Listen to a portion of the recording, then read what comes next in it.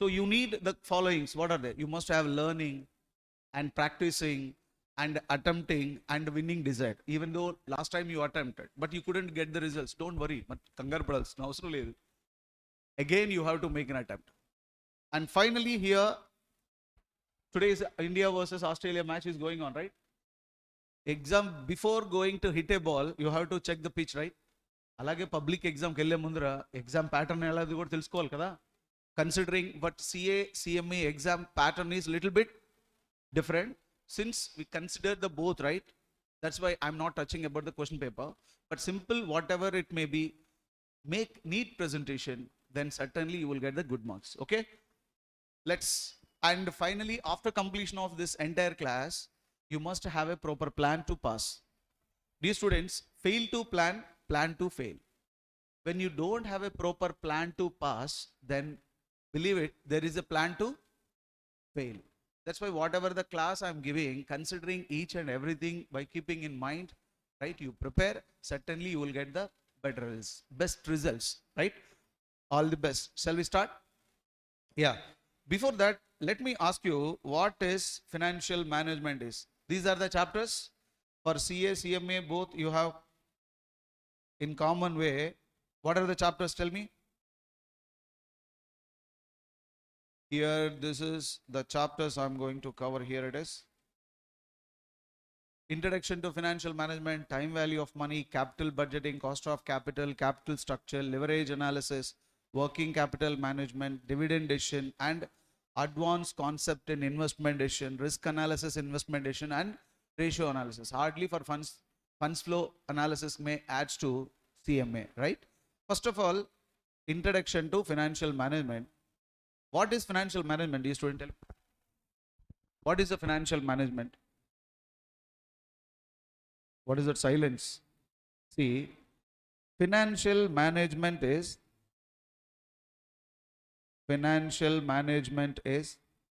simply systematic management of what? Systematic management of business finance.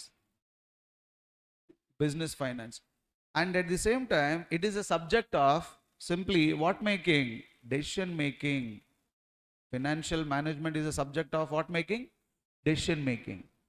So it includes, financial management includes planning, how much finance to be needed. You have to make planning plus rising. Once you plan, right, nothing is happens. You have to what? Rising plus utilizing, and what is it? Controlling of what? Controlling of odd financial resources. Controlling of what? Financial matters or resources is called, what is that, ma? Financial management. ఒక ఆర్గనైజేషన్కి ఎంత finance కావాలి, ఆ ఫైనాన్స్ని ఎలా procure చేసుకోవాలి, rise చేసిన దాన్ని ఎలా utilise చేయాలి, ఒకవేళ మనం అనుకున్నట్లుగా వర్కౌట్ కాకపోతే దాన్ని ఎలా కంట్రోల్ చేయాలి అని కన్సిడర్ చేసేదాన్ని ఫైనాన్షియల్. ఒకవేళ మీరు మార్కెట్ని మేనేజ్ చేస్తే దాన్ని మార్కెటింగ్ మేనేజ్మెంట్ అంటారు, పర్సనల్ని మేనేజ్ చేస్తే పర్సనల్ మేనేజ్మెంట్ అంటారు. బట్ ఇక్కడ మీరు మేనేజ్ చేసినది దేన్ని? Financial management. That's the reason it is called, what is that?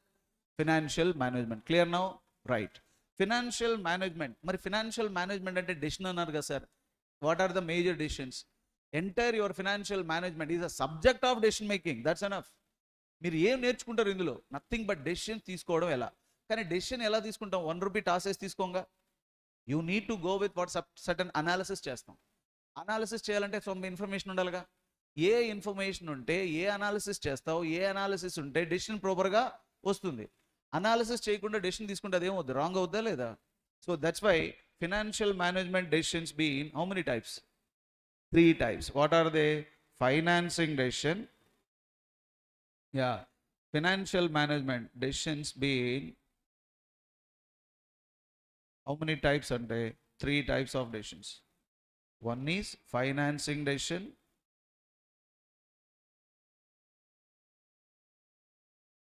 Financing decision. Okay na? Another one, inkotenti? Investment decision. Inkotenti? Dividend decision. మీ ఎంటైర్ సిలబస్ తెలుసా? ఇదే సిలబస్ మీకు. ఫైనాన్సింగ్ డెసిషన్లో ఎన్ని చాప్టర్ నేర్చుకుంటారో తెలుసా? You will learn cost of capital, గుర్తుందా? Capital structure, leverage analysis, all this comes under this category. Whereas investment decision lo, you will make investment on fixed asset, that is called capital budgeting. ఈ capital budgeting లోనే advanced concept in capital budgeting అని నేర్చుకున్నాం. There after ఇందులోనే ఇంకో concept కూడా study చేసాం. What is that? Risk analysis in capital budgeting. చూడండి ఎన్ని చాప్టర్స్ వచ్చాయో. ఇదొక 3, 6 ఇక్కడికే కవర్ అయిపోయింది. There after this is investment on fixed assets కదా. మరి ఇన్వెస్ట్మెంట్ ఆన్ ఇంకొక అసెట్ కూడా ఉందిగా. What is that? Current assets. For that purpose we learn working capital management. And at the same time you have what? Dividend decision ఇది ఒకటి. చూడండి, వాడు financial management మీకు నేర్పించాలి అంటే మీ చేత డెసిషన్ ఇప్పించాలి అంటే మీరు అనాలిసిస్ చేయాలంటే మీ దగ్గర ఇన్ఫర్మేషన్ ఉండాలి. ఏ ఇన్ఫర్మేషన్ ఉండాలి? వీటికి సంబంధించిన ఇన్ఫర్మేషన్ ఉండాలి. ఇది కాకుండా నిమజ్జనం ఎప్పుడు, క్రికెట్ ఎప్పుడు, ఎస్ ఈరోజు నిమజ్జనంలో ఏం కర్రీ పెడతారు, ఇటువంటి దారుణమైన ఇన్ఫర్మేషన్ బ్రెయిన్లో ఉన్నాయనుకో, దట్ ఈస్ కాల్డ్ పనికిమాల ఎనర్జీ అంటారు దాన్ని. Okay, now you have to how many chapters how professionally they designed a course. అప్పుడు ఎన్ని చాప్టర్స్ అయ్యాయి? 7. And before going to make all these things you need to make analysis. Sometimes you have to make what? Analysis. ఈ decision తీసుకోవాలంటే analyse చేయాలి కదా. Analysis చేయడం కోసం one more chapter added. What is that? Ratio analysis. For CMA వాళ్ళకి ఇంకొకటి కూడా add చేశాడు. What is that? Funds flow analysis. So this is your entire syllabus dear students. మీరు ఎక్కడ నేర్చుకున్న MBA, MCom, CA, CMA, BCom, wherever you learn financial management is this. This is a universal subject. This is universal subject. Every corner of the country you go, if you are learning financial management means only this. Sir?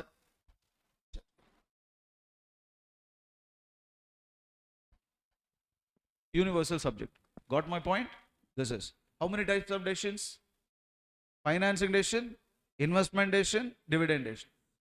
Then what are the ultimate objective? ఏంటి sir purpose ఏంటి? ఈరోజు మీరు క్లాస్కి వచ్చారు, purpose ఏంటి? Subject నేర్చుకొని pass అయిపోవాలి అంతే కదా. పాస్ అయితే ఏమవుద్ది?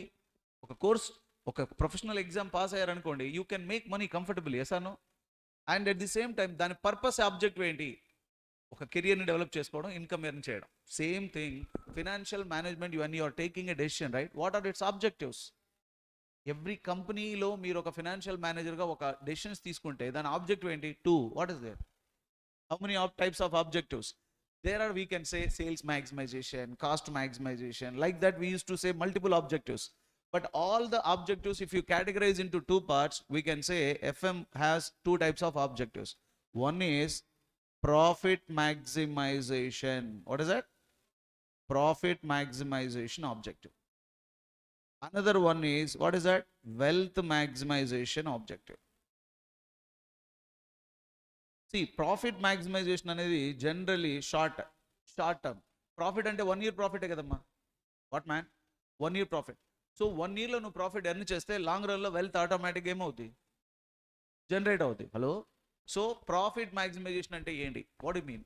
So it is the primary objective. It is an ultimate objective. According to this objective, what you says, hello you financial manager, take decision, action.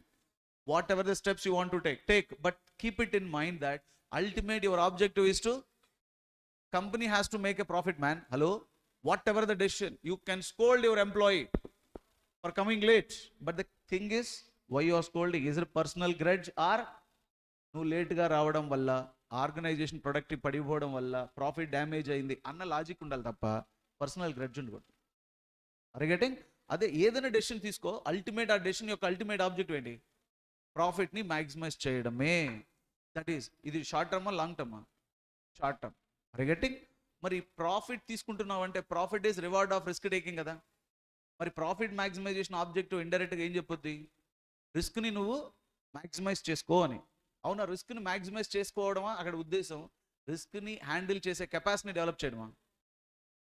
రిస్క్ని handle చేసే కెపాసిటీని డెవలప్ చేసుకో, రైట్? అలాంటి డెసిషన్లు తీసుకోగలిగితే you can make profit, right? So profit maximization objective is a prime object. It is a short-term object. It concern with only within the given 1 year only, right? This objective speaks whatever the decision you will take, right? Your ultimate objective is to company has to make a profit at any cost. Then wealth maximization. Wealth maximization is not a short term. It is what? Long term objective, dear students. Long term. మరి long టర్మ్లో profit రావాలి అంటే ఏం చేయాలి? You have to consider this one. Even though short term you are getting a loss, you have to run the company in such a way that in long run you must able to make what? Profit. Wealth maximisation. MRF కంపెనీలో 10 రూపాయలు investment చేస్తే ఈరోజు 1,00,000 రూపాయలు. ఒక 10 రూపాయలు investment చేస్తే 1,00,000 రూపాయలు turn up అయిపోయింది. ఇది షార్ట్ టర్మ్లో జరిగిందా? ఎన్ని సంవత్సరాలు, ఎన్ని ల్యాక్స్ ఆఫ్ డిసిప్లిన్డ్ డెసిషన్స్ తీసుకోవడం వల్ల 10 రూపాయలు ఎంత అయింది? 1,00,000 రూపాయలు అయింది. అదే ధీరుభాయ్ అంబానీ బతుకున్నప్పుడు రిలయన్స్ కమ్యూనికేషన్ 1,400 రూపీస్, ఈరోజు ₹1.40. 1,400 రూపాయలు షేర్ ప్రైస్, ఈరోజు ₹1.40. బయటికి వెళ్ళి టీని తాగడం ఈరోజు సాక్రిఫైస్ చేస్తే రేపు ఈ పాటికి నువ్వు రిలయన్స్ కంపెనీ షేర్ హోల్డర్స్ అయిపోవచ్చు. రిలయన్స్ కమ్యూనికేషన్ షేర్ ప్రైస్ ఎంత తెలుసా? ₹1.40. ఇదే కింద ఫ్లోర్లో ఈ క్యాంపస్ని ఏమంటారు తెలుసా? Vodafone once share price 240 rupees. Now it is 5 rupees also not there. Because of Jio competition తట్టుకోలేకపోయారు. మరి నువ్వు డెసిషన్ తీసుకోవాలి కదా, అన్ని కంఫర్టబుల్గా ఉంటాయా? Are you getting? So that's why wealth maximization long run. 10 rupees ఉన్నది ఒక కంపెనీ డెసిషన్స్ తీసుకోవడం వల్ల ఎక్కడికి తీసుకెళ్ళాడు? 1 lakh తీసుకెళ్తే, ఇంకొకడు 1,400 రూపీస్ ఉన్నది ₹1.40 తీసుకొచ్చాడు, ఇంకొకటి 240 ఉన్నది 5 రూపీస్ తీసుకొచ్చాడు. ఏంటి సార్ ఇవన్నీ అంటే just making decision, not having a proper clarity. What మా? How many decisions? Decisions are 3. Objectives is profit maximization, wealth maximization, right? And finally, sir, what is the difference between financial management, financial accounting, sir? మేము ఫౌండేషన్లో accounts నేర్చుకున్నాం, ఇప్పుడు కూడా accounts నేర్చుకున్నాం. Financial management, financial accounting, both are సేమా? No man, financial accounting is a different story, financial management is different story. Financial management is a decision oriented one. మరి ఇది decision oriented అయితే ఏది? FM, right? It is a future oriented. Which one? Financial management is future oriented. భవిష్యత్తులో ఏం చేయాలి అని చెప్పే ఒక వాట్ వర్క్? Guess work. ఏది? ఫినాన్షియల్ మేనేజ్మెంట్ అనేది ఒక గెస్ వర్క్. పర్చేస్ చేయొచ్చా, అసెట్ కొనొచ్చా, కంట్రోల్ డెసిషన్స్ తీసుకోవచ్చా? Like that we use to take multiple decisions. Everything comes under the category is guess work. But financial accounting is what? You know that art of recording, classifying, summarizing, interpreting the results. You have to follow accounting standard. You have to follow accounting concept. You have to follow accounting conventions, right? You cannot cross the cross borders determined by the accounting standards, right? So it is a basic concept ante historical one. Which one? Financial accounting. ఎలా చేయాలి, ఎలా చేశారు company అనేది మాత్రమే accounting. It is an independent subject. Which one? Financial management or financial accounting? Financial accounting is independent. Financial management is interdependent. It depends upon several subjects. But financial accounting is art of recording, classifying, summarizing, interpreting the results of the business. Hello? Which is ఇది guess work. ఇదేం work? Practical work. Yes or no? Which is work? Practical work. Financial accounting is a practical work, right? Financial management guess work. అరే ఎవడికి దోచినట్టు వాడు guess చేసుకోవచ్చు. అవునా sir, ఈ company ప్రోడక్ట్ని ఇలా అమ్మొచ్చా, ఇలా అమ్మితే ప్రాఫిట్ వస్తుందా అంటే, ఒక కంపెనీలో ప్రాఫిట్ ఎలా వస్తుంది అంటే సేల్స్ ఇంత ఉండాలి, కాస్ట్ ఇంత ఉండాలి అని చెప్పేది ఇది కాదు. ఒకవేళ ప్రైస్ లేకపోయినా మీరు సేల్ చేయండి, ఫ్యూచర్లో మీకు బెనిఫిట్ వచ్చేదానికి ఛాన్స్ ఉంది అని చెప్పేది ఏంటి? Financial management. Which is historical one? Which is future oriented one?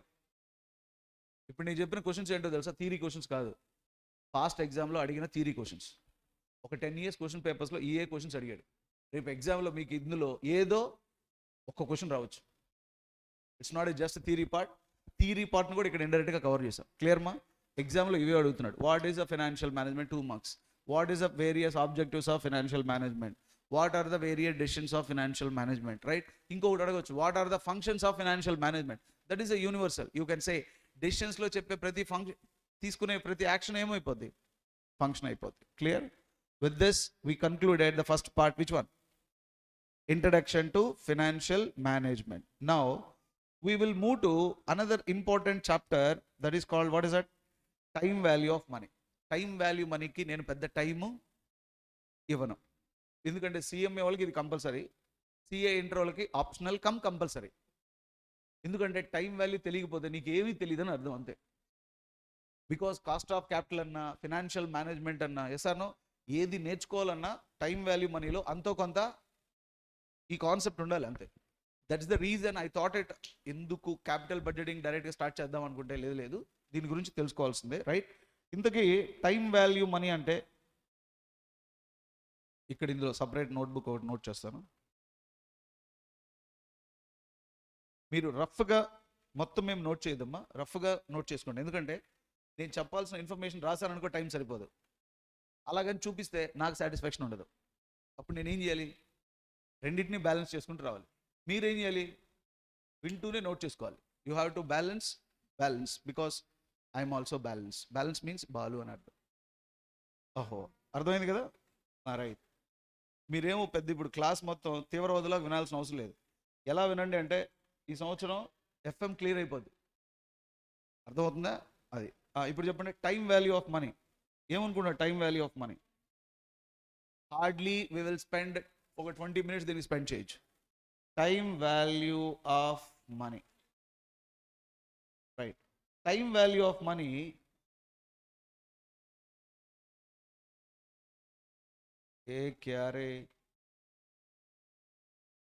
Point number 1, it is the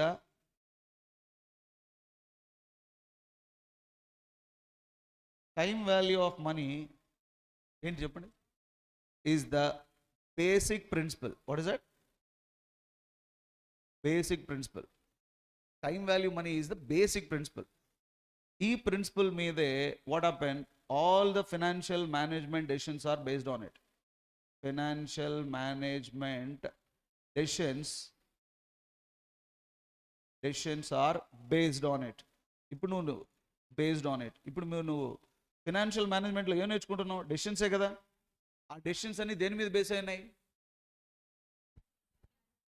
basic principle of what?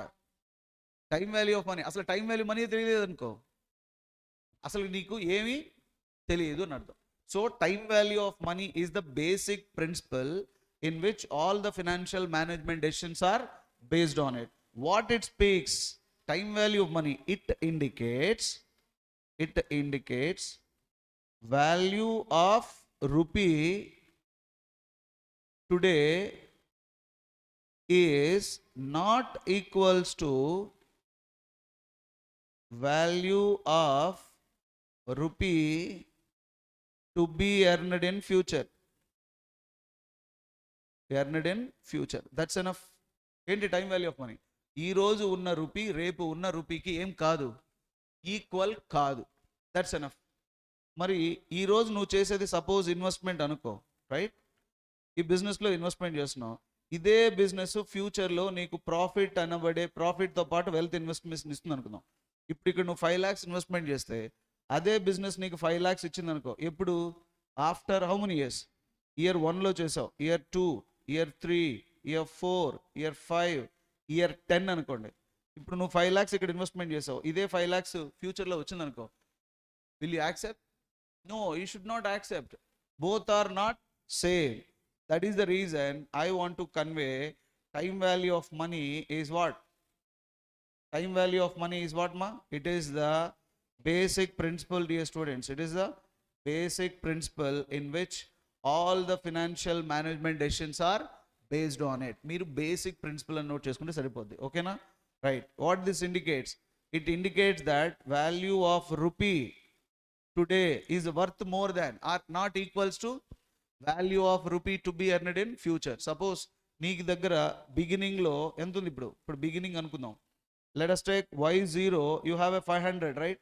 At the end of 5th year 500 ఉంది. Both are same? Not same అని argue చేసేదే time value of money. ఎందుకు? Suppose you are a financial manager, ఒక బ్యాంక్లో 10 lakhs investment చేసావు. After 10 years ఆ bank దగ్గరికి వెళ్ళి, సార్ నా మనీ ఎంత ఉంది సార్ అంటే, ఆ బ్యాంక్ వాళ్ళు తిరిగి 10 lakhs ఇస్తాను అంటే, విల్ యూ యాక్సెప్ట్? ఎందుకు తీసుకో? 10 lakhs కదా. గుళ్ళోకి వెళ్ళా బాల్సపడి, ఇప్పుడు ఆ దర్శనం కోసం వెళ్ళా నేను. వెళ్ళేటప్పుడు 2 చెప్పులు వదిలేసి వెళ్ళా. వెళ్ళి దర్శనం చేసుకొని వచ్చిన తర్వాత చెప్పుల దగ్గర స్టాండ్ ఉంటుంది కదా, ఆయనకి 3 చెప్పులు అడుగుతానా? ఏం మాట్లాడుతున్నావు? 2 చెప్పులు వదిలేసిపోయావు, దర్శనం చేసుకొచ్చావు, వచ్చిన తర్వాత ఎన్ని చెప్పులు అడగాలి? 2 అడగాలి. పోనీ పెద్ద చెప్పులు అడుగుతావా? వద్దు సార్. పోనీ చిన్న చెప్పు అడుగుతావా? లేదు సార్. పోనీ ఎవరిదన్నా చిన్న చెప్పు ఇంకోటి ఏదన్నా యాడ్ చేసి ఇవ్వండి సార్ అని అడుగుతావా? అడగం కదా. మరి 10 లక్షలు ఇస్తే 10 సంవత్సరాల తర్వాత 10 లక్షలు తీసుకెళ్ళు, చెప్పు తెగుద్దంట. ఏం తమాష మాట్లాడుతున్నావు? డబ్బులకి చెప్పులకి తేడా లేదురా రాస్కెల్. 10 లక్షలు నీ దగ్గర పెట్టి 10 సంవత్సరాల తర్వాత తిరిగి వస్తే, చెప్పులు ఎగ్జాంపుల్ చెప్తాను నాకు. Okay, could we accept this? Money వేరు, చెప్పులు వేరు. ఓకేనా? So that's why when you invest money in a business over the period of 10 years, right? మరి అదే మనీ తిరిగి ఇచ్చేసాం అనుకో, బోత్ ఆర్ సేమ్మా, కానీ సేమ్ బ్రీఫ్ కేసు అలాగే ఉంది సార్ అంటే, నాకెందుకు సార్ బ్రీఫ్ కేసు? దాని పర్చేసింగ్ కెపాసిటీ ఏమవుతుంది? తగ్గిపోతుంది. రైట్? ఇప్పుడు క్వశ్చన్ ఏంటంటే, what are the, will you accept or reject? ఇది చూడండి అడుగుతుంది, ఈ అక్కయ్య గారు అడుగుతున్నారు, యాక్సెప్ట్ అని చేస్తారా, రిజెక్ట్ చేస్తారా? ఏం చెప్తాం? రిజెక్ట్ చేస్తాం. We should not. ఎందుకు అని అడగొచ్చు కదా. ఎందుకు సార్? రీజన్ చెప్పండి. ఎందుకంటే బ్రీఫ్ కేస్ మీద దుమ్ము పడింది కదా, చెప్పండి. ఏం చెప్తాం? Because of 4 reasons. What is that? Because of 4 reasons. 4 reasons ఏంటంటే, why time value of money, here you rate it, right? It indicates, we can say why present rupee, చెప్పండి, present rupee is more valuable అని చెప్పొచ్చా? Is not equal to చెప్పొచ్చా? How many reasons? 4 reasons. ఆ నలుగురు. Number 1, what is that? Inflation. Yes అన్నో? ఏ మనీకి inflation impact ఉంటుంది, ఏ మనీకి ఉండదు? ఏ మనీకి ఉంటుంది, ఏ మనీకి ఉండదు? ఫ్యూచర్ మనీకి ఇన్ఫ్లేషన్ ఉంటుంది, ప్రజెంట్ రూపీకి ఇన్ఫ్లేషన్ ఉండదు. కాబట్టి ఏది prefer? Present money preferable. Yes or no? Next another one is risk of uncertainty. దేనికి ఉంటుంది? రిస్క్ ఆఫ్ అన్సర్టనిటీ ఏ మనీకి ఉంటుంది? ఫ్యూచర్ మనీకి ఉంటుంది, ప్రజెంట్ రూపీకి ఉండదు. Yes or no? Another one is opportunity cost benefit. అంటే ఇప్పుడున్న మనీని మనం ఏం చేయొచ్చు? యూస్ చేసుకోవచ్చు, కానీ ఫ్యూచర్ మనీని ఏం చేయలేము, right? For example, which money you have to prefer means present rupees preferable, because present rupee don't have what effect? Inflation. And present rupee don't have what? Risk. But present rupee have opportunity cost. Yes or no? Present rupee have opportunity cost. And another one is personal sacrifice, preference for present consumption. Preference for present consumption. So ఏ వ్యక్తి అయినా తన దగ్గర ఉన్న మనీని ఏం చేయాలనుకుంటాడు? ఇప్పుడే use చేయాలనుకుంటాడా, ఫ్యూచర్లో తీసుకోవాలనుకుంటాడా? ఇప్పుడు మీకు 1 లక్ష రూపాయలు ఇవ్వాలి, 2 choices. 1 లక్ష రూపాయలు ఇప్పుడు ఇమ్మంటారా, 1 లక్ష రూపాయలు ఆఫ్టర్ 1 year తర్వాత ఇమ్మంటారా? ఇప్పుడే ఇవ్వండి అంటారు. ఎందుకు అంటే ఈ 4 reasons. ఓకే, అందుకోసం ఎఫ్ఎంలో నేనేం చెప్తానంటే, డాడీయే వడ్డీ వడ్డీయే. అంటే డాడీకి అప్పు ఇచ్చినా ఏం అడగాలి? వడ్డీ అడగాల్సిందే. సార్ కన్న తండ్రిని ఎథిక్స్ మాట్లాడబాక, ఇక్కడ ఎఫ్ఎం మాట్లాడు. ఓకే, నువ్వు రేపు యాక్సిస్ బ్యాంక్ మేనేజర్ అయ్యావు అనుకో, మీ అన్న తమ్ముడు డబ్బులు వస్తే మొత్తం కంపెనీ డబ్బులు మొత్తం ఇచ్చేసాయి. ఎందుకంటే డాడీ కదా అన్నావు అనుకో, కుదురుద్దమ్మా, right? So that's why company సర్వనాశనం అయిపోద్ది. అలా అయిపోయింది ఐసిఐసి బ్యాంక్ వీడియోకాన్ కంపెనీ యొక్క biggest scam, right? Since class recording మీరు కావాలంటే వెరిఫై చేసుకోవచ్చు. ఆమె కూడా అలాగే డబ్బులు ఇచ్చింది. ఏ టాపిక్ మర్చిపోయి, ఒక్క టైం వాల్యూ మనీ చాప్టర్ మర్చిపోయింది, కానీ ఆమె బ్యాంక్ మేనేజర్ అయింది. అన్ని డెసిషన్లు తీసుకుంది, ఒక చాప్టర్ మొదలేసి. ఏందా చాప్టర్? Time value money. తీసుకెళ్లి చర్లపల్లి జైల్లో పడేశారు. మన బతుకులు అంత అవసరమా? సీఏ చేసిన ఎందుకు? చర్లపల్లి జైలుకి వెళ్ళడానిక? ఆఫీస్ పెట్టుకుని డబ్బులు సంపాదించడానికి. Yes or no? Right. This is so which rupee is valuable? Present rupee కదా. కాబట్టి ఏ రూపీ ప్రిఫర్ చేయాలి? ప్రజెంట్ రూపీయే ప్రిఫర్ చేయాలి. ఒకవేళ ఫ్యూచర్ రూపీ ప్రిఫర్ చేయాలంటే ఎక్స్ట్రా ఎక్స్పెక్ట్ చేయాలి. ఆ ఎక్స్ట్రానే టైం వాల్యూ ఆఫ్ మనీ అంటారు. Are you getting? This indicates prefer present rupee. If you want to expect a future rupee, you expect plus expect చేయాలా? ఇప్పుడు నా దగ్గర ఉన్న ఈ 10 లక్షలు తీసుకెళ్ళి నేను బ్యాంక్లో ఇన్వెస్ట్మెంట్ చేస్తే 10 సంవత్సరాల తర్వాత బ్యాంక్ నాకు 10 లక్షలు ఇస్తే తీసుకుంటానా? ఏమి ఇవ్వాలి? బ్యాంక్ ప్లస్ ఇవ్వాలి. ఆ ప్లస్ ఏమవుద్ది? ఇంట్రెస్ట్ అవుద్ది. ఈ 10 లక్షలు తీసుకెళ్ళి స్టాక్ మార్కెట్లో పెడితే స్టాక్ మార్కెట్ నాకు ప్లస్ ఇవ్వాలా? Yes or no? అది నాకు స్టాక్లో క్యాపిటల్ గెయిన్ ఇవ్వాలి. తీసుకెళ్ళి రియల్ ఎస్టేట్లో చేశారనుకో, గెయిన్ రావాలి. బిజినెస్లో చేస్తే ప్రాఫిట్ రావాలి. ఇంతకీ టైం వాల్యూ మనీ ఇండైరెక్ట్గా ఏం చెప్పుద్ది తెలుసా మీకు? మీరు డెసిషన్స్ తీసుకుంటున్నారు కదా, ఏ డెసిషన్ అయినా, whatever the decision you are taking in future, right, see to that there must be a benefit, right? Interest ఇవ్వని బ్యాంకు, ప్రాఫిట్ ఇవ్వని బిజినెస్, గ్రోత్ ఇవ్వని రియల్ ఎస్టేట్, బెనిఫిట్ లేని ట్రాన్సాక్షన్, మేనేజర్ అయితే 80% చేయకు అంటది అంతే. ఏ డెసిషన్ అయినా తీసుకో, ఇంట్రెస్ట్ ఇవ్వని బ్యాంక్లో డిపాజిట్ చేయబాకు, ప్రాఫిట్ ఇవ్వని బిజినెస్ ఎట్టి పరిస్థితిలో చేయకు, గ్రోత్ లేని రియల్ ఎస్టేట్లో ఇన్వెస్ట్మెంట్ చేయకు, అంతెందుకు బెనిఫిట్ లేకపోతే నీతో కూడా నువ్వు మాట్లాడుకోకు. ఇంకా పక్కనోడి సంగతి సరే, ఎవరితో మాట్లాడకూడదు అసలుకి, నీతో కూడా మాట్లాడకూడదు. నీ వల్ల బెనిఫిట్ లేనప్పుడు ఎందుకు మాట్లాడడం అంటే, whatever the decision you will take, right, you have to consider this principle. For example, we are learning investment decision కదా. మరి ఇన్వెస్ట్మెంట్ డెసిషన్లో ఈరోజు 100 కోట్లు ఇన్వెస్ట్మెంట్ చేస్తాం. సేమ్ బిజినెస్ 100 సంవత్సరాల తర్వాత లేదా ఒక 20 సంవత్సరాల తర్వాత సేమ్ బెనిఫిట్ వచ్చిందనుకో, అలాంటి బిజినెస్ చేస్తామా? దాని మీనింగ్ చేస్తాము అంటే ఏముంది సార్, ట్రై చేద్దాం అంటే నీకేం తెలియదు అని అర్థం. టైం వాల్యూ మనీ తెలియదు అని అర్థం. నీ కంపెనీలో ఎక్స్ అనేవాడు ఇన్వెస్ట్మెంట్ చేశాడు, ఈ రోజు వాడికి డివిడెంట్ ఇవ్వాలి, డివిడెంట్ ఏదో అన్నావు అనుకో, సారీ సార్ యాక్చువల్గా లాస్ వచ్చింది అంటే, ఈ సంవత్సరం ఏం చేసావు అని అడుగుతాం. ఏం చేసావు ఈ సంవత్సరం మొత్తం అంటే, సార్ డెసిషన్స్ తీసుకున్నాను అంటే, అన్ని డెసిషన్లు తీసుకున్నాడు. ఏ చాప్టర్ మర్చిపోయి? టైం వాల్యూ మనీ మర్చిపోయి. అదే వాడికి టైం వాల్యూ మనీ తెలుసుంటే, అరే నా కంపెనీలో వాడు ఇన్వెస్ట్మెంట్ చేస్తున్నాడు, వాడు బయట ఎక్కడన్నా ఇన్వెస్ట్మెంట్ చేస్తుంటే వాడికి అంతో కొంత ఆపర్చునిటీ కాస్ట్ బెనిఫిట్ వస్తుంది. అంతెందుకు పోస్ట్ ఆఫీస్లో చేసినా వాడికి ఇంట్రెస్ట్ వచ్చేది కదా. వాడు నా కంపెనీలో ఇన్వెస్ట్మెంట్ చేశాడు కాబట్టి వాడు ప్రజెంట్లో ఇన్వెస్ట్మెంట్ చేసిన మనీ, నేను వాడికి ఇచ్చే మనీ రెండు సేమ్ కాదు కాబట్టి నేను ప్రొడక్టివ్గా డెసిషన్ తీసుకోవాలి అన్న మినిమం సెన్స్ ఉండాలి కదా. That indicates the time value of money point, right? So how many reasons, dear student, tell me? 4 reasons, right? In this entire time value of money, we are going to learn 2 things, dear students. One is compounding, another one is discounting. Compounding and discounting. So compounding means from present to we will take to future. Hello? Whereas discounting means from future to we will bring to present. This is the compounding and discounting. Compounding ante enti? Adding అని అర్థం. దేనికి ఏది add అవుద్ది? ఇంట్రెస్ట్కి ప్రిన్సిపల్కి interest add అయ్యి future value form చేసింది అనుకో, యాడింగ్నే compounding అంటారు. వేరస్ discounting అంటే, discounting means what is that? Deducting. What is that? Deducting. Compounding means adding. These are the 3 points, right? Particularly why I am emphasizing this chapter means discounting is very, very important, because to learn cost of capital, investment decision, you must be very, very careful with this. Now, in order to find it out, compounding, you have to compound the single amount, right? Future value of single amount. Future value of what amount? Single amount. ఎలా calculate చేయాలో ఒకసారి గుర్తుందా? Future value equal to ఎలా చేస్తాం? present value into future value factor r percentage n number of years. Table idea unda? Table number, future value of single amount 1. What is that? Table number 1. So it indicates future value of single amount ద్వారా మనకి ఏం తెలుస్తుందంటే, ఇప్పుడు మనం investment చేస్తే ఆ money ఫ్యూచర్లో ఎంత వస్తుందో చెప్పేదే what is that? Future value of single amount, right? Versus దీనికి ఇంకొకటి కూడా ఉంది, సేమ్ అమౌంట్ని కూడా ఫ్యూచర్లోకి తీసుకెళ్ళొచ్చు. దాన్ని ఏమంటారు? Future value of annuity. What is that? Future value of annuity. Same amount, what ever the amount you will get it, you can convert in to the future. Future value of annuity, tell me the formula. Future value of annuity equal to periodic payment into future value of annuity factor r percentage n number of years. Which table we can find? Table number, which one? 2. What man?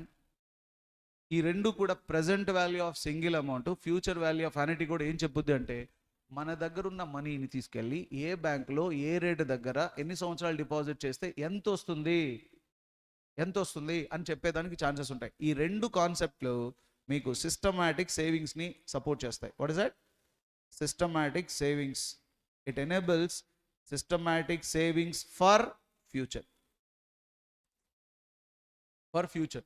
భవిష్యత్తులో నేను ఒక company పెట్టాలి, మరి నాకు money కావాలి కదా. మరి ఇప్పుడున్న మనీని ఈ రేటు దగ్గర ఇన్ని సంవత్సరాలు ఇన్వెస్ట్మెంట్ చేస్తే ఎంత వస్తుంది తెలుసుకోవాలి కదా. మరి ఎలా తెలుస్తుంది? టైం వాల్యూ మనీ చెప్పేస్తుంది. ఇప్పుడు సింగిల్ అమౌంటా, సిరీస్ అమౌంటా? సింగిల్ అమౌంట్ అంటే ఈ అమౌంట్ని ఈ రేటు దగ్గర ఇన్ని సంవత్సరాలు డిపాజిట్ చేస్తే you will get this amount అని కన్ఫర్మ్ చేసి చెప్పేదే ఇది. గాట్ ఇట్ మా? హౌ మెనీ ఫ్యూచర్ వాల్యూస్ చేసేటప్పుడు ఎన్ని? 2. ఫ్యూచర్ని సింగిల్ అమౌంట్లోను, సింగిల్ అమౌంట్ ఉందనుకో you can take to the future, right? Series amount also you can take in to the future. Okay, which table supports you? Table number 1. Which one? Table number 1 is for, table number 2 is for. Clear? Right. Coming to what is a future value? Why we used to learn? Tell me. Enduku నేర్చుకోవాలి future value of single amount? Sir, future value of single amount enables the financial manager what? Systematic savings. ఒక మేనేజర్గా భవిష్యత్తులో నీకు ఇంత డబ్బులు కావాలి, ఏం చేస్తావు? ఎల్ఐసి కంపెనీ ఉందా?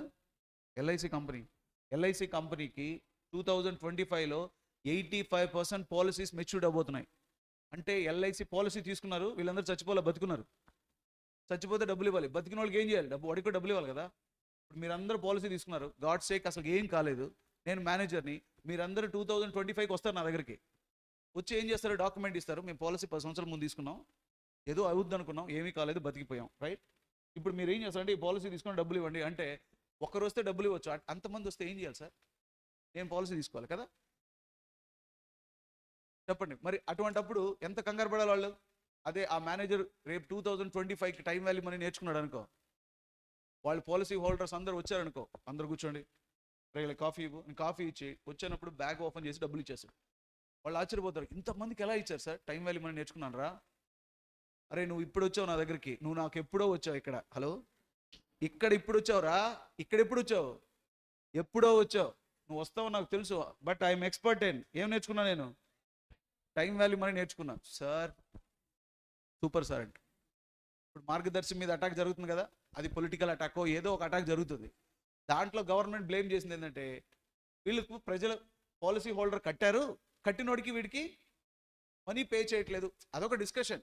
ఆ మార్గదర్శి అది ఏదో ఒక కంపెనీ అనుకోండి, ఒకటి కట్టలేదు అనుకో, కంపెనీని క్లోజ్ చేస్తారా లేదా? హలో, వాడు ఇప్పుడు వస్తాడు కానీ టైం వాల్యూ మనీ ఏం చెప్పుద్ది? ఇక్కడ ఎప్పుడో వచ్చేస్తాడని ప్లాన్ చేసుకోవాలి. That is very very important. What it మా? ఇది present value finished, future value finished. What is the present value? Discounting చేయడం. డిస్కౌంటింగ్ అంటే ఏంటి? డిడక్టెడ్. ఫ్యూచర్లో నాకు ఒకటి ఇంత ఆఫర్ చేశాడు, లేదు ఇంత వస్తుంది అనుకున్నాం అనుకో, దానికోసం ఈరోజు నేను ఎంత ఇన్వెస్ట్మెంట్ చేయాలి తెలుసుకోవాలా లేదా? ప్రాపర్గా షర్ట్ నేను మార్కెట్లోకి వెళ్ళి షర్ట్ కొనుక్కొచ్చాను, ప్రాపర్గా చూపించాను అనుకో, షర్ట్ ప్రైస్ కానీ పర్ఫెక్ట్గా లేకపోతే పక్కన నన్ను చూసి ఒక రకంగా నవ్వుతాడు. ఎంత ఈ షర్టు సార్? 2000 అంటే ఏంట్రా అది 2000 అంటే చూడు, షర్ట్ కూడా కొనలేను, నువ్వు మేనేజర్ అయితే కంపెనీ నాశనం చేసినట్టేగా. ఏమ్రా అంటే షర్ట్ మీద కూడా ఎంత ఇన్వెస్ట్మెంట్ చేయాలో తెలియదు నీకు. అలాంటిది ఒక ప్రాజెక్ట్ మీద ఎంత ఇన్వెస్ట్మెంట్ చేస్తావు మరి ఎలా తెలుస్తుంది? That is a present value. Are you getting? Present value. So present value we have to make what is that? Discounting. ఇందులో ప్రెజెంట్ వాల్యూలో 4 చేస్తాం. Present value of what amount? Single amount. Anybody చెప్పగలరా? Present value of single amount formula మాజీ. present value equal to future value into present value factor r percentage n number of years. మా table very good, table number 3. ఇంకొకటి ఉంది ఇందులో, present value of series amount. దీన్నే present value of series technically ఏమంటాం? దీన్ని annuity అంటాం. Yes or నోమా? Annuity. Present value of annuity formula మాజీ. Present value of annuity equal to periodic payment into present value of annuity factor r percentage n number of years. Table maji 4, right? Whereas ఇంకోటి కూడా తెలుసు, present value of infinite same cash inflow. Hello, infinite same cash inflow దీన్నే ఏమంటారు? perpetuity. Infinite same cash inflow అంటే present value of perpetuity. Present value of perpetuity formula cash flows divided by rate. Yes or no? Whereas ఇంకోటి ఉంది, present value of infinite growing cash inflow. What మాజీ? growing cash inflows. Note చేసుకుంటున్నారా? రాయండి, ఎంత రాస్తారో రాయండి. ఈ fingers మీద ఇదే సంతకం పెడితే చాలు 5 కోట్లు ట్రాన్స్ఫర్ అవ్వగలగాలి. అలా చిన్న అక్షరాలు రాస్తే 5 కోట్లు ట్రాన్స్ఫర్ అవ్వగలిగే పవర్ ఈ ఫింగర్స్కి రావాలంటే 8 గంటలు రాయాల్సిందే ఈరోజు. నేర్చుకుంటారు కదా? Right. Present value of growing perpetuity formula మాజీ. present value of growing perpetuity equal to cash flows divided by rate minus growth. Yes or no? Growth rate. So these are the concepts, dear students. So time value of money is the basic principle. ఒకసారి formula చెప్పేసాం అనుకో, chapter conclude చేద్దాం. What is that? Future value of single amount. Table क्या है? अच्छा, future value of annuity table 2. Future value of annuity formula periodic payment into annuity factor r percentage n number of years. Yes or no? Whereas what is the difference between compounding and discounting? Adding. What to add? Interest principal adds, it is a future value, sir. Sir, future value ద్వారా present value ద్వారా ఏం sir ఎందుకు నేర్చుకుంటాం? Future value enables systematic savings ఎలా చేయాలి తెలుస్తుంది. Present value enables how much to invest. Hello, how much to invest ఎందుకు నేర్చుకుంటాం? ఈరోజు దాని వాల్యూ ఎంత, ఎందుకు కావాలి, ఎంత ఇన్వెస్ట్మెంట్ చేయాలి, getting. So how much to invest అనే కాన్సెప్ట్ కావాలి అంటే దాదాపు అన్ని కాన్సెప్ట్ ప్రెజెంట్ వాల్యూతో లింక్ అయి ఉంటాయి. ఇది నేను చెప్పడానికి కారణం ఏంటంటే capital budgeting, cost of capital, dividend decision అన్నీ కూడా ఈ చాప్టర్ బేస్ మీదే బేస్ అయి ఉంటాయి. What it now let's make it how many areas?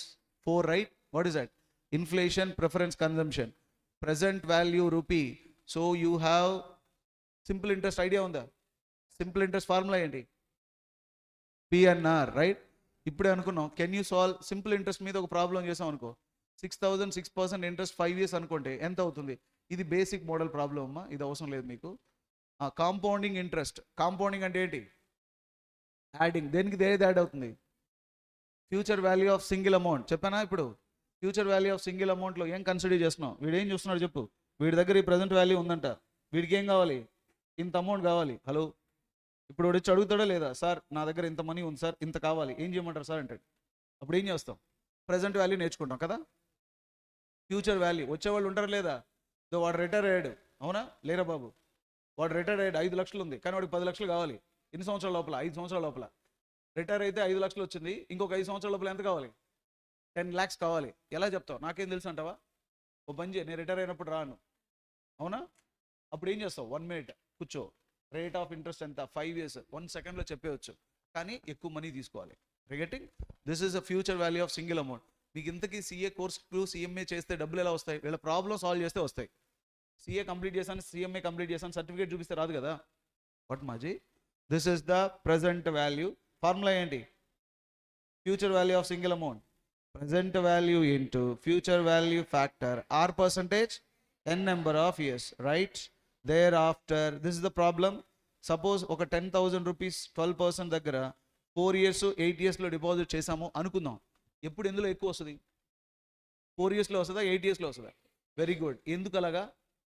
ఏంటి సార్, 8 years ఇంట్రెస్ట్ యాడ్ అవుతుంది కదా sir, right? That is the point I would like to say. 8 years దగ్గర 4 years దగ్గర 1,574 అయితే 8 years దగ్గర 2,474, right? Thereafter, present value, right? Why we should learn present value? Very good. How much to invest? You see, suppose madam గారికి ఒక deal కుదిరింది, ఎవరో బిజినెస్లో ఇంత ఇస్తామని చెప్పారు, కానీ మేడం గారు ఎంత ఇన్వెస్ట్మెంట్ చేయాలని అడుగుతున్నారు. హలో, అప్పుడు ఫ్యూచర్లో ఇచ్చే దాంట్లో అంటే 2 కాన్సెప్ట్స్ ఉంటాయి కదా. What are they? Present value plus interest వస్తుంది. If you want to find present value, ఇంట్రెస్ట్ని ఏం చేసుకుంటూ రావాలి? డిడక్ట్ చేసుకుంటూ రావాలి, right? While deducting interest she will get what value? Present value. So present value formula future value into present value factor r percentage n number of years. Why should we learn how much to invest, right ma? You can also solve the problem. Buying machine 20 lakhs at after 3 years, how much should the set aside? 3 years తర్వాత మీకు 20 lakhs వస్తుంది అనుకుందాం. ఈరోజు దానికోసం ఎంత investment చేయాలి అంటే ఈ 20 lakhs ఏమంటారు? ఫ్యూచర్ వాల్యూ అంటారు. రేట్ ఆఫ్ ఇంట్రెస్ట్ ఎంత? 10%. How many years? 3 years. Shall we take present value? Calculation ఎలా చెప్తారు? Future value into present value factor r percentage n number of years. So finally, if you bring it 10% 3 years, which table? Table number 2 कौन रे? 2 नहीं है, ఇదే floor, ఇది 4th floor. ఏ factor వస్తుంది? Present value of annuity factor వస్తుంది.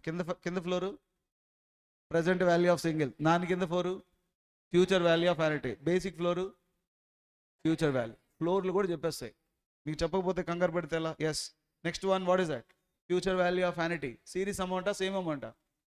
Series amount. You see భవిష్యత్తులో ఏదైనా కావాలి అంటే సిస్టమేటిక్గా సేవ్ చేసుకోవాలి కదా, right? Future value of annuity formula ఏంటి? Periodic payment into future value of annuity factor. Present value of annuity, ఫ్యూచర్లో this man is going to get some amount, right? చూడు, later he is going to get it money, but now he want to make investment. ఫ్యూచర్లో నాకు money వస్తుంది sir, ఇప్పుడు ఎంత investment చేయమంటావు అని అడుగుతాడా లేదా? అడిగినప్పుడు దానికోసం మనం నేర్చుకునే కాన్సెప్టే present value of annuity. Formula present value of annuity, periodic payment into present value of annuity factor r percentage n number of years. Can you solve this one? ఒక nationalize bank 25,000 over the period of 5 years ఇస్తుంది. Rate of interest 10% ఉంటే ఎంత deposit చేయాలనేది question. రెగ్యులర్గా customers వచ్చి అడిగే question ఇది. SBI వాళ్ళు ఎలా ఇస్తున్నారు సార్, ఎలా చేస్తాం? అప్పుడు సింపుల్, ఎయిట్ కాన్సెప్ట్ నేర్చుకుంటాం. Present value of annuity, present value of annuity formula periodic payment into present value of annuity factor r percentage n number of years. So 25,000 present value of vanity factor 10%, 5 years, 25,000 into 3.791. If you multiply, how much it is? 94,775. What we advise? Go to the bank, deposit 24,775 for getting 25,000 over the period of how many years? 5 years, sir? Yes. Got it, ma? Then you have perpetuity. Yes or no? Perpetuities are two types. What are they? Ordinary perpetuity, growing perpetuity. Present value of perpetuity formula, cash flow divided by rate. Whereas, can you solve, if at all you are going to get it, X limited issued perpetual debenture, 10,000 rupees carries coupon rate 10%. You are required to find maximum price. అంటే 10,000 debentures మీరు కొంటే మీకు interest ఎంత వస్తుంది? 10% వస్తుంది. అప్పుడు 10,000 మీద 10% ఏంట? 1,000 ఫర్ ఎవర్ వచ్చే డిబెంచర్ని ఎంత కొనాలి సార్ అంటాడు వాడు. రెగ్యులర్గా స్టాక్ మార్కెట్లో అడిగే క్వశ్చన్లు ఇదే కదా సార్. ఎస్బీఐ కొంటే 10% డివిడెండ్ ఇస్తారు sir, for ever same amount వస్తుంది, మరి ఎంతకు పర్చేజ్ చేయొచ్చు? అలాంటి ప్రాబ్లమ్ సాల్వ్ చేసి మీరు మనీ ఎన్ని చేయాలంటే you must understand what is that? Present value of perpetuity. So 10,000 into 10%, 100 divided by 15, you have to spend how much? Right. Next one, present value of growing perpetuity. Present value of growing perpetuity formula, cash flow divided by rate minus growth. Got it, ma? So this is the point to be considered. With this, what we completed? How many tables? Compounding, discounting, both are same, ma? Time value of money, basic principle. Yes or no? All the financial management decisions are based on it. If you don't know time value of money, you don't know any of the chapter. But the time value of money is a very, very important for which one? Capital budgeting. Important chapter, capital budgeting. Okay, let's. What is a capital budgeting? You seeing this construction, right? ఇది ఇజ్రాయెల్లోని one of the biggest construction. ఇది ఒక పెద్ద hotel. చూసారు ఎంత పెద్ద hotel construction చేశారు? Capital budgeting. Capital here it indicates huge అని అర్థం. Budgeting means allocating funds. Huge funds you are allocating. For example, you see, this is what constructions. Palm islands. Hello. Palm islands, how they constructed? By filling ocean, they constructed these many apartments. ఏమ్రా, సముద్రాన్ని fill చేసి అపార్ట్మెంట్లు కట్టి దాన్ని అమ్మితే డబ్బులు వస్తాయని ఎవరన్నా చెప్పాడనుకో, సముద్రం తీసుకెళ్ళి ముంచేస్తాను యాక్చువల్గా. దేన్ని పూడవాలి? సముద్రాన్ని పూడ్చి అక్కడ ఒక ఐలాండ్ డెవలప్ చేసి అక్కడ అపార్ట్మెంట్లు కట్టి అమ్మేస్తే డబ్బులే డబ్బులు అని ఎవడన్నా మీతో చెప్తే ఏమంటారు? వాట్ ఏ డెసిషన్ భయ్యా అంటారా? ఏంద్ర బుచ్చేది, ఇంటి ముందర కాలువ సముద్రం రాసుకెళ్ళి చూసా ఎప్పుడన్నా సముద్రాన్ని అంటాం. కానీ వాళ్ళు దుబాయ్లో సముద్రాన్ని ఫిల్ చేసి ఇన్ని అపార్ట్మెంట్లు కట్టారు. ఇదంతా కట్టేటప్పుడు కడుతూ డిస్కస్ చేసుంటారా? కట్టే ముందర డిస్కషన్ చేసుంటాడా? కట్టే ముందర డిస్కస్ చేసుంటాడు. అది కూడా కట్టింది ఒక అపార్ట్మెంటా? సముద్రాన్ని ఫిల్ చేసిన కట్టిన అపార్ట్మెంట్లో స్విమ్మింగ్ పూల్ కనిపిస్తుందా? కడుపు మండిపోద్ది యాక్చువల్గా. అరే పక్కనే ఉంది కదా, అక్కడే దిగేవచ్చు కదంటే, no, that water is different, this water is different sir. ఎవడు కొంటాడు సార్ అనొచ్చేమో, అవునా? But at the same time these many you see this in Palm Islands. అంటే వీళ్ళందరి కోసం ఇది ఒక రెస్టారెంట్ కూడా కన్స్ట్రక్ట్ చేశారు. This restaurant would be like this much of construction. But ఎందుకు సార్ అంత డబ్బులు వేస్ట్, ఎన్ని సంవత్సరాలు కట్టాలి? Yes or no? But they have a knowledge of capital budgeting. Recently surprisingly one apartment was sold for how much? One apartment sold for 677 crores because they have their own plan. They are not doing a simple thing, right? They are constructing these many of projects, and they are constructing and they are making a plan. Everything before construction they used to make a plan. That plan is nothing but capital budgeting. Exactly 1 hour 15 minutes తీసుకుంటుంది దీనికి. ఓకేనా? అన్ని methods చెప్పేస్తాను, including ప్రాబ్లమ్స్తో పాటు చేస్తాం. Okay, ఎగ్జామ్లో రిపీటెడ్గా past 10 years, yes or నోమ్మా? Yesterday I took the 10 years question papers. It is in my bike, కవర్లోనే ఉంది. 10 years క్వశ్చన్ పేపర్స్ మొత్తం వెరిఫై చేసిన తర్వాత ఏ ప్రాబ్లమ్స్ రిపీటెడ్గా అడుగుతున్నాడు, ఏ మోడల్ అడుగుతున్నాడు, ఆ ప్రాబ్లమ్స్ నేను ఇందులో హోల్డ్ చేశాను. Right, this is nothing but this is now recently this Dubai government is planning to construct which one? This is moon restaurant. దుబాయ్లో ఈ రెస్టారెంట్ కానీ లైట్ ఆన్ చేశాడానికి ఈ రెస్టారెంట్లో అసలు దుబాయ్ గవర్నమెంట్కి ఎలక్ట్రిసిటీ అవసరం లేదు, స్ట్రీట్ లైట్స్కి. అంత పెద్ద బిగ్గెస్ట్ ప్రాజెక్ట్ చేస్తున్నారు. ఎప్పుడు చేస్తారు తెలియదు. ఇంటర్నల్గా రిపోర్ట్స్ ఏంటంటే ఆ రెస్టారెంట్ లోపల ట్రైన్లు కూడా వెళ్తాయంట, చిన్న ట్రైన్లు. చూడండి, అది ఎంతవరకు నిజమో తెలియదు. Report they side, but that much of is it small investment, big investment. ఇంతవరకు అక్కడ చేస్తున్నారు. నాకు బాధ. ఇంత చెప్తున్నా నేను, మన పోలవరం ఇంకా నేర్చుకోలేకపోతున్నామే. అందువల్ల జాగ్రత్తగా నేర్చుకో. ఎస్ఆర్నో? మనం కూడా కడదాం. తెనాలి దగ్గర బీచ్ ఉంది కదా, సముద్రం మనకు లేదా? చెప్పు, సముద్రం మనకు లేదా? ఇసుక మనకు లేదా? సముద్రం ఉంది, ఇసుక ఉంది. క్యాపిటల్ బడ్జెటింగే కొద్దిగా ప్రాపర్గా లేదు. ఉంటే వాడు కట్టినట్టు మనం కట్టలేమా? ఇప్పటిదాకా కట్టలేదు అంటే వాళ్ళకి అందరికి రాలేదు. మనం పూర్వప్రగా నేర్చుకుందాం, మనం కడదాం. Yes or no? They could not created because they gave a chance to us, right? This is, but everything could be possible. What is that?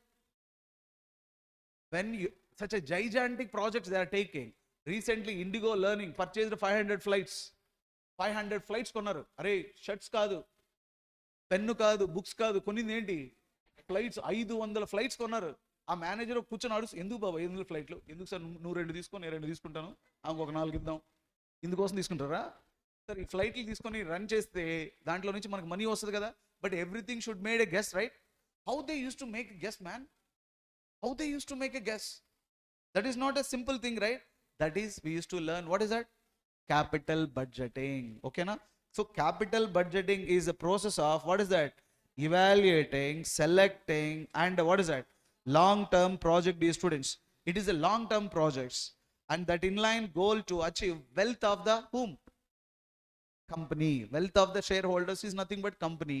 It is also called, what is that? Capital expenditure planning. What is that? Capital expenditure planning. It enables the financial manager. Em cheppu the financial manager ki how to invest on fixed asset, how much to invest on fixed asset, whether it is worthwhile to invest or not on fixed asset can be learned with a capital budgeting, these students. Are you getting? Example for capital budgeting, tell me. Purchase of land, machinery, and construction of factory and building, commencement of new business. All these things will come under the category of which one? Capital budgeting. Polavaram is capital budgeting. Indigo flight purchased 500 flights is capital budgeting. Recently Elon Musk purchased Twitter, yes or no? Is capital budgeting. Tata Group purchased Indian Airlines companies, is what? Capital budgeting. How they have done all these things? Very simple, sir. They have taken 1 rupee, sir. Task made, sir. Achu padite cheddam, bomb padite వదిలేద్దాం అన్నారా? They made evaluation. How they made this evaluation? ఎలా నేర్చేసుకుంటారు వీళ్ళు? ఎలా చేస్తారు? మరి moon restaurant కట్టేవాడు పోలవరం కట్టడానికి మనం తనకలాడుతున్నాడు. So what is the logic behind this one? Unless until you don't have proper specific evaluation, you cannot take such a gigantic projects, dear students. Clear? So how to make it this one, right? What is the purpose? Sir, why should we learn capital budgeting? Today we attended your class. Why should we learn capital budgeting? For the 4 reasons. 4 reasons. Number 1, substantial expenditure. What is that? Substantial expenditure. These students tell me, X is a person who want to make investment in fixed asset. Try to understand, investing in fixed asset includes small amount, huge amount. Huge amount. In the huge amount, if they want to make investment, right, then such a way, when you want to guide him means, you must have what knowledge? Capital budgeting knowledge. 1000 కోట్లు పెట్టి investment చేస్తున్నాను sir, మీరు advice ఇవ్వండి అంటే నీ నీ బ్రెయిన్లో knowledge ఉండాలా లేదా? దేనికి? క్యాపిటల్ బడ్జెటింగ్కి. 1000 కోట్లు ప్రాజెక్ట్ చేస్తున్నాడు అనుకో, కమిషన్ ఎంత తీసుకుంటావు నువ్వు? 1% తీసుకుంటే నీ మనోడు లైఫ్ సెటిల్ అయిపోయినట్టేగా. నీ లైఫ్ సంగతి పక్కన పెట్టు. 1000 కోట్ల ప్రాజెక్ట్ అంటే నీ దగ్గర ఎంత నాలెడ్జ్ ఉంటే నువ్వు గైడ్ చేయాలి. So you must learn capital budgeting because the client who is going to come to seek your advice is going to make what? Huge expenditure, right? Small expenditure ఉంటే నిన్నెవడరా నేర్చుకోమంది capital budgeting? అవసరమే లేదు. Huge expenditure. Number 2, it is what? Long term. It's not a short term. Long term investment. Something goes wrong, right? Entire career, future goes wrong. Another one is irreversibility. Basically, it is irreversibility. Once you invest in fixed asset, your investment cannot taken back immediately. Hello? It is irreversible. And last one is basically it is a complex decision, dear students. It is not a simple. You try to understand Indigo flight recently, just last week it took. Buying 500 flights is a simple, complex. Complex. Now tell me, in Vizag steel plant is going to be privatized, right? The things are going on. By chance, if the government is going to sell that steel plant to private people, means someone is ready to buy, right? Why the government? What the government is saying? Sir, it is actually loss, sir. That's the reason we are selling, sir. But someone is ready to buy, right? Hey, it is a loss. That's why we are selling. That person says, I know how to make from it, right? So his analysis is different. His analysis is different. నువ్వు cell చేస్తున్నావు, loss వస్తుందని. వాడు కొంటున్నాడు, నేను అమ్ముతున్నాను రా loss అంటే, sir నా analysis వేరు సార్ అంటే. దట్ ఈస్ ఆ complex decision how you use to make evaluation. That is a capital budgeting. In order to understand this capital budgeting, you must learn various methods. How many methods? Actually 2. Capital budgeting methods being classified into 2. One is traditional methods, modern method. Traditional methods ignores time value of money. Modern method considers time value of money. Traditional method, tell me, what are they? Payback period, accounting rate of return. Modern methods, net present value, internal rate of return, profitability index, benefit cost ratio, right? వీటిలన్నిటిని ఇప్పటిదాకా discuss చేసాం కదా, right? Now we can make it simple here. What is the capital budgeting? చెప్పండి. Second చాప్టర్కి వెళ్తే ఇప్పటివరకు ఏం discuss చేసాం? Capital budgeting, this is investment decision, right?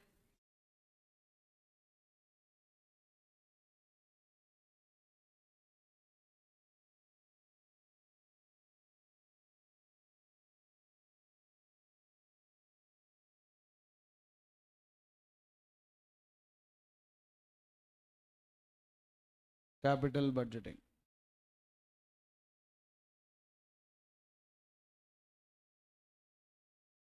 So it is the, what we discussed, it is the capital budgeting is the evaluation of, it is the evaluation of what term project? Long term project.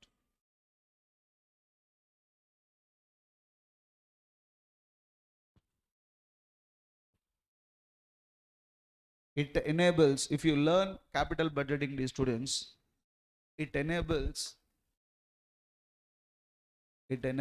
the financial manager, it enables the financial manager whether a project is beneficial or not. Yes or no? Beneficial or not. And at the same time, it also guides how to evaluate a project. How to evaluate a project. All these things, financial capital budget. It is also called, anybody tell me? Very good. Capital expenditure planning. Capital expenditure planning. Okay, ma? Capital expenditure planning. So how many theory part here, directly problematic we are going, right? So methods of capital budgeting, how many methods do you remember? One is traditional methods. What are the limitations of traditional methods? Yeah, traditional methods, what is that? Ignores ignores TVM. Yes or no? Whereas modern methods you have, modern methods you have considers time value of money. Yes or no? In traditional methods you have, what is that? Payback period. Yes or no? Payback period, accounting rate of return. In modern method you have NPV, IRR, profitability index, discounted payback period. Okay. Next we will take directly first method. What is that? Payback period.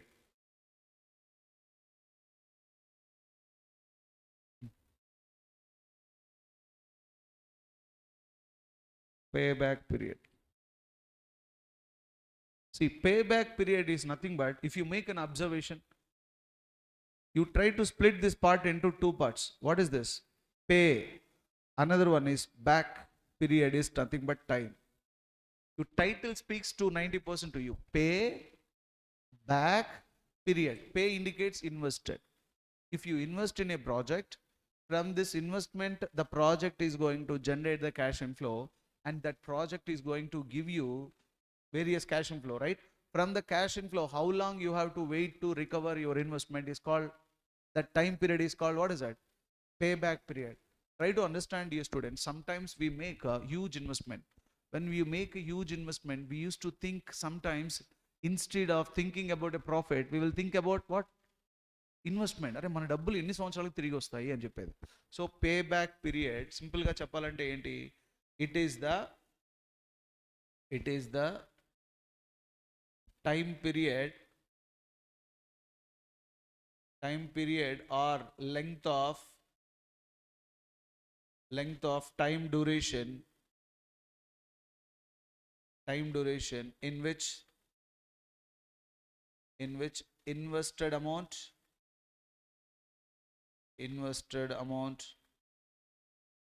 can be recovered. Sir, no? This is called recovered. Payback period, ఎలా find out చేస్తాం? Two ways are there to find it out. When cash inflows are equal, in such a case, payback period equal to initial investment divided by annual cash inflow, right? Whereas when unequal cash inflow, ఈ technique ఎప్పుడు equal cash inflows are there, right? When payback period is also used, investment maximum recovered here. What is that? Investment maximum recovered here. Investment maximum are recovered here plus balance divided by next year CFAT. You can calculate the payback period like this. Okay. Payback period when cash inflows are equal, when cash inflows are unequal. For this, you can make an observation here is, what is the payback period? You can directly calculate. Here it is the payback period. చెప్పండి, ఇక్కడ payback period ఏం చెప్తాం? payback period లో you see how long you have to wait to recover our investment. See, here we make it, what is this?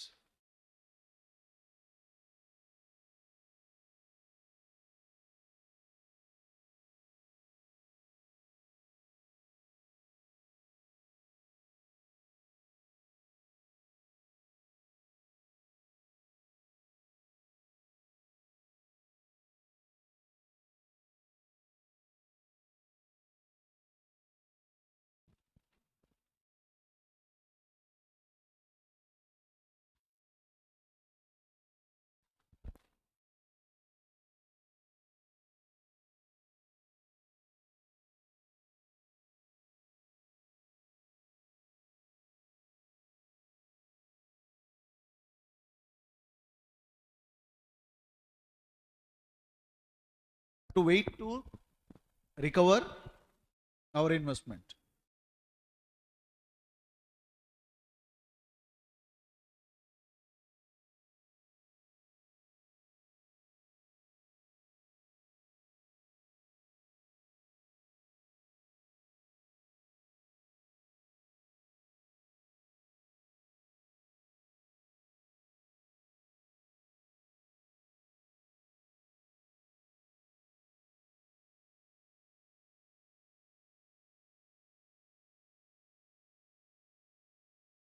S2. Okay, let us opening.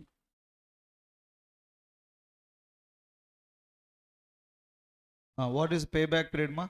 Just now I told you, no, ma? What is payback period? Tell me. See, payback period. So payback period means you try to understand. Here you are an investor, okay?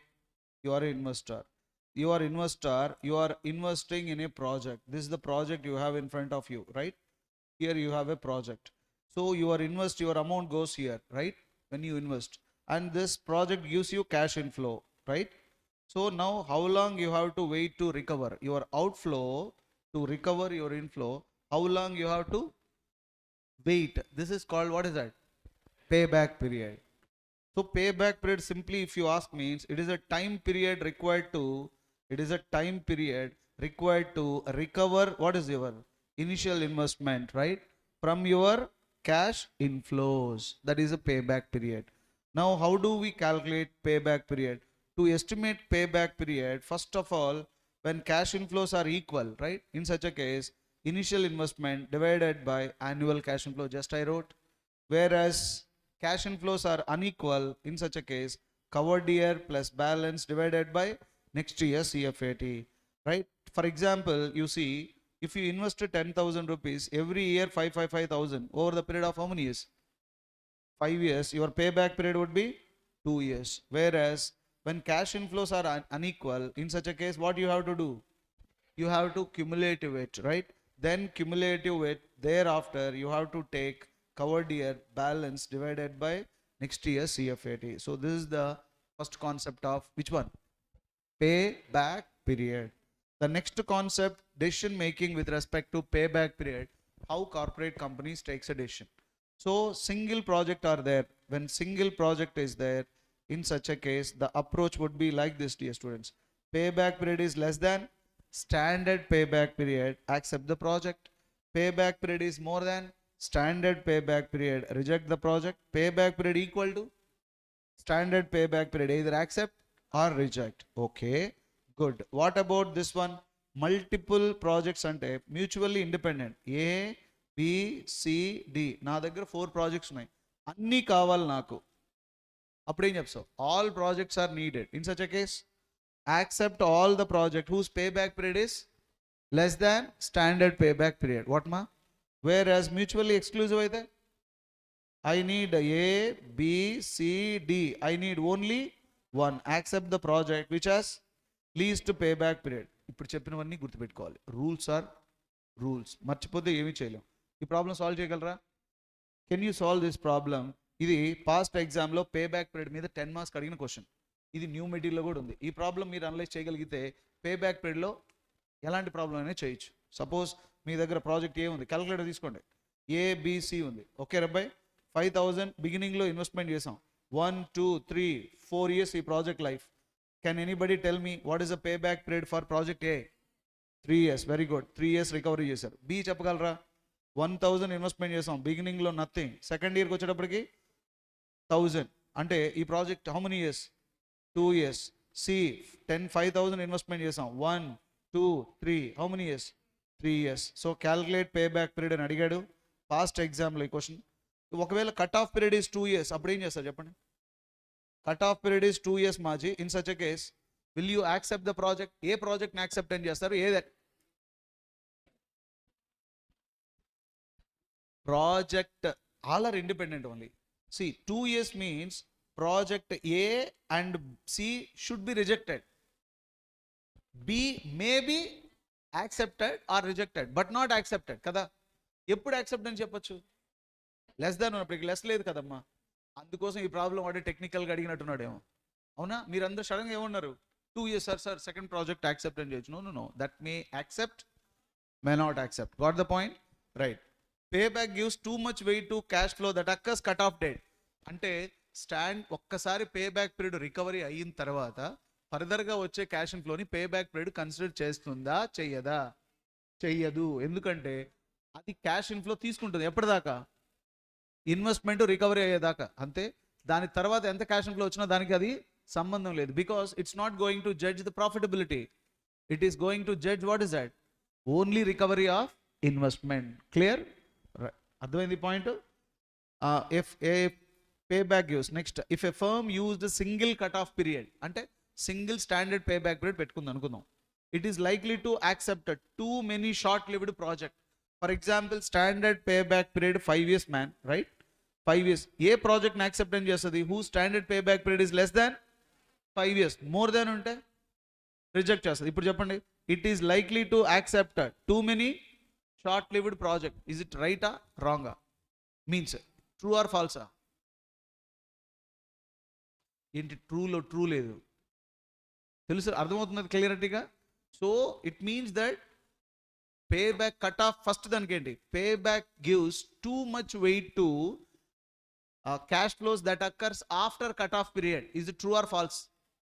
Falls. ఎందుకంటే payback period recovery అయిపోయేంత వరకు cash ఇన్ఫ్లోని తీసుకుంటూనే ఉంటుంది. ఒక్కసారి investment recovery అయిన తర్వాత ఎంత cash inflow ఉన్నా అది పరిగణలోకి తీసుకోదు. ఈ స్టేట్మెంట్ ట్రూ ఆర్ ఫాల్సా? Which one? This one gives too much weight. Too much weight ఇస్తుందా? ఇవ్వదు. Sir no, it's not a true, it is false. Second one, if firm used a single cut-off period for all project, it is likely to accept too many short-lived project.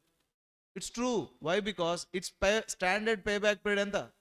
5 years అనుకోండి. దీనికంటే తక్కువ ఉన్న ఏ ప్రాజెక్ట్ని కూడా acceptancy చేస్తాను. నేను ఏ project చేసినా 5 yearsలో నా ఇన్వెస్ట్మెంట్ రికవరీ కావాలని అనుకున్నాను అబ్బాయి. నా దగ్గర 10 ప్రాజెక్టులు ఉన్నాయి. అన్ని ప్రాజెక్టులు కూడా ఇన్వెస్ట్మెంట్ 5 years కంటే తక్కువలో రికవరీ చేస్తున్నాయి. నేను వాటిని యాక్సెప్టెన్స్ చేస్తానా? 5 years కంటే ఎక్కువ టైం తీసుకునే ప్రాజెక్ట్ని యాక్సెప్టెన్స్ చేస్తానా? 5 years కంటే తక్కువ ఉన్నదే కదా. కాబట్టి షార్ట్ లివ్డ్ ప్రాజెక్ట్ని what I do? Accept. This is true or ఫాల్సా? ట్రూ. దాదాపు ఇప్పటిదాకా ఈ మోడల్ ప్రాబ్లమ్ని 3 times అడుగున్నాడు.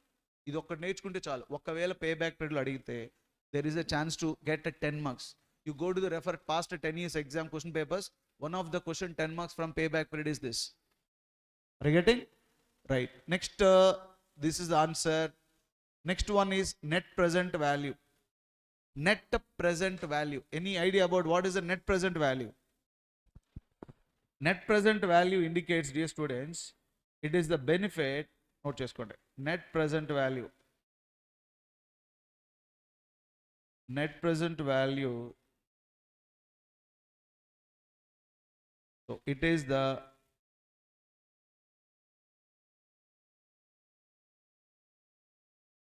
the value or benefit derived from the project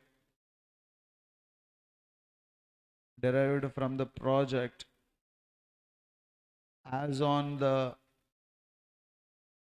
day of investment.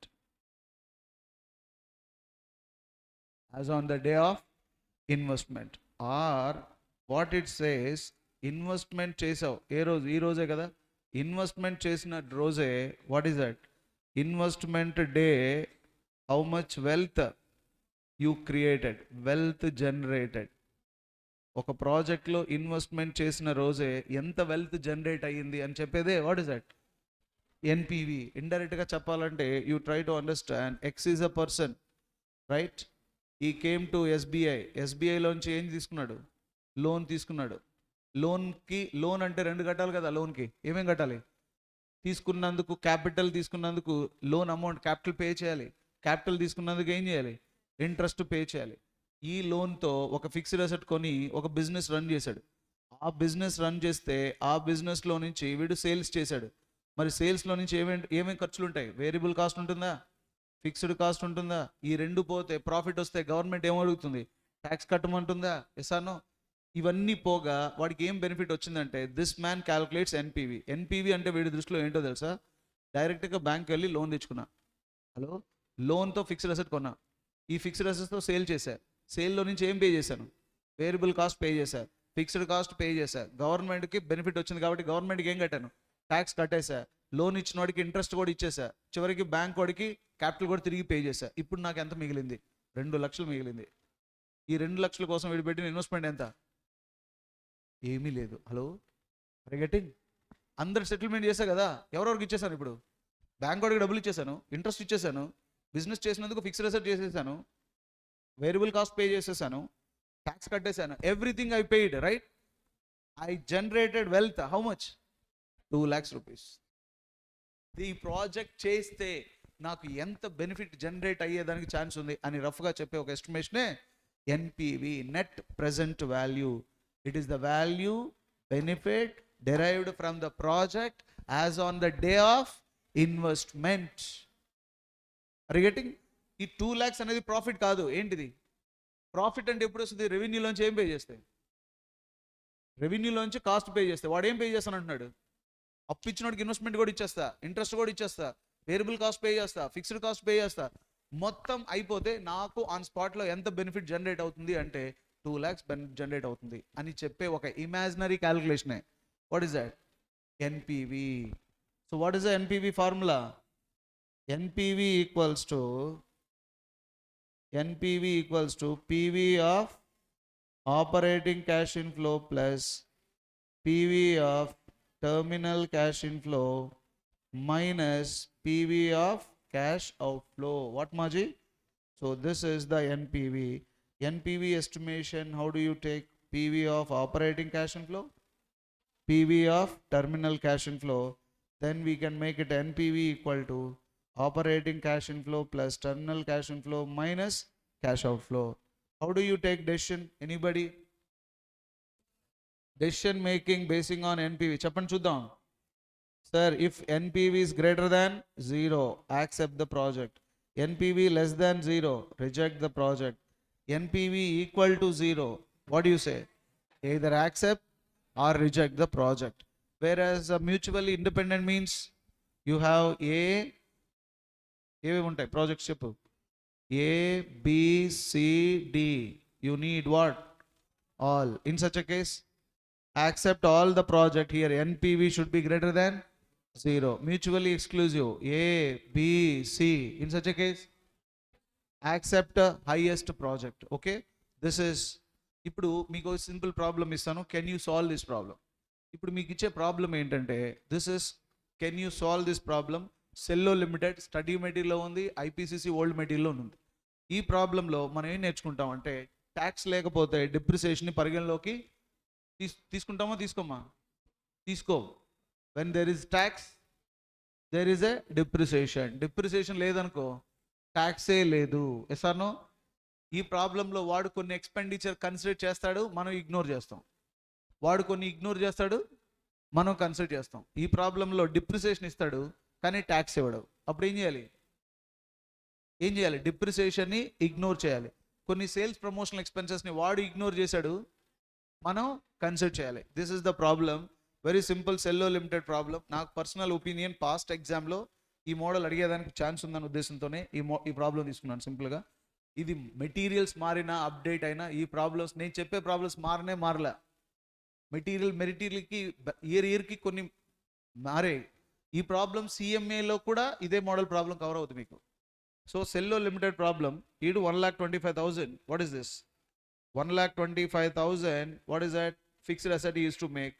Wear scrap value is 30,000. 80% is to payable at 80% payable at the స్టార్టింగ్లో pay చేస్తాడు.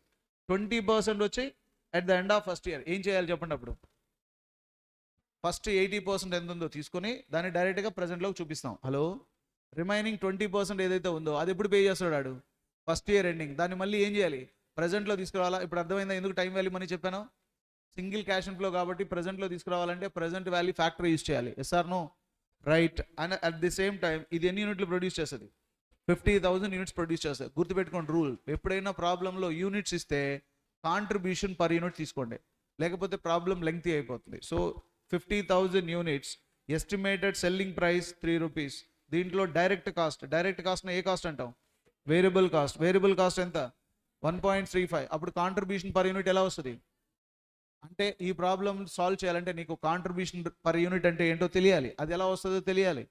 Direct cost అంటే ఏంటో తెలియాలి. ఏ కాస్ట్ అది? Variable cost. Fixed cost including depreciation అన్నాడు, but using straight line method. అంటే స్టూడెంట్కి ఏ మెథడ్ కూడా తెలియాలి, స్ట్రైట్ లైన్ మెథడ్ అంటే కూడా తెలియాలి. ఫిక్స్డ్ కాస్ట్ ఇంక్లూడింగ్ డిప్రిసియేషన్ ఉంది అంటే డిప్రిసియేషన్ ట్రీట్మెంట్ ఎప్పుడు తెలుస్తుంది? ఎప్పుడు తీసుకోవాలి? Tax is there, then depreciation is there. So ఇన్ని కాన్సెప్ట్స్ ఇందులో కవర్ అయి ఉన్నాయి కాబట్టి ఈ ఒక్క ప్రాబ్లం చెప్తే బెటర్గా ఉంటుందేమో అనిపించింది. ఒకటే కాదు, ఎన్పివిలో ఒక 2-3 ప్రాబ్లం డిస్కస్ చేద్దాం. At the same time first year second year sales promotional expenditure included above not considered amounting expenditure included above cost would be incurred amounting 10,000 15,000 అంటే 15,000-10,000 expenditure is there, whatever is expenditure to be evaluated, that expenditure ignored. అప్పుడు మనం ఏం చేయాలి? వాడు ఏది consider చేశాడు? Depreciation consider చేశాడు. ఏది ఇగ్నోర్ చేశాడు? ఇది వాడు చేసింది. అంటే నేను కొన్ని కన్సిడర్ చేశాను సార్, కొన్ని ఇగ్నోర్ చేశాను. అప్పుడు మనం ఏమంటాం? నీ దగ్గర ఫైనాన్షియల్ మేనేజ్ నాలెడ్జ్ ఉంటే నువ్వు కన్సిడర్ చేసినా నేను ఇగ్నోర్ చేస్తా, ఎందుకు అంటాడు. అప్పుడు ఏం చెప్తావు? అంటే డిప్రిసియేషన్ ఎందుకు సార్ మీరు తీసుకోలేదు? సేల్స్ ప్రమోషనల్ ఎక్స్పెండిచర్ ఎందుకు తీసుకోలేదు? అది ఖర్చు బాబు. ప్రాఫిట్ తెలియాలంటే ఏం చేయాలి? ఎక్స్పెండిచర్ పే చేయాలి, right? This is you have to calculate NPV. NPV formula ఏమవుద్ది? ఇక్కడ కాస్ట్ ఆఫ్ క్యాపిటల్ ఎంత percentage? To bring in to present we have to consider cost of capital, right? How much it is? 10%. What is the highlight of the problem? ఎందుకు ఈ problem తీసుకోవాల్సి వచ్చిందో కూడా చెప్తా. Estimation of PV of cash outflows when investment made at different time periods. అర్థమైందా? అందువల్ల రెండోది what is the direct cost అని చెప్పడం, what is the treatment of depreciation in the presence of tax, in the absence of tax, how to use present value factor, present value annuity factor, and find యానిటీ for the middle of the year ప్రాబ్లంలో. అంటే ఇక్కడ చూడు, first year డిఫరెంట్గా వస్తుంది ఏమ్మా, second year డిఫరెంట్గా వస్తుంది, 3 to 4 years same వస్తుంది. అప్పుడు ఎలా చేస్తావు? ఏం చేస్తావు? ఎలా చేస్తావు చెప్పు? అరే 3 to 4 years సేమ్ వచ్చింది నాకు, అప్పుడు ఏం చేస్తావు చెప్పు? యానిటీ ఫ్యాక్టర్ ఎలా వస్తుంది? అదే నేను అంటుండేది. Very simple. Present value factor 3 ఉందా? 3, 4, 5ని ఏం చేయి? యాడ్ చేసి సరిపోద్ది. లేదు ప్రెజెంట్ వాల్యూ ఫ్యాక్టర్ 5 తీసుకో, 5లో నుంచి -2 చేసేయి. 2 చేస్తే కదా 3, 4, 5 వస్తుంది, రైట్? ఈ ప్రాబ్లం ఎలా సాల్వ్ చేశానో చూడండి, రైట్? ఇప్పుడు ఏం చేయాలి? Evaluation of cost of new machine first installment ఎప్పుడు పే చేసాం? బిగినింగ్లో పే చేసాం కదా. అప్పుడు ఏం చేసి ఉండాలి? 1,25,000 ఇంటూ 80%, 1 lakh. ఓకేనా? మరి సెకండ్ ఏం చేశారు సార్? 1,25,000 20% తీసుకున్నా. ఎందుకు? Because 80% we paid, right? 20% left. Why I used present value factor here? Yeah, so present value తీసుకుంటే 22,725. I sum it up, 1,22,725, right? Then again I calculated depreciation. Balu sir, tax is not there, why you calculated depreciation? Because not to consider, to ignore. Consider చేయడానికైనా ignore చేయడానికైనా ముందు తెలియాలి కదా. So fixed cost అప్పుడు ఏం చేస్తాం? Calculation of cash fixed cost. Fixed cost including depreciation how much? 40,000 less depreciation. Depreciation is straight line method, 19,000. If you deduct how much? 21,000. ఇప్పుడు చెప్పండి, calculation of PV of operating cash flow. నాకు తెలుసు first year second year 3 to 5 year same ప్రాఫిటేగా. ఎందుకు వచ్చింది sir? Hello, first year sales promotional expense వచ్చా man, second year కూడా వచ్చింది, 3 to 5 years రాలేదు కదా. So what to do now? You take sales units produced ఎంతమ్మా? 50,000 50,000 50,000. Okay, contribution per unit how do you get it? Selling price minus variable cost 1.25 1.25 1.25. Total contribution A into B రెండింటిని multiply చేస్తే use to get it 62,500 62,500 62,500. ఇక్కడ 62,500 అంటే దాని meaning ఏంటంటే third కాలం ఎంత ఉందో fourth కాలంలో కూడా అంతే, ఫిఫ్త్ కాలంలో కూడా అంతే. Hello, right? Then I deducted less what cost? Fixed cost less what? Sales promotional expenses. Deduct చేస్తే 31,500 26,500 26,500 41,500. Now we have to bring into present, right ma? How do you bring into present? To use what is that? Present value factor, right? Present value factor first year present value factor కదా, ఎందుకు? Single కాబట్టి. Second year కూడా present value factor. మరి ఇక్కడ ఎలా వచ్చింది? present value factor 3 4 5 some చేస్తే వస్తుంది. ఈ టెక్నిక్ తెలియని స్టూడెంట్ ఏం చేస్తాడంటే 3 తీసుకుంటాడు, 4 తీసుకుంటాడు, 5 తీసుకుంటాడు, టైం వేస్ట్ చేస్తాడు, ఎగ్జామ్నర్ ఎగరగొడతాడు. Okay, that's if you sum it up total, you got the PV of operating cash inflow 1,35,805. Got it? Next terminal cash inflow 30,000. Sir Balu sir, ఇక్కడ capital gain capital loss calculate చేయరా? ఎందుకు చేయం? అసలు tax లేనప్పుడు gain return on value అవసరమా? No written down value to find capital gain, capital loss, because in the problem what is not there? Tax. So 10% 5 years, if you bring into present, it would be 18,630. You know the NPV formula? NPV formula, PV of operating cash inflow, PV of terminal cash inflow minus cash outflow. Decision ఏం చెప్తాం? Since NPV is positive, amounted to 31,750, so project should be acceptable. Okay, 10 out of 10. చచ్చిపోవాలాడు. Certified copies చేశాను నేను మొన్న మన స్టూడెంట్కి. Out of 60కి 58 వచ్చింది. ఒక్క mark థియరీలో wrong రాయడం వల్ల అమ్మాయికి ఒక మార్క్ పోయింది. ప్రాబ్లమాటిక్లో 10 out of 10 అలా పడిపోయింది అంతే. నేను చెప్పిన ప్రొసీజర్ యాజ్ టీజ్గా ఫాలో అవ్వండి మీరు ఎగ్జామ్లో. ఇంకా ఎందుకు మార్కులు రాదో చూస్తాం. రాలేదనుకో నా డబ్బులతో సర్టిఫైడ్ కాపీస్ తెప్పిస్తా, సోషల్ మీడియాలో ధర్నా చేస్తాం. ఏమ్మా ఎమోషనల్గా చెప్తున్నానమ్మా, ఇవన్నీ ప్రాక్టికల్గా వర్కౌట్ కాదు. ఓకే, అంటే యు మీన్ అంత కాన్ఫిడెంట్ ఉండాలి. 2 మెతుకులు తింటామంటే 2 మెతుకులు తింటామని చెప్పు. కర్రీ బాగుంటే 2 ప్లేట్లు లేపేస్తాం కదా, అలా మాత్రం కాన్ఫిడెంట్ లేకపోతే ఎలా చెప్పు. Next, this is the first problem. ఈ ప్రాబ్లంలో ఏమేమి నేర్చుకున్నారు మీరు? ట్యాక్స్ ఉంటేనే డిప్రిసియేషన్ తీసుకోవాలి, లేకపోతే తీసుకోవడానికి వీలు లేదు. కొన్ని ఎక్స్పెన్సెస్ వాడు కన్సిడర్ చేస్తాడు. వాడు కన్సిడర్ చేసినంత మాత్రాన నువ్వు కన్సిడర్ చేయాలన్న రూల్ ఏమీ లేదు. కొన్ని వాడు ఇగ్నోర్ చేస్తాడు, కాబట్టి నువ్వు కూడా ఇగ్నోర్ చేయాలి కదా. అలా కాదు, ఇన్వెస్ట్మెంట్ ఎప్పుడు మొత్తం పే చేయాలన్న రూల్ ఏమీ లేదు. ఇలా మధ్యలో వాడు పే చేస్తే మొత్తం ప్రజెంట్లో రావాలంటే ఫస్ట్ చాప్టర్ నేర్చుకో ఉండాలి. ఏంటది? Time value of money. ఈ కాన్సెప్ట్ మీకు కనెక్ట్ అవ్వడానికి రీజన్ ఏంటంటే ఫస్ట్ నేను ఆ చాప్టర్ చెప్పడమే, అంతో కొంత. గొట్ ఇట్ మా? ఈ ప్రాబ్లం చెక్ చేసుకోండి. ఈ ప్రాబ్లంకి ఉన్న క్యారెక్టర్ ఏంటో తెలుసా? Old IPCC, new IPCC, old study material, new study material. Material మారిన ప్రాబ్లం మారలా, అలాగే ఉంది ప్రాబ్లం. సెల్లో లిమిటెడ్, అమితాబ్ బచ్చన్ జీ ఉన్నాడు, గుర్తుపెట్టుకో. అవునా? సెల్లో లిమిటెడ్ ఏం ప్రొడ్యూస్ చేస్తుంది? పెన్స్ ప్రొడ్యూస్ చేస్తుంది.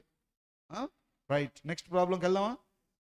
ఇప్పుడు నేను సాల్వ్ చేయబోయే ఈ ప్రాబ్లం XYZ లిమిటెడ్ కంపెనీ. ఈ ప్రాబ్లంలో సబ్సిడీ ఇచ్చాడు. ఏం చేస్తావు సబ్సిడీ ఇస్తే? అందులో లేని పాయింట్స్, దాంతోపాటు కొన్ని పాయింట్స్ రిపీటెడ్ ప్రాబ్లం చేయకూడదని ఈ ప్రాబ్లం తీసుకున్నాం. ఈ ప్రాబ్లంలో సబ్సిడీ ఇచ్చాడు, ఏం చేస్తావు? డిడక్ట్ చేస్తావు. రైట్. వర్కింగ్ క్యాపిటల్ ఇచ్చాడు, ఏం చేస్తావు? వర్కింగ్ క్యాపిటల్ బిగినింగ్లో యాడ్ చేయాలి, ఎండింగ్ పీరియడ్లో రికవరీ చేయాలి. ఒక ప్రాజెక్ట్ ఒక మెషిన్తోనే స్టార్ట్ అవ్వాలన్న రూల్ ఏమీ లేదు. మల్టిపుల్ ప్రాజెక్ట్స్ మల్టిపుల్ మెషిన్స్తో స్టార్ట్ అవ్వచ్చు. హలో, బిగినింగ్లో ఒక అసెట్తో స్టార్ట్ చేస్తా. Hello, at the end of third ఇయర్కి వచ్చేటప్పటికి I may use one more machine. కానీ సర్ప్రైజింగ్ ఏంటంటే ఈ ప్రాబ్లంలో ఆ అడిషనల్ మెషిన్ కోసం వాడు ఓన్ మనీ పెట్టడు. Are you getting? From the profit what he made it, from the ప్రాఫిట్లో నుంచి he used to purchase that machine. What ma? That is the problem in this problem, right? So here in this problem idea చెప్తున్నా, ఇది మొత్తం పెద్ద time తీసుకుంటుంది కాబట్టి. Here beginning లో the company made investment, you see, XYZ limited. The idea of this problem is XYZ limited 8 years life period. Okay, 8 years life period. Initial లో 3.5 crores పెట్టి asset కొంటారు. At the same time ఆ additional equipment 25 lakhs కావాలి. కానీ 25 lakhs ఎప్పుడు కొంటారు? At the end of third year. ఎక్కడి నుంచి కొంటారు?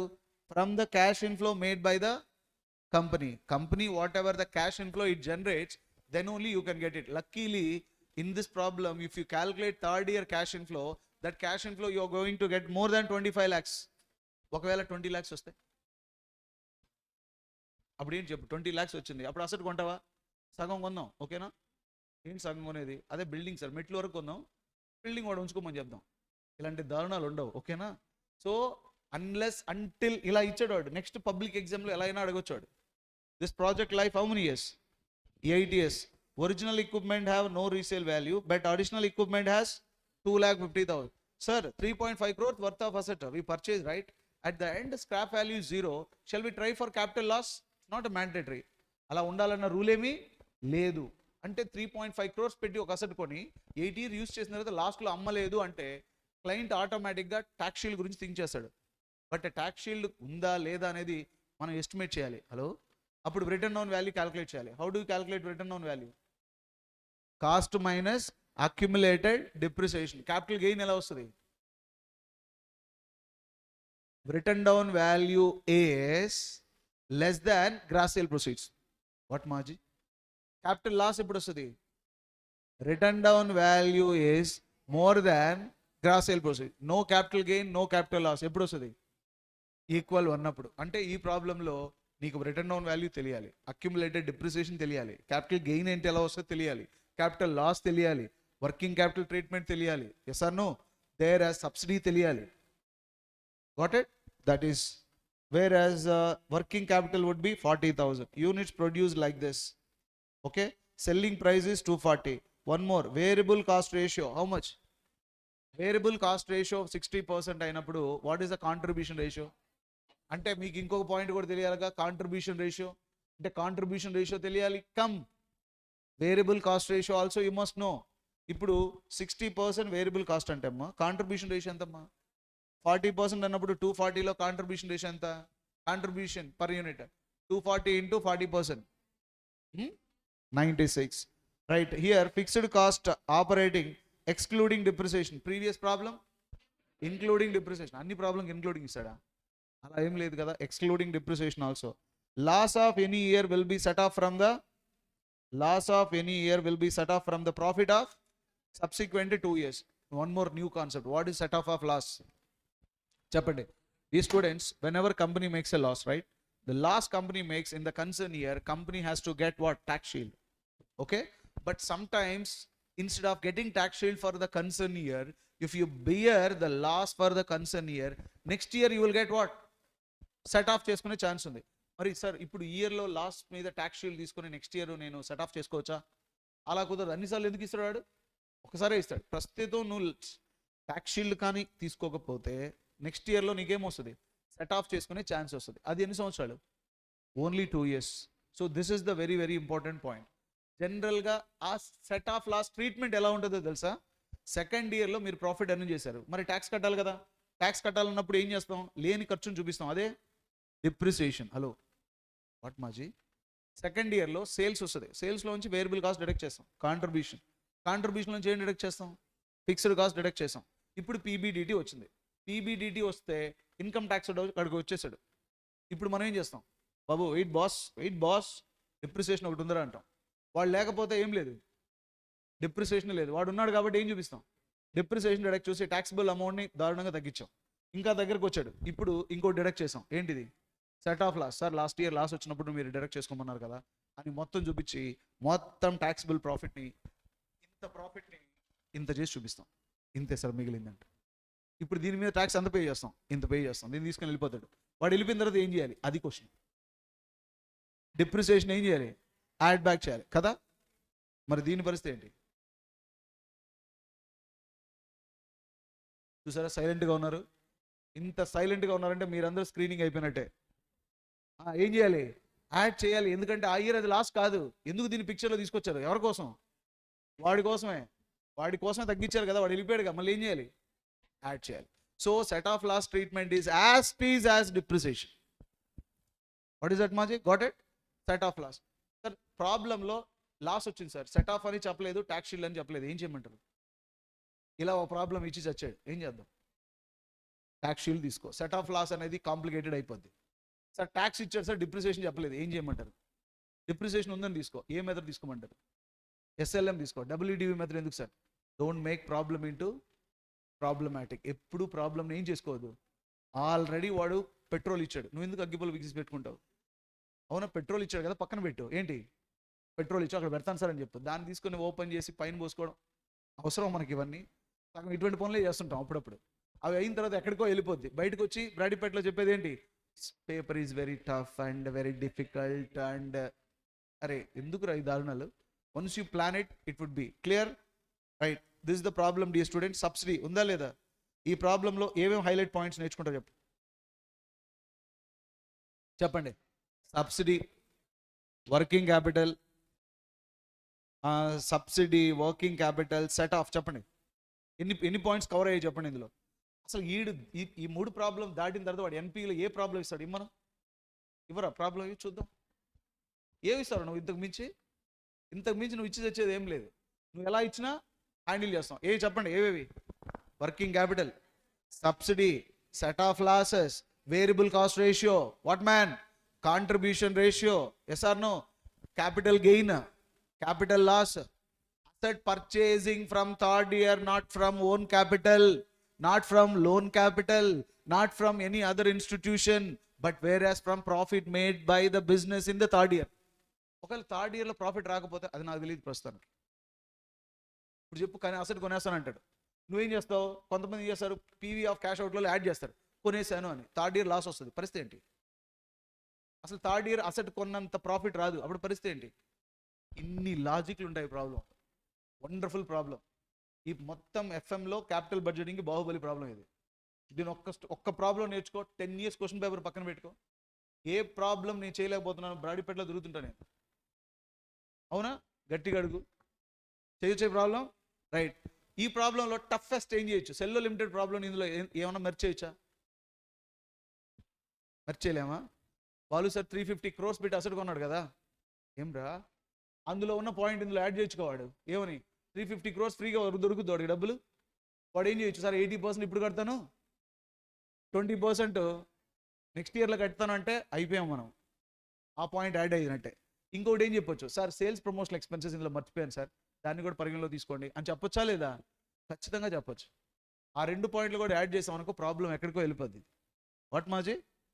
మీరు ఆ కాన్సెప్ట్ని విజువలైజ్ చేయండి. ఇప్పుడు క్యాపిటల్ బడ్జెటింగ్ దాదాపు 25 hours చెప్పేది నేను 2 hoursలో కూడా తీసుకోకుండా చెప్పాలి మీకు. అంటే ఎంత కన్సైజ్ ఇన్ఫర్మేషన్ చెప్పగలగాలి.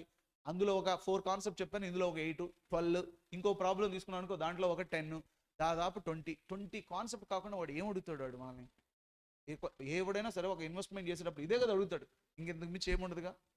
వాట్ మాజీ? రైట్. ఈ ప్రాబ్లం సాల్వ్ చేయొచ్చా? ఇందులో గెస్ట్ చేసుకుంటూ వద్దాం. ఎలా చేస్తాం? ఇనిషియల్ ఎక్విప్మెంట్ 350 lakhs బిగినింగ్లో పెట్టాం, ప్లస్ వర్కింగ్ క్యాపిటల్ ఉంది కాబట్టి వర్కింగ్ క్యాపిటల్ ఏం చేయాలి? యాడ్ చేయాలి. యాడ్ చేశాను. తర్వాత ఇనిషియల్ ఎక్విప్మెంట్ విత్ వర్కింగ్ క్యాపిటల్తో పాటు ఎంత అయింది? 390. ఒకవేళ గవర్నమెంట్, ఇది ఫస్ట్ పార్ట్, ఒకవేళ సబ్సిడీ ఇచ్చుంటే లెస్, అది సెకండ్ పార్ట్లో ఉంది కాబట్టి కన్సిడర్ చేయలేదు. ఓకేనా ఈ ట్రీట్మెంట్? నెక్స్ట్ డిప్రిసియేషన్ క్యాలిక్యులేట్ చేయాలా? ఎందుకు చేయాలి సార్ డిప్రిసియేషన్? అరే ట్యాక్స్ దియా రే, ట్యాక్స్ దియా తన. డిప్రిసియేషన్ ఇనిషియల్ ఎక్విప్మెంట్ ఎన్ని సంవత్సరాలు? 8 years. Additional equipment how many years? ఇది 43.75, ఇది 4.5, right. Next you have to calculate contribution per unit కావాలి కదా. అప్పుడు సెల్లింగ్ ప్రైస్ ఎంత? 240, వేరియబుల్ కాస్ట్ రేషియో 60% అయినప్పుడు కాంట్రిబ్యూషన్ రేషియో ఎంత అవుతుంది? 40% అవుతుంది. కాంట్రిబ్యూషన్ రేషియో 40% అయినప్పుడు contribution per unit 240 into 40%, 96. What మాజీ? Next you have to calculate operating cash flow. ఎలా ఫైండ్ అవుట్ చేసాం ఆపరేటింగ్ క్యాష్ ఫ్లో? చెక్ చేసి చూపిస్తా. ఫస్ట్ సేల్స్ వాల్యూమ్ తీసుకున్నాం, ఎస్ఆర్ను 0.72, అమౌంట్ ఇన్ ల్యాక్స్లో తీసుకోండి. ఎందుకు మాజీ? అమౌంట్ ఇన్ ల్యాక్స్లో తీసుకోకుండా నువ్వు ల్యాక్స్లో పెట్టావనుకో, 72,000 into 240 rupees ఎక్కడికో వెళ్ళిపోద్ది problem. When zeros are there then become a James Bond. Shoot it. What? జీరోల్ని, మనుషుల్ని కాదు. అర్థమైందా? అప్పుడు ప్రాబ్లమ్ని కన్సైజ్ చేసుకో. ఇవన్నీ అసలు మీకు ఇప్పుడు చెప్పిన కాన్సెప్ట్లు అన్నీ తెలుసు, నువ్వు జీరోలు తీసుకున్నావు అనుకో, పరిస్థితి ఏంటి చెప్పు? నేను చెప్తున్నా కదా, అమ్మతోడు మీరు 80% చేయలేరు ప్రాబ్లం. జీరోలు పెట్టుకుంటూనే ఉంటారు. తర్వాత ఎగ్జామ్లో వచ్చి పెట్టింది చాలు ఏటీఎం అంటాడు. ఏంటి సార్ పెట్టింది? జీరోలు పెట్టావు కదా, ఇంకా చాలు ఇవి అంటాడు. కాబట్టి ప్రాబ్లమ్ని కాన్సెప్ట్ నేర్చుకోవడం ఎంత ఇంపార్టెంటో, ఎస్, డబ్బులు సంపాదించి కారు కొనడం ఎంత ఇంపార్టెంటో, డ్రైవింగ్ నేర్చుకోవడం కూడా అంతే ఇంపార్టెంట్. కొని పక్కన గుద్దామనుకో, రెండింటిని తీసుకెళ్తారు. ఎవరెవరిని? కార్ని, తమర్ని. ఓకే, అందువల్ల 2 things. ఇప్పుడు contribution per unit got it? 96, 96, 96, 96, 96, right. If you multiply both man, what you will get? Total contribution. I got it man. Contribution నుంచి ఏం డిడక్ట్ చేశాను? ఫిక్స్డ్ కాస్ట్, పీబీడిటీ వచ్చిందా? Less depreciation. ఇక్కడ ఒక డిప్రిసియేషన్ వచ్చింది, ఇక్కడ ఒక డిప్రిసియేషన్ వచ్చింది, ఇక్కడ కూడా మారింది. ఇక్కడ మారింది ఏంటి సార్? అడిషనల్ ఎక్విప్మెంట్ వచ్చింది కదమ్మా, that's. And set off lost చేయమన్నాడుగా. ఫస్ట్ ఇయర్ అయితే లేదు, ఫస్ట్ ఇయర్లో సెట్ ఆఫ్ లేదు, కానీ డిప్రిసియేషన్ డిడక్ట్ చేసిన తర్వాత ఐ గాట్ అ పీబీటీ ఎంత వచ్చింది? Minus loss of 10.63. మరి దీని మీద ట్యాక్స్ షీల్ వస్తుందా ఫస్ట్ ఇయర్? నో. మరి అటువంటిప్పుడు ఆఫ్టర్ సెట్ ఆఫ్ కూడా ఎంత అవుతుంది? 10.63. There after you have a PAT. దీనికి డిప్రిసియేషన్ ఏం చేస్తాం? యాడ్ చేస్తాం. ఒకవేళ సెట్ ఆఫ్ చేస్తుంటే అది కూడా యాడ్ చేస్తాం. ఇక్కడ సెట్ ఆఫ్ లేదు కాబట్టి we got amount of 33.12. If you bring into present, it would be 29.576. Got it, ma? What about second year? Same units. You estimated PBDT వచ్చింది, depreciation deduct చేసావు. What is this? Set off. దీన్ని కూడా deduct చేస్తే 13.30 you got it. Tax 30% deduct చేసాం. PAT. ఇప్పుడు add back to depreciation add చేయాలి. ఇంకోటి sir, దీన్ని ఎందుకు యాడ్ చేస్తున్నాం సార్? అసలు జనరల్గా ఒక స్టూడెంట్ అడిగేది అంటే సార్ యాడ్ చేసేదానికి ఎందుకు సార్ డిడక్ట్ చేశారు? అంటే ట్యాక్స్ కోసం. నేనేం ఆడుకోవట్లేదు దీంతో. వాడు ఇన్కమ్ ట్యాక్స్ ఉన్న డబ్బులు ఎక్కువ పట్టుకుపోతాడు. ఏం చేస్తాం, 100 కోట్లు సంపాదించాం కంపెనీ, మేనేజర్కి ఫోన్ చేసి 100 కోట్లు సేల్ సార్ అన్నావు, తీరా చూస్తే 4 రూపాయలు ప్రాఫిట్ వచ్చింది అన్నావు. ఎందుకు? ట్యాక్స్ పోయింది. అంటే సేల్ చేయగలిగే కెపాసిటీ ఉన్న నీకు ట్యాక్స్ తగ్గించగల కెపాసిటీ కూడా ఉండాలి కదా. కానీ అడ్డదిడ్డంగా తగ్గించామనుకో తీసుకెళ్ళిపోతారు చెట్లపల్లికి. కాబట్టి సిస్టమాటిక్గా తగ్గించాలి. What it man? Right. Whereas third year you made a PBDT, less depreciation, you got the CFAT. But CFAT 162.535 వచ్చింది. మరి 25 ఎందుకు డైరెక్ట్ చేసాం? ఎందుకు? అడిషనల్ ఎక్విప్మెంట్ కొన్నాం కాబట్టి రెస్ట్ని ప్రజెంట్లో తీసుకొచ్చాం. ఇకపోతే third fourth year nothing, calculation is easy. Like this if you submit up all this value. Sir ఇక్కడ ప్రజెంట్ వాల్యూ ఫ్యాక్టర్ తీసుకున్నారు, ఇక్కడ ప్రజెంట్ వాల్యూ ఫ్యాక్టర్ తీసుకున్నారు, ఇక్కడ కూడా. ఇక్కడ ఎందుకు సార్ ఈ యానిటీ వచ్చింది? Because that is the profit belongs to what is that 4 and 5. ఈ పాయింట్ ఎందులో కవర్ అయింది? సెల్లో లిమిటెడ్ ప్రాబ్లంలో కవర్ అయింది. చూసారు కదా, సెల్లో లిమిటెడ్లో 3 to 5 తీసుకున్నాడు, ఇక్కడ 4 to 5. అక్కడ ఒక్క దగ్గర ఆపాడు, ఇక్కడ అలా కాదు, మళ్ళీ 6 to 8 కూడా తీసుకున్నాడు. కాబట్టి ఆ ప్రాబ్లంతో పోల్చుకుంటే this is wonderful problem. So if you summit up all the values use to get it a PV of operating cash flow 533.945. Got it మా? లాస్ట్లో టర్మినల్ క్యాష్ ఫ్లో 2 అసెట్స్, ఒక వర్కింగ్ క్యాపిటల్ కదా ఉండేది. వన్ ఫిక్స్డ్ అసెట్ ఎంత కొన్నావు? 350 lakhs. Every year depreciation ఎంత? 43.75. 43.75 into 8 350 అయిపోయిందిగా. So no capital gain, no capital loss, zero. What about gross sale proceeds, net sale proceeds on additional equipment? 25 lakhs కొన్నావు, every year depreciation 4.5. 5 years పోయింది, deduct చేస్తే 2.5. No capital loss, no capital gain. Hello. Then recovery of working capital, how much? If nothing is mentioned in the problem, how much working capital you will take? Working capital recovery ఎంత తీసుకుంటారు? 100% తీసుకోవాలి. Working capital treatment follow the direction if not assumption. What is that? Working capital recovery follow the direction if not assumption. If problem gives 80%, new study material ప్రాబ్లంలో 80% తీసుకున్నాడు, అప్పుడు ఎంత తీసుకోవాలి? 100%. కానీ యాక్చువల్గా మీరు సైకలాజికల్గా 80%, 100%, 100% అనుకోకూడదు. వాడు ఎంత చెప్తే అంత తీసుకో. Follow the D, if not take A. Right? In this problem no assumption, direction is not given, that's why we took an assumption 40. So terminal cash flow total 42.5. So we submit up by multiplying this one. Why should use present value factor? Because that is a single in sir. Right? Now calculation of NPV. NPV equal to PV of operating cash inflow, PV of terminal cash inflow minus PV of cash outflow. Since NPV is positive amounted, then project should be accepted. Okay? So this is the one subsidy is given, what to do? Subsidy is ఏం చేస్తాం? 350 lakhs లోంచి 40 investment less subsidy. Subsidy to be deducted. So these are the points we considered these students. Okay? Right? Next concept is NPV. అర్థమైందిగా? ఇప్పటివరకు ఎన్ని కాన్సెప్ట్లు ఎన్పీవీలో cover చేశారు మీరు చెప్పండి? Only ఎన్పీవీలోరా?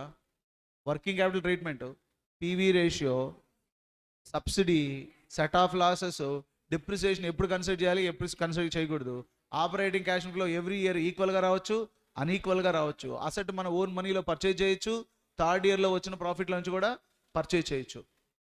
At the end of third year కొన్ని ఎక్స్పెన్సెస్ వాడు ఇగ్నోర్ చేయొచ్చు, కొన్నిటిని కన్సిడర్ చేయొచ్చు. రిగేటింగ్ దిస్ ఇస్ అసెట్ను పర్చేజ్ చేసేటప్పుడు we cannot investor, it's not guaranteed that is going to make investment now it self. Hello. ఎప్పుడు పే చేయొచ్చాడు? 2 installmentలో కూడా పే చేయొచ్చుగా. 2 installment ఇచ్చాడు, రేపు ఎగ్జామ్లో 4 installment ఇవ్వడానికి గ్యారంటీ ఉందా? ఏమ్మా? 350 crores అసెట్ కొన్నానండి, 4 installmentలో పే చేస్తానన్నాడు అనుకో, first year, second year, third year, fourth ఇయర్ని ప్రజెంట్లో తీసుకురావాలి. అంత టఫ్ కూడా చేస్తాడు. ఓకే?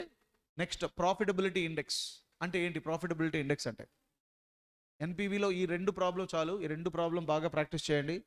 మీరు జాగ్రత్తగా వింటే చాలు. మళ్ళీ సోషల్ మీడియాలో పెట్టినా కూడా ఈ వీడియోని చూడండి. You are lucky that you are listening class directly. Regarding next profitability index. ఏంటి ప్రాఫిటబిలిటీ ఇండెక్స్ అంటే? Profitability index, see index indicates 1 అని మీనింగ్. What is that?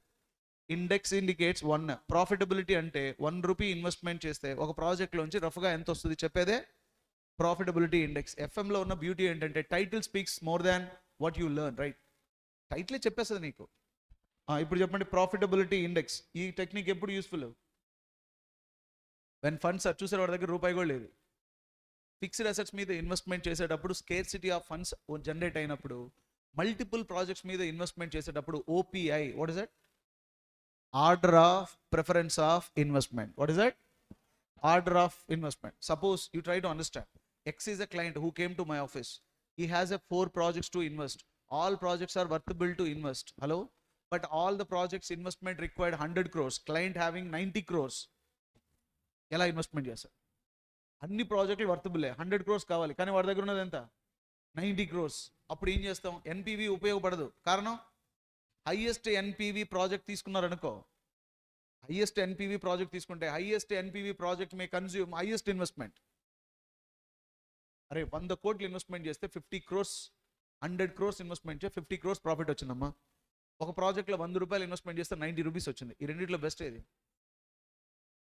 100 కోట్లు కదా, 50 కోట్లు వచ్చిందమ్మా. ఏం మర్చిపోతున్నాం? 50 crores వచ్చింది. ఏం మాట్లాడుతున్నారు సార్? 50 crores పెట్టిన ఇన్వెస్ట్మెంట్ ఎంత సార్ మీరు? 100 crores. ఇక్కడ ఎంత చేశారు? 100 రూపీస్. 100 రూపీస్కి ఎంత వచ్చింది? 90. ఏది బెస్ట్? నీ దగ్గర ఫండ్స్ సఫిషియెంట్గా ఉన్నప్పుడు ఏదైనా బెస్టే. నీ దగ్గర చిల్లర లేదు, ఏం చేస్తావు పరిస్థితి? వాడు చూసావా ప్యాలెట్, నా దగ్గర డబ్బులు లేవు సార్ అంటే ఎన్పివి అంట వాడికి. అప్పుడు అడిగే చెప్తారు, రే బాబు ఆపు, ఎన్పివి కాదు, ఇంకో టెక్నిక్ ఉంది, నా దగ్గర ఉంది. ఆ టెక్నిక్ ఏంటది? Profitability index. సరే ఏం చెప్పుద్ది? ఒక ప్రాజెక్ట్లో 1 రూపీ ఇన్వెస్ట్మెంట్ చేస్తే 1 రూపీకి ఎంత రిటర్న్ వస్తుందో చెప్పేస్తుంది అది. కాబట్టి ఏ ప్రాజెక్ట్లో ప్రతి 1 రూపీకి బెస్ట్ రిటర్న్ వస్తుందో, నీ దగ్గర ఫండ్స్ తక్కువ ఉన్నాయి కాబట్టి ఫస్ట్ నువ్వేం చేయి? ముందు ఆ ప్రాజెక్ట్లో ఇన్వెస్ట్మెంట్ చేయి, మిగిలిన డబ్బులు వేరే దాని మీద ఇన్వెస్ట్మెంట్ చేయి అని చెప్పాలా లేదా? ప్రతి కార్పొరేట్ కంపెనీ చెప్పే కామన్ డైలాగ్ ఏంటి? Funds are limited. ప్రపంచంలో ఒక్కడు చెప్పే కామన్ అబద్ధం విత్ రెస్పెక్ట్ టు మనీ ఏంటంటే, నా దగ్గర ఒకటి డబ్బులు లేవు, లేకపోతే ఉన్నా కూడా చాలా తక్కువ ఉన్నాయి. ప్రతి ఒక్కరు చెప్తారు, అందులో మీరు కూడా ఉంటారు. నేను కూడా ఎగ్జామ్షన్ ఏం కాదమ్మా. ఓకే, దిస్ ఇస్ ఓపీఐ అంటే ఏంటి? Order of preference of investment. NPV investment చేయాలా చెప్పగలుగుతుంది, కానీ ప్రాఫిటబిలిటీ ఇండెక్స్ ఏం చెప్పుద్ది? ఆర్డర్ ఎలా చేయాలి చెప్పుద్ది. ఓకే, నేర్చుకుంటాం. ప్రాఫిటబిలిటీ ఇండెక్స్ అంటే ఏంటి చూడండి. It is the outcome of rupee invested. ఒక ప్రాజెక్ట్లో 1 రూపీ ఇన్వెస్ట్మెంట్ చేయగలిగితే ఆ 1 రూపీకి ఎంత రిటర్న్ జనరేట్ అవుతుంది చెప్పేదే ప్రాఫిటబిలిటీ ఇండెక్స్. దీన్ని ఇలా కూడా చెప్పొచ్చుగా, it represent cash inflow generated from project rupee invested. It is also called benefit cost ratio, desirability index factor. So ఏమి అనదర్ నేమ్స్ ఏంటి దీనికి? Benefit cost ratio, desirability factor. It facilitates. Sir ఇది నేర్చుకున్నాను sir, ఏంటి sir benefit ఏంటి చెప్పండి నాకు. అరే it facilitates financial manager that order of preference of investment. NPV నేర్చుకున్నాను sir, preference of investment. NPV investment ఎలా చేయాలో చెప్పుద్ది. ఇదేం చెప్పుద్ది? ఆర్డర్ ఆఫ్ ఇన్వెస్ట్మెంట్ చెప్పుద్ది. ఈ ఆర్డర్ నీకు ఎప్పుడు అవసరం? స్కేర్సిటీ లేకపోతే, నా దగ్గర బోల్డ్ అనే డబ్బులు ఉన్నాయి సార్, ముఖేష్ అంబానీ రిలేటివ్ అనుకోండి, అప్పుడు నీకెందుకు బాబు? ఏంది? ప్రాఫిటబిలిటీ ఇండెక్స్ నీకు అవసరం లేదురా. ఏది సరిపోద్ది నీకు? NPV is the supreme technique. కానీ చిల్లర అందరి దగ్గర తక్కువగానే ఉంటుంది ఎప్పుడైనా సరే. అటువంటిప్పుడు ఏది important? Profitability index. Profitability index formula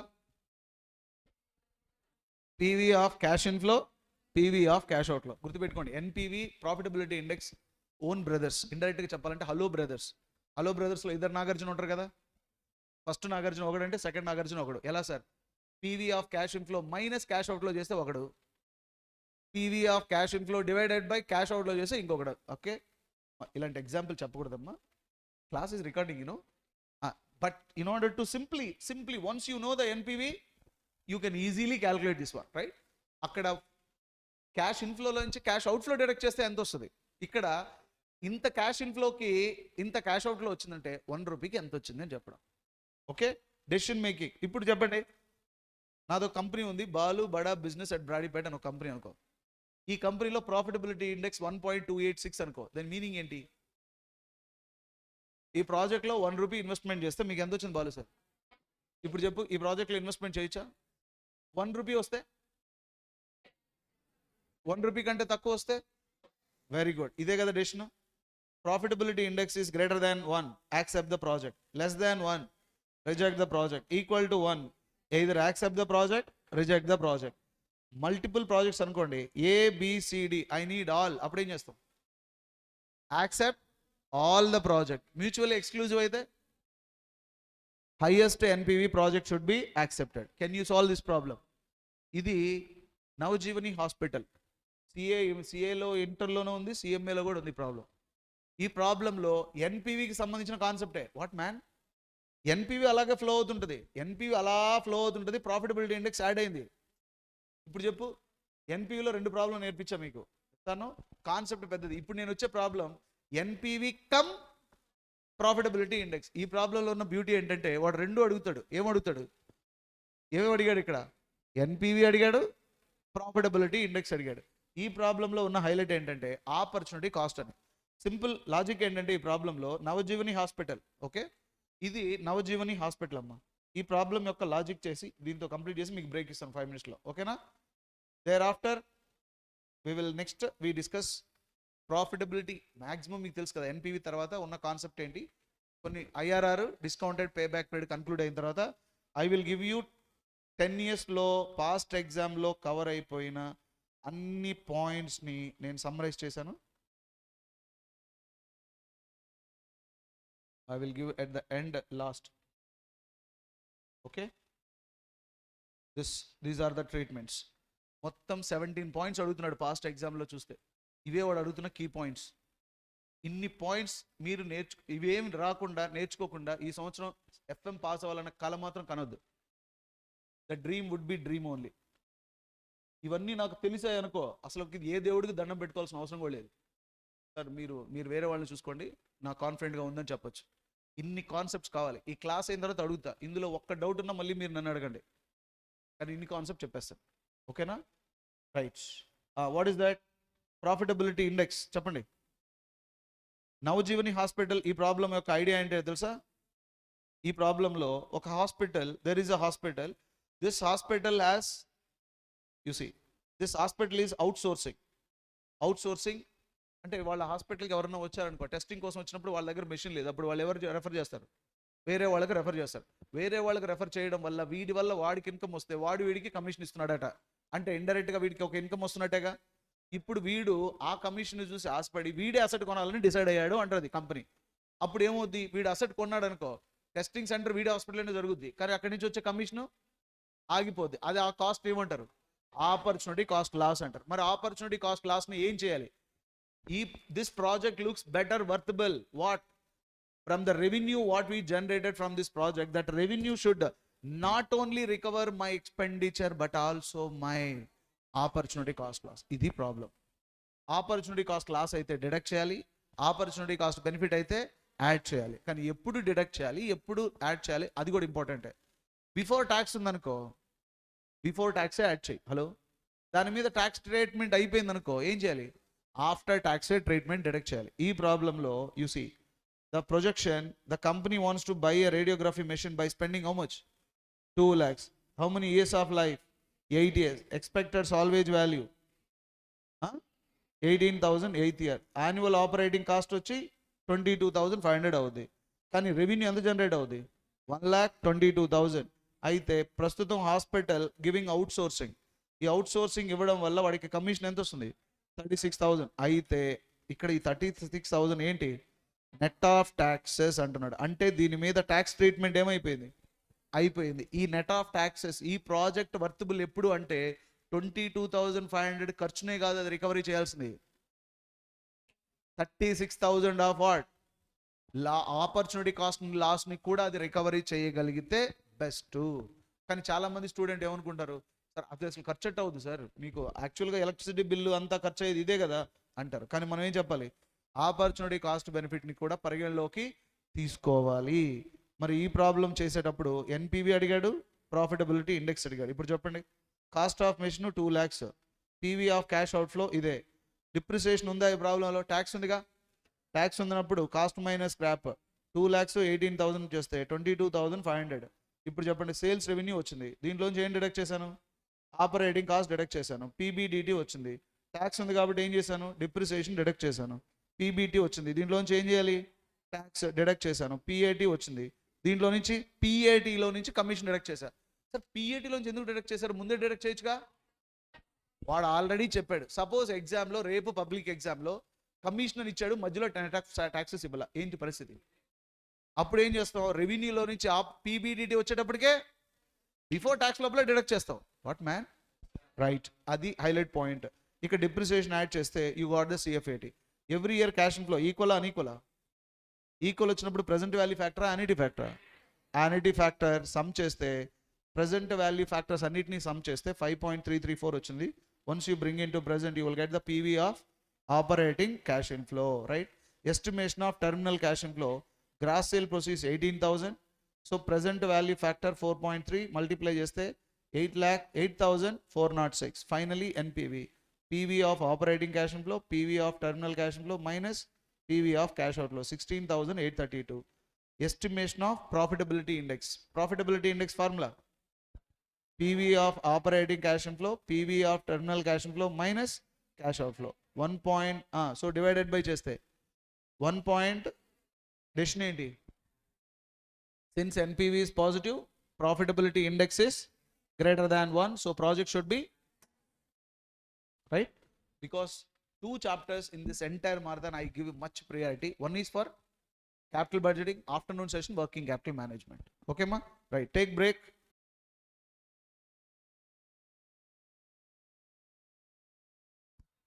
Well, internal rate of return, any idea? See, internal rate of return, here is the investor in front of you. His expectation is this: sir, what is the maximum return I can earn by making in this project? Or what is the maximum rate of interest at which I can raise funds to make investment in this project? Idi what question. ఒక ప్రాజెక్ట్లో investment చేయాలా వద్దా కాదు వాడి question. ఈ ప్రాజెక్ట్లో investment చేస్తే నేను మ్యాక్సిమం ఎంత రేట్ ఆఫ్ రిటర్న్ ఎర్న్ చేసేదానికి ఛాన్స్ ఉంటుంది అది తెలుసుకోవాలనుకుంటున్నాను. Or else what is the maximum financing cost I supposed to pay to undertake this project? If you tell me if I can make IRR is at 20%, అంటే ఏముంది దాని meaning? ఈ ప్రాజెక్ట్లో investment చేస్తే మాక్సిమం నువ్వు ఎంత ఎర్న్ చేయగలవు? 20%. మరి 20% ఎర్న్ చేయగలిగినప్పుడు ఈ ప్రాజెక్ట్ కావాల్సిన క్యాపిటల్ని నువ్వు 20% కంటే తక్కువ రైజ్ చేయగలిగితే ఈ ప్రాజెక్ట్ బెస్ట్ కదా. Okay, so that is called IRR. IRR is the maximum rate of return. You see, it is the maximum rate of return one can earn by making investment in the project, or it is also conveys maximum rate of interest one can pay to undertake a project. IRR simply ఆ rate pay చేస్తే ఎంత interest pay చేయగలడు అంటే ఆ rate దగ్గర వాడికి NPV ఏమైపోద్ది? 0 అయిపోద్ది. So that's why we can say IRR is a discounting rate at which NPV equals to 0. యాక్చువల్గా you try to understand IRR. Take about bank, SBI bank is there, right? SBI bank ఉంది కదా బ్రాడీపేటలో, అది అక్కడ ఒక investor fund rise చేశాడు అనుకో, అది కట్టాల్సింది cost of capital. Hello, అక్కడ ఫండ్ రైజ్ చేశాడు టు మేక్ ఇన్వెస్ట్మెంట్ ఇన్ ఈ ప్రాజెక్ట్, బ్యాంకు కట్టాల్సింది ఏంటి? Cost of capital. అదే మనీని తీసుకెళ్ళి వడాఫోన్ క్యాంపస్లో ఇన్వెస్ట్మెంట్ చేస్తే ఎంత ఎర్న్ చేయాలని ఆలోచిస్తాడా లేదా? ఇది IRR అవుతుంది. So cost of capital is the commitment to pay, IRR is the visibility to capable to pay. Hello, committed to pay, capable to pay, both are same. Committed ఏంటి? నువ్వు ఖచ్చితంగా కట్టాల్సింది. capable ఏంటి? నువ్వు కట్టగలిగింది. So that's why IRR is a discounting rate at which NPV equals to 0. మరి ఎలా calculate చేస్తారు? Very simple. ఏ క్యాష్ ఇన్ఫ్లో ఎలా జనరేట్ అయినా సరే యు నో మహామంత్ర, IRR is a discounting rate at which NPV equals to 0. Here you see, to calculate IRR, CA Institute or CMA Institute maximum they will project 4 cash inflow. ఆ నలుగురు వస్తారు మీ దగ్గరికి. ఒకరు single cash inflow, ఇంకొకరు multiple equal cash inflow, another one is multiple unequal cash inflow, another one is multiple equal infinite cash inflow. Whatever the cash inflow they may generate, simply you can calculate IRR by using the given formula. That is nothing but IRR is a discounting rate at which NPV equals to 0. 0 ni base cheskoni IRR ni trace cheyochu. What is the decision making? If IRR is greater than cost of capital, project should be accepted. IRR less than cost of capital, IRR equal to cost of capital, accept. Multiple projects తీసుకుంటే mutually independent, mutually exclusive. Mutually independent means what you say? Accept the project, where accept all the project if IRR is greater than cost of capital. Mutually exclusive means accept the project which has highest IRR, right? How do you calculate IRR problem? ఎలా calculate చేస్తాం? Can you solve this? ఇది CA institute, new study material, old study material అడిగిన problems. ఈ ఫోర్లో మనం ఇప్పుడు discuss చేసాం కదా, 4 వాట్ మ్యాన్ 4 క్యాష్ ఇన్ఫ్లో ఉంది. Suppose you try to understand in this problem.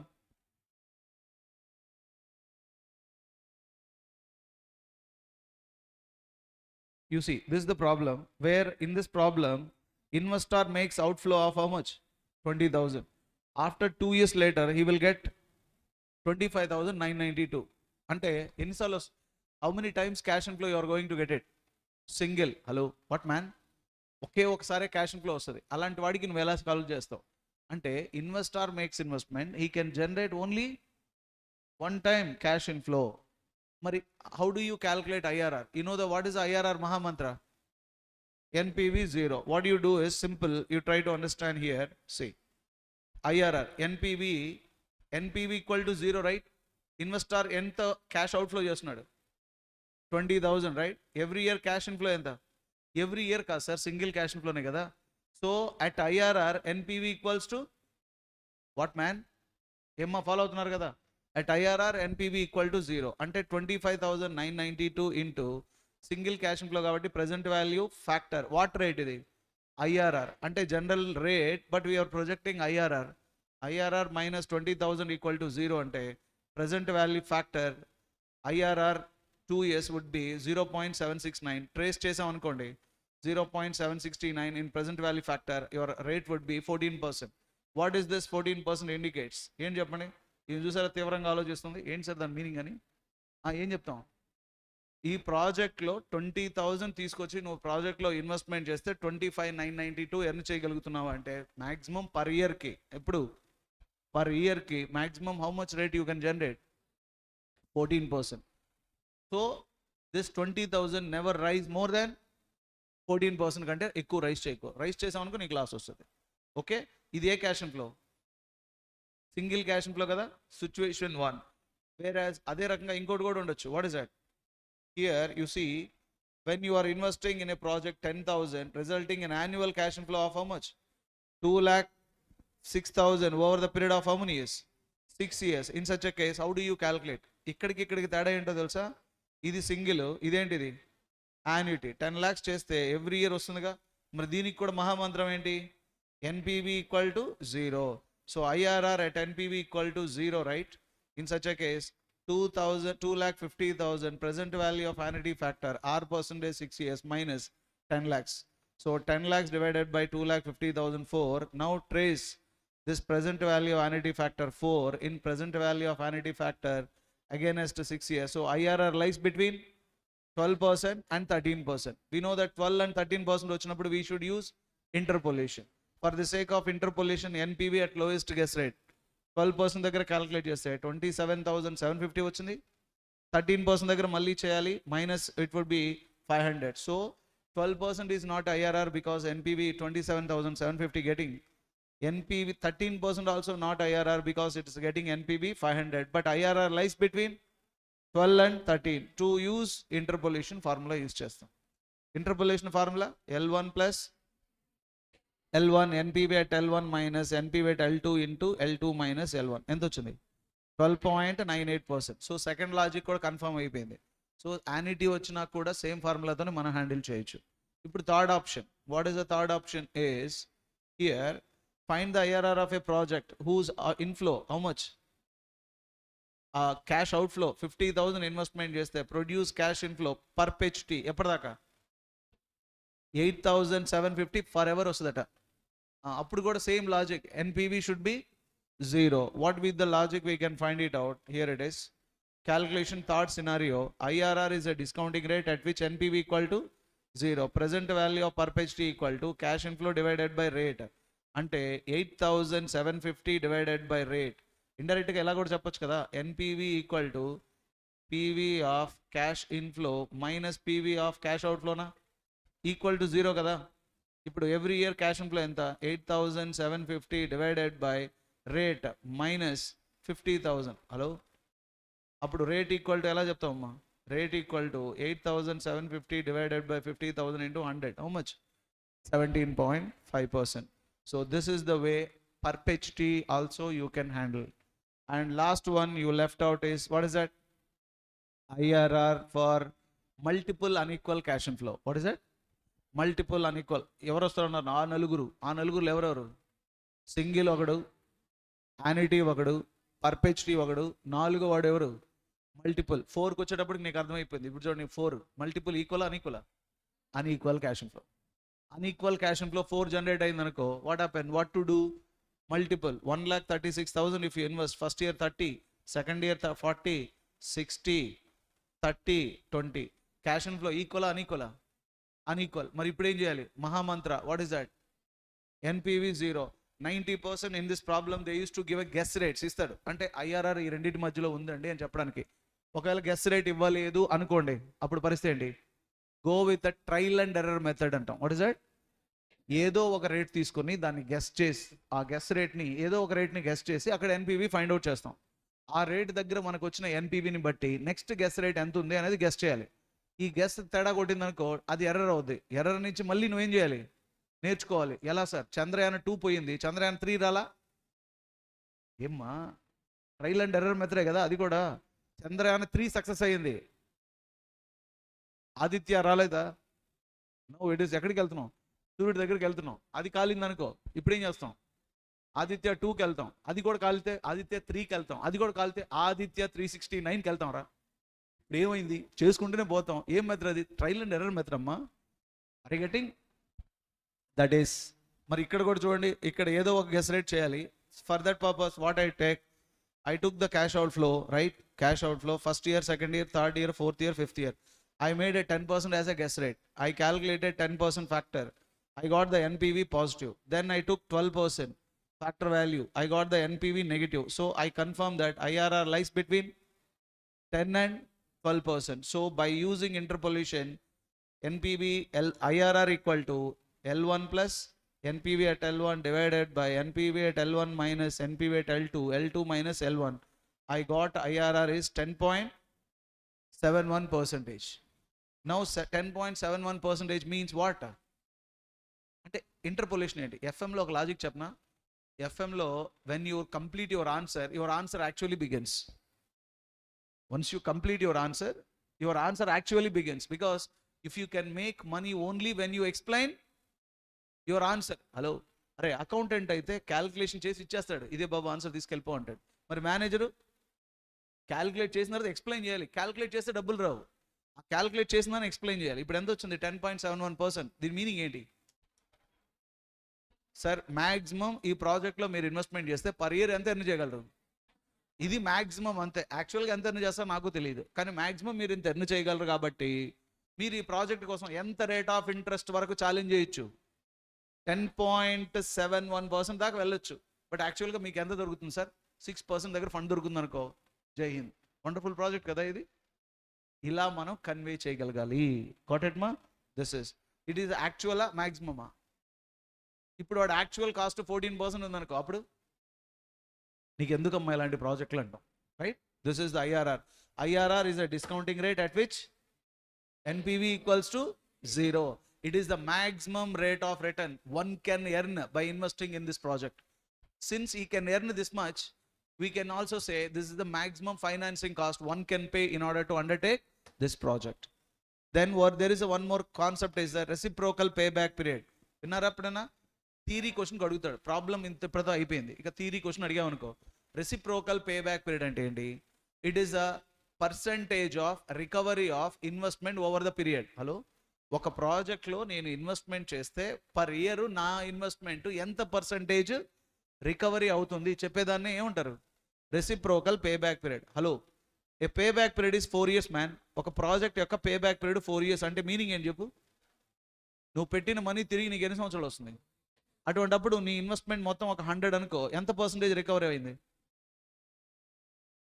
అరే 4 yearsకి రికవరీ అవుతుందంటే పర్ ఇయర్కి ఎంత పర్సంటేజ్?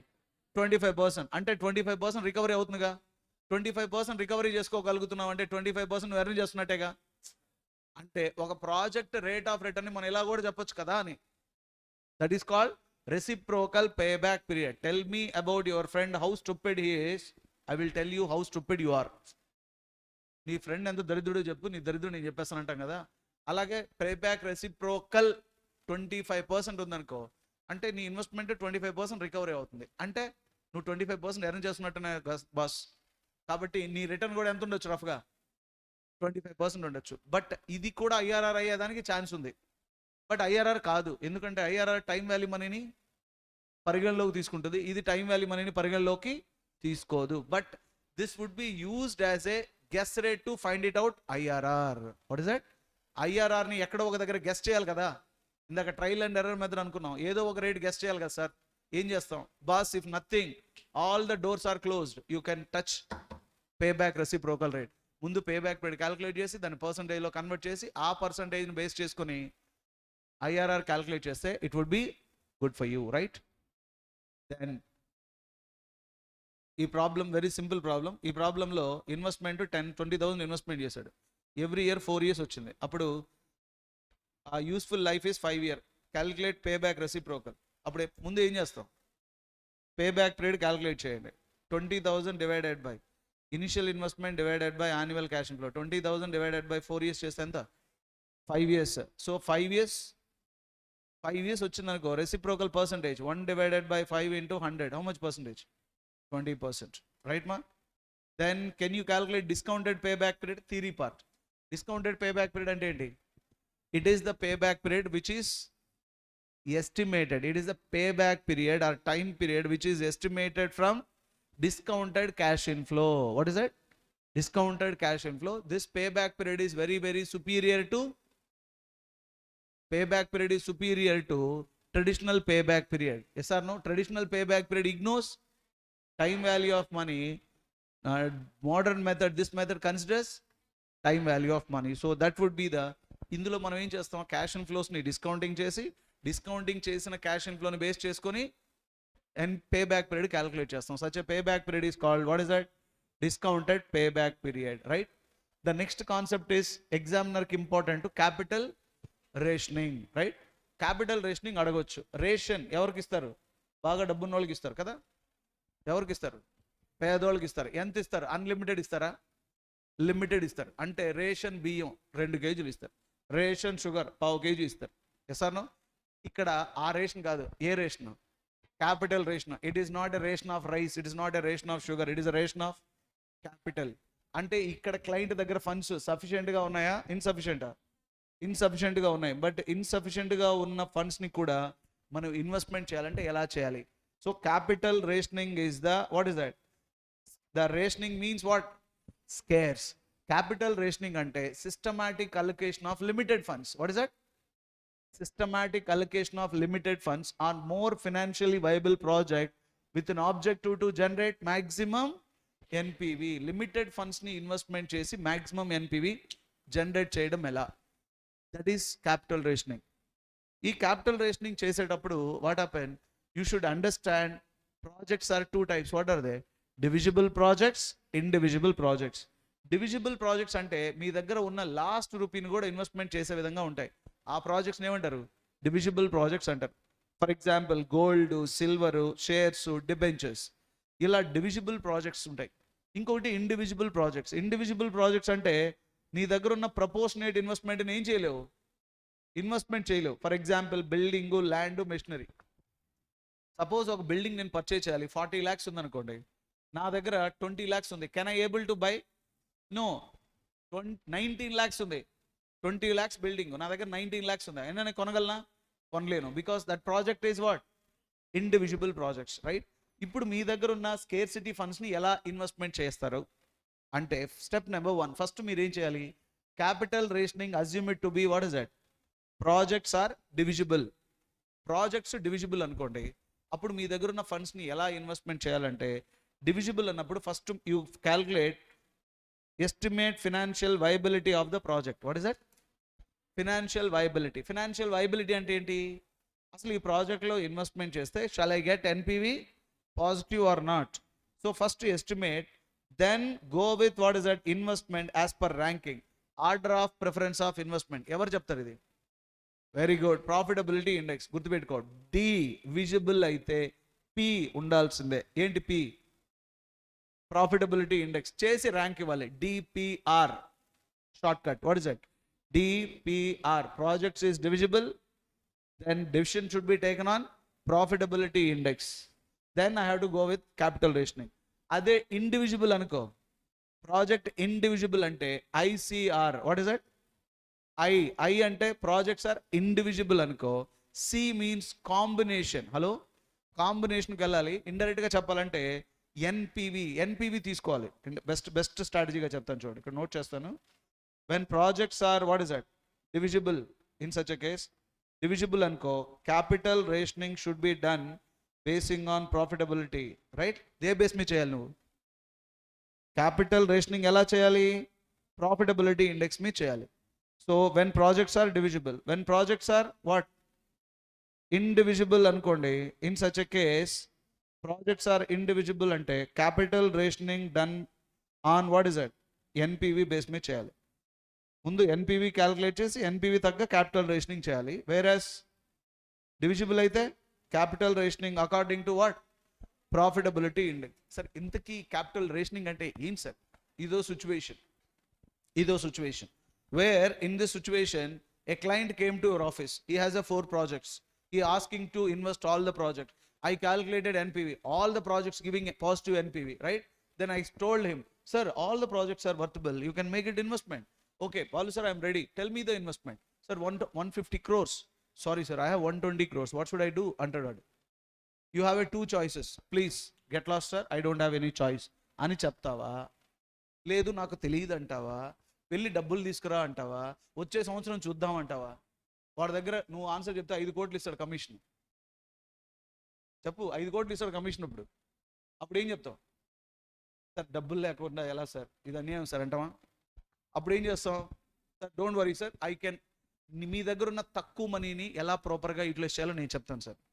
ఇంతకీ చెప్పండి, ప్రాజెక్ట్స్ డివిజిబుల్ సార్ అని అడుగుతాం. డివిజిబుల్ అన్నాడు అనుకో, నెంబర్ 1 ఏం చేస్తాం? ప్రాఫిటబిలిటీ ఇండెక్స్ క్యాలిక్యులేట్ చేస్తాం. నెంబర్ 2 ప్రాఫిటబిలిటీ ఇండెక్స్ క్యాలిక్యులేట్ చేసిన తర్వాత we get the rank, right? According to rank we will make investment. అదే డివిజిబుల్ అన్నాడు అనుకో, then we will take what NPV, basing on NPV we will make investment. Logic అర్థమైందమ్మా? Divisible అయితే ఏంటి? Profitability index. Indivisible అయితే ఏంటి? NPV. That's enough, right? Shivaji movie చూసారా? ఇంటర్వెల్లో శివాజీ దగ్గర రూపాయి మిగులుద్ది. ఏంటమ్మా? 1 రూపీ మిగులుద్ది. 1 రూపీతో నెక్స్ట్ సినిమా రన్ చేస్తారంటే క్యాపిటల్ రేషనింగ్ తెలుసు రజనీకాంత్కి. మనకు తెలియకపోతే అట్లా. క్యాపిటల్ రేషనింగ్ నేర్చుకుంటే రోడ్డు పక్కన టీ స్టాల్ దగ్గర 1 రూపీ ఉంటే సెకండ్ హాఫ్లో హెలికాప్టర్లో దిగుతాడు. ఆ 1 రూపీని ఎంత ప్రొడక్టివ్గా ఇన్వెస్ట్మెంట్ చేశాడు. ఎవరి సబ్జెక్ట్ అది? మన ఎఫ్ఎం సబ్జెక్టే. మొత్తం కాపీ చేశారు వాళ్ళు. అవునా? 1 రూపీ. మన దగ్గర కూడా రూపీ ఉంది. ఎందుకు? కనీసం హుండీలు వేద్దాం అనుకో, పోబే అంటారు ఫస్ట్. పొరా 1 రూపాయి తీసుకొచ్చావేంట్రా అంటారు. బట్ ఆ 1 రూపీకి వాల్యూ లేదు ఎప్పుడు? క్యాపిటల్ రేషనింగ్ లేనప్పుడు. చేతిలో 1 రూపీ ఉంది, బ్రెయిన్లో క్యాపిటల్ రేషనింగ్ ఉందనుకో, ఆ ట్రీట్మెంటే డిఫరెంట్. ఏంటమ్మా? ఎస్. ఇప్పుడు ఇంతకీ క్యాపిటల్ రేషనింగ్ ఉందా? ఇంతకీ రూపాయి ఉందా? Right. Now shall we solve the problem? Last problem for capital budgeting. With this capital budgeting we can solve it. You see, ఇది new study material, old study material రెండిట్లోనే అడిగాడు ఈ ప్రాబ్లం. చూడండి problem. Shiva limited, ఇదో company Shiva limited మాజీ. So NPV, all company projects are positive. ABCDE 4 projects ఉన్నాయి, అన్నిటికీ NPV positive. But spending ఎంత? 1,20,000. టోటల్ క్యాపిటల్ ఎంత ఉందో చెప్పండి? 50, 40, 25, 30, 35. 1,80,000. క్యాలిక్యులేటర్ లేదా? 1,80,000 కావాలి. 1,20,000 ఉంది. ఇప్పుడు ఇన్వెస్ట్మెంట్ చేయాలి. Now the question is, you have to make NPV బెస్ట్గా రావాలి from the capital spending. Capital ఎలా ఉంది? లిమిట్. చెప్తున్నాడే వాడు, capital is limit sir, but I need NPV best. Assume to be projects are what divisible, assume to be projects are indivisible. మాజీ divisible అయితే ఏం చేస్తావు?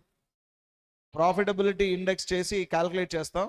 బట్ ఇక్కడ ఎన్పివి ఇచ్చాడు కాబట్టి మీరు ఎన్పివినే కాదు, ప్రాఫిటబిలిటీ ఇండెక్సే చేయాలి. కానీ you can go with NPV also. Suppose ఈ ప్రాబ్లంలో నేను ప్రాఫిటబిలిటీ ఇండెక్స్ తీసుకోవాలి, ఏం తీసుకోకూడదు? ఎన్పివి తీసుకోకూడదు అనుకో. అప్పుడు ఏం చేస్తాను చెప్పండి?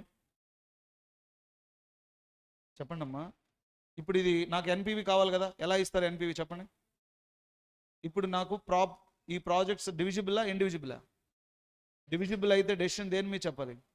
Profitability index. ప్రాఫిటబిలిటీ ఇండెక్స్ ఎలా క్యాలిక్యులేట్ చేస్తారు? ఇన్వెస్ట్మెంట్ ఎన్పివి, ప్రాఫిటబిలిటీ ఇండెక్స్ లేదు కదా. అటువంటిప్పుడు first what you do? PV of cash inflow find out చేయి. పీవీ ఆఫ్ క్యాష్ ఇన్ఫ్లో ఎలా వస్తుంది? ఇన్వెస్ట్మెంట్ ప్లస్ ఎన్పివి యాడ్ చేస్తే పీవీ ఆఫ్ క్యాష్ ఇన్ఫ్లో వస్తుంది. వాట్ మాజీ? Then you can take a decision basing on profitability index. Now tell me, what is the cash inflow ma? PV of cash inflow 50 plus 65,400. Next 58,700. Next how much? Right, 41,200. Next 54,300. Now we can calculate profitability index, right? Profitability index equal to PV of cash inflow divided by PV of cash outflow. 65,400 divided by 50,000. 1.308. 58,700 divided by 40,000. 1.467. Next 1.404. Next 1.373. Next 1.55. Now shall I give rank? Ranks alage start అవుతాయి. Okay, now if you can make a profitability index. ఎలా investment చేస్తాం? First ఈ మీద investment చేస్తాం. Yes, ఈ మీద investment చేస్తే surplus ఎంత మిగిలింది? మొత్తం మన దగ్గర ఉన్న ఫండ్స్ ఎంత? 120 కదా. 1,20,000. 35 gone, 85. NPV we made it 100%. Next B మీద ఇన్వెస్ట్మెంట్ చేశారు 45, 18,700. నెక్స్ట్ C మీద ఇన్వెస్ట్మెంట్ చేశారు 20,000. నెక్స్ట్ D మీద ఇన్వెస్ట్మెంట్ చేయాలి. Dకి ఎంత కావాలి యాక్చువల్గా? 30. But where as I have ఏం చేస్తాం? ప్రపోర్షనేట్ చేస్తాం. So 20 I will make investment. మరి ఇక్కడ 7,467 ఎలా వచ్చింది? ప్రపోర్షనేట్గా ఇన్వెస్ట్మెంట్ చేస్తే 30 చేస్తే 11.2 lakhs వచ్చేది. 20 చేస్తే ఎంత వస్తుంది? 7,456. 11,000, right? 7,000. If total investment would be like this, by spending 1,20,000, maximum you can get it how much? 55,000, right? Coming to here, individual means you have to go with combination. You have a multiple combination. You may go with the EBC, EBD, ABD, any of the combination. First combination loki vaste investment 1 lakh avudi, surplus funds 20,000, but NPV would be 48,100. Second combination 1,500, 15,000 avudi, here 49,200. Third combination 1,20,000, no surplus, but you will generate 45,300. So dear students, which combination would be best? E plus D, right? This is the combination. ఈ మొత్తం మీద ఈ class మొత్తం మీద ఏం concept నేర్చుకున్నాం? Decision basing on cash flows. ఇందులో decision accounting profit ARR ఒకటి ఉంది. That is not such a important one. ARR how many types? 3 types. Accounting rate of return. Accounting rate of return, that is the IGNO's time value of money. We can calculate ARR in 3 ways. What is that? One is ARR basing on total investment, ARR basing on average investment, ARR basing on annual investment. Total investment formula, average profit divided by total investment. Average investment formula, average profit divided by average investment, where average investment equal to half of initial investment minus scrap value plus scrap value plus additional working capital. Another one is annual investment base. Every year we will find a beginning of the investment, and every year we will take a actual accounting profit, then we will convert into percentage, and percentage ni em chestam? Average chestam, right? ఇది నేను దానికి just ఊరికే రఫ్గానే మీకు చెప్తున్నాను. కారణం ఏంటంటే అది ignores time value money. ఇంత మెథడ్లో పెట్టుకొని ఏఆర్ఆర్ పబ్లిక్లో ఎగ్జామ్లో అడుగుతాడా? మనకి ఇచ్చిన టైం ఎంత? పబ్లిక్ ఎగ్జామ్లో క్లాస్లో 26 గంటలు చెప్తాం. దీనికి కనీసం 2 గంటలు కూడా నేను యూజ్ చేయాలి. అంటే ఆ ఇన్ఫర్మేషన్ సమ్మరైజ్ చేయాలి కదా. అప్పటికి బెస్ట్గా ఉన్న ప్రాబ్లమ్ని ఈ టైంలోనే మీకు ఇంజెక్ట్ చేశారు. ఓకే మాజీ, this is entire class for coming exam you have to clear. ఇందులో మనం డిస్కస్ చేసింది treatment of working capital, idea ఉందా? Treatment of subsidy, tax shield, sunk cost అనే ఒక ప్రాబ్లం ఉంది, అది అడ్వాన్స్లో వస్తుంది. అంటే బిఫోర్ ప్రాజెక్ట్ కమన్స్ అవ్వక ముందు ఏ ఖర్చు అయినా పెట్టుంటే ఆ ఖర్చును పరిగణలోకి తీసుకోవాల్సిన అవసరం లేదు. బాబా గతం గతః. Before commencement of the project whatever the cost you incurred, that project should not be considered because FM considers future not past. Right. Variable cost ratio discuss చేసాం. Contribution ratio also called what is that? PV ratio. Opportunity cost Navajeevani hospital దగ్గర discuss చేశాను. Treatment of depreciation in the presence of tax, Cello limited problem. ఏం మాజీ? Next treatment of depreciation in the absence of tax, XYZ limited ప్రాబ్లంలో tax ఉంది, ఇక్కడ consider చేసాం.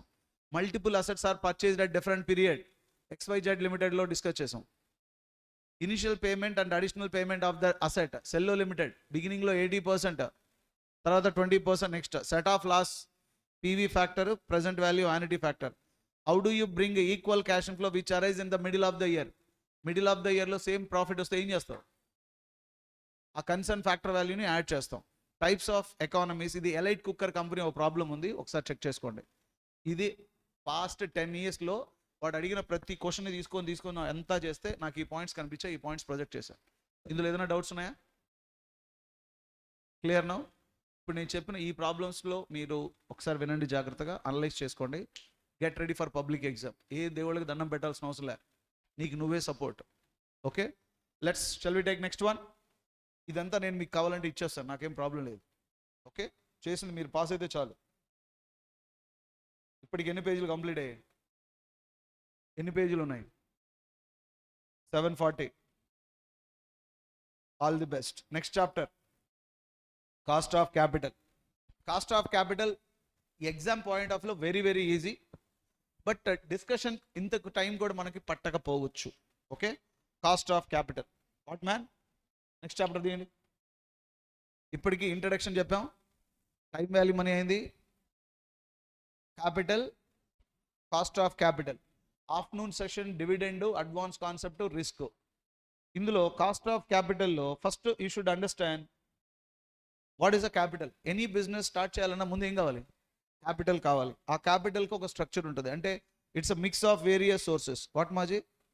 And sources of capital in general మార్కెట్లో 2 sources ఉంటాయి. ఏవేవి? డెప్ట్ అండ్ ఈక్విటీ. సింపుల్ లాజిక్ ఆలోచిస్తే ప్రతి కార్పొరేట్ కంపెనీకి ఇలాంటి ప్రాజెక్ట్ ఐడెంటిఫై చేస్తారు. చూడండి, here every company need a capital, every company need a capital. ఈ క్యాపిటల్ అంటే నథింగ్ బట్ మనీయే కదా కావాల్సింది, ఇంత మనీ.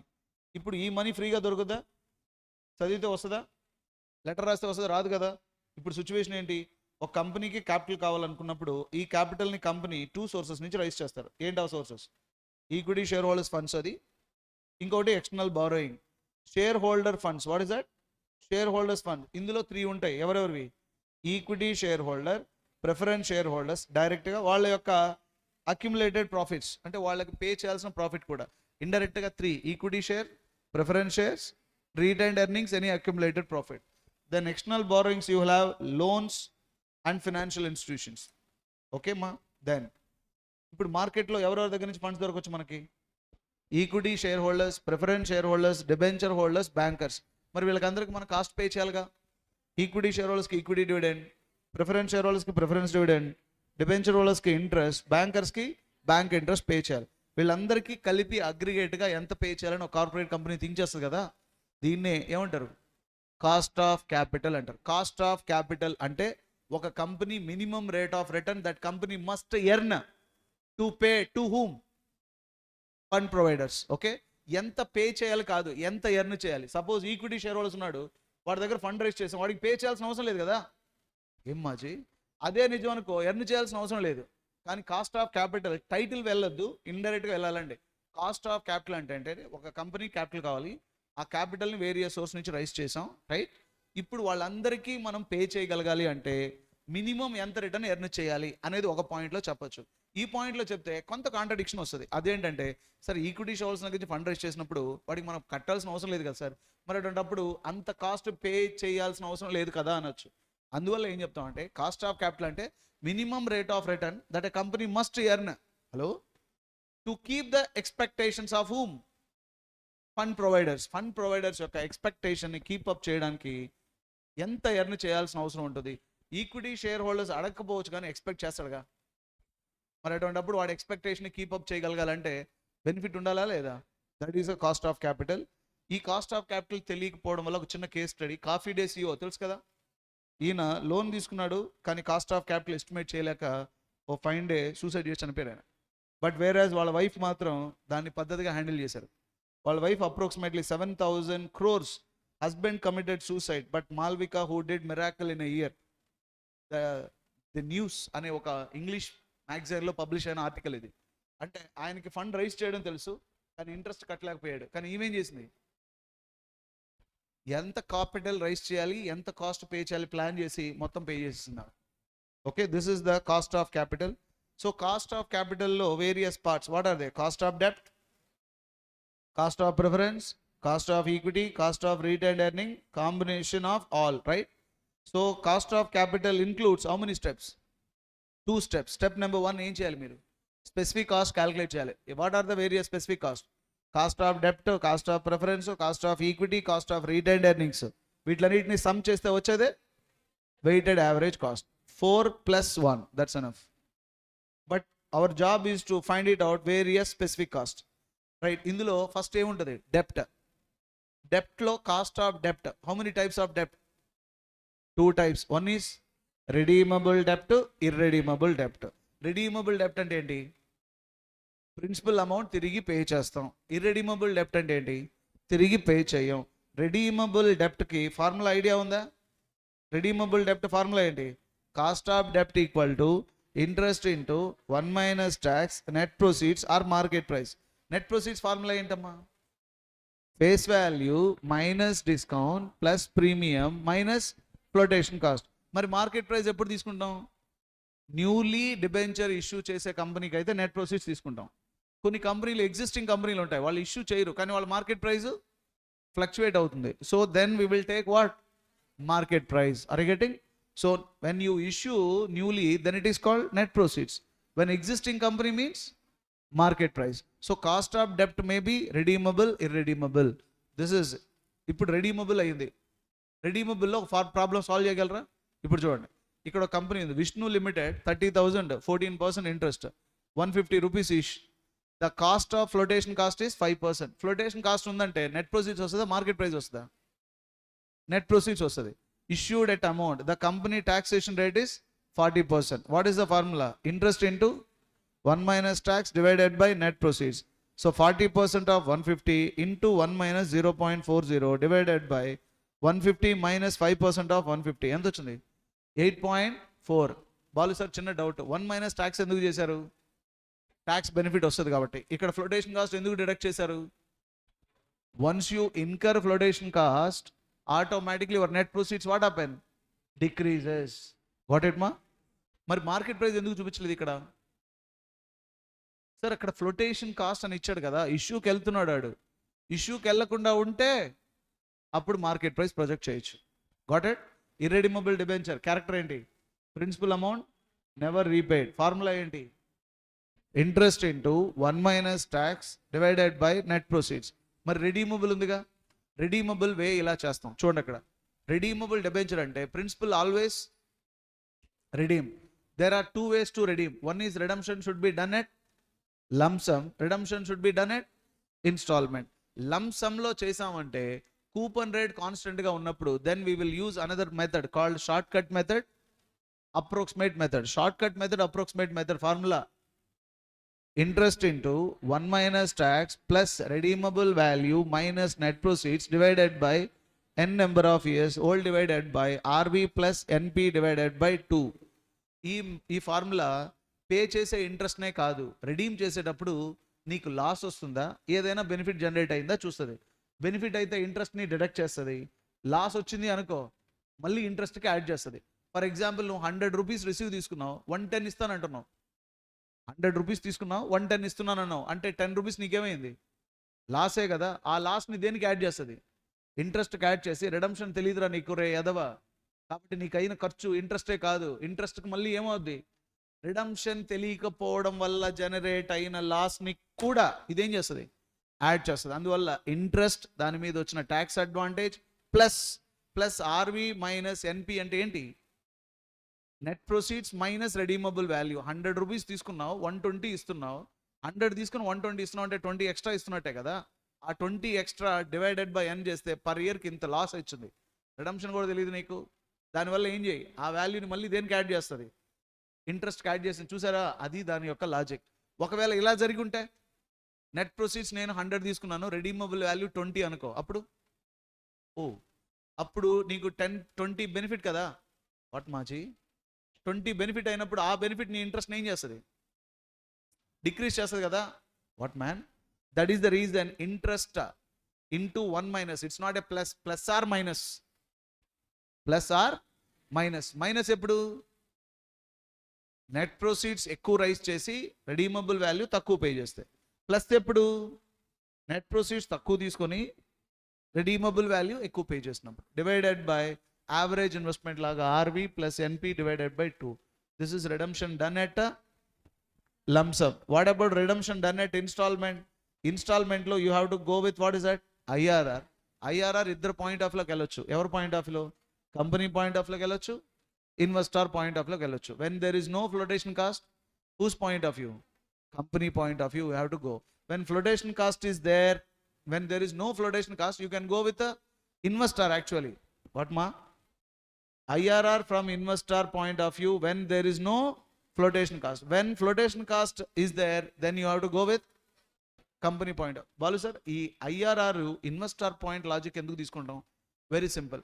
IRR పర్సన్ లాజిక్ ఏంటంటే, ఒక ఇన్వెస్టర్ మన కంపెనీలో ఇన్వెస్ట్మెంట్ చేసినప్పుడు అతను ఎంత రిటర్న్ ఎర్న్ చేస్తున్నాడో తెలుసుకో.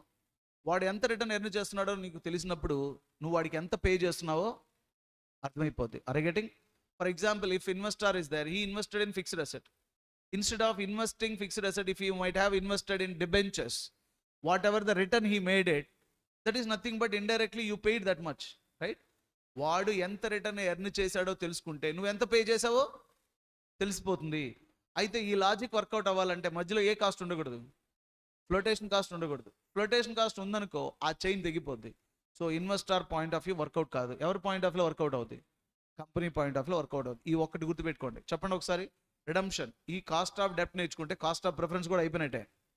కాస్ట్ ఆఫ్ రెడీమబుల్ డెప్ట్ కెన్ బి క్యాల్కులేటెడ్ 2 ways తీసుకో. Number 1 lump sum, instalment. ఇన్స్టాల్మెంట్ని 2 పార్ట్లో కట్ చేయి. ఏవేవి, redemption done at IRR point of view చేస్తాం. IRR from company point of view, investor point of view. ఎప్పుడు ఇన్వెస్టర్ని వదిలేయాలి ఫ్లోటేషన్ కాస్ట్ లేనప్పుడు. ఎందుకంటే ఫ్లోటేషన్ కాస్ట్ లేకపోతేనే నీ ఇన్ఫ్లో వాడు అవుట్ఫ్లో అవుద్ది, వాడు అవుట్ఫ్లో నీ ఇన్ఫ్లో అవుద్ది. ఫ్లోటేషన్ కాస్ట్ ఉంటే అసలు ఫ్లోటేషన్ కాస్ట్ కంపెనీ ఇన్కర్ చేస్తాన విషయం ఎవరికి తెలియదు, ఇన్వెస్టర్కి తెలియదు. అటువంటిప్పుడు ఫ్లోటేషన్ కాస్ట్ ఉన్నప్పుడు నువ్వు క్యాల్కులేట్ చేసి చెప్పడం వేస్ట్. గాట్ ఇట్ మా? Right. Next you can calculate. ఇప్పుడు ఇది ఒక ప్రాబ్లం ఇచ్చారు, సిఏ ఇన్స్టిట్యూట్ మెథడ్లో ఉన్నది. షార్ట్ కట్ మెథడ్ ఫార్ములా ఏంటి అంటే YTM method. What is that? Short cut method ఇంకొక నేమ్ ఏంటి, ఈల్డ్ టు మెచ్యూరిటీ మెథడ్ కింద కన్సిడర్ చేస్తాం. That is YTM. Approximate method, ఇది approximate method is short cut method. YTM method వచ్చి what is that, IRR. Flotation cost లేనప్పుడు ఎవరి point of view చేయాలి, IRR.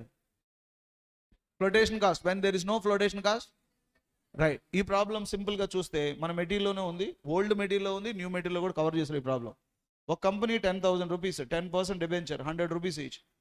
1/4/2018లో matured on 31st March 2022. ఇప్పుడు 18 to 24 అంటే how many years? ఏంది ఇంత ఆలోచిస్తున్నారు? 4 years. And we have to calculate cost of existing డెప్ట్. Currently debentures how much, 100 rupees ఉన్నది 85కి వచ్చింది అనుకో, అంటే దీని మార్కెట్ ప్రైస్ పెరిగిందా తగ్గిందా? తగ్గింది. ఇప్పుడు నెట్ ప్రొసీడ్స్ తీసుకోవాలా, మార్కెట్ ప్రైస్ తీసుకోవాలా? మార్కెట్ ప్రైస్ తీసుకోవాలి, ఎందుకంటే ఇష్యూ గురించి మాట్లాడలే వాడు. Now redeemable at par, tax rate ఎంత పర్సెంటేజ్? 30%. ఇప్పుడు అప్రోక్సిమేట్ మెథడ్ అడిగాడు. What is approximate method? Short cut method కదా మా, అప్రోక్సిమేట్ మెథడే short cut method. Approximate method formula ఏంటి? Using short cut method approximate method formula ఏంటి? Interest into 1 - tax plus redeemable value minus net proceeds ప్లేస్లో market price reflect అవుద్ది. Divided by net proceeds RV plus NP divided by 2 into 100. ఇప్పుడు చెప్పండి coupon rate ఎంత? అక్కడ ఎంత ఉంది coupon rate చూడండి. 100 రూపీస్ మీద మీకు ఎంత పడింది ఇక్కడ? 10%. కానీ 10% మీద మీకు ఏం అడ్వాంటేజ్ వస్తుంది? ట్యాక్స్ అడ్వాంటేజ్ కదా. సో 10 ఇంటూ 1 మైనస్ 0.35 పోతే మీకు మిగిలేదు ఎంత? 6.5%. 100 rupees redeemable value. Net proceeds ఈరోజు market price 85. 100 minus 85 divided by 4 whole divided by 100 plus 85 divided by 2 ఎంత వచ్చింది? 10.8. Okay, this is the way. And whereas IRR వచ్చి షార్ట్ కట్ మెథడ్లో చేస్తాం. వైటీఎం మెథడ్ అంటే ఏ మెథడ్ ఇది? IRR 1 to 4 years interest, 4th year principal amount, right? Redeemable value కదా. బిగినింగ్లో ఎంత? 85. 10% 15% దగ్గర క్యాలిక్యులేట్ చేసి ఐఆర్ఆర్ ఎస్టిమేట్ చేస్తే ఐఆర్ఆర్ వి గాట్ ఎట్ 11.48%. ఎవరి పాయింట్ ఆఫ్ వ్యూలో చేశాను ఇది? ఇన్వెస్టర్. ఎందుకు చేశాను? ఫ్లోటేషన్ కాస్ట్ లేదు కాబట్టి. 11.48% ఏమిటి యాక్చువల్గా? ఈ కంపెనీలో ఇన్వెస్ట్మెంట్ చేసినందుకు ఒక ఇన్వెస్టర్ ఎర్న్ చేసే రిటర్న్. వాడు అంత ఎర్న్ చేశాడు కాబట్టి కంపెనీ వాడికి అంత పే చేసిందని డిక్లేర్ చేస్తాం. వాట్ మా? Right. With this cost of డెప్ట్ is completed. Fair market value of debenture అనేది థియరీ క్వశ్చన్ ఉంది, అడుగుతున్నాడు. What is the fair market value? Fair market value is nothing but present value of ఒక security price purchase చేయాలంటే ఎంత ఖర్చు అవుతుంది? What is the fair value? The students you understand. Market price of debenture. Market price of debenture is sum of present value of future economic benefit discounted at investor expected rate. Market price of irredeemable debenture అంటే కేవలం interest వస్తుంది కాబట్టి ఇంట్రెస్ట్ని ప్రజెంట్లో తీసుకురండి. రెడీమబుల్ అనుకోండి, రెండు ఉంటాయి. ఏవేవి? Present value of interest and principal amount. Okay, ఆ టోటలే is nothing but present value. ఈ టాపిక్ గుర్తు చూస్తే టైం వాల్యూ మనీ వస్తుందిగా. What man? How much investment అంటే ఒక డిబెంచర్ కొనడం వల్ల వచ్చే బెనిఫిట్ మొత్తాన్ని మనం ఏం చేస్తాం? ప్రజెంట్లో తీసుకొస్తే the total benefit what you are going to get as on today is nothing but it's fair value. ఈ వాల్యూ కంటే ఇప్పుడు సెక్యూరిటీ హై ప్రైస్లో ఉందనుకో, అప్పుడు అదేమవుతుంది? ఓవర్ వాల్యూ అయినప్పుడు దాన్ని పర్చేజ్ చేయకూడదు. దానికంటే తక్కువ ఉంటే అండర్ వాల్యూ ఉన్నప్పుడు పర్చేజ్ చేయమని చెప్పి స్టాక్ మార్కెట్ అనలిస్టులు చెప్పేదంతా ఇదే. Got it? రైట్. ఇది థియరీ క్వశ్చన్ కవర్ చేసుకోండి. Then convertible debenture. What is convertible debentures? How do you estimate cost of convertible debenture? ఇది దాదాపు సిఏ ఇన్స్టిట్యూట్ మెటీరియల్ ఒక 3 times అడిగాడు. కన్వర్టబుల్ డిబెంచర్ అంటే ఐడియా ఉందా? కన్వర్టబుల్ డిబెంచర్ రెడీమబుల్ డిబెంచరా irredeemable డిబెంచరా?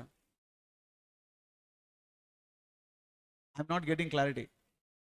రెడీమబుల్ debenture. కానీ రెడీమబుల్ ఎట్ ద ఎండ్లో రిడమ్షన్ వాల్యూ చెప్పకుండా రిడమ్షన్ వాల్యూ ప్లేస్లో కొన్ని ఈక్విటీ షేర్స్ ఇస్తాడు. ఇప్పుడు ఆ రెడీమబుల్ వాల్యూ చేసే సందర్భంలో the given number of shares value at the end is nothing but what value?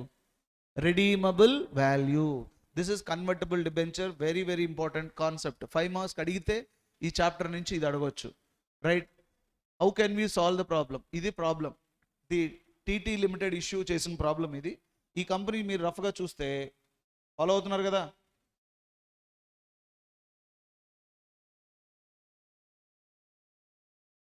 ఒక్క డెసిషన్ జీవితంలో మార్చేస్తే తెలియదు కానీ 1 day మార్చేస్తుంది. ఆ 1 day ఇలాంటి డేలే. ఎన్నో సండేలు వచ్చాయి, చెత్త సండేలు మన జీవితంలో. ఇది మాత్రం బెస్ట్ సండే అవుద్ది. జాగ్రత్తగా ఫాలో అయితే కండిషన్ అప్లైస్. అవునా? ఇప్పుడు చెప్పు. మళ్ళీ ఇలాంటి సండే నా జీవితంలో రాదు. ఆ విషయం నాకు తెలుసు. వచ్చినా ఇంత యాక్టివ్గా చెప్పలేను, ఎందుకంటే డిప్రిసియేషన్ యాక్టివేట్ అవుతుందిగా. ఏంటమ్మా? ఏజ్ పెరిగే కొద్దీ డిప్రిసియేషన్ యాక్టివేట్ అవుతుంది. కాబట్టి ఉన్న సండేని పద్ధతిగా చెప్పేయాలి. ఇంకా బెటర్గా చెప్పాలి, ఎందుకంటే చరిత్రలో నిలిచిపోద్ది. హాయ్ బాలసుబ్రహ్మణ్యం, గుడ్, నిలబడిపోద్ది కదమ్మా. కాబట్టి యాక్టివ్గా చెప్పాలి. కాబట్టి మీరు కూడా నేర్చుకోవాలి. ఎన్నిసార్లు వింటుంటారు ఇది? ఈ సంవత్సరంతో ఎట్టి పరిస్థితుల్లో ఏది ఫెయిల్ అయినా ఫెయిల్ అవ్వకపోయినా ఎఫ్ఎం మాత్రం పాస్ అయిపోవాలంతే. నేను దానికి అష్యూరెన్స్. నువ్వు లాస్ట్ దాకా నిలబడరా, మొత్తం నేర్చుకో. ఇంత కాన్ఫిడెంట్గా చెప్తావు. ఒక్క గుడికి వెళ్ళాల్సిన అవసరం లేదు, దేవుడికి దండం పెట్టాల్సిన అవసరం లేదు. ఆ టైం కూడా నీ ముందర స్పెండ్ చేయి, మొత్తం నేర్చుకో.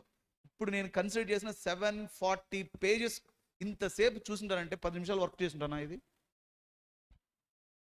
ఎంత వర్క్ జరుగుంటే మీకు ఇంత అవుట్పుట్ వచ్చేది? దీన్ని లాస్ట్ దాకా చెప్పగలిగితే మనకేంటి ప్రాబ్లం? అది 25 గంటల కాస్ట్ ఆఫ్ క్యాపిటల్ని కనీసం 25 నిమిషాలు చెప్పేయాలి. పోనీ ఒక టాపిక్ వదిలేద్దామంటే మనసు రావట్లే, అరే ఆ టాపిక్ వాడికి వస్తే పాపం ఏంటి అనిపిస్తుంది. ఇప్పుడు ఇది చెప్పాలన్నా కూడా టైం లేదు ఇప్పుడు నాకు. Comma okay. So here TTD limited 20,000 ఉన్నాయి అబ్బాయి, 10% డిబెంచర్, 100 రూపీస్ ఈచ్. 5 years తర్వాత దీన్ని మెచ్యూరిటీ చేస్తారు. కానీ 5 years తర్వాత వాళ్ళకి కన్వర్టబుల్ చేసేస్తారు. దేని ప్లేస్లో? Equity place. It means that for 1 equity shares, one debenture, they used to get 5 equity shares. That is the given. Current market price is 20. Growth rate of the companies అంటే ఈ share price ఏమవుద్ది every year 4% growth అవుద్ది. Assuming tax rate is 20%. Compute 10% cost of debentures. How do we calculate sir? Logic approximate చేయండి. Here cost of debenture short cut method use చేయొచ్చా? Interest into 1 minus tax, 10% కాబట్టి 1 minus 0.20. Net proceeds 100. Redeemable value ఎలా వచ్చిందో తెలుసుకుంటే చాలు. Redeemable value equal to, here you see determination of redeemable value. Face value of debenture is 100. ఒక equity షేర్స్కి, ఒక డిబెంచర్కి ఎన్ని షేర్లు వస్తాయి?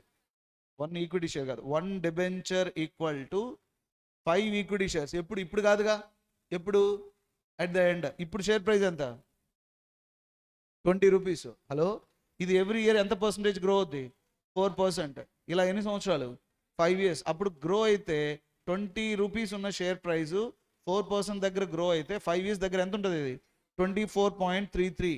అప్పుడు 5 sharesతో మల్టిప్లై చేస్తే 121.67 అవుద్ది. అటువంటప్పుడు 1 redeemable value of debenture would be 121.67. 1 redeemable value of debenture ఎలా వస్తుంది? Redeemable value of 1 debenture equal to number of equity shares at the end of 5th year. 1 debenture equal to 5 shares at the end of the period. Today's share is 20. If share grows at a 4% over the period of 5 years, it will turns to 24.33. When 24.33 into 5, 121.67. This is 1 debenture redeemable value at the end. ఈ ఒక్కటి తెలుసుకుంటే అప్రోక్సిమేట్ మెథడ్తో ప్రాబ్లమ్ని solve చేయొచ్చు. 5 marks అడుగుతాడు, జాగ్రత్త. Right, next cost of preference. Cost of preference calculation is as it is same with respect to debenture. అక్కడ irredeemable debenture formula ఏంటి? Interest into 1 minus tax divided by net proceeds or market price. Same preference also. ప్రిఫరెన్స్కి formula ఏంటి అప్పుడు? Preference dividend divided by net proceeds market price. Cost of preference shares, irredeemable preference shares formula ఏంటమ్మా? Irredeemable preference share formula. What is irredeemable debenture? Principal amount never be repaid. Cost of irredeemable debenture, preference dividend divided by market price. What about the redeemable? Redeemable chusara, same as it is. Redemption is done at lump sum. At what method? Shortcut method. Formula emo udappudu. Cost of preference equal to preference dividend plus redeemable value minus net proceeds all divided by n divided by RV plus NP divided by 2. Redemption is done at installment అయితే IRR from whose point of view? Company point of view, investor point of view. ఎప్పుడు investor point of view చేయకూడదు. Flotation cost does not, right? This is the problem. You can easily solve this problem.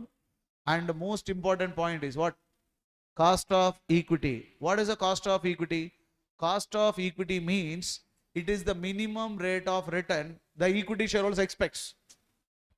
Minimum rate వాడు expect చేస్తాడు, నువ్వు pay చేయాల్సిన అవసరం లే. ఎందుకు pay చేయవు సార్? వాడు ఓనర్ బాస్. హలో, వాడు ఓనర్. కాస్ట్ ఆఫ్ ఈక్విటీ అంటే ఏంటి? సింపుల్గా వినండి. If a company need a capital, to raise this capital, if company issues a what? Equity shares, then it is a due responsibility of the company to pay cost. But surprisingly is a owner, no need to pay. But company must make certain return to keep his expectations. So that is cost of equity. In financial management contradiction is there. అసలు equity share హోల్డర్స్కి cost pay చేయాల్సిన అవసరం లేదు అంటారు. నిజంగా అదే నిజమైతే cost of equity ఉండదుగా. కానీ pay చేయకపోయినా వాడి ఎక్స్పెక్టేషన్ ఏం చేయాలి? రీచ్ చేయగలగాలి. ఎన్ని మెథడ్లో క్యాలిక్యులేట్ చేస్తాం కాస్ట్ ఆఫ్ ఈక్విటీ అంటే? There are different types of methods. What are they? Institute మెటీరియల్లో ఉందా?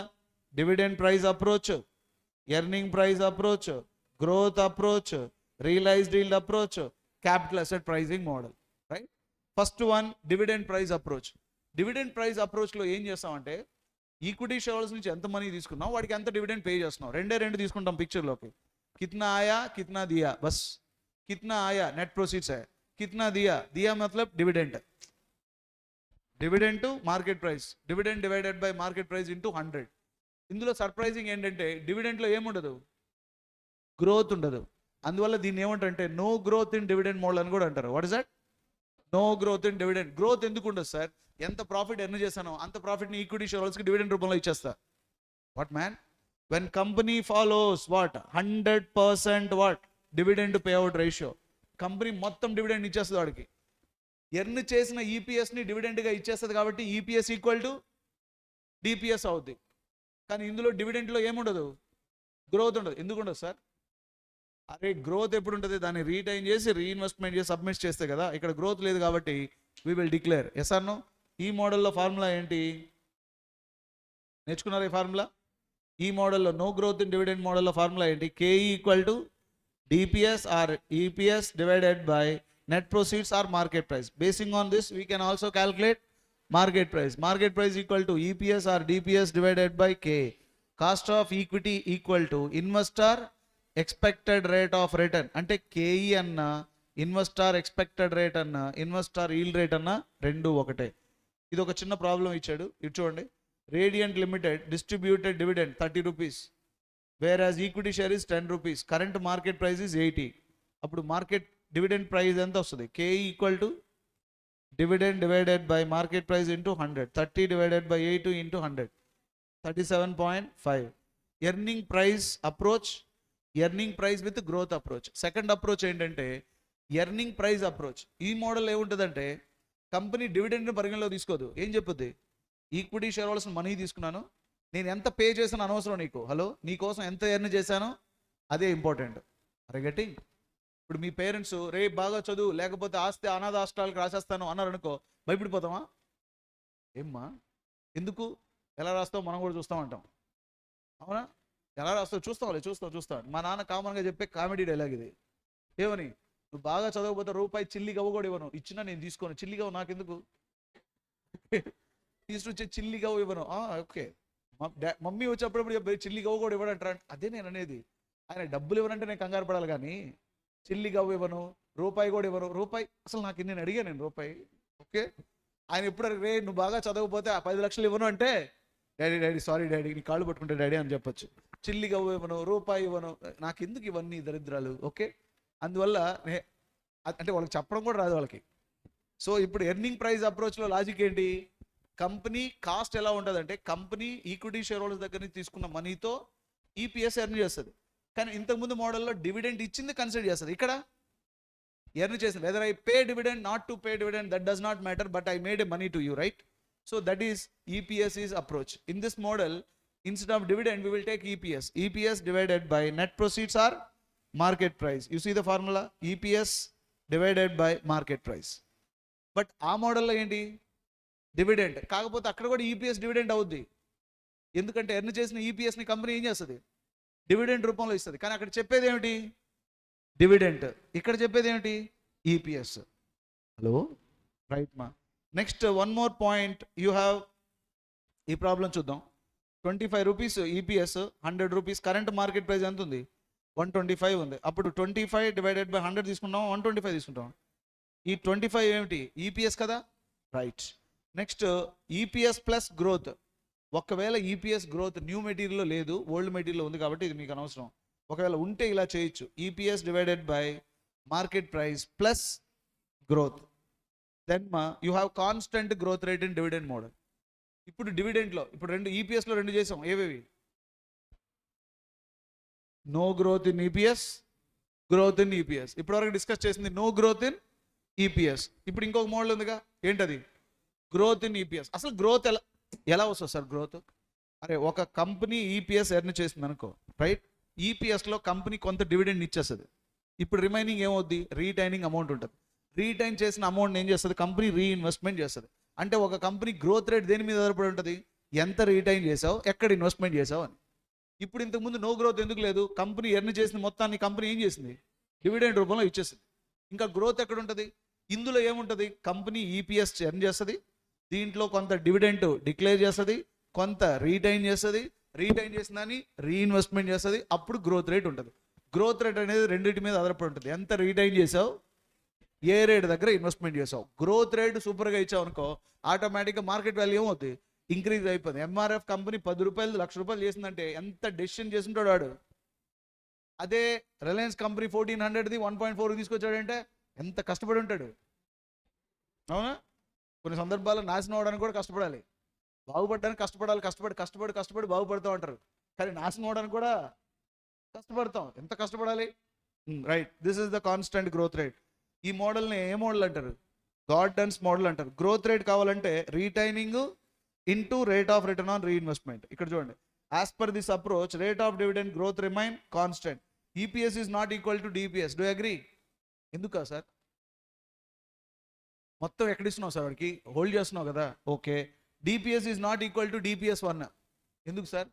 గ్రోత్ యాడ్ అవుతుంది కదా. అప్పుడు DPS 1 equal to DPS 0 into 1 plus growth rate చెప్పచ్చా? అప్పుడు DPS 10 equal to DPS 9 into 1 plus growth rate. What మాజీ?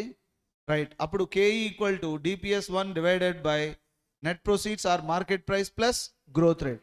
ఈ ఫార్ములానే ఇలా కూడా కన్సిడర్ చేయొచ్చుగా. మార్కెట్ ప్రైస్ ఈక్వల్ టు ఇలా కూడా చెప్పొచ్చు, DPS 1 divided by KE minus growth rate, where KE equal to investor yield rate. ఏం లేదమ్మా, ఈ ఫార్ములాలోనే మార్కెట్ ప్రైస్ కూడా అడగొచ్చు వాడు. నా ఫైనలీ ఇది ప్రాబ్లం. ఈ ప్రాబ్లం ఒకటి సాల్వ్ చేస్తే ఈ మోడల్ అయిపోద్ది. Current market price share 150, flotation cost వచ్చి 3 రూపీస్ ఉంది, డివిడెండ్ పెయిడ్. ఇప్పుడు ఈ మోడల్లో గ్రోత్ రేట్ ఎలా క్యాలిక్యులేట్ చేయాలో చెప్తాను మీకు. Fixed dividend payout ratio, expected dividend of the new share. Expected dividend ఎంత? 14.40. ఇది న్యూ స్టడీ మెటీరియల్లో ఉంది. ఇది ఇక్కడ డివిడెంట్లో గ్రోత్ ఉందా లేదా? అప్పుడు ఇది ఏ model? Growth model. Growth rate model formula ఏంటి? KE equal to DPS 1 divided by net proceeds or market price plus growth rate. ఈ ప్రాబ్లంలో డిపిఎస్ 1 వాడే ఇచ్చేసాడుగా 14.1. మార్కెట్ ప్రైస్ ఎంత ఉంది? 150. దీంట్లో ఫ్లోటేషన్ కాస్ట్ ఎంత? 3. ఇప్పుడు చూడు, 150లో 3 డిడక్ట్ చేయి, ఎంత వస్తుంది? 143. ఇది నెట్ ప్రొసీడ్స్ వచ్చేసిందా? ఇప్పుడు గ్రోత్ రేట్ చేయాలంటే 2 మెథడ్లో చేయొచ్చు. Latest minus late divided by late. Hello, ఇప్పుడున్న లేటెస్ట్ వాల్యూ, ఈ 2 వాల్యూస్ ఉన్నాయిగా. 13.40 మైనస్ 12.76 డివైడెడ్ బై 12.76 ఇంటూ 100, 5% వచ్చింది. కాదు అనుకుంటే బిగినింగ్లో ఎంత ఉంది? 10.50. ఎండింగ్లో డివిడెండ్ ఎంత? 13.40. ఓవర్ ద పీరియడ్ డివిడెండ్ ఇంత అయిందంటే ఏదో ఒక రేటు దీనికి యాడ్ అయినట్టే కదా. దట్స్ వై ఆ గ్రోత్ రేట్ని టైం వాల్యూ మనీతో ట్రేస్ చేసినా కూడా you will get what is that? 5%. Hello, then finally KE should be estimated DPS 1 divided by net proceeds plus growth rate 14.6%. This is the cost. Then another approach is realized yield approach. Realised yield approach అంటే theory పార్ట్లు అడగచ్చు. అంటే నేను ఒక SBI share కొన్నా, వినండి. కొన్ని సందర్భాల్లో నేను కేఈ ఇవ్వను, డివిడెంట్ ఇవ్వను, ఎవరికి చెప్పుకోబో అంటాడు. ఈ కంపెనీ షేర్స్ కొన్నా కదా సార్. అవునయ్యా, డివిడెంట్ ఇవ్వను పో. అది ఎలా సార్? ఇవ్వాలి కదా. ఎంఆర్ఎఫ్ షేర్ నేను 10 రూపాయలు పెట్టుకున్నా, అరే ఈరోజు షేర్ 1,00,000 రూపాయలు అయింది, డివిడెంట్ ఎక్స్పెక్ట్ చేస్తానా? వాట్ మాజీ, can I expect dividend? MRF share price నేను 10 రూపీస్ పెట్టుకున్నా, ఈరోజు షేర్ ప్రైస్ 1,00,000 రూపాయలు అయింది, డివిడెంట్ ఇవ్వలేదు, నేను తలుపు వేసుకుని ఏడుస్తానా? ఎందుకు ఏడవను? డివిడెంట్ ఇవ్వాలి కదా నువ్వు, అది నీ బాధ్యత కదా. అరే కొద్దిగానే జ్ఞానం లేదు నీకు. అసలు అన్యాయం అనిపించట్లే. నువ్వు పెట్టిన ఇన్వెస్ట్మెంట్ ఎంతరా? 10 రూపాయలు. నేను ఇచ్చిన షేర్ వాల్యూ ఎంత? 1,00,000. 10 రూపాయలు 1,00,000 రూపాయలు చేసి పెట్టినా నువ్వు మళ్ళీ దేని మీద అడుస్తున్నావు? Dividend. Last year I think last క్వార్టర్లో ఎంఆర్ఎఫ్ కంపెనీ 100% డివిడెంట్ ఇచ్చింది. 100% డివిడెంట్ అంటే ఎంత? 10 రూపీస్ కొన్న షేర్ని 10 రూపీస్ డివిడెంట్ ఇచ్చింది. ఈక్విటీ షేర్ హోల్డర్స్ అందరూ కలిపి మారో ముజే మారో మారో ముజే మారో అని ట్యాగ్ లైన్ పెట్టినారు. ఎవరిని టచ్ చేసినా చాలు మారో ముజే మారో అంటే. ఎందుకురా మారో ముజే మారో అంటే? ఏం సార్, ఆ కంపెనీలో ఇన్వెస్ట్మెంట్ చేసినందుకు ముజే మారో క్యూ? 1,00,000 రూపీ షేర్ భయ్యా, కిतना दिया? 10 రూపాయ భయ్యా. అది కూడా 100% ఇచ్చినట్టే కావాడు. తర్వాత this information went to financial manager. They asked, sir people దేకో మారో ముజే మారో అని గొండెలు బాదుకుంటున్నారు వాళ్ళు. 10 రూపాయలు ఇచ్చారండి సార్ దారుణంగా అంటే, సార్ వాడు 10 రూపాయలు ఇచ్చాడు, కానీ వాడు షేర్ ప్రైస్ని ఎంతకు పెంచాను నేను? 1,00,000 చేశాను. రియలైజ్ డీల్ అప్రోచ్ తెలియదా వాడికి? ఏమ్రా నువ్వు రిటర్న్ కావాలంటే డివిడెంటే ఇవ్వాలా? ఏం మాజీ, మార్కెట్ ప్రైస్ కూడా వస్తుంది కదా. దట్ ఈస్ ఒక షేర్ పర్చేస్ని కొన్ని డివిడెండ్ తీసుకొని ఎండ్ ఆఫ్ ద పీరియడ్లో షేర్ అమ్మితే క్యాపిటల్ గెయిన్ కూడా వస్తుంది కదా. అప్పుడు realized yield comes under 2 category. What are they? Dividend yield plus capital gain yield. I will find 2 things. I will find, okay, this is a call. Okay, I will find 2 things. Realized yield అంటే ఒక security కొనడం వల్ల ఒక investor ఎంత earn చేశాడు అనేది company ఇండైరెక్ట్గా అంతా పే చేసినట్లే. Are getting? ఇప్పుడు ఈల్డ్ అంటే ఈల్డ్ అంటే ఏంటి? రిటర్న్ కదా. ఎవరి point of view return? Equity share holders point of view return. How much return is making, that much cost we are paying. That is an approach. But in the realized yield approach, one cost you never find. A cost, flotation cost. What maji? Flotation cost unte weed inflow, what outflow kaadu, what outflow, weed inflow kaadu, right? This is the realized yield approach. There are 2 types of realized yield approach. Dividend yield, DPS1 divided by market price. Capital gain yield, capital gain MP1 minus MP0 divided by MP0. Total sum cheste, you will get the total yield. Okay, this is the observation. Then CAPM approach. చూసారు, elephant walking on rope. ఎక్కడి నుంచో ఎక్కడికి వెళ్తుందంటే risk తీసుకున్నట్టే కాదు. ఏంట్రా అది అంత risk తీసుకుందంటే దానికి ఇంతకు ముందు అక్కడ ఎంత దొరుకుతుందో ఇప్పుడు అంతకంటే ఎక్కువ దొరకాలి. బేసిక్ ఐడియా అంతే. అంటే ఒక ఈక్విటీ షేర్స్ రిస్క్ తీసుకున్నాడు అనుకో, ఆ రిటర్న్ కూడా రావాలి కదా. ఇప్పుడు చూడు, ఈరోజు Sunday Australia versus India match ఉంది, అవునా? ప్లస్ వినాయక చవితి, నిమజ్జనం, ఎక్కడ చూసిన అన్నదానాలు. అయినా మీరు కష్టపడి ఇక్కడ ప్రశాంతంగా ఉన్నారు, అవునా? మరి మీరు రిస్క్ తీసుకున్నట్టే కదా. మరి రిస్క్కి ఏం రావాలి? రిటర్న్ విత్ ఇంట్రెస్ట్తో వస్తుంది. కాకపోతే it will take time, because even cub also to become a lion in need a time. సింహపు పిల్ల కూడా సింహం అవ్వాలంటే దానికి కొంత టైం ఇవ్వాలి. అదే, లేకపోతే కుక్క పిల్ల కూడా చంపేస్తుంది దేన్ని? సింహ పిల్లని. Are you getting? It need time. ఆ టైం ఎవడు కన్సిస్టెంట్గా యూజ్ చేస్తాడో one fine day he will roar in the market. Okay, అదే కొంతమంది ఇప్పుడు టైం ఎంజాయ్ చేశారనుకో, they will cry in the market. Capital asset pricing model. This is the KE estimation. In this model, KE of the company depends upon risk associated with the company. According to this model, KE of the company consists of 2 parts: risk free rate, risk premium. Okay ma? Risk free rate, risk premium. Appudu risk free rate enta? RF plus risk premium kavalante RM minus RF. So risk తీసుకున్నప్పుడు వాడు risk free rate ఇవ్వాలి, risk premium ఇవ్వాలి అని చెప్పే ఆర్గ్యుమెంటే. So cost of equity capital equal to KE equal to RF plus beta into RM minus RF. ఇది public ఎగ్జామ్లో మొన్న అడిగిన క్వశ్చన్ 2 మార్క్స్ అడిగాడు. Calculate cost of equity capital of H limited whose risk free rate of return is how much? 10%. Beta is 1.75. Market portfolio 15%. చేయొచ్చా? ఈ answer చూడండి ఒకసారి, calculator తీయండి. KE equal to RF plus beta into RM minus RF.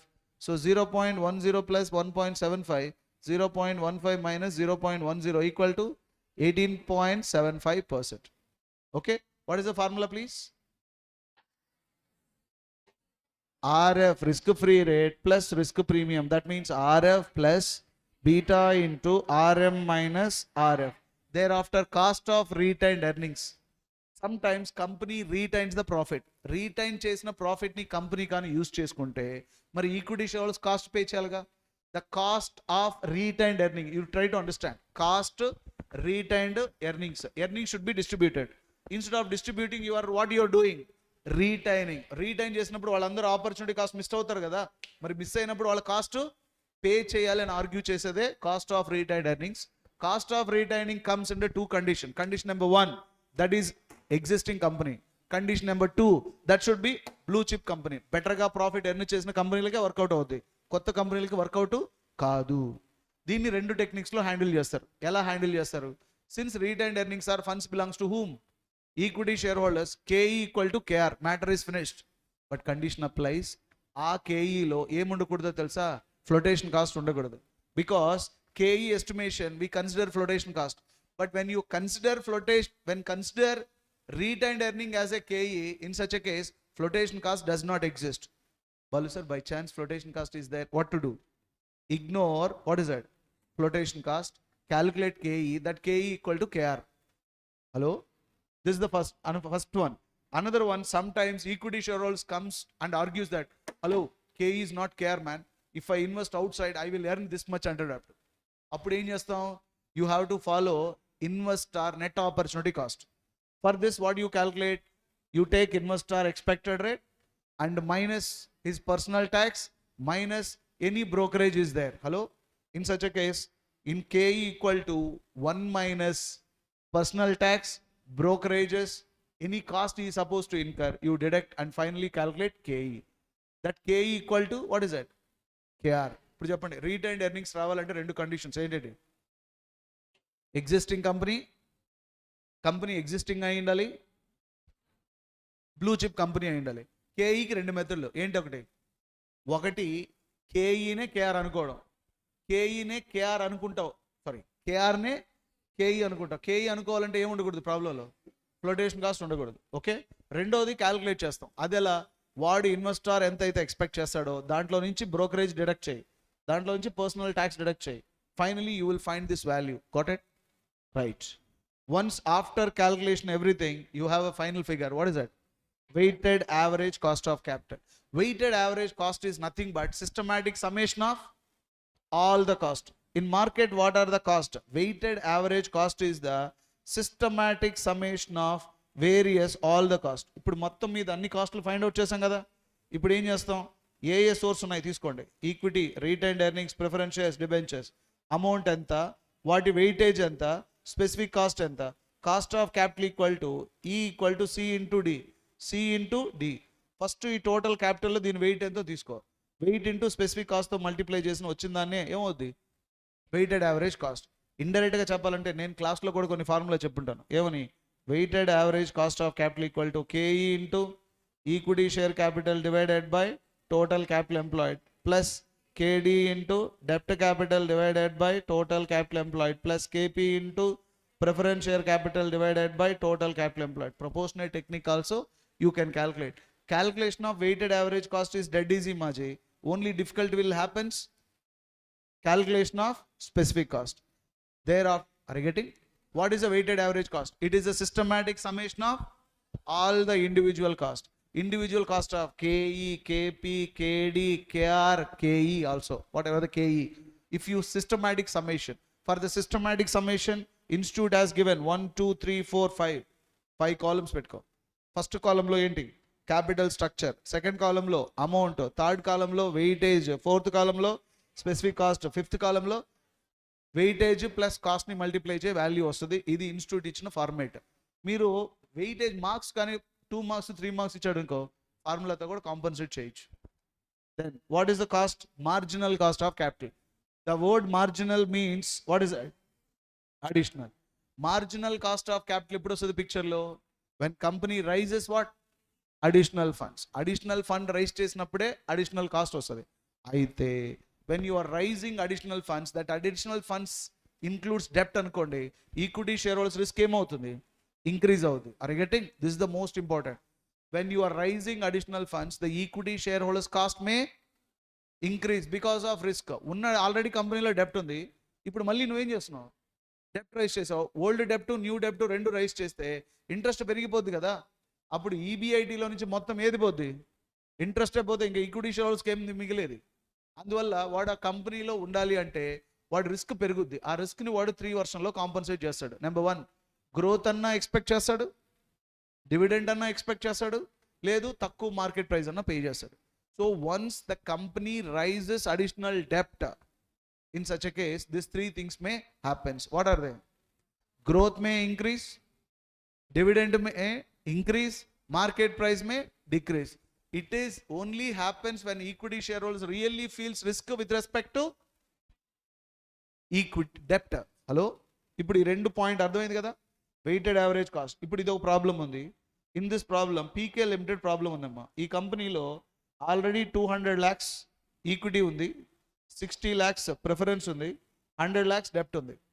The equity share company share price వచ్చి 200. It is expected to pay next year dividend ఎంత? 10 rupees. Company growth rate is 5%, tax rate 30%.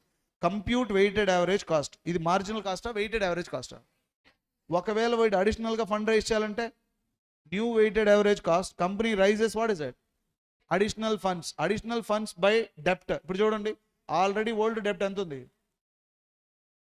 మాజీ 100 lakhs. మళ్ళీ కొత్తగా 50 rise చేసావు, మరి ఆటోమేటిక్గా equity share హోల్డర్స్కి ఏం పెరిగిపోతుంది? రిస్క్ పెరుగుద్ది కదా. రిస్క్ పెరిగితే వాడు ఏమంటున్నాడు? 12% డెప్ట్కి వెళ్తే it would increase in equity dividend how much? 12.4 and leave the growth rate unchange but price of equity share will be 40. ఇంతకుముందు మార్కెట్ ప్రైస్ ఎంత? ఇప్పుడు ఎంతకు వచ్చింది? ఇంతకుముందు ఈక్విటీ డివిడెండ్ ఎంత పే చేస్తున్నావు? మార్కెట్ ప్రైస్ ఎంత ఉంది? 10 కదా. No this next year dividend. Market price 200 నుంచి ఎంతకు వచ్చింది? 160కి వచ్చింది. Where as expected dividend is 10% నుంచి ఎంత పెరిగింది? 12.5 పెరిగింది. కానీ గ్రోత్ రేట్ మాత్రం వదిలేశాడు. సార్ ఇదంతా ఎందుకు జరిగింది సార్? డెప్ట్ రైజ్ చేస్తే ఏంటి సార్ మీ ప్రాబ్లం ఏమంటావండి? బట్ నాకే ప్రాబ్లం. ఆల్రెడీ డెప్ట్ ఎంత ఉంది? అదొక 100, ఇదొక మళ్ళీ ఎంత? 50. యాస్టీస్గా డెప్ట్ పెరిగింది అనుకో, ఈక్విటీ షేర్స్ రిస్క్ ఏమవుతుంది? ఇంక్రీజ్ అవుతుంది. సో ఇది ఈ ప్రాబ్లంలో 2 పాయింట్లు కవర్ చేశా. ఏంటది? వెయిటెడ్ యావరేజ్ కాస్ట్ ఎలా చేయాలి, మార్జినల్ కాస్ట్ ఎలా చేయాలి. ఏది చేసినా మనం స్పెసిఫిక్ కాస్ట్ ఫైండ్ అవుట్ చేయాలి. చూడండి, ఫస్ట్ స్టెప్ నెంబర్ 1 ఎలా చేసామో జాగ్రత్తగా అబ్జర్వ్ చేయండి. Calculation of specific cost of equity ఇచ్చాడుగా. Cost of equity market price ఎంత? 200, growth 5%, dividend per share 10. So KE equal to DPS1 divided by market price plus growth rate. 10 divided by 200 into 0.5 ఎంత percentage? 10% వచ్చింది. Cost of preference dividend 11.5, net proceeds or market price 10 ఎంత percentage? 11.5%. Cost of డెప్ట్ interest into 1 minus tax divided by net proceeds or market price 6.5. ఇప్పుడు చెప్పండి, ఇదే formula నేను use చేసిన formula use చేశారు ఇక్కడ. So weighted average cost equal to KE into equity share capital divided by total capital employed. KP equal to preference share capital divided by total capital employed. Estimate చేస్తే after calculating all these things you got it 9.27%. ఇప్పుడు situation ఏంటి? Marginal cost కావాలి అంటాడు. అంటే దానికి అడిషనల్గా నేను fund rise చేస్తున్నాను. దేంతో రైజ్ చేస్తున్నావు? డెప్ట్తో రైజ్ చేస్తున్నావు. మరి డెప్ట్ రైజ్ చేస్తే మీ ఈక్విటీ షేర్స్కి ప్రాబ్లం లేదా?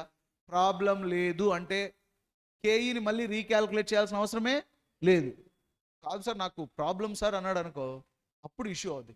నిజంగా డెప్ట్ వల్ల ప్రాబ్లం ఉందా? అది క్యాపిటల్ స్ట్రక్చర్ నెక్స్ట్ క్లాస్లో అదే డిస్కషన్ చేద్దాం. ఓకేనా? ఇప్పుడు marginal cost కావాలనుకోండి, calculate of marginal cost of capital. Cost of equity మారుద్దుగా. Market price ఇంతకుముందు ఎంత? ఇప్పుడు ఎంత? ఇంతకుముందు గ్రోత్ అన్చేంజ్ అన్నాడు కాబట్టి growth change. DPS would be 12.40. So KE equal to DPS1 divided by market price plus growth ఎంత వచ్చిందమ్మా? 12.5%. Cost of preference same, cost of old డెప్ట్ same, cost of new డెప్ట్ మారుదుగా. New డెప్ట్ rise చేసావు, 12 into 1 minus 0.35 divided by 100 ఎంత వచ్చింది? 7.5. Now you can calculate weighted average cost of capital. KE into equity share capital divided by total capital employed. KP preference share capital divided by total capital employed. KD డెప్ట్ into total capital employed. Finally KD ఇది కూడా అంతేగా, ఇక్కడ equity లేదు. Final estimate చేస్తే 10.41% వచ్చింది. ఇందులో గుర్తుపెట్టుకోండి, marginal cost of capital rule ఏంటో తెలుసా? క్యాలిక్యులేట్, రీక్యాల్కులేట్. ఏది క్యాల్కులేట్ చేయాలి? న్యూగా రైజ్ చేసిన దాన్ని క్యాల్కులేట్ చేయి. న్యూగా రైజ్ చేసింది డెప్ట్ అయితే దానివల్ల రిస్క్ వస్తే రీక్యాల్కులేట్ చేయాల్సి వస్తుంది. దేన్ని? గుర్తుపెట్టుకోండి, సిఆర్ క్లాస్ రిప్రజెంటేటివ్ అంటారు కదా మనల్ని, అది ఇక్కడ గుర్తుపెట్టుకోవచ్చు. CR calculate newly raised fund, recalculate when there is a risk. R ఉంటే ఆర్ చేయి. ఆర్ అంటే ఆర్ చేయి అంటే ఏంటి సార్? రిస్క్ ఉంటే రీక్యాల్కులేట్ చేయి, రిస్క్ లేదనుకో అవసరమే లేదు. ఫాలో అవుతున్నారా? డెప్ట్ రైజ్ చేస్తూ పోతే ఈక్విటీ షేర్స్ రిస్క్ పెరుగుద్దా? పెరుగుతుంది అని చెప్పిన వాడే డేవిడ్ డ్యూరెండ్. పెరగదు అని చెప్పిన వాడే డేవిడ్ డ్యూరెండ్. పెరిగేదానికి ఛాన్స్ ఉంది, పెరగకుండా పోయేదానికి కూడా ఛాన్స్ ఉంది అని చెప్పినవాడు ఇజ్రా సోలమన్. అసలు ఎవడు చెప్పాడంటే పెరుగుద్దని అని చెప్పినాడు మొడిగిలాని మిల్లర్. వీళ్ళు నలుగురు గురించి ఆఫ్టర్నూన్ లంచ్ చేసి రండి, నలుగురిని పిలిచి మాట్లాడదాం. ఏం చెప్పారా మీరు? చెప్పి తెచ్చారు, మేము వస్తున్నాం ఇక్కడ అని. Right. And last concept left. ఇది కిదర్ భయ్యా, అరే నువ్వు వచ్చినప్పుడు ఇలా లేయాలంటే నేను క్లాస్లో ఉండేటప్పుడు ఎప్పుడు లేకూడదు. నువ్వు రేపు నీ జీవితం మారి సీ అయ్యావు అనుకో, నువ్వు వచ్చేటప్పుడు అందరూ అలా లేయాలి అనుకుంటున్నావు కదా, అటువంటిప్పుడు క్లాస్ జరుగుతున్నప్పుడు ఎట్టి పరిస్థితులు లేయకూడదు. కూర్చో. అసలు ఏదో జీవితంలో ఎప్పుడో పుణ్యకాలం చేస్తుంటావు, అందువల్ల ఇంతసేపు కూర్చోన్నావు నువ్వు. అప్పుడు నీ కోసం తలుపులు కూడా వేసారు వాళ్ళు. ఈ చాప్టర్ మీద కమాండ్ వచ్చిందా? 20 కాస్ట్ ఆఫ్ క్యాపిటల్ లేకుండా క్వశ్చన్ పేపరే లేదు. 25 hours actual time is given, but with in 1 hourలో మనం డిస్కస్ చేసాం. మ్యాక్సిమం అన్ని స్పెసిఫిక్ కాస్ట్ చెప్పేసాను నేను. ఆ స్పెసిఫిక్ కాస్ట్ తెలిస్తే వాడికి ఏ ప్రాబ్లం ఇచ్చినా మీరు చేయగలరు. రైట్ మా? Another one is weighted average cost of capital basing on what value? Book value, market value. First you should understand what is the book value, market value. Before results your value is book value. రేపు results రాని pass అవని daddy also take appointment to talk to you. Daddy వచ్చి ఎరా బాగున్నా, ఏంది మాట్లాడేస్తున్నావు, appointment తీసుకోవా, ఏం మాట్లాడుతున్నారు అంటే అది బుక్ వాల్యూ డాడీ. ఇంకొక వాల్యూ ఉంది, ఏంటది? Market value. అంటే సెక్యూరిటీ వాల్యూ ఏమో అవుతుంది, number of security will remain same only. So book value అంటే number of security into issue price, that is a book value. Market value means number of security into market price, that is the market value. So this is, but value changes when you are calculating weighted average cost of capital. If you take book value, that is weighted average cost of capital basing on book value. But you can also take, what is that, current market value, right? But sir, which is the realistic one, right? Tell me, book value or market value? Market value. But unless otherwise you don't know book value, how do you predict what is that company, whether it is going or decreasing? Okay. ఇప్పుడు మా ఇంటికి ఎవరికో వచ్చారు, నేను క్లాస్లో చెప్తుంటాను, సుబ్బారావు గారు అబ్బాయిరా, ఒకప్పుడు సుబ్బారావు గారు రే అంటే ఏమని అర్థం చెప్పు? ఏంటిది? Market value, book value? ఒకప్పుడు సుబ్బారావు వాళ్ళ ఫ్యామిలీ అబ్బా అసలుకి రే అంటే ఏంటది? ఇది book value. Market value down. ఇప్పుడు వాళ్ళ కంపెనీలో ఇన్వెస్ట్మెంట్ చేస్తావా? కావాలంటే ఫుడ్ పెడతావు, నమస్కారం అంట. ఎందుకు? మార్కెట్ వాల్యూ దరిద్రంగా ఉంది, బుక్ వాల్యూ సూపర్గా ఉంది. ఏ లాభం? అదే ఎలా ఉన్నాడు అనుకో, సుబ్బారావు కొడుకురా వాడు ఎక్స్ట్రాలు, అరే అసలు ఒకప్పుడు రా బాలు వాళ్ళు, ఇప్పుడు చూడు వాడు కథ అంటే ఏమని అర్థం? ఇక్కడ ఉంది బుక్ వాల్యూ, మార్కెట్ వాల్యూ ఇక్కడ ఉంది. ఇప్పుడు వాడు కంపెనీ పెట్టాడు అనుకో, ఇన్వెస్ట్మెంట్ చేస్తావా లేదా? That is the point. Trend తెలియాలంటే రెండు తెలియాలి. ఏవేవి? బుక్ వాల్యూ తెలియాలి, మార్కెట్ వాల్యూ తెలియాలి. But market value, book value May changes, right? Book value is useless to find it out because it is a historical value. Market value is a current value. But once you calculate, if you turn your face towards that, market value మళ్ళీ ఏమైంటుంది?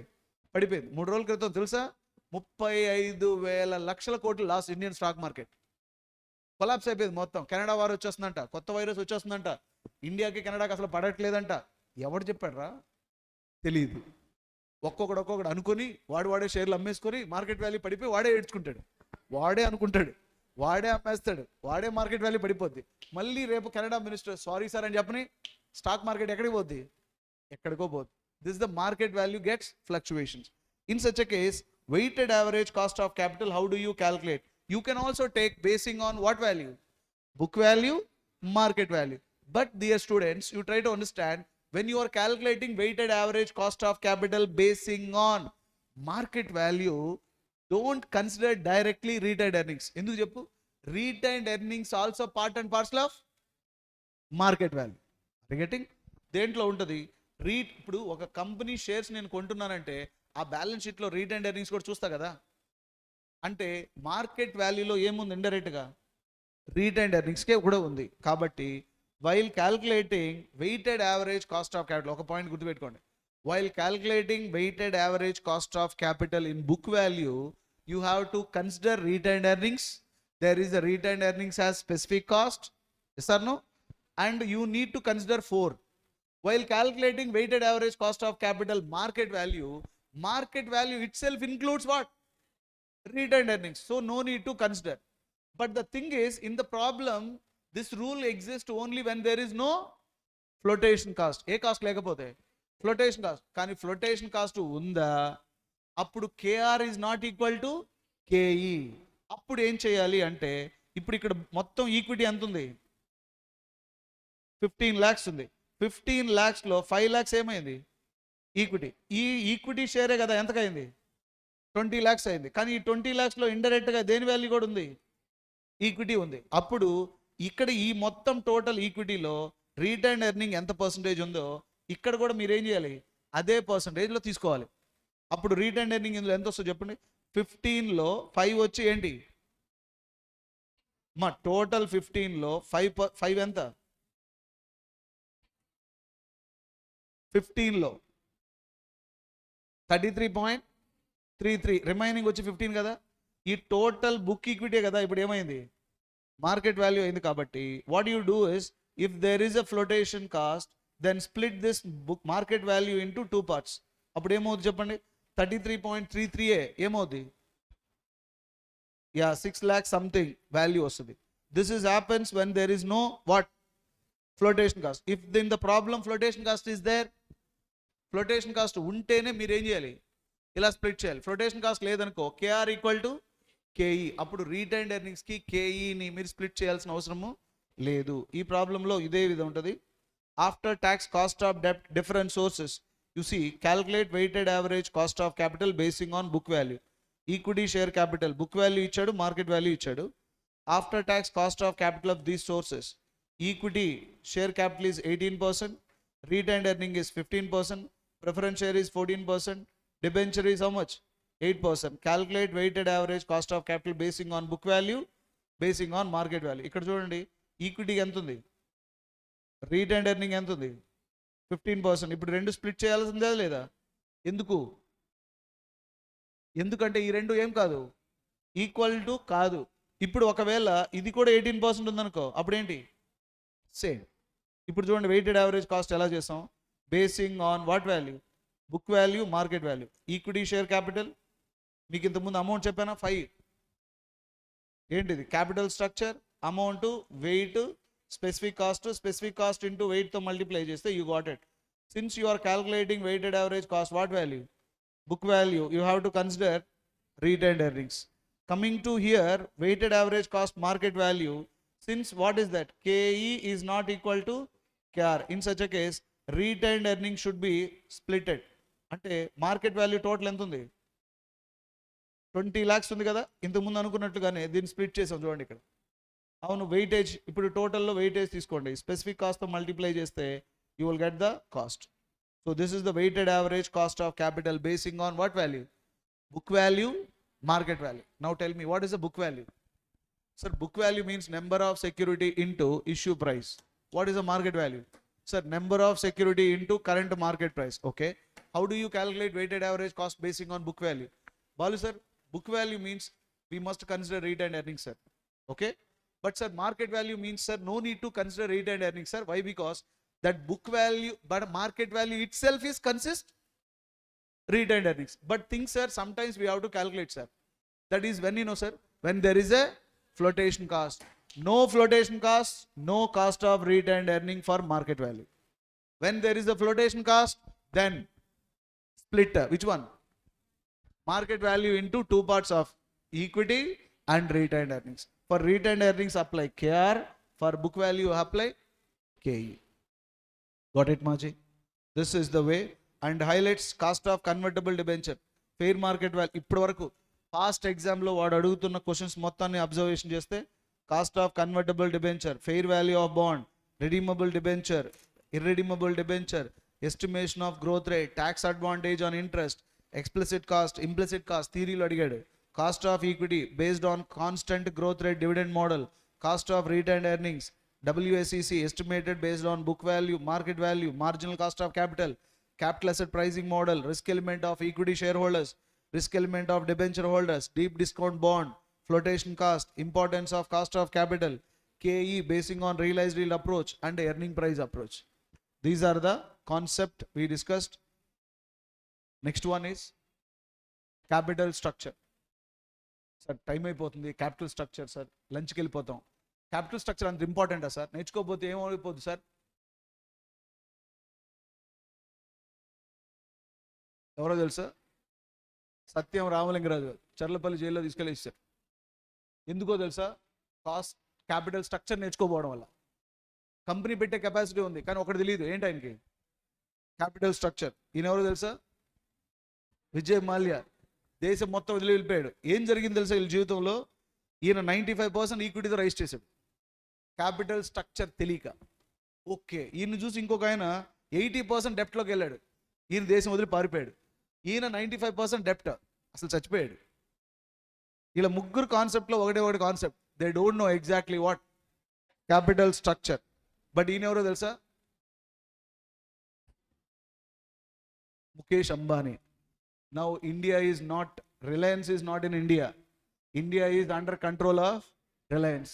వాళ్ళందరూ అలా చేశారు. కానీ ఈయన ఎంత maintain చేశాడు? 51% equity, 41% డెప్ట్ maintain చేస్తారు. కాబట్టి ఈరోజు రిలయన్స్ ఈజ్ తమ్ముడు కంపెనీ గురించి కాదు నేను చెప్పేది. ధీరుభాయ్ అంబానీ పెద్ద కొడుకు ఎవరు? Mukesh Ambani. He knows well about what is that capital structure. This is the concept. We have a 2 parts this. We will discuss after lunch, right? But cost of capital అంత importance ఇది కాదు. ఇందులో 50% థియరీ పార్ట్ పోద్ది, remaining 50%. ఈ 2 చాప్టర్లు నేర్చుకుంటే leverage మీకు command వచ్చేస్తుంది. Advance concept already capital బడ్జెటింగ్లో కవర్ చేశాం కాబట్టి వర్కింగ్ క్యాపిటల్ ఈజ్ సూపర్. ఓకేమ్మా? వర్కింగ్ క్యాపిటల్ మాత్రం జాగ్రత్తగా వినండి, క్లాస్ మిస్ అవ్వద్దు. ఎస్ మాజీ, సిగ్నల్ మిల్ గయా. So now capital structure. What is a capital structure? It is a combination of 21 words. Yes or no? Where is 21 words, sir? It is a combination of 2 words, sir. One is a capital, another one is structure. Structure indicates what is it? Mix. Okay ma? Here capital structure is very crucial. So morning class we discussed about all these things. Now what is a capital structure? Simply you understand capital structure is the mix of what term? Long-term funds. It is a systematic composition of long-term funds, that is equity share capital, preference share capital, debentures, long-term, bank loan and retained earnings. What is the objective of capital structure? To design optimum capital structure. What is it? Optimum capital structure. Sir, what is an optimum capital structure? So it is a capital structure through which only you can achieve, what is it? Highest EPS. Or you can make a weighted average cost would be very low, and at the same time it is a capital structure through which you can increase what? Market price. Every company ultimate objective is to what? Either to increase EPS or to reduce KO and to increase what is that? Market price. What is the optimum financial structure? I think so far you listen capital structure. Do you know financial structure? What is the difference between capital structure, financial structure? Both are same, sir. Yes or no? Sir. Capital structure is a mix of long-term sources. Financial structure is a mix of both short-term come long-term sources, right? But here we are discussing about capital structure. Is short-term or long-term? Long-term. But when you are designing a capital structure, you have to check the profitability, flexibility, conservation, solvency. By considering all these things, you have to design a capital mix so that a company can achieve its wealth. Means either EPS it may increase. Once EPS increases, automatically what happen? Dividend may increase. When dividend increase, automatically market value also what happen? Increases. Yes or no ma? So that's why the question arises is how to identify which combination should be the best. Which combination is to be the best? You see, one aspect, one source would be best. Another aspect it would be worst. Do you agree? For example, you check it. Equity would be best from which point of view? Risk point of view. Because if I raise funds, there is no risk to me. Do you agree? Because I don't have any commitment to pay what? Dividend. But thing is, if I go with the equity, I will lose my ownership, right?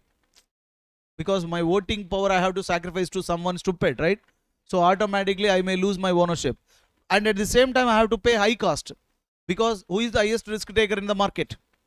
Equity share. Since profit is reward of risk taking, he takes huge risk. That's why he deserves high return. I have to pay high cost to him. Do you agree?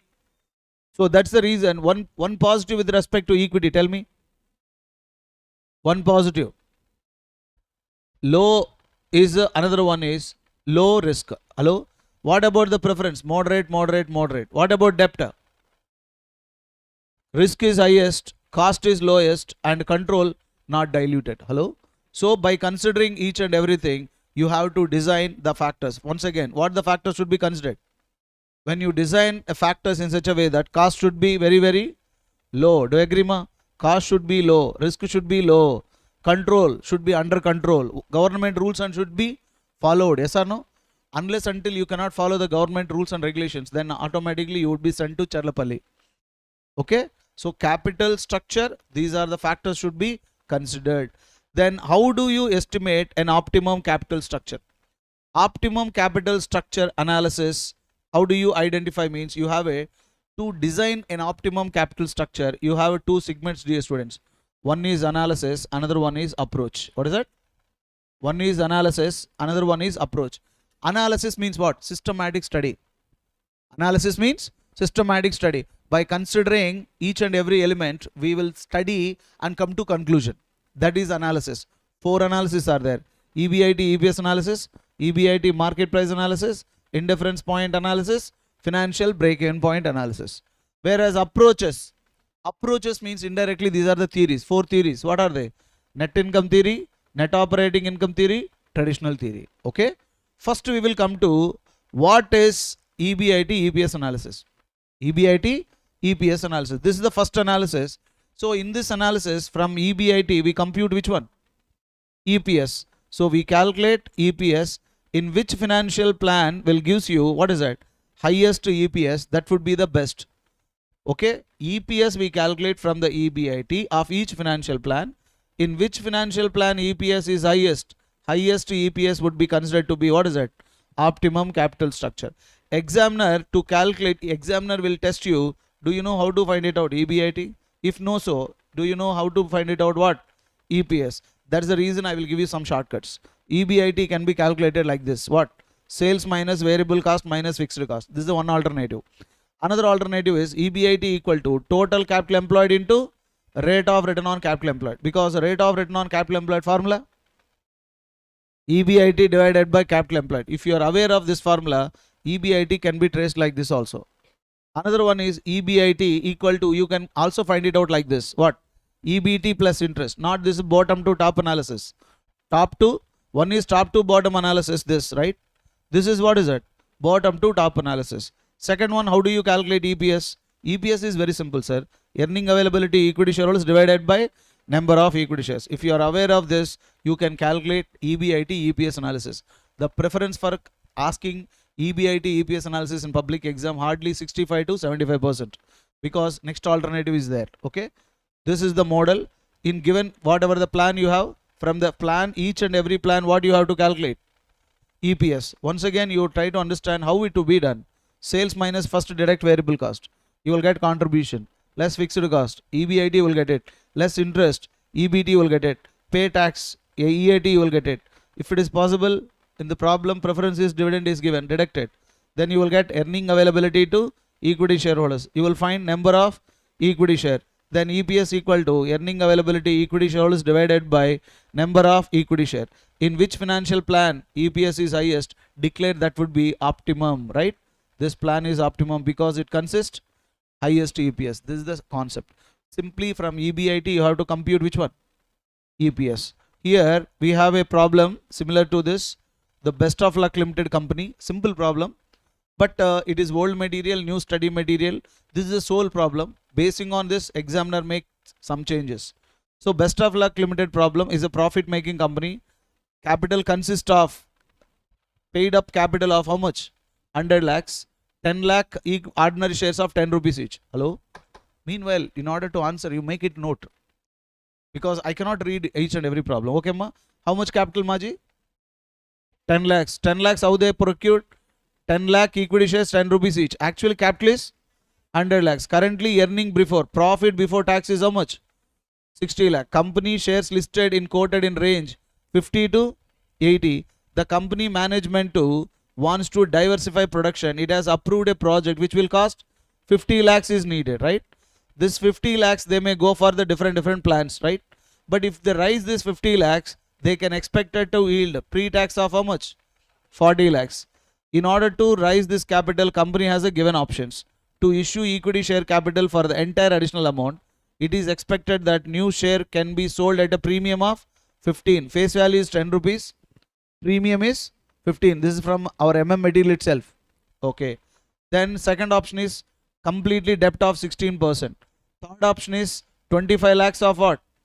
Equity at a 10 rupees and 16% of non-convertible debenture balance. In case the company can issue share premium at a 40.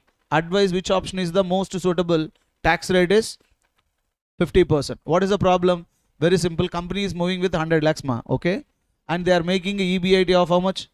60 lakhs. Are you getting ma? 60 lakhs EBIT they are making. This is the 100 lakhs they have. 10 lakh ordinary shares, 10 rupees each, 60 lakhs, and 50 rupees. What is this? Additionally, the stock market price is moving at 50 to 80. Okay, they need how much of capital? 50 lakhs. If they raise 50 lakhs, what is 40 lakhs? With the 50 lakhs, they can generate additionally 40 lakhs. How many plans they have? 3 plans. Plan 1 is what? 100% equity. But whereas 10 rupees face value and the premium is 15. Second one is 16% debenture. Okay. Third one is 25 lakhs. It means that 15% equity, 15% debt. But here 10 rupees face value, 40 rupees would be the premium. It means issue price how much? 50 rupees. Now which plan would be the best basing on maximizing what is it? Earning per share. Now simply we can calculate EPS like this. Do you agree? Now tell me, how should we calculate? Estimated EBIT. What is this 60? Previous one, right? Additionally you are rising 40. 40 plus 60? 100. 100, 100, 100. Got it? This first plan is what? 100% equity. Second plan is 100% debt. Third plan is, sir, who told you that 50% equity? In the question is not given like that. Hurry, they need 50 lakhs, man. From the 50 lakhs, 25 lakhs, 50%, you know. That's why. Less interest. First plan won't come because company moves with 100% equity. Second plan, they are raising 50 lakhs at what rate? 16%. So 8. So third plan, 25 lakhs at 16%. 4, right? Then they got the EBT, 100, 92, 96. Less tax rate, how much? 50%. 50, 46, 46. PAT would be 50, 46, 48. So number of equity shares, 12 lakhs, 100 lakhs, 10.5 lakhs. Okay, ma? Number of equity shares, how do you get 12 lakhs? Previously, how many shares? 10 lakhs. Additionally, you are rising in first option. 50 lakhs at a 25 rupees means 2 lakhs shares you will get it, you know. So 10 plus 2, 12. What about here? 10 lakhs, but new shares would be 0. Why, sir? Well, third one, 10 lakhs, 25 lakhs, 50 rupees. How do you got, sir? 10 rupees face value. Premium is 40. 10 plus 40, 50. So 10.5 lakhs.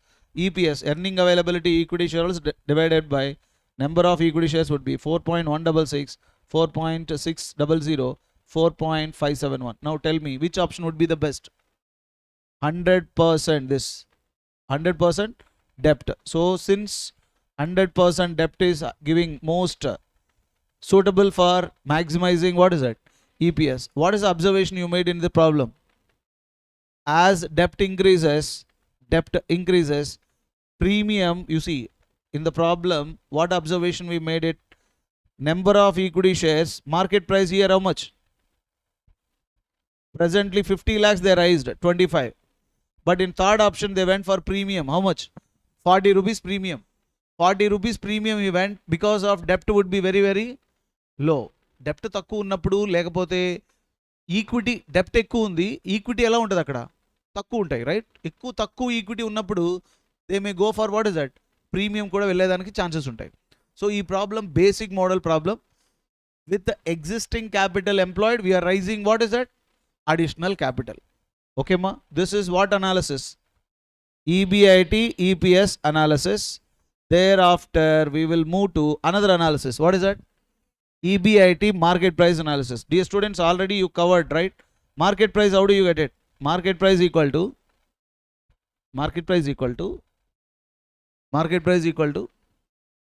EPS into PE ratio. What is market price analysis, dear students? Very simple. In this analysis, instead of concentrating EPS, we concentrate what? Market price. So in this analysis, optimum capital structure. See, optimum capital structure can be identified by estimating what? Market price of the company with the support of what is it? PE ratio. The financial plan which consists highest market price would be declared as optimum capital structure. Then what is the PE ratio? This is the most important. PE ratio is a ratio which shows the relationship between market price and the EPS. How many times the market price is moving comparing to its EPS is called, what is it? PE ratio. Let us take practically in the class live going on. What is the MRF PE ratio? చూద్దామా?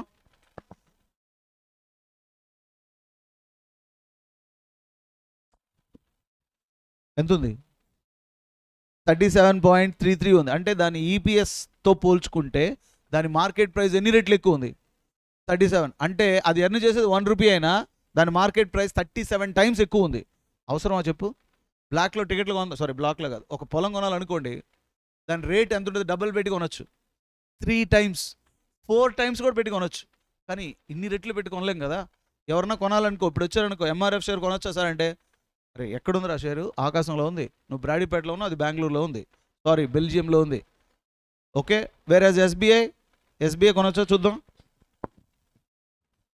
SBI బ్రాడీపేటలో ఉంది sir, చంప పగులుద్ది. నా ఉద్దేశం SBI ఎక్కడుందని కాదు. SBI PE ratio ఎంత ఉంది? ఎంత ఉందమ్మా? 12. అంటే ఇది ఎన్ని రేట్లు ఎక్కువ ఉంది? కొద్దిగా పర్లేదు, రీజనబుల్గా. టాటా మోటార్స్ చెక్ చేయండి. టాటా మోటార్స్ చూద్దాం, ఎక్కడుంది టాటా మోటార్స్?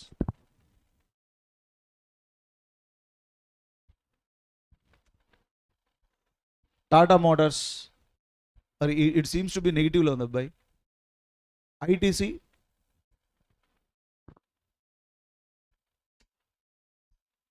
$27.76, ఇది కూడా ఎక్కువ ఉంది. మ్యాక్సిమం ఎన్ని రేట్లు పెట్టి కొనొచ్చమ్మా? 1 2 3 4 5, అంతే కదా. 5 టైమ్స్ పెట్టి కొనొచ్చు, కానీ ఇంత ఎక్కువ ఉంటే కుదరదు కదా. ఇప్పుడు అర్థమైందా? PE ratio shows the relationship between which one? అప్పుడు మార్కెట్ ప్రైస్ ఫార్ములా ఏంటి? EPS into PE ratio. అప్పుడు ఆల్రెడీ ఇప్పుడే కదా నువ్వు ఈపీఎస్ నేర్చుకున్నావు. హలో, ఈ ఈపీఎస్కి ఏం యాడ్ చేస్తే సరిపోతుంది? దేంతో మల్టిప్లై చేస్తే? చూడండి, PE ratio equal to market price into EPS కదా. అటువంటిప్పుడు market price equal to EPS into PE ratio సరిపోతుందిగా. విత్ ఎఫెక్ట్ దీని బేస్ మీద ఈపీఎస్ కూడా ఫైండ్ అవుట్ చేయొచ్చు. ఎలా? Market price into PE ratio. Now tell me, how do you find market price? Sir, market price, you do one thing, Balu sir, just calculate EPS sir, multiply with what? PE ratio, you will get the market price. In which financial plan it gives highest market price, that would be recommended as optimum. But one thing you have to understand with respect to capital structure, dear students, as debt increases, PE ratio would be, as a debt increases, debt is high, risk would be high, PE ratio would be low. Debt పెరిగిందనుకో ఎవడు షేర్స్ని కొనడు, with effect PE ratio ఏమైపోద్ది? తగ్గిపోతుంది, with effect market price పడిపోతుంది. వేరాజ్ డెప్ట్ is low ఏమవుతుంది? Risk is low means PE ratio high, market price increases. చూసావా, భూతద్దంలో ఎదుగుతుంది ఈ పాయింట్ని. కాబట్టి క్యాపిటల్ స్ట్రక్చర్ చేసేటప్పుడు ఈ పాయింట్ మీద అంత కేర్ఫుల్గా ఉండాలి. డెప్ట్ చీప్గా దొరుకుతుందని రైజ్ చేసాం అనుకో, ఏమవుద్ది? మార్కెట్ ప్రైస్ పడిపోతుంది. వాట్ ఇట్ మా? So now basing on this we can solve this problem. So in this problem, Quality Automobile Company, this problem is given in your problem. In this problem, automatically they have given what ratio? PE ratio. So what we have to compute means, you have to calculate, what is that? EPS. Are you getting? EPS వరకు calculate చేసి, ఇక్కడ చూడండి, debt equity ratio, EPS we calculated up to here, EPS into PE ratio multiply చేస్తే, used to get what? Market price. In which financial plan market price is highest, that would be. అంటే ఇందులో కొత్తగా ఏమీ నేర్చుకునేది ఏం లేదు. Each and every financial ప్లాన్లో మీకు ఈపీఎస్ క్యాల్కులేట్ చేసిన తర్వాత concern PE ratio would be given, or concern PE ratio should be estimated. And that EPS and PE ratio if you multiply, you will get the market price. Which financial plan has highest market price, that would be recommended. So market price equal to PE ratio into EPS. So this is the problem. This is from new study material. This problem covers. This problem is little bit extension to EBIT EPS analysis. By multiplying PE ratio with the EPS, you will get the market price. Which financial plan, either loan low market price high ga untada, equity lo high ga untada anedi మనం find out చేస్తే, లోన్లో డెప్ట్ ఎక్కువ అవుతుంది కాబట్టి, డెప్ట్ ఎక్కువ అయితే PE ratio ఏమవుతుంది? తగ్గుతుంది. PE రేషియో తగ్గితే ఏమవుతుంది? మార్కెట్ ప్రైస్ డౌన్ అవుతుంది. డెప్ట్ పెరిగితే రిస్క్ పెరుగుతుంది కాబట్టి PE రేషియో డౌన్ అవుతుంది కాబట్టి మార్కెట్ ప్రైస్ తగ్గిపోయింది. అదే ఈక్విటీకి వెళ్దాం అనుకోండి, ఈక్విటీకి వెళ్ళడం వల్ల రిస్క్ లో అయింది కాబట్టి PE రేషియో పెరుగుద్ది కాబట్టి మార్కెట్ ప్రైస్ ఏమవుతుంది? ఇంక్రీజ్ అవుతుంది. ఈ ఒక్క పాయింటే ఈ ప్రాబ్లమ్ని ఐడెంటిఫై చేశాడు. ఈ 2 ప్రాబ్లమ్స్లో ఎగ్జామినర్ ఏది అడగచ్చు? ఈబీఐటీ ఈపీఎస్ అడగొచ్చా, ఈబీఐటీ మార్కెట్ ప్రైస్ అడగొచ్చా? ఈబీఐటీ మార్కెట్ ప్రైస్ అడగచ్చు. మార్కెట్ ప్రైస్ అడిగడానికి రెండు అడిగినట్టు కదా, ఏవేవి? EBIT analysis, EBIT EPS analysis అడగొచ్చు, ఈబీఐటీ మార్కెట్ ప్రైస్, రైట్ మా? That is the next one is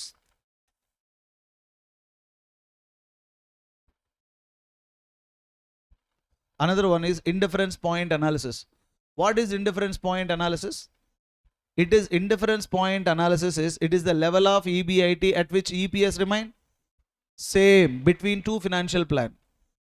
Indifference point indicates it is the level of EBIT between two financial plan at which two financial plans at given level of EBIT EPS remain same. That is the point we are going to prove.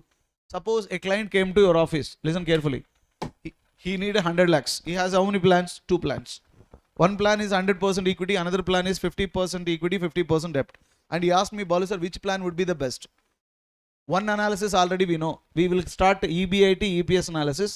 If EPS is highest, we will recommend that plan would be the best. Hello? Another analysis, EBIT market price analysis తీసుకుంటాం. ఎందులో అయితే market price ఎక్కువ ఉంటే అది best అని argue చేస్తాం. Hello, ఇప్పుడు ఇంకొక అనాలిసిస్ వచ్చింది. What is that?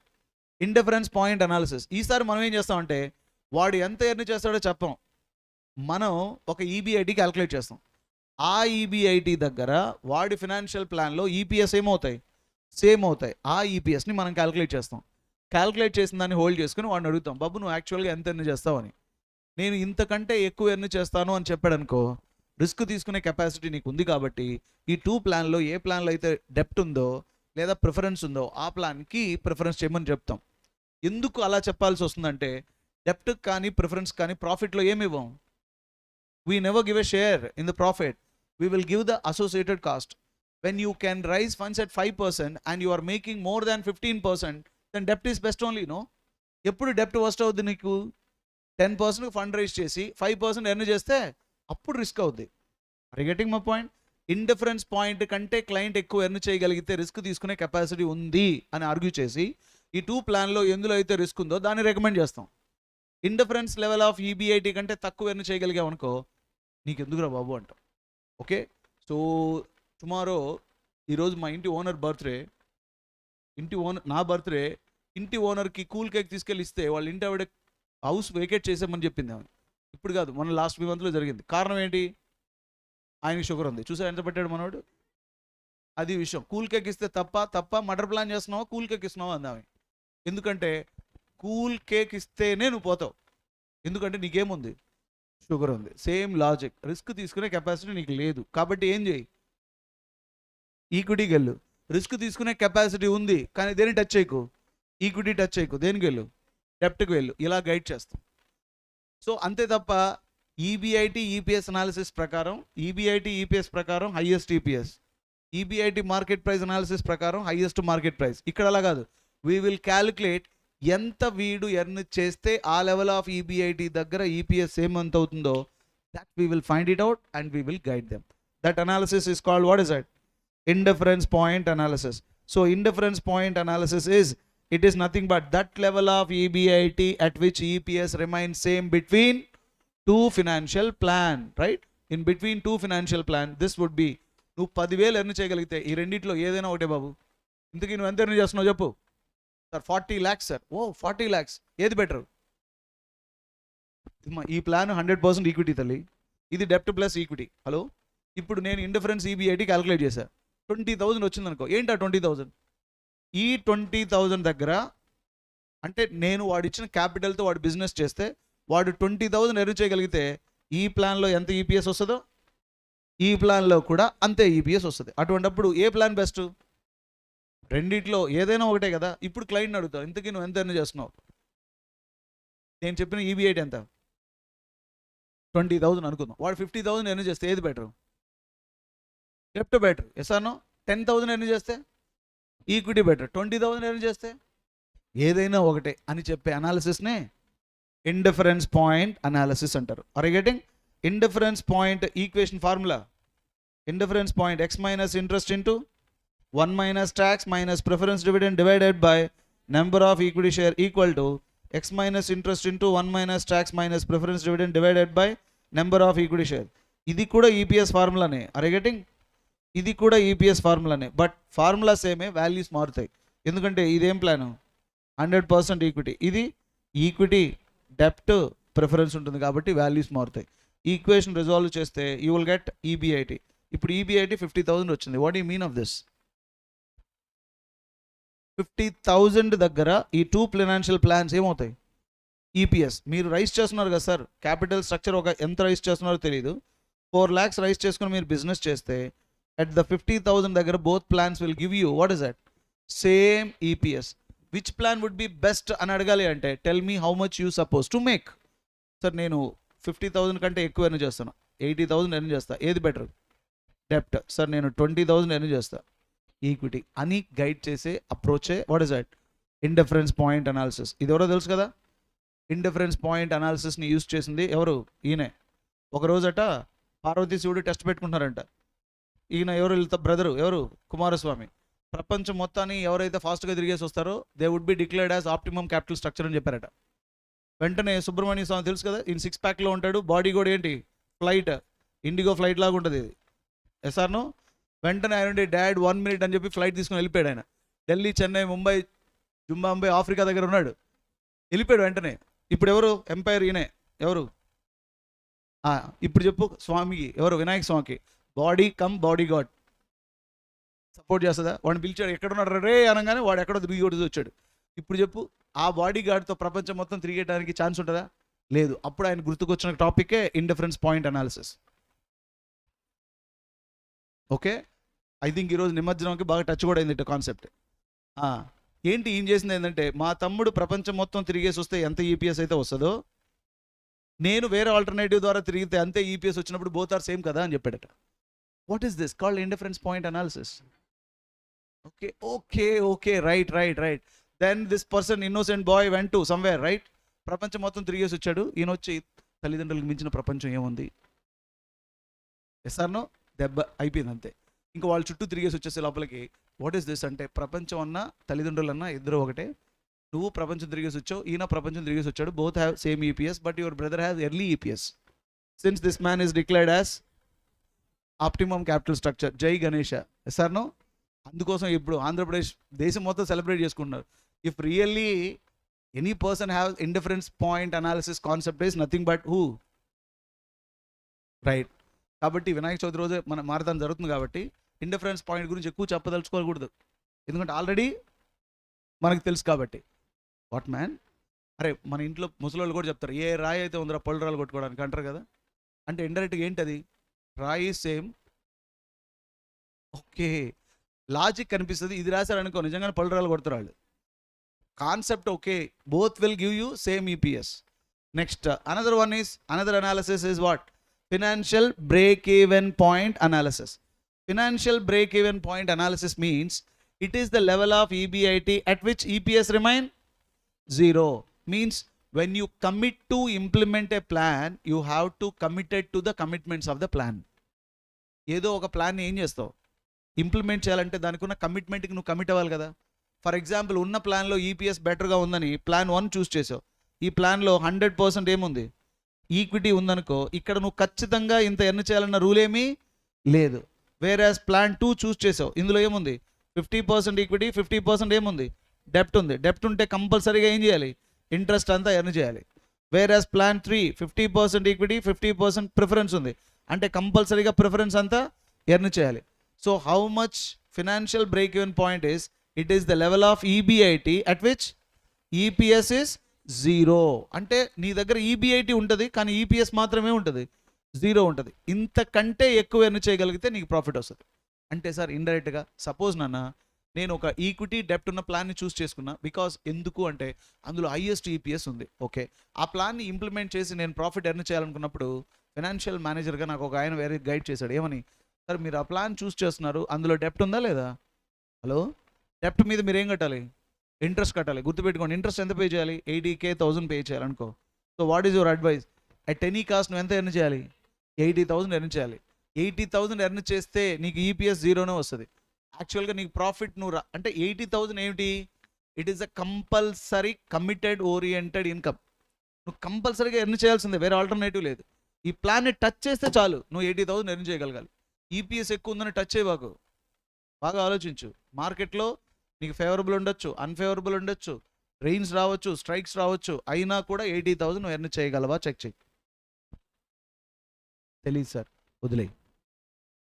Sir earn చేయగలను, సెలెక్ట్ చేసుకో. లేదు సార్, వద్దన్నా కదా, వదిలే. If you want to get Rama like a husband, you must be Sita. If you want to get Sita like a wife, you must be Rama. తేడా జరిగిందనుకో, రామాయణం చదివితే బ్యాలెన్స్ అర్థమైపోద్ది.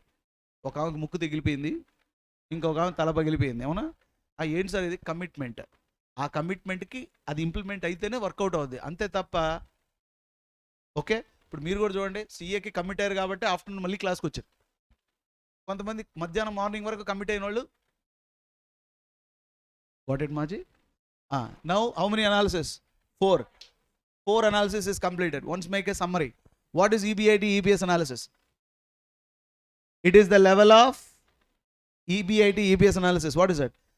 It is the analysis where we compute EPS from the given EBIT in which financial plan EPS is highest. We will recommend that is optimum. Okay. What is the EBIT market price analysis, sir? It is the analysis where from EBIT to we will calculate what? Market price with support of P ratio. EPS into P ratio, we will calculate market price. Which financial plan gives highest market price? That would be recommended as optimum. Okay. Then what is another analysis? Indifference point analysis. What is this? Level of EBIT at which EPS is same between two financial plan. What is a financial break-even point, sir? It is the level of EBIT at which EPS is 0. These are the 4 analysis. Okay. Now 4 analysis oriented. We have a small problem. We can make one problem. Here it is. This is the problem. You check it. This is a Ganapati limited problem. Technically Ganapati also came. Ganapati limited, how many plans? 3 plans ma. A, B, C. One plan 100% equity. Another one is 50% equity, 50% debt. C, 50% equity, 50% preference. Cost of debt is how much? 80%. Cost of preference 8%. Tax rate is 50%.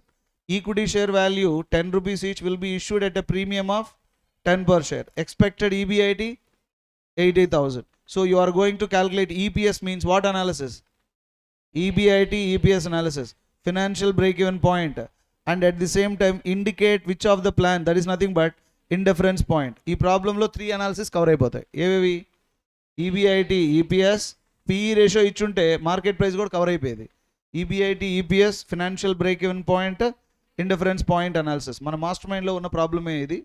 ఇప్పుడు first analysis ఏమిటి? EPS కావాలి. ఏం చేసాం చెప్పండి? EBITలో నుంచి interest deduct చేసాం, EBT వచ్చింది. ట్యాక్స్ డిడక్ట్ చేసాం, EIT వచ్చింది. ప్రిఫరెన్స్ డిడక్ట్ చేసాం. Earning availability equity share divided by number of equity shares. What we got? EPS. Which financial plan? Plan 2 highest EPS వచ్చింది కాబట్టి దీన్ని మనం సెలెక్ట్ చేసాం కదా. ఇందులో మీరు చెప్పండి ఫినాన్షియల్ బ్రేక్ ఈవెన్ పాయింట్ ఎంత? ఈ ప్లాన్ చూస్ చేసాం as per watt? EBIT EPS ప్రకారం, రైట్? ఇక్కడతో అయిపోయింది. ఇప్పుడు ఫినాన్షియల్ బ్రేక్ ఈవెన్ పాయింట్ ఏంటి? 16,000. అంటే కంపల్సరీగా నువ్వు ఎంత ఎర్న్ చేయాలి? యాక్చువల్గా నువ్వు ఎంత ఎర్న్ చేస్తున్నావు? 1,60,000 యాక్చువల్గా ఎర్న్ చేస్తున్నావు. కంపల్సరీగా ఎర్న్ చేస్తున్నది ఎంత? ఎర్న్ చేయాల్సింది 16,000. అటువంటిప్పుడు EBIT EPS అనాలిసిస్ ప్రకారం ఈ ప్లాన్ చూస్ చేయొచ్చు. అలాగే ఫినాన్షియల్ బ్రేక్ ఈవెన్ పాయింట్ ప్రకారంగా కూడా చూస్ చేయొచ్చు. ఎందుకు? Because your actual requirement is 16, but your normal generally EBIT are making how much? 1,60,000. So దీన్ని ఐడెంటిఫై చేయొచ్చుగా. So that's why financial break even point plan 1కి nil because 100% equity. Plan 2 to the extent of interest. Very good. Plan 3 you have to go with what is it? Preference dividend. కానీ గుర్తుపెట్టుకోండి, preference dividend మీద tax burden తీసుకోవాలి. Because preference dividend అంత earn చేస్తే preference dividend కట్టలేము, ఎందుకంటే tax ఉంటుంది కాబట్టి, right? There after indifference point. Indifference point formula idea ఉందా? ప్లాన్ 1 ప్లాన్ 3 తీసుకున్నాం. Hello, plan 1 plan 3 we calculated indifference level of EBIT 64,000 వచ్చింది. What is this 64,000? అంటే వాడే అడిగాడు కదా ఏ ప్లాన్ మీద బెనిఫిట్ అవుతుందని క్లియర్గా అడిగాడు. ఇక్కడ చూడండి, indicate any of the range dominate EBIT range among the plans we estimated indifference point. One of the plan estimate cheste ee plan, which one? Plan 1 and plan 3, you got 64,000. 64,000 అంటే meaning ఏంటి? 64,000 earn చేయగలిగితే ఏది better? 64,000 earn చేయగలిగితే ఏదైనా బెటరే. But యాక్చువల్గా ఎంత earn చేస్తున్నావు? 1,60,000 ఎర్న్ చేస్తున్నావు. అటువంటిప్పుడు ఏది బెటర్? ఉన్న ప్లాన్లో ఎందులో అయితే రిస్క్ ఎక్కువ ఉంటుందో that plan would be the best. ఇలా ఇండిఫరెన్స్ పాయింట్ నేను ఒకటే చేశాను, టైం కన్సమ్ని బట్టి. మీరు ఏం చేయొచ్చు? ఏ అండ్ బి చేయొచ్చు, 1 and 2 చేయొచ్చు, 2 and 3 చేయొచ్చు, 1 and 3 కూడా చేయొచ్చు. Okay, any of the plan you can calculate and you can observe this on analysis. ఓకేమ్మా, దీస్ ఆర్ ద, ఈ ప్రాబ్లం మన మాస్టర్ మైండ్ మెటీరియల్లో ఉన్న ప్రాబ్లమే. ఒకసారి వెరిఫై చేసుకోండి. 1 ప్రాబ్లం కన్సిస్ట్ వాట్? 3 అనాలిసిస్. ఇప్పటిదాకా చేసిన అనాలిసిస్లో ఈబీఐటీ మార్కెట్ ప్రైస్ అనాలిసిస్ ఒకటి స్టడీ చేయండి. దేర్ ఆఫ్టర్ 3 అనాలిసిస్ మీద అబ్జర్వేషన్ చేయండి. Next you have what is that? Capital structure theories. This are everything is a theory part. ఇందులో మ్యాక్సిమం మనకి ఎగ్జామినర్ థియరీ పార్ట్లోనే అడుగుతాడు. ఒక్క ఎంఎం థియరీ దగ్గర దీన్ని డిస్కస్ చేస్తాం. ఇప్పుడు దీంట్లో ఒక్కొక్క థియరీ నేను రఫ్గా ఎస్టిమేట్ చేస్తాను. What is the theory? Theory అంటే ఏంటి? ఐడియా ఉందా? థియరీ వాట్ మాజీ? HS Gossen law of diminishing marginality theory. ఒక యాపిల్ ఇప్పుడు తింటే వెంటనే మళ్ళీ యాపిల్ తింటే ఫస్ట్ యాపిల్ ఇచ్చిన సాటిస్ఫాక్షన్ రెండో యాపిల్ ఇవ్వదు. కాబట్టి ఫస్ట్ యాపిల్ మీద పే చేసినంత ప్రైజు సెకండ్ యాపిల్కి పే చేయడు. ఎకనామిక్స్లో చదువుకున్నారు కదా. That theory is based on certain assumption and conditions. మీ దగ్గరకు వచ్చి ఫౌండేషన్ ఎలా పాస్ అవ్వాలి అని చెప్పారనుకో, అందరు కలిపి ఒకే ఆన్సర్ చెప్తారా? ఒక్కొక్కరు ఒక్కొక్క రకంగా చెప్తారా? ఒక్కొక్కరు ఒక్కొక్క రకంగా చెప్తారు. కానీ అందరి ఆబ్జెక్టివ్ ఏంటి? ఎలా పాస్ అవ్వాలి. దీన్నే థియరీ అంటారమ్మా. ఓకే, ఆర్కిమెడిస్ థియరీ కూడా ఉంది కదా. ఒక టబ్బులో దూకాడట ఆర్కిమెడిస్, బయట వాటర్ వచ్చాయంట. ఆ వాటర్ ఈక్వల్ టు వాడికి ఈక్వల్ కండిషన్, రెండు సమానం అవుతాయి. కండిషన్ అప్లైస్, దిగాలి, దూకూడదు. దూకితే ఏమవుద్ది? మొత్తం థియరీ క్యాన్సిల్ అయిపోద్ది. అక్కడ హెచ్ఎస్ గాసన్ థియరీలో కూడా యాపిల్ ఇవ్వాలి. Yes or no? ఫస్ట్ యాపిల్కే. సెకండ్ యాపిల్ ఎప్పుడు ఇవ్వాలి? ఇప్పుడు ఇచ్చిన తర్వాత అర్ధరాత్రి 3 గంటలకు ఇవ్వకూడదు. పన్ను నొప్పితో బాధపడేవాడికి ఇవ్వకూడదు. కక్కుడుతున్న రాస్కెల్కి ఇవ్వకూడదు. ఇవన్నీ what are there? Assumption. So now capital structure theories with respect to capital structure I will tell you. What is a theory? A theory is a statement of fact based on certain assumption and conditions. These theories guide us how to identify what is that? Optimum capital structure. ఇప్పటిదాకా మనం analysis చేసాం, ఇప్పుడు అప్రోచ్ని follow అవుతాం. So theory maybe, ఇప్పుడు చూడు Mahatma Gandhi theory different కదా. జీవితంలో పైకి రావాలంటే ఏం చేయాలి? గొప్ప అవ్వాలంటే Mahatma Gandhi autobiography my experiment with the truth, ఆ బుక్ చదివారా? చదివితే ఆ బుక్లో ఆయన చెప్పిందంటే నిజం మాట్లాడు, జీవితంలో పైకి వస్తామని చెప్పాడు. మనం ఎప్పుడు మాట్లాడుతాం నిజం? ఎప్పుడో సంవత్సరానికి ఒకసారి. పేరు కూడా నిజం కాదు కొన్ని సందర్భాల్లో. Okay, where as Abdul Kalam is the Wings of Fire. ఆయన theory different. Hello, have a dream, dream, dream అంటే you must have a dream in such a way that there should not any stupid dream will damage your actual dream. అలా కలగనాలి. అంటే గజనీ సినిమాలో సూర్య introduction జరుగుతుంది కదా. ఒక chartered flight వస్తుంది, black షూట్లో దిగుతాడు, క్యాబ్లో మీన్స్ బెంచ్ కార్లో నిలబడుకుంటారు, ల్యాప్టాప్ కూడా అలా పెట్టుకుంటారు. ఇది ఫస్ట్ పార్ట్. అలా కలగనలేదనుకో సెకండ్ పార్ట్ నీదే. తల పగిలిపోయి ఉంటుంది, నిక్కరేసుకుంటావు, బ్రాడీపేటకి అరంగల్పేటకి తేడా తెలియకుండా లబ్బీపేటలో దొరుకుతుంటావు. ఎదవ బతుకు నాశనం అయిపోయి ఉంటుంది. Okay, so that's why you must have that observation, right? How many theories you have? 4 theories. Net income theory, net operating income theory, traditional theory, Modigliani Miller theory. Net income theory, what is that? Each and every theory has following assumptions. What are the assumptions? Sir, there are only 2 sources of funds, Balu sir. Debt and equity. There is no preference. Okay. If you raise funds, right? Funds from the market, right? If you do business, there is no loss. You will comfortably make, what is that? EBIT. There is a guarantee of profit. Hello? Cost of debt is less than cost of equity. Debt is always less than cost of equity. Business risk remain constant, no tax. Okay, no tax, and at the same time business risk remain constant. And one more point, no tax. What is the point? There are only 2 sources of funds. What are they? Debt and equity. Number 2, cost of debt is less than cost of equity. Number 3, there is a guarantee of EBIT. And number 4, there is no tax. Number 5, perpetual existence and business risk remain constant. These are the assumptions of all these theories. Okay, these are the assumptions. You better to check once again. And net income theory. Do you know what is net income theory? Theory part. I will tell you. Net income theory. This theory was suggested by David Durand. Okay. This is the theory which is there in your books. This theory was suggested by who? David Durand. According to net income theory, you try to understand. This is the theory part only. Problem they won't ask you, because majority they will ask you from EBIT, EPS analysis. If theory part, try to understand. Net income theory was suggested by who? David Durand. According to this theory, a company can increase its market value by reducing its overall cost of capital by employing least cost fund called what? Debt. Since debt is cheapest, there is no risk to equity shareholders because of employing debt. KO what happened? Decreases. With effect to market value, increases. Thus, since debt is cheapest, thus it is the best. Which theory? Net income theory. Assumption. There is no risk to whom? Equity shareholders. One more assumption. There is no risk to debenture holders. Company will make a guarantee of EBIT. This is the theory, net income theory, suggested by who? David Durand. Examiner ఎలా ఇస్తాడు? నా కంపెనీలో 2 lakh డెప్ట్ ఉంది Balasubrahmanyam, 2 lakh equity ఉంది. ఇప్పుడు పైన ఉన్న 2 lakh ఈక్విటీని రెడీమ్ చేసి దాని ప్లేస్లో డెప్ట్ తీసుకున్నాను అనుకో, అంటే 3 lakhs డెప్ట్ 1 lakh ఈక్విటీ చేస్తే ఏమవుద్ది? 2 lakh ఈక్విటీ 2 lakh డెప్ట్ కదా. ఇప్పుడు 1 lakh ఈక్విటీ 3 lakh డెప్ట్ చేస్తే ఏమవుద్ది? డెప్ట్ ఇంక్రీజ్ అయిందిగా, అంటే లీస్ట్ కాస్ట్ ఫండ్ ఇంక్రీజ్ అయింది కదా, హై కాస్ట్ ఫండ్ వెళ్ళిపోయింది. విత్ ఎఫెక్ట్ కేఓ ఏమవుద్ది? డిక్రీజ్ అవుద్ది. కేఓ డిక్రీజ్ అయిందనుకో, మార్కెట్ వాల్యూ ఆఫ్ ఫర్మ్ ఏమవుద్ది? ఇంక్రీజ్ అవుతుంది. Right. This is the theory suggested by David Durand. Next theory net operating income theory చెప్పే ముందర, so you see in this theory diagrammatic represented cost of డెప్ట్ is there, cost of equity is there. డెప్ట్ పెరిగే కొద్దీ KO ఏమవుతూ వస్తుంది? Decrease అవుతూ వస్తుంది. KO decrease అయ్యే కొద్దీ మార్కెట్ వాల్యూ ఆఫ్ ఫర్మ్ ఏమవుతూ పోతుంది? ఇంక్రీజ్ అవుతూ పోతుంది. As KO decreases, market value of firm increases. Next ఈ థియరీ నేను బాగా ఇంప్లిమెంట్ చేశారు ఎవరు? విజయ్ మాల్యా గారు. సిన్స్ డెప్ట్కు ఫేవరబుల్ కాబట్టి హీ రైజ్డ్ మ్యాక్సిమం క్యాపిటల్. అందువల్లే ఈ రైజ్ చేసిన టోటల్ క్యాపిటల్ ఎంప్లాయిడ్ డెప్ట్ చూసారా 6,963 crores. ఎవరెవరి దగ్గర నుంచి? SBI, Punjab, IDBI, bank of India, bank of Baroda, United bank, central bank, right, UCO bank, corporate bank, state bank Mysore, Indian overseas, federal bank, Punjab national bank, axis bank. కనీసం నాకైతే నా bank అకౌంట్లో ఏటీఎంలో నా డబ్బులు కూడా రావు. అవునా? నా డబ్బులు నాకు రావు, కానీ ఈయనకి ఎన్ని బ్యాంకులు వచ్చాయి? చాలా బ్యాంకుల నుంచి తీసుకున్నాడు కదా. ఏ థియరీ నచ్చింది ఈయనకి?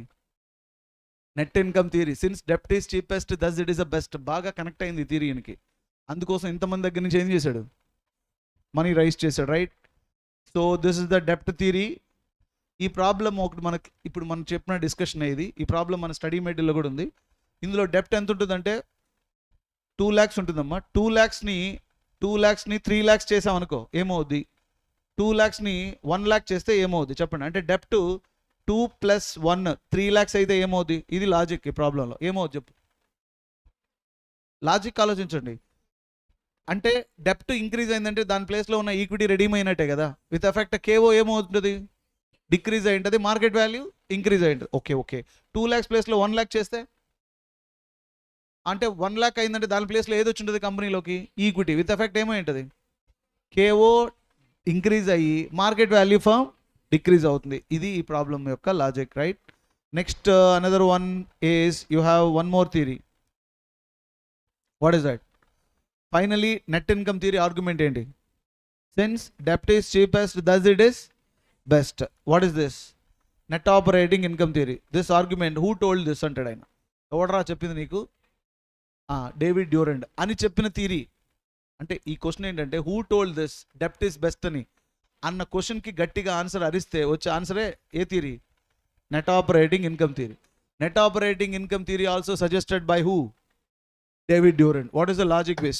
This theory argues that no, debt is not best, debt is not worst, debt is just. What? Debt is not best, sir.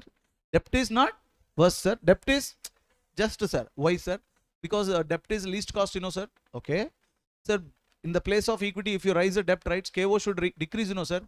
But sir, when debt increases, market value, equity shareholders risk, what happens, sir? Increase. Marginal cost of capital. వడాఫోన్లో 4th floorలో morning class ఇదే కదమ్మా discuss చేసింది. అడిషనల్గా డెప్ట్ rise చేస్తే equity షేర్హోల్డర్స్కి ఏమవుతుంది, risk పెరుగుద్ది. అప్పుడు కేఈ పెరుగుతుంది కదా, అప్పుడు డెప్ట్ ద్వారా వచ్చే అడ్వాంటేజ్, కేఈ ద్వారా వచ్చే డిసడ్వాంటేజ్ రెండు ఏమైపోతాయి, సెట్ ఆఫ్ అయిపోయింది అనుకో. KO will remain constant. When KO remain constant, market value of firm will remain constant. కాబట్టి డెప్ట్ పెద్ద బెస్ట్ కాదు, వర్స్ట్ కాదు అని ఆర్గ్యూ చేసిన theory. This theory is suggested by who, David Durand. ఏం చెప్పండి ఈ theory argument? A company cannot increase its market value, can't decrease its KO by employing least cost fund. Why? Because advantage of debt would be exactly, what is that, set off with what, set off with the risk element of equity shareholders with effect KO remain constant. ఇది concept. So ఇందులో logic ఏంటో చూద్దాం. ఇప్పుడు ఒక company కేడీ ఉంది, ఈ డెప్ట్ rise చేసుకుంటూ పోతున్నాం అనుకో, డెప్ట్ పెరుగుతూ పోతే కేఈ కూడా, ఈక్విటీ కూడా కాన్స్టెంట్గా ఉంటే కేఓ ఏమవుద్ది, డిక్రీజ్ అవుద్ది. ఇదే కదా వాడు ప్రూవ్ చేసింది ఇంతకుముందు ఈ థియరీలో. చూసారా నెట్ ఇన్కమ్ థియరీలో ఆర్గ్యుమెంట్ ఏంటి,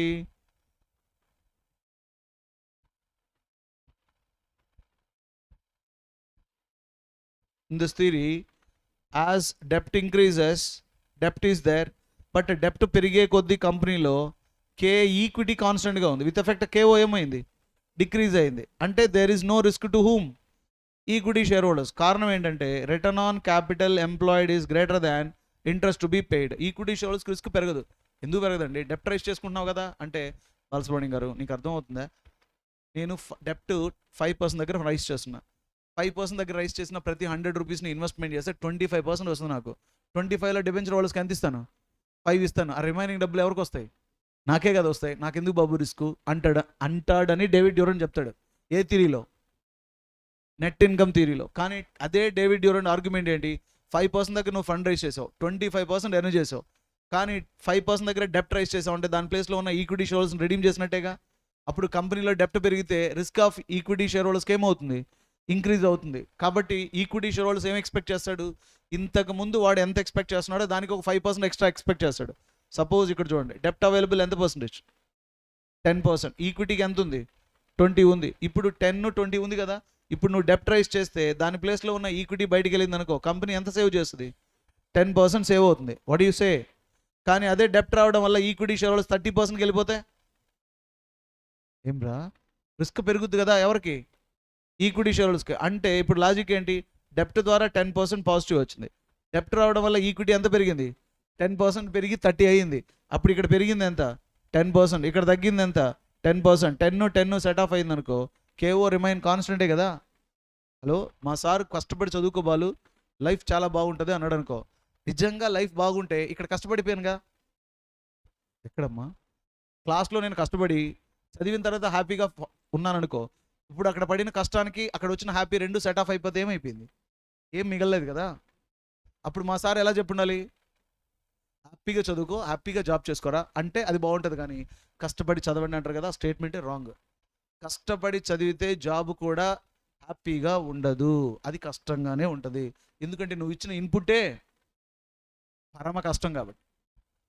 అరగటి గుర్తుపెట్టుకో. ఎలా చదువుకోవాలి, హ్యాపీగా చదువుకోవాలి. ఈరోజు వచ్చాం, ఎందుకు వచ్చాం, తరిమారు అక్కడ, తరిమారు, లేకపోతే ఎందుకు వస్తాం అని అనుకోకూడదు. ఎసానో వచ్చాం, something we going to learn something man, right. రేపు ఏదో కార్పొరేట్ కంపెనీ ఒక ప్రాబ్లమ్ని సాల్వ్ చేయడానికి ట్రైన్ అవుతున్నారు మీరు. సిఏలు సిఎంఏలు చదివేస్తే డబ్బులు ఇస్తారా, ఇదేమన్నా రైల్వే స్టేషన్ దగ్గర ఇది పంపిస్తారు, ఒక సర్టిఫికేట్ పంపిస్తారు, పుట్టి మూగ గుడ్డి డబ్బులు ఇవ్వండి అని, అట్లా సర్టిఫికేట్లు చూపిస్తాం మనం. ఏమన్నా సిఏ కంప్లీట్ చేసాం అనుకో, we will get the capability to solve the corporate problems. Yes or no?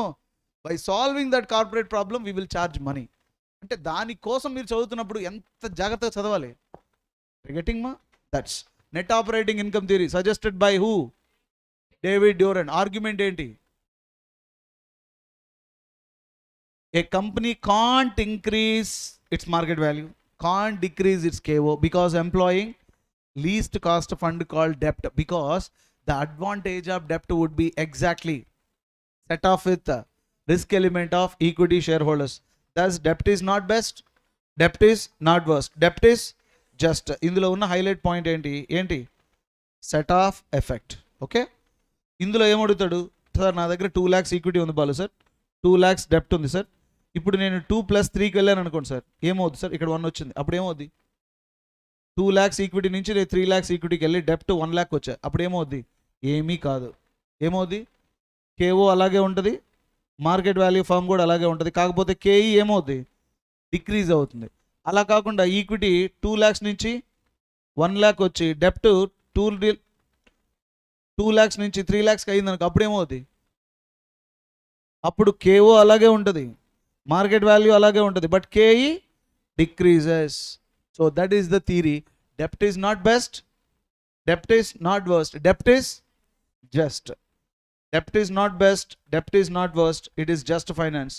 There is no optimum capital structure. Every capital structure optimum only because of KO and market value of firm remains same. Then there is a small problem on this. This is theory part kabatti problem ledu. Then what is another point is one more theory. A theory cheppandi. Traditional theory. Traditional theory suggested by this handsome man. Who is he? Isra Solomon. According to Isra Solomon argument is that he joined both and made a divided by. Hello? Which theory? Net income theory, net operating income theory divided by 2. Cheste vachina theory e? Right. So now tell me, what is that net income theory study chesaru? Emani argue chesaru? Net income theory. A company can increase its market value, decrease its KO by employing least cost fund called what? Debt. What about net operating income theory?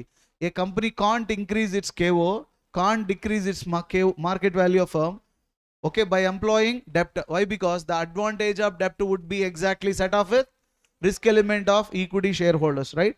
Thus debt is not best, debt is not worst, debt is just. Whereas Isra Solomon identified that, he identified meritorious points of both the theories. He said that no, debt is best up to certain level. Debt is best up to certain level. It means that if you employ debt, it can reduce its KO, increase its market value up to certain point. Beyond that, what happened? Beyond that, if you employ debt, KO will increase. Why? Because KE increases, KD increases. With effect of what? KO will increase. So debt best ఎప్పటి వరకు? Up to certain level. తర్వాత దాన్ని rice చేసావు అనుకో, it will become costliest, riskiest, finally turns what? Worst. పూర్తిగా మారిపోయిన చంద్రముఖి అయిపోద్ది. ఎవరు? డెప్ట్. సో డెప్ట్ రైస్ చేయి ఎప్పటిదాకా? పెద్దలు కూడా అదంటే తెగేదాకా లాగొద్దు అంటారు కదా, అంటే లాగొద్దనా లాగమనే? లాగమని. దానికి అర్థం కావట్లే. తెగేదాకా లాగొద్దురా అంటే లాగమని అని అర్థం. కానీ ఎప్పటిదాకా లాగాలి? తెగేదాకా. తెగితే ఏమవుద్ది? ఇప్పుడు ఒక చిన్న పిల్లోడు రబ్బర్ని నోట్లో పెట్టుకుని లాక్కుంటూ ఉన్నాడు అనుకో, అప్పుడు ఏం చెప్తారు? తెగేదాకా లాగొద్దురా అంటే లాగొద్దునే కదా. తెగితే ఏమవుద్ది? తర్వాత వాడికి అర్థమైపోద్ది. Okay, that's why what happen? డెప్ట్ also up to certain level it would be best, beyond that it not good. Okay, ఏ company, what is the traditional theory చెప్పండి సింపుల్గా. Traditional theory is a hybrid of what? Net income theory, net operating income theory. This theory considers the powerful points of both net income, net operating income. This theory argues that what? A company can reduce its KO, increases its market value of firm by employing debt up to certain point. Beyond that, because of rising a debt, it can increase risk element to equity shareholders. With effect, KE increases. And at the same time, by going on rising a debt, KD also increases. Since KD increases, KE increases. With effect, KO also increases. That's why debt is best up to certain level. Thereafter, it would be worst. Don't raise debt. Net income theory, debt best antadi. Net operating income theory, debt just antadi. This theory, debt is best up to. ఇంతకి ఎలా తెచ్చుకోవాలి నీ ఇష్టం, నువ్వు plan చేసుకో. These are the theories, net income theory. And finally, one more theory left. Which one? What is this theory? Since debt is cheapest, thus it is the best up to certain level. Thereafter, it becomes riskiest and costliest, that it turns to worst. And finally, ఇక్కడ కూడా మీకు ఒక చిన్న historical story ఉంటుంది. ఏంటో తెలుసు? ఇది CB చక్రవర్తి ఉంటుంది. What man? వద్దులేండి, టైం లేదు మనకి.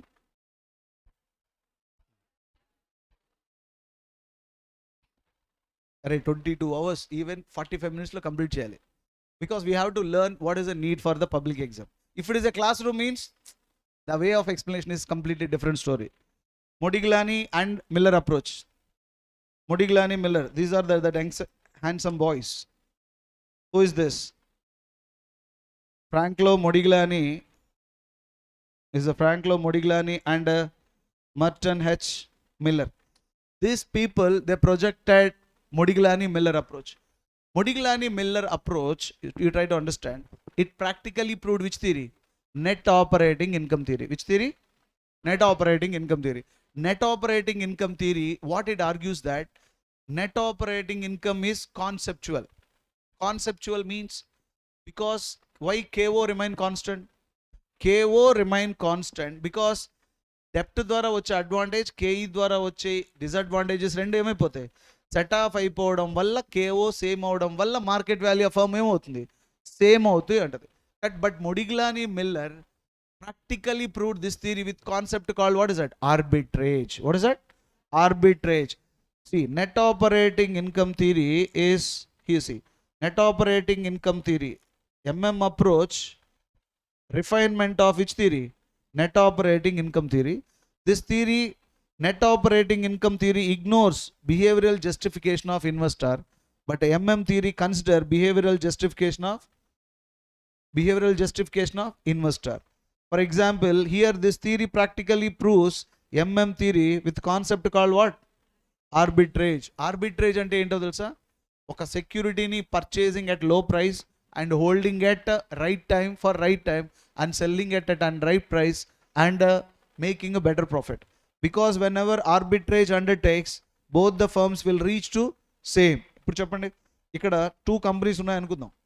రెగ్యులర్గా క్లాస్లో చెప్పేటప్పుడు ఎగ్జాంపులే. ఇప్పుడు ఎస్బీఐ షేర్ 200 ఉంది. SR no? ఎస్బీఐ షేర్ 200, ఇది 100% ఈక్విటీ, ఇది 50% ఈక్విటీ, 50% డెప్ట్. అంటే రెండిటి మార్కెట్ వాల్యూ సేమేగా. వాట్ మా? బట్ ఇది ఎప్పుడు? when there is no system, no stock market, no tax, ఏమీ లేనప్పుడు. బట్ Modigliani Miller ఆర్గ్యుమెంట్ ఏంటంటే, ఇలా ఉన్న ఈ రెండు కంపెనీలో బోత్ ద కంపెనీ డెప్ట్ equity mix does not change KO and market value of firm. ఈ రెండు మార్కెట్ వాల్యూ సేమేగా. ఏ థియరీ చెప్పింది ఇది? Net operating income theory. 1953లో ప్రూవ్ చేశారు. So market value of firm remain same because of what effect? Set off effect. But ఇదే థియరీని ఇలా వర్కౌట్ అవ్వచ్చా? ఇదే ఎస్ బ్యాంక్లో ఇది 200, ఇది 200 ఉంది. కానీ ఇప్పుడు ఎస్ బ్యాంక్లో స్కామ్ జరిగింది. Crux, Yes bank founder Rana Kapoor arrested by ED. ఇది న్యూస్లో వచ్చిందనుకో, ఏమవుద్ది? ఈ షేర్ ప్రైస్లు ఇలాగే ఉంటాయా? చెప్పు, ఉంటాయా? ఇది ఎప్పుడు 1953లో ఉండొచ్చు, ఎందుకంటే అప్పుడు ఏం లేదు, స్టాక్ మార్కెట్ లేదు. ఇప్పుడు న్యూస్ ఇలా వచ్చింది, బాబు ఈడీని అరెస్ట్ చేశాడు రానా కపూర్. అప్పుడు న్యూస్ స్ప్రెడ్ అయింది, ఏమవుద్ది? ఏమైంటుంది? అరెస్ట్ చేసి ఇలా తీసుకెళ్లారు.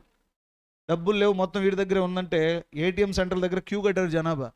ఉన్న కంపెనీ షేర్లంతా ఏం చేస్తారు? జనాభా సెల్ చేస్తారు. అందులో మునిగిపోయిన వాళ్ళలో నేను కూడా ఒకనే. మునిగిపోయింది అలా ఎలా కాదు, తీవ్రంగా, తీవ్రవాదులాగా. ఓకే, అంత దారుణం చేశాడు. బట్ అప్పుడు ఎస్బీఐలో ఉన్న షేర్లు ఈ రెండు ఇలాగే ఉంటాయా? ఇప్పుడు మార్కెట్ ప్రైస్లో ఇలా ఉన్న షేర్ ప్రైస్ చూసారు ఎలా క్రాష్ అయిందో? ఇలా క్రాష్ అయినప్పుడు ఏమవుద్ది? ఎవరో ఒకరు తెలివిగా ఆలోచిస్తారుగా. ఎస్బీఐ బ్యాంక్లో 200 ఉన్నది, మార్నింగ్ ఎంత ఉన్నది షేర్ ప్రైస్? 200 ఉంది. ఇప్పుడు స్కామ్ జరిగినప్పుడు 200 ఉన్న షేర్ ప్రైస్ ఎంతకు వచ్చింది? 20 వచ్చింది. ఇప్పుడు తెలివైన ఉన్నవాడు ఆలోచిస్తాడా లేదా?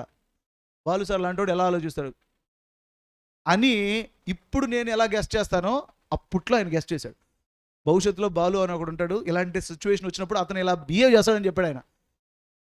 ఏమ్మా, నేను పుట్టక ముందే ఒక ఇన్వెస్టర్ ఇలా బిహేవ్ చేస్తాడని గెస్ట్ చేశాడు అతను. అప్పుడు ఏమవుద్ది అంటే, ఈ రెండు మార్కెట్ వాల్యూ సేమ్గా ఉంటాయన్నావు mister David Durand, your wrong man. ఇక్కడ 200, ఇక్కడ 200 కదా. స్టాక్ మార్కెట్ ఇలా క్రాష్ వచ్చినప్పుడు ఈ మార్కెట్ ప్రైస్ ఏమవుతుంది? 20. అంటే స్టాక్ మార్కెటే కాదు, మార్కెట్లో డిఫరెంట్ రీజన్స్ వల్ల మార్కెట్ ప్రైస్ ఏమైతే తగ్గితే, ఇప్పుడు ఒక ఇన్వెస్టర్ ఏం చేస్తాడు? ఈ రెండు కంపెనీలు సేమే కదా. హలో, మరి అతను ఇలా థింక్ చేయొచ్చు కదా, ఒకవేళ స్కామ్ జరిగితే పోలీసులు ఇన్వెస్టిగేషన్ ఇవన్నీ ఉంటాయి కదా. ఓ పని చేద్దాం, ఇప్పుడు 20 దగ్గర కొంటే ఇది 40 రూపీస్ అయిందనుకో, ఇన్వెస్ట్మెంట్ రిటర్న్ ఎంత వచ్చినట్టు? 20కి 20 అంటే 100% రిటర్న్ వచ్చినట్టే కదా. అటువంటిప్పుడు ఏం చేస్తాడు? తెలివిగా తన దగ్గర ఉన్న ఈ ఎస్బీఐలో ఉన్న ఇన్వెస్ట్మెంట్ ఏం చేస్తాడు? సెల్ చేస్తాడు. సెల్ చేస్తే దీని వాల్యూ ఏమవుతుంది? డిక్రీజ్ అవుద్ది. వచ్చిన మనీతో ఏ షేర్స్ కొంటాడు? ఎస్ బ్యాంక్ కొన్నాడు అనుకో, దీని వాల్యూ ఏమవుద్ది? పెరుగుద్ది. ఒకనొక దగ్గర రెండు ఏమవుతాయి? సేమ్ అయిపోతాయి. This is happens because of behaviour of whom? Investor అని ప్రూవ్ చేశాడు ఆయన. This is called an arbitrage. ఈ ఆర్బిట్రేజ్కి రెండు రీజన్స్. ఎందుకు ఒక క్లయింట్ హైయెస్ట్ మార్కెట్ వాల్యూ సెక్యూరిటీని సెల్ చేసి లోయెస్ట్ సెక్యూరిటీని కొంటాడంటే 2 reasons. Number 1, same investment more profit. What is that? Same investment more profit. రెండోది ఇలా కూడా జరగచ్చు. What is that? Less investment same profit. ఈ రెండిట్లో ఏది వర్కౌట్ అయినా హైయెస్ట్ సెక్యూరిటీస్ నమ్మి లోయెస్ట్ షేర్స్ కొంటాడు. విత్ ఎఫెక్ట్ లోయెస్ట్ వాల్యూ పెరిగి లోయెస్ట్ వాల్యూ ఇంక్రీజ్ అయ్యి హైయెస్ట్ వాల్యూ తగ్గి ఒకనొక దగ్గర 2 firms మార్కెట్ వాల్యూ ఏమవుతాయి? సేమ్ అవుతాయి. But net operating income theory చెప్పింది కూడా అంతే. అది సేమ్గా ఉంటాయి, ఇది సేమ్ అవుతాయి. అక్కడ సెట్ ఆఫ్ ఎఫెక్ట్, ఇక్కడ arbitrage effect. That is a classic one. No tax, no system, no stock market. But here nothing but behaviour of whom? Investor. Okay, so this is the net income theory, net operating income theory మా. In examination point of view, one part is very, very important. How to calculate market value of firms? What is that?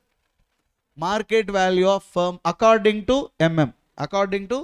గుర్తుపెట్టుకోండి, 5 marks అడిగేదానికి chance ఉంది. Theory పార్ట్లో ఏదైనా area problem అడుగుతాడంటే MM థియరీలో problematic అడుగుతాడు. How do you calculate market value according to MM అనుకో? When there is no tax, calculate CC అంటే calculate levered firm, calculate unlevered firm, రెండూ చేయాల్సిందే. వేరే ట్యాక్స్ ఉందనుకో అప్పుడు ఏం చేస్తావు? Calculate unlevered firm, adjust another firm. అప్పుడు ముందు అన్లివర్డ్ ఫర్మ్ క్యాలిక్యులేట్ చేసి నెక్స్ట్ అన్లివర్డ్ ఫర్మ్ వాల్యూ తీసుకొని market value of tax shield of డెప్ట్ని తీసుకెళ్ళి దేనికి యాడ్ చేస్తాం? మార్కెట్ వాల్యూ ఆఫ్ అన్లివర్డ్ ఫర్మ్కి యాడ్ చేస్తే you will get what? Market value of levered firm. That is the formula I will tell you here. Estimation of market value of firm according to whom? MM లో first ఏం calculate చేయాలి?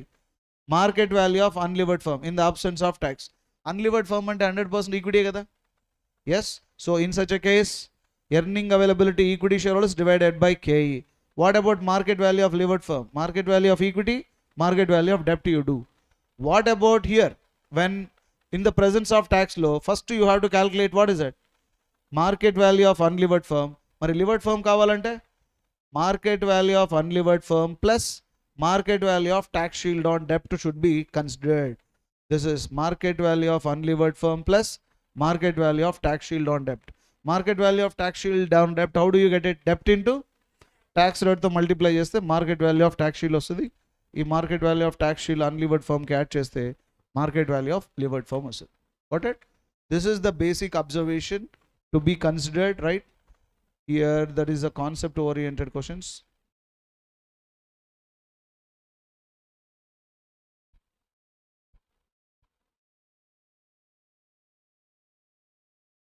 దీంట్లో ఎక్కువ శాతం theory పార్ట్లో ఇవే questions అడిగాడు. చూడండి ఇక్కడ, what do you understand by capital structure? How do you differ from financial structure? ఇదే క్వశ్చన్ అడిగా. Thereafter discuss the financial break even point and EBIT EPS indifference analysis. List the fundamental principles governing capital structure. What is over capitalization? State its causes and consequences. And what do you mean by capital structure? State the significance and financing decision. State the principle that should be followed by while designing capital structure. Principle follow vali morning class lo cheppanu ga, profitability, flexibility, convertibility, yes or no, all these things. So this is with respect to capital structure. How many analysis? What are they?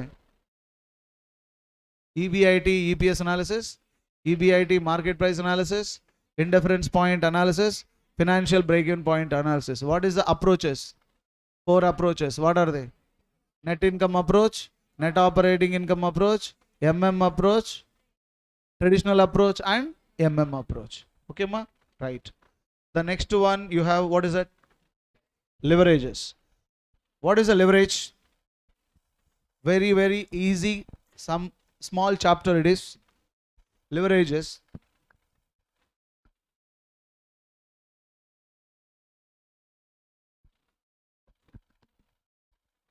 See, leverage is actually this is the term from physics నుంచి extract చేసిన ఒక term.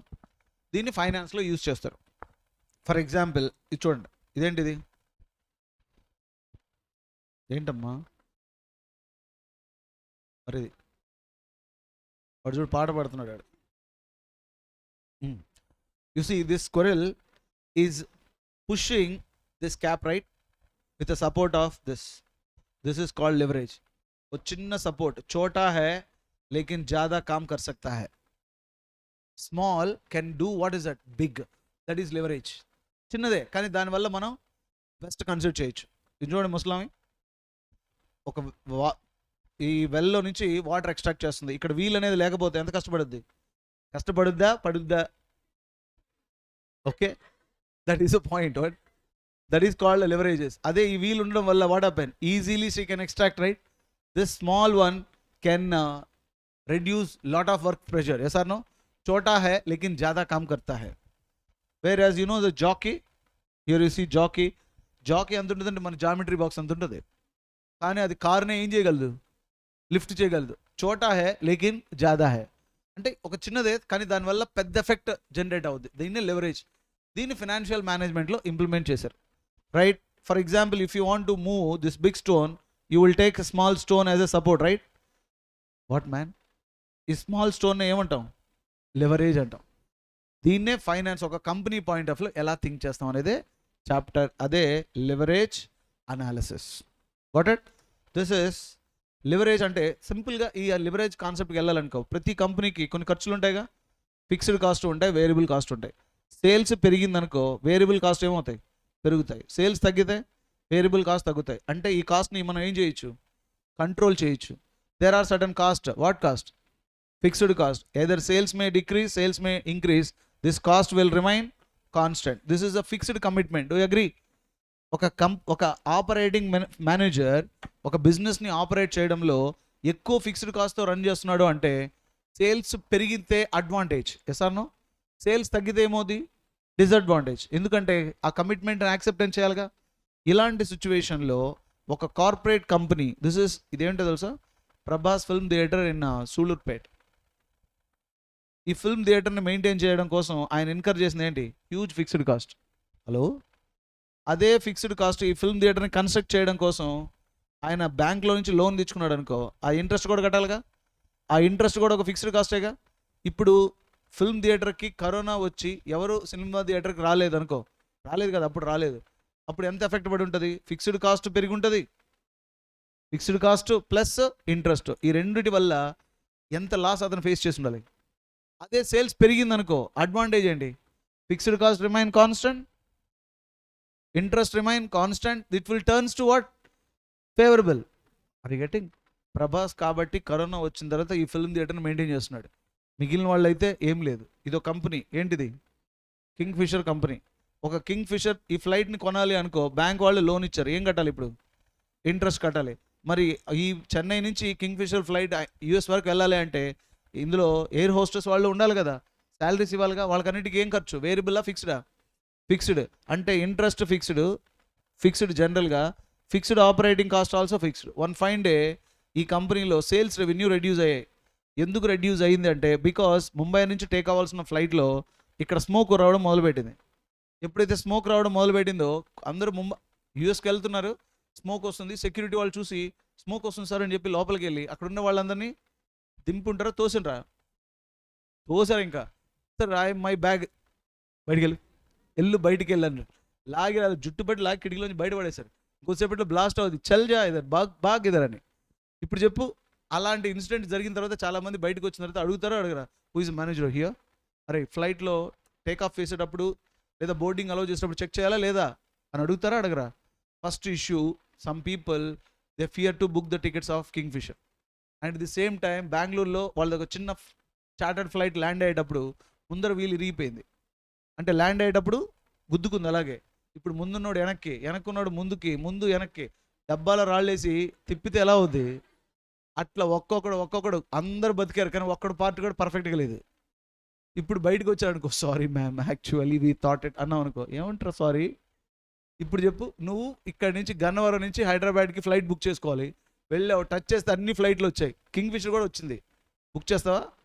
Right, book చేయడం మానేశారు అంటే sales revenue తగ్గిపోయింది. ఇక్కడేమో ఏముంది? Fixed cost. అక్కడేమో ఇంట్రెస్ట్ ఫిక్స్డ్ కాస్ట్ పెరిగి కింగ్ ఫిషర్ కంపెనీ కొలాప్స్ అయిపోవడానికి it not took years, it's months, that's enough. ఆ కంపెనీ కొలాప్స్ అయిపోవడానికి ఆ కంపెనీలో ఉన్న ఫైనాన్షియల్ మేనేజర్కి ఒక చాప్టర్ తెలియదు, అదే లివరేజ్. కాబట్టి జాగ్రత్తగా నేర్చుకోండి. Leverage is ability of a firm to employing long term funds. ఇండైరెక్ట్గా చెప్పాలంటే leverage is the risk associated with the company having fixed financial commitment. ఏ ఫిక్స్డ్ ఫినాన్షియల్ కమిట్మెంట్స్, ఏ కాస్ట్లు ఉంటాయి ఇది చూడండి. Leverage indicates that risk associated with the company having fixed financial commitment. One is fixed operating cost, fixed financing cost. Fixed financing కాస్ట్లో ఏమేమి ఉంటాయి? Interest, preference dividend. How many types of leverages? ఎక్కడైనా సరే అమ్మా ఒక బిజినెస్కి 2 టైప్స్ ఆఫ్ రిస్క్ ఉంటాయి. ఏవేవి? Here is one is a business risk, financial risk. Business risk also called operating risk అంటారు. What is that? Operating risk. It arises because of what? Fixed cost. ఎక్కువ fixed cost ఉన్న కంపెనీలో financial decision తీసుకునేటప్పుడు డెప్ట్ కానీ preference కానీ నువ్వు ఎప్పుడు employee చేయకూడదు. ఎందుకంటే ఈ రెండు పెరిగిందనుకో అప్పుడు వీటికి కూడా పే చేసేది ఫిక్స్డేగా, అప్పుడు ఇది కూడా పెరిగిందనుకో, ఇక్కడ ఫిక్స్డ్ కాస్ట్ పెరిగి ఇక్కడ డెప్ట్ పెరిగి ఇక్కడ ప్రిఫరెన్స్ డివిడెండ్ పెరిగితే టోటల్ ఫిక్స్డ్ కాస్ట్ ఇంక్రీజ్ అయిందంటే ఏ మాత్రం సేల్స్లో ఇంబ్యాలెన్స్ అయినా కంపెనీ కొలాప్స్ అయిపోతుంది. హలో, కంపెనీ కొలాప్స్ అయిపోతుంది. That's why have it take a risk, but risk should be calculated risk. Moderate risk తీసుకోవాలి. అంటే ఇండైరెక్ట్గా ఏం చెప్పదలుచుకున్నానంటే క్యాపిటల్ స్ట్రక్చర్ డిస్కషన్తో కన్క్లూడ్ అయిన తర్వాత మనం ఒక ఫినాన్షియల్ ప్లాన్ని చూస్ చేసాం. ఆ ఫినాన్షియల్ ప్లాన్ ఏంటంటే 90% డెప్ట్, 10% equity is the best plan. ఎందుకంటే అందులో మార్కెట్ ప్రైజు బెస్ట్గా ఉండొచ్చు, లేదా ఈపీఎస్ బెస్ట్గా ఉండొచ్చు. దాన్ని ఇంప్లిమెంట్ చేయాలనుకుని వెళ్ళాం కంపెనీకి. కంపెనీలో చూస్తే ఫిక్స్డ్ కాస్ట్ విపరీతంగా ఉంది. అప్పుడు ఏం చెప్తాం? సార్ ఇప్పటిదాకా చేసిన అనాలిసిస్ అని వేస్ట్ అయిపోయింది సార్. ఎందుకు సార్? ఈ ఫినాన్షియల్ రిస్క్ చాలా తక్కువగానే ఉందనుకుంటున్నాం, కానీ ఆల్రెడీ అందులో ఏముంది?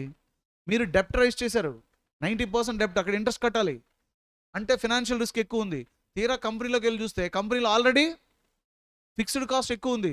అక్కడ ఫిక్స్డ్ కాస్ట్, ఇక్కడ ఇంట్రెస్ట్, ఏమాత్రం కంపెనీలో కానీ సేల్స్ మారిందనుకో సార్ ఈ కంపెనీ కొలాప్స్ అయిపోద్ది సార్. కాబట్టి వద్దు సార్ అని చెప్తాం. అక్కడ ఫిక్స్డ్ కాస్ట్ తక్కువ ఉందనుకో ఇక్కడ డిజైన్ చేసిన క్యాపిటల్ స్ట్రక్చర్ని ఇంప్లిమెంట్ చేయొచ్చు. Because high fixed cost, low financial cost, then it is okay. Or else high financial cost, low fixed cost also okay, but high fixed cost, high financial cost is a too danger man. చాలా risk. ఎందుకు sir ఇది అంటాం. Client ఉండి no మేరకు చాహియే అన్నాడు అనుకో, serve your nerve, రక్తాన్ని దారపోయాలి company కోసం. ఏమాత్రం తేడా వచ్చిందనుకో ఆమెన్, అదే ఆ రోజే చివరి రోజు బాక్స్లో పెట్టేస్తారు కంపెనీని. అంటే ఏమాత్రం ఛాన్సే లేదు, అయిపోయింది అంతే. ఇలా కంపెనీ కొలాప్స్ అయిపోవడానికి కారణం ఏంటంటే లివరేజ్ అనాలిసిస్ చేయకపోవడమే. ఎంత నష్టం వచ్చుంటే ఇప్పుడు కాఫీ డే సీఈఓ లాంటి ఆయన ఇంట్రెస్ట్ కట్టకపోయాడు అనుకో, అర్థం చేసుకో. కాఫీ డే సీఈఓ ఓ బిల్డింగ్ రెంట్ తీసుకొని పెట్టాడు అనుకో, ఆ రెంట్ అంతా మొత్తం ఫిక్స్డే కాస్ట్ కదా, మరి కట్టాల్సిన ఇంట్రెస్ట్, తీసుకున్న దానికి ఇంట్రెస్ట్ కట్టాలిగా. ఇప్పుడు కాఫీ తాగడానికి ఎవరు జనాభా లేకపోతే ఆ ఇంట్రెస్ట్ ప్లస్ ఫిక్స్డ్ కాస్ట్ ఎంత పెరుగుద్ది ఇండియా మొత్తం మీద, అంటే ఎంత కాస్ట్ పే చేయాలి? That is the biggest risk element. Getting? దీన్నే మనం లివరేజ్ అనాలిసిస్లో ఐడెంటిఫై చేస్తాం. ఫైనల్గా క్లయింట్కి ఏం చెప్తాం? ఏ ज़्यादा तो ये कम करो भाई, ये ज़्यादा तो उसको कम करो भाई, दोनों को मॉडरेट से मैनेज करो भाई. अगर दोनों को ज़्यादा ले लिया ना देन सेल्स को प्रोटेक्ट करो भाई, नहीं तो तेरे को कोई नहीं प्रोटेक्ट कर सकता भाई. खत्म हो गया. ఇదే లివరేజ్ చాప్టర్. దీనికి పెద్దగా ఏమీ కష్టపడాల్సిన అవసరం లేదు. అర్థమైంది కదా? దేన్నో ఒకదాన్ని మేనేజ్ చేసుకో. How many types of leverages? Operating leverage. Operating leverage arises because of fixed cost. High operating cost, high operating leverage. Low operating cost, low operating leverage. No operating cost అలా చెప్పడానికి ఏం లేదు. బిజినెస్ అన్న తర్వాత operating cost ఉంటుంది. Okay, that is operating. Another one is financial leverage. It is also called voluntary, right, avoidable leverage. దేని? financial leverage. Why? You can go with a comfortably equity, man, right? Financial leverage arises because of financial decision of the company. That too when company raises funds by what? Debt and preference. Combined leverage. Actually it is not a leverage. We will study the density of two leverages by taking our own formula. What is this? Operating leverage and financial leverage. Operating leverage, financial leverage, what it indicates? You see, this is an operating leverage. ఇక్కడ చూడండి, operating leverage, degree of operating leverage. ఇదేం explain చేస్తుంది? It is the risk associated with the company having what cost? Fixed operating cost. ఇదేం చెప్పుద్ది? Operating leverage indicates that at any cost, గుర్తుపెట్టుకో, at any cost 1% change in sales leads to how much percentage of change in EBIT because of what? Fixed cost. Operating లెవరేజ్ని ఇలా కూడా చెప్పచ్చు. ఎలా? Percentage of change in EBIT divided by percentage of change in sales. In other words, we are measuring fixed cost impact on business. Or you can say like this, operating leverage equal to, what is this? Contribution divided by EBIT. Formula, one to be used when two situations are given. Problem lo enni iste? Two situations iste aa formula chestam. One situation is given, then first one. Which one? Contribution divided by EBIT. Second formula, percentage of change in EBIT divided by percentage of change in sales. What is the financial leverage? See, financial leverage or degree of financial leverage. It is the risk associated with the company having fixed financing cost, interest to preference dividend, right? Financial leverage indicates that at any cost, 1% change in EBIT leads to how much percentage of change in shareholders income, particularly EBT or EPS, because of what cost? Financing cost. And financial leverage formula, percentage of change in EPS divided by percentage of change in EBIT. Or else you can also go with this, EBIT divided by EBT. Formula 1 to be used when two situations are given, whereas formula 2 to be used when two situations are given. అయితే ఇక్కడ ఒకటి ఉంటుంది, మధ్యలో ఒకవేళ preference dividend ఇచ్చాడు అనుకో, యాక్చువల్గా సిలబస్లో లేదు, మన ఎగ్జామ్లో అడిగాడు. ప్రిఫరెన్స్ డివిడెంట్ ఇచ్చాడు అనుకో, అప్పుడు ఏమవుద్ది? Financial leverage equal to EBIT divided by EBT కదా. EBIT divided by EBT. EBT అంటే ఈబిఐటిలో నుంచి ఇంట్రెస్టే కాదు, preference dividend divided by 1 minus tax కూడా డిడక్ట్ చేయాలి. ఈ పాయింట్ ఎక్కడో డిస్కస్ చేసాం, ఫినాన్షియల్ బ్రేక్ ఈవెన్ పాయింట్లో. అంటే డిబెంచరు ఎంత రిస్క్నైతే క్రియేట్ చేస్తుందో ప్రిఫరెన్స్ డివిడెంట్ కూడా అంతే రిస్క్ క్రియేట్ చేస్తుంది. కాబట్టి ఈబిటి అంటే కేవలం ఈబిఐటిలో నుంచి ఇంట్రెస్ట్ డిడక్ట్ చేస్తేనే కాదు, అదే కమిట్మెంట్ ఉంది కదా నీ కంపెనీలో, ఏంటది? Preference dividend. ఆ ప్రిఫరెన్స్ డివిడెంట్ కూడా డిడక్ట్ చేయి. మరి లివరేజ్ అనాలిసిస్ అనేది ఒక ఇన్కమ్ స్టేట్మెంట్ మనం ప్రిపేర్ చేయడం కాదు, ఒక కంపెనీని అనాలిసిస్ చేస్తాం, ఏమవుతుంది అని. రోజుకి 20 ప్లేట్లు తింటూ పోతే 10 రోజులకి ఏమవుతాడు? 20 కేజీలు పెరుగుతాడు. అది ఎలా చెప్పగలరు సార్? అనాలిసిస్. దానికి చెప్పడం ఏంటి? చూస్తేనే అర్థమైపోతుందిగా. ఓకే, సో అంటే ఈ ఎఫెక్ట్ జరిగితే ఏమవుతుందని గెస్ట్ చేసి చెప్పడమే. కాబట్టి ఇక్కడ డిగ్రీ ఆఫ్ ఫినాన్షియల్ లెవరేజ్ ఈబిటీని ఇలా కూడా రాయొచ్చు. ఎలా? ఈబిఐటిలో నుంచి ఇంట్రెస్ట్ డిడక్ట్ చేస్తేనే ఈబిటీ వస్తుంది. కానీ బాలు సార్ మీరు ఎందుకు ప్రిఫరెన్స్ డివిడెండ్ డిడక్ట్ చేశారు? ఇక్కడ నా దృష్టిలో ఇన్కమ్ స్టేట్మెంట్ ప్రిపేర్ చేయట్లే. ఇంట్రెస్ట్ ఎంత పెయిన్ని, ఎంత కమిట్మెంట్ని క్రియేట్ చేస్తుందో ప్రిఫరెన్స్ డివిడెంట్ కూడా అంతే క్రియేట్ చేస్తుంది. కాబట్టి EBT is nothing but EBIT minus interest minus preference dividend divided by 1 minus tax. Okay, what is another leverage? Combined leverage. Combined leverage is the combination of what? Operating leverage and financial leverage. It is the risk associated with the company having fixed operating cost and fixed financial cost. Fixed cost, fixed financing cost ఏవే ఉంటాయి? Interest to preference dividend, right? What it indicates? Combined leverage indicates that at any cost 1% change in sales leads to how much percentage of change in shareholder income because of what? Fixed cost, financing cost. What is the formula here? Percentage of change in EPS, percentage of change in sales. So degree of combined leverage equal to contribution divided by EBT, right ma? You can also write like this, EBT ni ila kuda rayachu ani cheppam kada. Ela? EBT minus interest minus preference dividend divided by 1 minus tax. This is the problem. Ippudu deen meeda we do some problems. Okay, now tell me, leverage means what? Risk or return? Risk. Array, leverage may be risk or return, that depends upon your commitment. When company performance is better, right, you can make wonderful return. When company performance worst means because of that it will takes you a lot.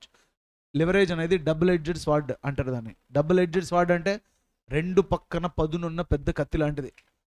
ఆ కత్తి తీసుకొని అవునా శతద్రోవ వంశం అన్నట్లుగా వేసేసావు అనుకో, పక్కనోడు చచ్చిపోతాడు. చంపేశానని చెప్పి భుజం మీద వేసుకున్నావు అనుకో, పరిస్థితి ఏంటో నువ్వు అర్థం చేసుకో. కాబట్టి ఇది ఎవరిని వేసేస్తుంది? పక్కనోడే కాదు, తేడా వచ్చిందంటే నిన్ను కూడా వేసేస్తుంది. కాబట్టి మేనేజ్ చేయగలగాలి. ఎలా? ఎంత మనం డెప్టరైజ్ చేసుకోగలగాలి, ఎప్పటి వరకు అది రిస్క్ అవుతుంది, everything you must able to plan it.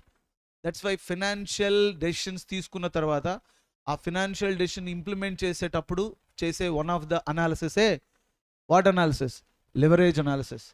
Boss fixed cost ఎక్కువ ఉంది బాస్, ఎందుకురా డెప్ట్ వద్దు అన్నాం అనుకో, ఆయన ఏమంటాడు?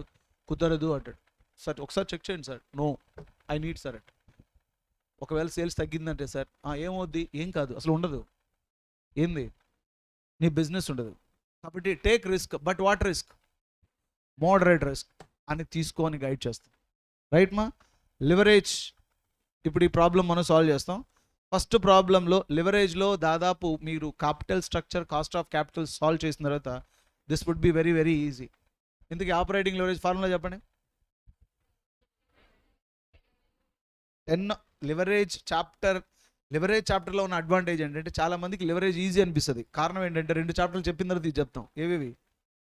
Cost of capital, capital structure. కానీ ఎగ్జామినర్ లివరేజ్ అడిగితే 2 చాప్టర్లు ఇండైరెక్ట్గా అడిగినట్టు ఫీల్ అవుతాడు. ఏవేవి? Cost of capital, capital structure. That's why without leverage you cannot expect a public exam question paper. Right, ఈ ప్రాబ్లం సాల్వ్ చేసి చూద్దామా? పాస్ట్ ఎగ్జామ్లో దాదాపు చూడండి, న్యూ స్టడీ మెటీరియల్ ఇచ్చాడు, ఓల్డ్ స్టడీ మెటీరియల్ ఉంది, సిమిలర్ November 18 కూడా అడిగాడు. ఇన్నిసార్లు అడిగాడు కాబట్టి నేను CMAకి చెప్పినా, CAinterకి చెప్పినా ఈ ప్రాబ్లం అలాగే హోల్డ్ చేసి పెడతాను. ఎందుకంటే దిస్ ఇస్ స్కెలిటన్. ఎగ్జామినర్కి వండర్ఫుల్గా ఎన్ని ప్రయోగాలైనా చేయొచ్చు దీని మీద. వాట్ ఇట్ మాజీ? ఈ ప్రాబ్లం చూడండి. సేల్స్ ఎంత?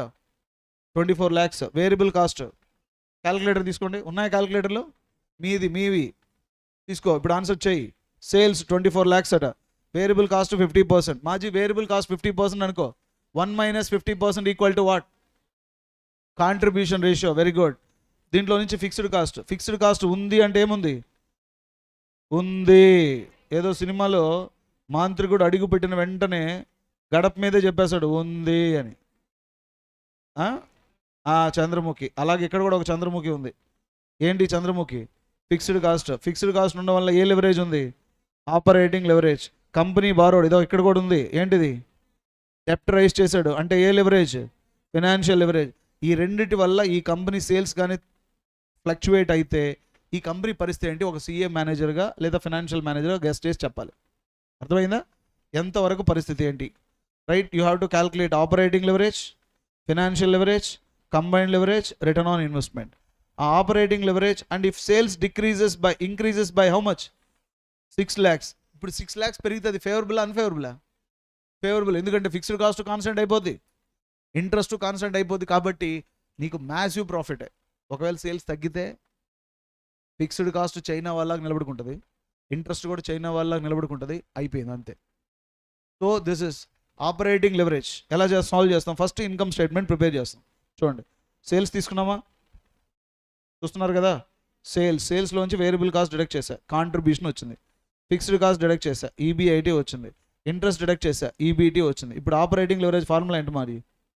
Contribution divided by EBIT. దీన్ని బట్టి ఒకటి అర్థమైందా? Operating leverage arises because of fixed cost కదా. హలో, ఫిక్స్డ్ కాస్ట్నే లైన్ అనుకో, ఫార్ములా వచ్చేసింది. దాని పైన ఉన్నది న్యూమరేటర్, దాని కింద ఉన్నది డినామినేటర్. అయిపోయింది.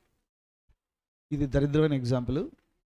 ఓకే, ముందు కాన్సెప్ట్ నేర్చుకోండి. ఫైనల్గా షార్ట్ కట్ గుర్తు పెట్టుకోవడానికి ఇటువంటివన్నీ ప్రయోగాలు చేయాలి తప్ప సబ్జెక్ట్ నేర్చుకోవడానికి కాదు. Okay, there after you have interest deduct చేసాం అనుకో, EBT వచ్చింది కదా. ఇప్పుడు interest, financial leverage arises because of ఇంట్రెస్ట్నే లైన్ అనుకో, ఫార్ములా వచ్చేసింది. EBIT divided by EBT. ఇప్పుడు కంబైన్డ్ లివరేజ్ కావాలి, రెండింటిని మల్టిప్లై చేస్తే సరిపోతుందిగా.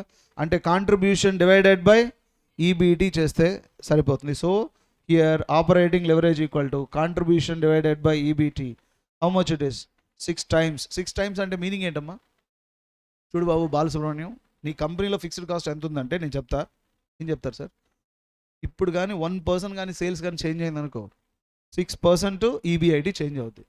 అంటే పొరపాటున నీ సేల్స్ కానీ 10% ఇంక్రీజ్ అయింది అనుకో, 60% ఆపరేటింగ్ ప్రాఫిట్ పెరుగుద్ది. Sir really thank you sir. ఇన్రా ఒక పక్కే కాదు, ఇంకొక పక్క కూడా విను. ఒకవేళ 10% సేల్స్ తగ్గిందనుకో, అంటే సార్ వచ్చే వాతావరణం ఎలా ఉందంటే ఒక 20% సేల్స్ పెరగవచ్చు సార్ నాకు. అప్పుడు 20%, అప్పుడు 20% అంటే ఎక్కడికో వెళ్ళదు కంపెనీ.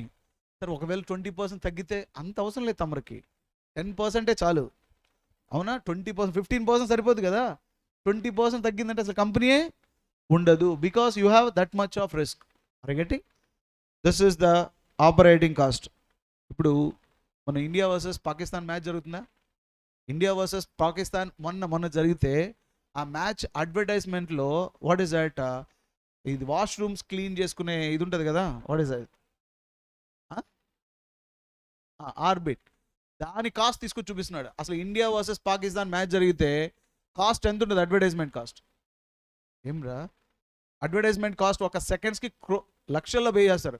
అలాంటిది ఆ కంపెనీ తీసుకొచ్చి చూపిస్తున్నారంటే ఆటోమేటిక్గా నాకు ఒకటి అర్థమైంది ఏంటంటే వాడి కంపెనీలో ఫినాన్షియల్ లెవరేజ్, ఆపరేటింగ్ లెవరేజ్ ఆకాశంలో ఉంది. ఎందుకంటే వాడు కానీ సేల్స్ పెంచుకోగలిగాడు అనుకో, ఏముందమ్మా, విపరీతమైన ప్రాఫిట్ వస్తుంది. వాడు అందుకోసం అని ఫిక్స్డ్ కాస్ట్, ఆపరేటింగ్ కాస్ట్ని రెడ్యూస్ చేసుకోకుండా వాడు దేని మీద కాన్సన్ట్రేట్ చేశాడు? సేల్స్ మీద కాన్సన్ట్రేట్ చేశాడు. అన్ని కంపెనీలు చూసేది క్రికెటా, అడ్వర్టైజ్మెంట్ క్యాంపైనా? రెండు కాదు, అదొకటే. ఏంటి? అడ్వర్టైజ్మెంట్ క్యాంపైన్ కనిపిస్తుంది. ఎస్ఆర్నో? ఒక్క హీరో, ఒక బ్యాట్స్మెన్ ఫేస్ తప్ప మిగిలినవన్నీ యాడ్లే. కారణం ఏంటంటే అంత అడ్వర్టైజ్మెంట్ ఇస్తారు. ఎందుకు అంత అడ్వర్టైజ్మెంట్ ఇస్తున్నారు? ఖర్చు కదా. అంటే వాళ్ళ దృష్టిలో already fixed cost, financing cost ఎక్కువ ఉంది. 1% సేల్స్ పెరిగిందనుకో ప్రాఫిట్ ఎక్కడికో పెరుగుతుంది. బట్ అదే 1% సేల్స్ తగ్గితే కొలాప్స్. బైజూబ్ కేస్ స్టడీ ఇదే జరిగింది. బైజూబ్ ఈజ్ మేడ్ మిరాకిల్. ఎందుకంటే వీడియో షూట్ చేయడం, ట్యాబ్లో పెట్టేయడం, అమ్మేయడం. ఒక్క వీడియో షూట్ చేస్తే 1,00,000 వీడియోలు డెవలప్ చేయొచ్చు. అప్పుడు ఫిక్స్డ్ కాస్ట్ రిమైన్ కాన్స్టెంట్ కదా. కానీ రెవెన్యూ పెరిగిందనుకో ఫిక్స్డ్ కాస్ట్ సేమ్గా ఉంటుంది. రెవెన్యూ తగ్గితే ఫిక్స్డ్ కాస్ట్ అదే స్థాయిలో ఉంటుంది. బైజూబ్ కంపెనీకి బిగ్గెస్ట్ లాస్ రావడానికి కారణం కూడా ఇదే. Right. Now what about the financial leverage? Formula చెప్పండి. EBIT divided by EBT 2 times. Meaning ఏంటి? At any cost 1% change in EBIT leads to 2% change in share holders income. Next combined leverage equal to operating leverage into financial leverage 12 times. At any cost 1% change in sales leads to 12% change in EPS. ఒకవేళ ఇది 10% అయితే అమ్మా 120%. Finish. Right. This is the first problem. Return on investment formula EBIT divided by capital employed. Okay. Next 10% generate చేస్తున్నాడు వాడు. డెప్ట్ ఎంత ఇంతకీ ఈ కంపెనీలో? ఇంట్రెస్ట్, అరే ఇంట్రెస్ట్ రేట్ ఎంత? 10%. రిటర్న్ ఆన్ క్యాపిటల్ ఎంప్లాయిడ్ 10% కదా. అంటే 10% ఫండ్ రైజ్ చేసి 10% ఎన్ని చేస్తున్నాడు? ఫేవరబుల్, అన్ఫేవరబులా? No favourable, no unfavourable. It's okay. Right. ఒకవేళ సేల్స్ కానీ డిక్రీజ్ అయితే, ఇప్పుడు ఒకవేళ సేల్స్ కానీ డిక్రీజ్ అయిందనుకో ఎంత పర్సంటేజ్? 25%. అంటే ఇప్పుడు 24 lakhs ఉంది కదా, ఇది 25% ఇంక్రీజ్ అయితే ఎంత అవుతుంది? 30. అప్పుడు వేరియబుల్ కాస్ట్ కూడా అదే స్థాయిలో ఇంక్రీజ్ అవుతుందిగా. పోతే contribution 12, 15. But fixed cost will remain constant. EBIT 2 lakhs, 5 lakhs. Incremental EBT ఎంత వచ్చింది? 3 lakhs పెరిగింది. అంటే 25% సేల్స్ పెరిగితే EBT would be 3 lakhs increased. What it? Right. Next మీకు ఆ లివరేజెస్లో 3 types ఆఫ్ ప్రాబ్లమ్స్ అడుగుతున్నాడు. వన్ ఈజ్ ఇన్కమ్ స్టేట్మెంట్ వాడిస్తాడు, లివరేజెస్ నిన్ను అడుగుతాడు. రెండోది లివరేజెస్ మిస్లీనియస్ డేటా వాడిచ్చి ఇన్కమ్ స్టేట్మెంట్ ప్రిపేర్ చేయమని అడుగుతాడు. ఈ మోడల్ కింద ప్రాబ్లం ఏంటంటే ఈ మోడల్ చేసేటప్పుడు ట్రెజర్ హంట్ తెలుసుంటుంది కదా. ఎక్కడో ఒక దగ్గర పజిల్ ఉందనుకో, ఆ పజిల్ని రీచ్ చేసుకోవాలంటో ఈ హంటింగ్ ద్వారా అలా వెళ్ళి ఈ ట్రెజర్ దగ్గరికి వెళ్ళాలంటే నువ్వు వాడిచ్చిన క్లూస్నే ఫాలో అవ్వాలి. ఎస్ఆర్నో? అదే రకంగా ఒక ఇన్కమ్ స్టేట్మెంట్ ఇచ్చేటప్పుడు మీరు ఈ అనాలిసిస్ ఫాలో అవ్వండి. Strategy 1, known to unknown. What is that? వాడిచ్చిన డేటానే ఏం చేయండి? స్టడీ చేయండి. Getting my point? దెన్ ఈబిటీని ఎలా నోట్ చేయొచ్చు? EBIT minus interest. Top to bottom analysis చేయండి. బాటమ్ టు టాప్ అనాలిసిస్ చేస్తే you can easily find it out this problem. ఇప్పుడు సిఏ ఇన్స్టిట్యూట్ మెటీరియల్లో ఈ ప్రాబ్లం ఉంది. ఈ ప్రాబ్లం ఎంటీపీ May 2017 అడిగాడు. మధ్యలో ఇలాంటి మోడల్ ప్రాబ్లం అడగల, దాచిపెట్టాడు. సడన్గా రేపు ఎగ్జామ్కి ఏం చేయొచ్చు? బాక్స్ ఓపెన్ చేయొచ్చు. ఈ ప్రాబ్లం ఏంటో చూద్దాం. ఆపరేటింగ్ లివరేజ్ 3 times ఉంది. ఫినాన్షియల్ లెవరేజ్ 2 times ఉంది, ఇంట్రెస్ట్ ఛార్జెస్ 20 lakhs ఉంది, corporate tax rate 50%, variable cost as a percentage 60%. దీన్ని డేటాతో బేస్ చేసుకుని ఇన్కమ్ స్టేట్మెంట్ కన్స్ట్రక్ట్ చేయొచ్చా అంటాడు. ఇన్కమ్ స్టేట్మెంట్ కావాలంటే మనకేం కావాలి, సేల్స్ కావాలి కదా. సేల్స్లోంచి వేరియబుల్ కాస్ట్ పోతే కాంట్రిబ్యూషన్, ఇందులో నుంచి ఫిక్స్డ్ కాస్ట్ పోతే ఈబీఐటీ, దీంట్లో నుంచి ఇంట్రెస్ట్ డిడక్ట్ చేస్తే ఈబీటీతో ఆగిపోద్ది ప్రాబ్లం. ఇప్పుడు వీడిచ్చిన డేటాలో ప్రాబ్లంలో ఉన్న వాల్యూ ఏమున్నాయి, ఇంట్రెస్ట్ ఒక్కటి ఉంది. ఇంట్రెస్ట్ ఎంతమ్మా, 20 lakhs ఉంది. ఇప్పుడు ఇలా చెప్పచ్చా, ఈ ఇంట్రెస్ట్ని ఫినాన్షియల్ లెవరేజ్ని బేస్ చేసుకొని ఈబీటీ ఈబీఐటీ ఫైండ్ అవుట్ చేయొచ్చు. హలో, ఎలా ఫైండ్ అవుట్ చేయొచ్చు, financial leverage equal to EBIT divided by ఈబీటీయా. ఈబీటీని ఇలా కూడా రాయొచ్చుగా, ఈబీఐటీ మైనస్ ఇంట్రెస్టా విత్ ఎఫెక్ట్ ఫినాన్షియల్ లెవరేజ్ని బ్రేక్ చేసి ఈబీఐటీ క్యాలిక్యులేట్ చేయి. ఈబీఐటీలోంచి ఇంట్రెస్ట్ డిడక్ట్ చేస్తే ఈబీటీ వస్తుంది. హలో, ఇప్పుడు ఈబీఐటీ ఉంది కాబట్టి ఆపరేటింగ్ లెవరేజ్ ఇచ్చాడు కాబట్టి ఈబీఐటీ ఆపరేటింగ్ లెవరేజ్ని బేస్ చేసుకొని కాంట్రిబ్యూషన్ ఫైండ్ అవుట్ చేయి. So how do you calculate operating leverage equal to contribution divided by EBIT. ఇప్పుడు ఈ contribution equal to operating leverage into EBIT with effect contribution you will get it. Once contribution వచ్చిందనుకో, EBIT ఎలాగో తెలుసు కాబట్టి contribution EBIT రెండింటికి difference ఏమొస్తుంది, fixed cost వస్తుంది. Fixed cost contribution add చేస్తే వేరియబుల్ కాస్ట్ వస్తుంది. వేరియబుల్ కాస్ట్ రేషియో ఎంత, 60% అయినప్పుడు అప్పుడు సేల్స్ ఎంత పర్సెంటేజ్ అవుతాయి, 100 అవుతాయి. ఈజీగా బ్రేక్ చేయొచ్చు ఆన్సర్. వాట్ మాజీ, విత్ ఎఫెక్ట్ ఇన్కమ్ స్టేట్మెంట్ వచ్చేసింది కదా. హలో, ఇప్పుడు ఏ మోడల్ అడుగుతాడు అనుకుంటున్నారు, ఫస్ట్ అడుగుతాడు, సెకండ్ అడిగేదానికి ఛాన్స్ ఉంది, సెకండ్ అడిగేదానికి ఛాన్స్ ఉంది. సో ఈ ప్రాబ్లంలో చూద్దాం. సో ఆపరేటింగ్, ఇప్పుడు మనం ఫస్ట్ ఏమని చెప్పాం, estimation of EBIT basing on financial leverage, degree of financial leverage EBIT divided by EBT, EBIT equal to EBIT minus interest. So 2 EBIT divided by EBIT minus 20 lakhs. So EBIT equal to how much? 40 lakhs, you got it. Thereafter, operating leverage, estimation of contribution basing on what? Degree of operating leverage. Degree of operating leverage equal to contribution divided by EBIT. 3 contribution divided by 40 lakhs. With effect, contribution equal to 120 lakhs. With effect, you can make it. So sales lo nunchi contribution ratio 40% kada. Variable cost ratio 60%. ఇప్పుడు already interest వాడే ఇచ్చేసాడుగా, నువ్వు calculate చేసిన EBIT, ఈబీఐటీలోంచి interest deduct చేస్తే EBT వస్తుంది, దాంట్లో నుంచి tax deduct చేస్తే ఈఐటీ వస్తుంది. ఇట్ సైడ్ నుంచి డౌన్ ట్రెండ్ క్యాలిక్యులేట్ చేయాలి. ఇక్కడ నుంచి వస్తే ఈబీఐటీకి ఫిక్స్డ్ కాస్ట్ ఆపరేటింగ్ లెవరేజ్ని బేస్ చేసుకొని మనం ఏం క్యాలిక్యులేట్ చేసాం, కాంట్రిబ్యూషన్. ఈ రెండింటి యొక్క డిఫరెన్సే ఫిక్స్డ్ కాస్ట్. సో ఈ ఫిక్స్డ్ కాస్ట్ ఈ రెండు యాడ్ చేస్తే variable cost, variable cost divided by variable cost ratio చేస్తే సేల్స్. ఓకేనా, good problem this is. Next another one is comprehensive problem. ఈసారి 2 మోడల్ అయిపోయి బాల్సపడినాం. ఇలా అడగను, ఏమడుగుతాను, మొత్తం కలిపి అడుగుతా. ఫస్ట్ మోడల్ ఏంటి, ఇన్కమ్ స్టేట్మెంట్ ఇస్తే లివరేజ్ అడగడం. సెకండ్ మోడల్ ఏంటి, లివరేజ్ ఇస్తే ఇన్కమ్ స్టేట్మెంట్ అడగడం. ఈసారి మొత్తం కాంప్రహెన్సివ్ అడుగుతాడు. కాంప్రహెన్సివ్ ఎలా అడుగుతాడో చూడండి. ఇది సిఎంఏ ఇన్స్టిట్యూట్ న్యూ మెటీరియల్లోనూ ఉంది, ఓల్డ్ పాస్ట్ ఎగ్జామ్లో సిఏ ఇంటర్లో అడిగాడు. ఇప్పటిదాకా సిఏ ఇంటర్లో కూడా ఈ ప్రాబ్లం లేదు. ఇది చూడు, సిమిలర్గా అడిగాడు, ఆర్టీపీ అడిగాడు, ఎంటీపీస్ అడిగాడు. ఇందులో చూసారా ఈ ప్రాబ్లం లాజిక్ చెప్తా. ఇప్పుడు కొత్తగా ప్రింట్ అయింది కదా సిఎంఏ మెటీరియల్, మీరు ఉన్నారు కదమ్మా సిఎంఏలో. ఇప్పుడు కొత్తగా ప్రింట్ అయిన మెటీరియల్లో ఈ ప్రాబ్లం తీసుకొచ్చాడు. ఎప్పుడో ఓల్డ్ ఆర్టీపీలో ఇచ్చిన ప్రాబ్లం ఇది, దాచిపెట్టి ఇప్పుడు ఇచ్చాడు. ఇప్పుడు కొత్త మెటీరియల్ ఇచ్చాడు అనుకో, సిఏ ఇంటర్వ్యూలకు అడుగుతాడు. ఎందుకంటే సిఎంఏ వాళ్ళకి ఇది ఫెమిలియర్ అయిపోద్ది, వాళ్ళకి తెలియదు కాబట్టి ఇందులో నుంచి వాడికి. ఈ మధ్య చూస్తే సిఎంఏ వాళ్ళ ప్రాబ్లం తీసుకొని దాన్ని పోస్ట్ మార్టం చేసి సిఏ ఇంటర్లో అడుగుతున్నాడు. సిఏ ఇంటర్ దాన్ని తీసుకొని వాళ్ళకి ఆపరేషన్ చేసి వీళ్ళకి అడుగుతున్నాడు. లేదు, రెండూ తీసుకొని కొన్నిటి మార్చేసి కొత్త ప్రాబ్లం అడుగుతున్నాడు.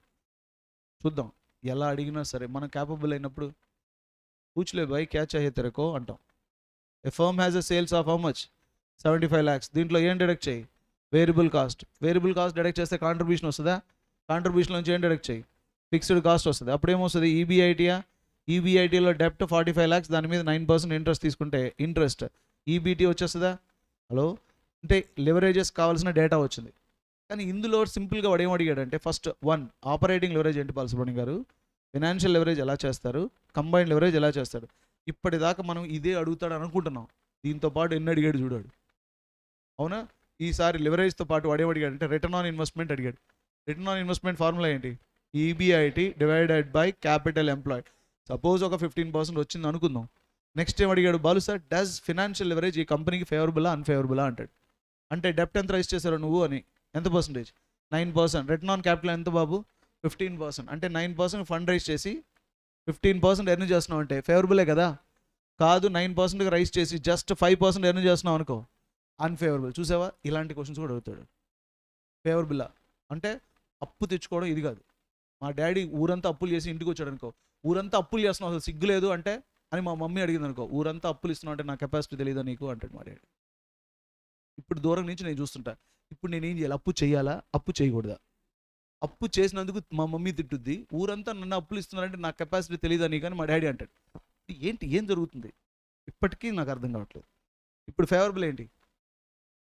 ఇప్పుడు ఊరంతా అప్పు చేయడం బెటర్ కదా? చెప్పండి అమ్మా. అదే లివరేజ్ అనాలిసిస్. ఊరంతా అప్పుడు మా మమ్మీ కూడా నిజమే కదా అనుకుంటుంది కదా. ఏంట్రా, కానీ మా డాడీ ఇన్కమ్ ఎంత, కట్టే ఇంట్రెస్ట్ ఎంత ఇంపార్టెంట్ కదా. హలో, ఒక్కసారి లివరేజ్ చాప్టర్ అయిన తర్వాత ఇద్దరిని కూర్చోబెట్టి జనరల్ బాడీ మీటింగ్ పెట్టే, పెన్ను పేపర్ తెచ్చుకో, నువ్వు ఎంత రైజ్ చేస్తున్నావు funds? 9%. Return on capital employ ఎంత? 15%. మమ్మీ డాడీని ఏమనుకో. ఎందుకు అనకు మమ్మీ, ఎందుకు? మా డాడీ సూపర్. ఎందుకు? 9% దగ్గర ఫండ్ రైజ్ చేసి ఎంత ఎర్న్ చేస్తున్నాడు? 15%. అదే డాడీ 9% దగ్గర రైజ్ చేసి 5% అన్నాడు అనుకో, కట్టేయి. ఓకే, అది ఇప్పుడు ఫేవరబులా అన్ఫేవరబులా? Yes, that's a firm belongs to an industry whose asset turnover ratio is 3. Asset turnover ratio చూడండి, రేషియోలో ఉన్న కాన్సెప్ట్ కూడా అడిగాడు. అసెట్ టర్న్ ఓవర్ రేషియో అంటే ఒక కంపెనీ అసెట్స్ మీద ఎంత ఇన్వెస్ట్మెంట్ చేస్తుంది, అది ఎన్ని రెట్లు టైం సేల్స్ని జనరేట్ చేస్తుంది. For example asset turnover ratio 3 times అంటే దాని మీనింగ్ ఏంటంటే అసెట్ మీద నువ్వు 5 lakhs ఇన్వెస్ట్మెంట్ చేసావు, 15 lakhs సేల్స్ జనరేట్ చేస్తుంది. అంటే ఎన్ని రెట్లు? 3 times. ఇది ఫేవరబులా అన్ఫేవరబులా? అన్ఫేవరబుల్. ఫేవరబులా అన్ఫేవరబులా? అన్ఫేవరబుల్ కిదర్ మాజీ, ఇట్స్ ఫేవరబుల్ ఓన్లీ కదా. ఒకసారి ఇన్వెస్ట్మెంట్ చేసి ఒకసారి నేనే అన్ఫేవరబుల్ అన్నానా? I'm taking that word back. Okay, ఇప్పుడు ఆదిపరాశక్తి 10 hands ఉంటాయి కదా, అంటే ఆ ఉద్దేశం ఆమెకి 10 hands ఉంటాయని కాదు, ఉన్న 2 handsనే 10 hands లాగా యూజ్ చేస్తుందని దాని మీనింగ్. అది చెప్పకుండా ఆమెకి ఎన్ని హ్యాండ్స్ ఉంటాయట? రావణాసుడికి 10 తలలు ఉన్నాయంటే 10 తలలు ఉంటాయా? రూమ్ ఎట్ట పట్టుద్ది అనకూడదు. అరే వాడికి ఉన్నది ఒక తలేరా, కానీ 10 తలలు ఉన్నవాడిలాగా ఆలోచిస్తాడని ఆలోచించు అని దాని అర్థం. ఇప్పుడు చెప్పు, ఈ కంపెనీ అసెట్స్ మీద ఎంత ఇన్వెస్ట్మెంట్ చేస్తుంది? 1 rupee ఇన్వెస్ట్మెంట్ చేస్తే 3 times జనరేట్ చేస్తుంది. మన పరిస్థితి ఏమిటి అంటే ఇప్పుడు మనం కూడా క్యాలిక్యులేట్ చేస్తాం. Asset turnover ratio formula turn over divided by sales. ఇప్పుడు మనం 3 కంటే ఎక్కువ జనరేట్ చేస్తున్నాం అనుకో, మనం బెస్ట్ కదా. 3 కంటే తక్కువ జనరేట్ చేస్తే worst. That is then next, if sales drops by how much? 50 lakhs, then what will be the new EBIT? At what level of EBIT the firm will be equal to 0? చూసారా, ఈ problem very very important problem. లివరేజెస్తో పాటు financial leverage ఫేవరబుల్లా కాదా, asset turnover ratio ఫేవరబుల్లా లేదా, all these things they asked it. This is my second seminar for marathon for what is this CMA వాళ్ళకి. కానీ అయినా ఈ ప్రాబ్లమ్ని నైట్ కూడా మోర్చేటప్పుడు మారుద్దామా, వేరే ప్రాబ్లం పెడదామని ఆలోచిస్తే వీళ్ళకి నాకు రాలేదు. కానీ తర్వాత దాన్ని చెక్ చేస్తే న్యూ స్టడీ మెటీరియల్ కూడా ఇదే ప్రాబ్లం ఉంది. ఏమన్నా చెక్ చేస్తామా ఓల్డ్ చూస్తే అనుకో, న్యూ స్టడీ మెటీరియల్ ఆ ప్రాబ్లం ఇచ్చాడు. So my guess is good, wonderful Balasubramaniam, you carry on అనుకున్నా, ఇదే కంటిన్యూ చేస్తా. Yes or no? ఇప్పుడు చూడండి, working note, prepare income statement. What to do? Sales 75 lakhs, variable cost 42 lakhs, contribution 33 lakhs, fixed cost 6 lakhs, EBIT 27, less interest. Interest ఎలా వచ్చింది మాజీ? 45 lakhs into 9%, 4 lakh 5 పోతే 22,95,000 వచ్చినట్టే కదా. ఇప్పుడు రిటర్న్ ఆన్ ఇన్వెస్ట్మెంట్ ఫార్ములా ఏంటి? Earning before interest and tax divided by capital employed. Return on investment equal to EBIT divided by capital employed. ఎంత percentage? 27%. Next, does it has favourable unfavourable leverage? ఏం చెప్తావు sir? Coupon rate of interest 9% sir. Return on investment is 27%. 9% fund raise చేసి 27% earn చేస్తున్నాడంటే ఫేవరబులే కదా. This next one, then asset turnover ratio ఫేవరబుల్లా అన్ఫేవరబుల్లా? Asset turnover ratio అంటే ఏంటి? It is the ratio which indicates how many times sales can increase with given assets. So asset turnover ratio turn over divided by sales. ఇక్కడ ఫేవరబుల్లా, ఇక్కడ ఏముంటుంది? Asset turnover ratio, total assets ఎంత, sales ఎంత? 75 lakhs. Total assets లేదు కదా sir, assets equal to liability కదమ్మా. So కాబట్టి total capital employed తీసుకుంటే 75 టైమ్స్ అంటే మన నెత్తిన 1 రూపీ పెట్టినా 1 రూపీ కొనేవాడు కూడా లేడని అర్థం. అంటే ఎంత ఉంది అక్కడ? 0.75. దరిద్రంలో దరిద్రం మెయింటైన్ చేస్తున్నాం. ఎందుకు అంటే ఆ సేల్స్ కోసం అంత అసెట్స్ ఇన్వెస్ట్మెంట్ చేయాల్సిన అవసరము లేదు. పోనీ అంత అసెట్స్ ఇన్వెస్ట్మెంట్ చేస్తే అంత సేల్స్ తెచ్చుకోవాల్సిన అవసరము లేదు. ఇంకా ఏం చేయాలి? ఇంకా ఎక్కువ ఎర్న్ చేయాలి. Getting? Okay, this is. And another one is leverages they asked. Operating leverage formula contribution divided by EBIT 1.22 times. Financial leverage formula EBIT divided by EBT 1.76 times. Combined leverage, operating leverage into financial leverage 1.43 times, right? If sales drop to 50 అనుకోండి, present sales ఎంత ఉంది? ఇప్పుడు sales drop to 50,000, then new EBIT ఎంత అవుద్ది అన్నాడు అనుకో. ఇది 50 ఉంది, ఎంతకు తగ్గింది? ఇది 75. అప్పుడు వేరియబుల్ కాస్ట్ కూడా తగ్గుద్దిగా. సో 50 అంటే ఎంత పర్సెంటేజ్ తగ్గిందమ్మా? 50 divided by 25 into 100, 25%. మాజీ ఇప్పుడు మరి వేరియబుల్ కాస్ట్ కూడా అదే లెవెల్లో తగ్గుద్ది కదా. But fix contribution 33, 22, but fixed cost will remain same. Fixed cost అలాగే సేమ్గా ఉంటుందిగా. ఫిక్స్డ్ కాస్ట్ ఉండడం వల్ల EBIT ఏమైంది? ఇక్కడ 27 lakhs ఉన్నది కాస్త 16 lakhs అయింది. అంటే సేల్స్ ఆర్ డిక్రీజ్డ్ బై 1/3. అంటే with effect variable cost also decreased by how much? 33.33%. Right. Then estimate the sales at EBT will be 0. At what level of sales EBT will be 0 అడుగుతున్నాడు. అంటే కంపెనీలో sales ఉంటాయి కానీ share హోల్డర్స్కి రూపాయి కూడా రాదు. అంటే ఏమని అర్థం? నువ్వు చేసే సేల్స్ దేనికి సరిపోతుంది? ఇప్పుడు మా సిస్టర్ వాళ్ళు అమెరికాలో ఉన్నారు, నీకేమమ్మా అమెరికాలో ఉన్నావు అంటే ఆపరా, ఏ ఖర్చులకు అక్కడ సరిపోతున్నాయి అంటది. అంటే ఇక్కడి నుంచి అక్కడికి వెళ్ళి అమెరికాలో ఎర్న్ చేసినా మీ బంధువులు ఎవరైనా ఉన్నారో అడగండి, నీకేమండి అమెరికాలో ఉన్నారంటే ఏమంటారు? అవును చాలా హ్యాపీగా ఉన్నాం అంటారా? ఒక్కరి మాట చెప్పమను, ఒక్క మాట తల కోసుకుంటా నేను. అడుగు, అది కూడా బాగా ఇల్లు కట్టుకున్న వాళ్ళని అడుగు, నీకేం సార్ అని అడుగు, ఏమంటారు? వాళ్ళు ఎక్కడ ఖర్చులు అక్కడికే అంటారు.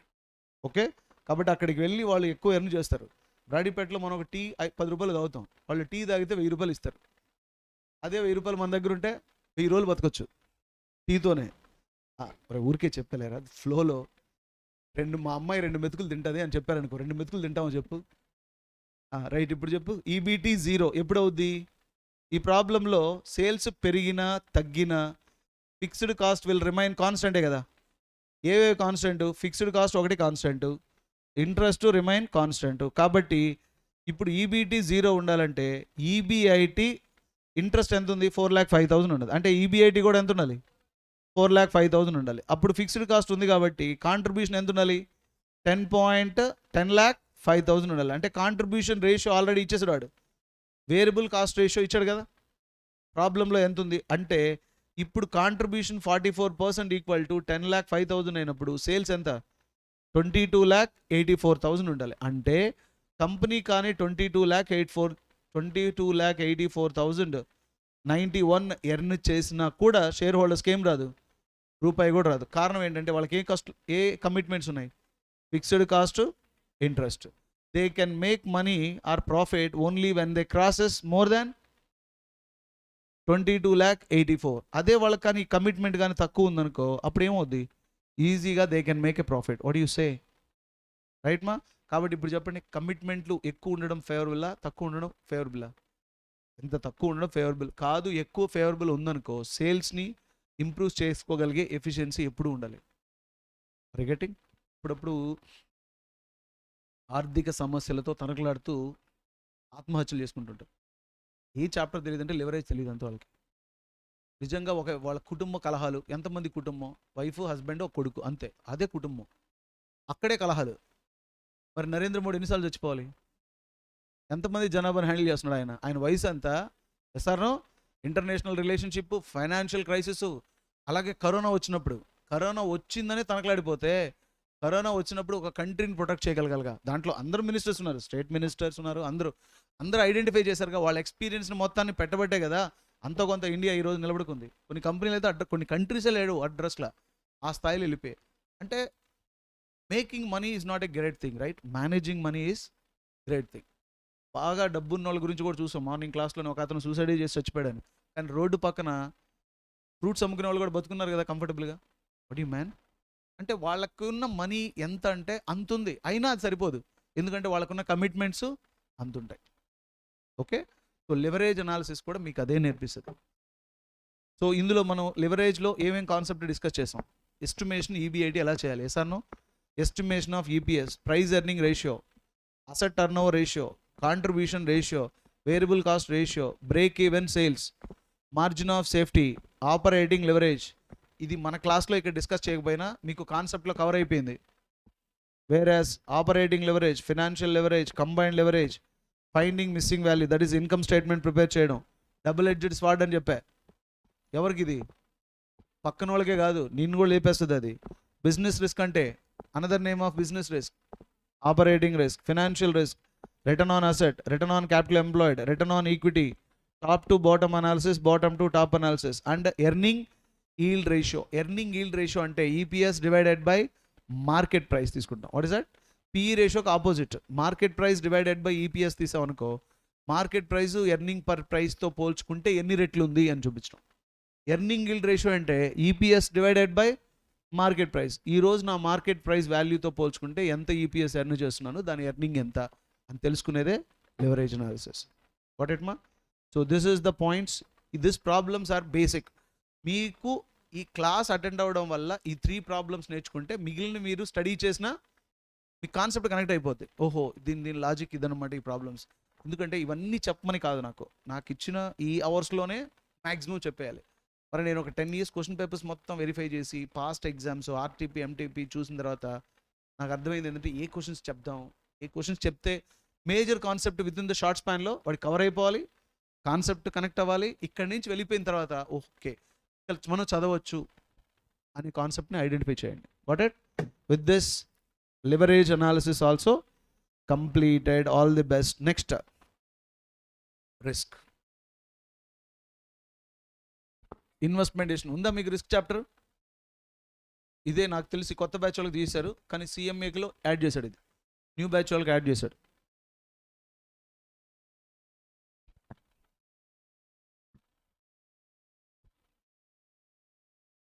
What is a risk? Risk ఎందులో? Risk is nothing but in ఇన్వెస్ట్మెంటేషన్. Whenever you going to make investment, certainly there would be a risk kada. For example, morning class we studied risk in investmentation. So morning class we studied investmentation. In investmentation we calculated NPV, cash inflow cash outflow, by taking and we brought into present, and by deducting cash inflow minus cash outflow we discussed the NPV is positive. NPV positive, accept, otherwise reject. This is a common dialogue we used. But a cash inflow cash outflow execution చేసే time వేరు, estimate చేసే time వేరు, execute చేసే time వేరు. ఎప్పుడు calculate చేస్తున్నావు? ఈరోజు. ఎప్పుడు ఎగ్జిక్యూట్ చేస్తావు? ఫ్యూచర్లో. ఈ లోపల ఈ క్యాష్ ఇన్ఫ్లో సేమ్గా ఉంటాయా, మారుతాయా? మారుతాయి కదా. మరి మారుతాయని ఎందుకు చెప్పలేదు? అది క్వశ్చన్. అలాంటప్పుడు you cannot identify it. So రిస్క్లో ఏదైనా తేడా వచ్చిందనుకో, కార్పొరేట్ కంపెనీలు ఏమవుతాయంటే కొలాప్స్ అయిపోతాయి. చూడండి, while discussing capital budgeting, right, we assume that investment proposal do not involve risk. Cash flows proposed are certain అంటాం. అంటే ఈ ప్రాజెక్ట్లో ఇన్వెస్ట్మెంట్ చేయొచ్చా అంటే ఎన్పివి పాజిటివ్ వచ్చింది, నో రిస్క్, ఇన్వెస్ట్మెంట్ చేసేయండి అంటాం. కానీ డిస్కస్ చేసింది ఎప్పుడు? ఇప్పుడు. ఎగ్జిక్యూట్ చేసేది ఎప్పుడు? అక్కడ. మరి మధ్యలో తేడా వస్తుందిగా. ఎన్పివి పాజిటివ్ అని ఇన్వెస్ట్మెంట్ చేసిన తర్వాత తలుపు వేసుకుని ఏడుస్తాం, మరి ఏమైందిరా బాబు అనిపించి. ఎన్పివి ఏమైపోద్ది? నెగిటివ్, సర్వనాశన కంపెనీ. ఎన్పివి ఏమో పాజిటివ్ వచ్చింది, కానీ కంపెనీ ఏమో కొలాప్స్ అయిపోయింది. రీజన్ ఏంటంటే that cash inflows are not certain. కాదు. Even Ratan Tata Nano project also gone wrong. Ratan Tata ఎంత ఇంటెలిజెంట్ ఆయనే నానో కార్ ప్రాజెక్ట్ని ఎగ్జిక్యూట్ చేసి ఇంప్లిమెంట్ చేసేటప్పుడు ఇంప్లిమెంట్లో పాజిటివ్ వచ్చిందా, నెగిటివ్ వచ్చిందా? నెగిటివ్ వచ్చింది. So that's why every business, whatever the concepts you have, the cash flows what you are going to assume, you are not going to get it 100%. It involves, what is it? Uncertain. Okay. Now ఒక financial manager decision తీసుకునేటప్పుడు 3 రకాలుగా తీసుకుంటాడమ్మా. One is decision making certainty, decision involving risk, decision making under uncertainty. 3 పాయింట్లు. What is that? Decision making certainty. ఇప్పుడు for example నేను ఆయన ఆఫీస్కి వచ్చాను, సార్ ప్రాజెక్ట్ చేస్తున్నాను సార్, మీరు ఎన్పివి క్యాలిక్యులేట్ చేశారు సార్, నాకు చిన్న డౌట్ చెప్పండి సార్. క్యాష్ ఫ్లో సర్టనా సార్? నేను చెప్తున్నా కదా సర్టన్, అంతే, నా మాటే శాసనం అన్నట్లుగా డైలాగులు కొట్టామనుకో, జీవితంలో ఎవడు నీ దగ్గరికి రాడు. ఎందుకు? Because everybody knows that is wrong, right? But if you say that sorry sir నాకేం తెలియదు సార్ అన్నాం అనుకో, అది అన్సర్టన్. అప్పుడు కూడా జీవితంలో ఎవడు నీ దగ్గరికి రాడు. ఎందుకు? నీకు తెలియదు కాబట్టి. ఎవరి దగ్గరికి వస్తారు? Third one, which one? Decision making involving which one? Risk. Risk ఉంది సార్, ఆ రిస్క్ నేను స్టడీ చేసి చెప్తాను, ఆ రిస్క్ ఇంత ఉంటుంది అని మీరు ఇవాల్యుయేట్ చేసి చెప్పగలిగితే then it would be good. Are you getting? So how many ways of taking a decision? 3. Will you say that yes, whatever I told you is going to happen? No, I don't know.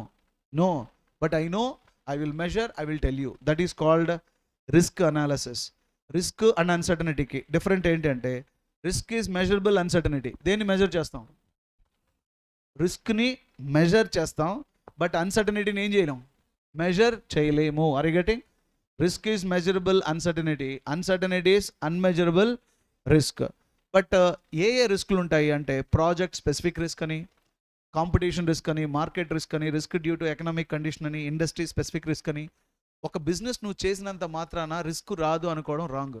ఎప్పుడో ఒక రిస్క్లు generate అవుతూనే ఉంటాయి. For example competition risk. Competition risk మీకు తెలిసి ఉంటుంది. Airtel, Tata Docomo ప్రశాంతంగా ఉన్న రోజుల్లో జియో వచ్చింది మార్కెట్లో. కొన్ని కంపెనీలు అడ్రస్ లేవు, ఉన్నాయా?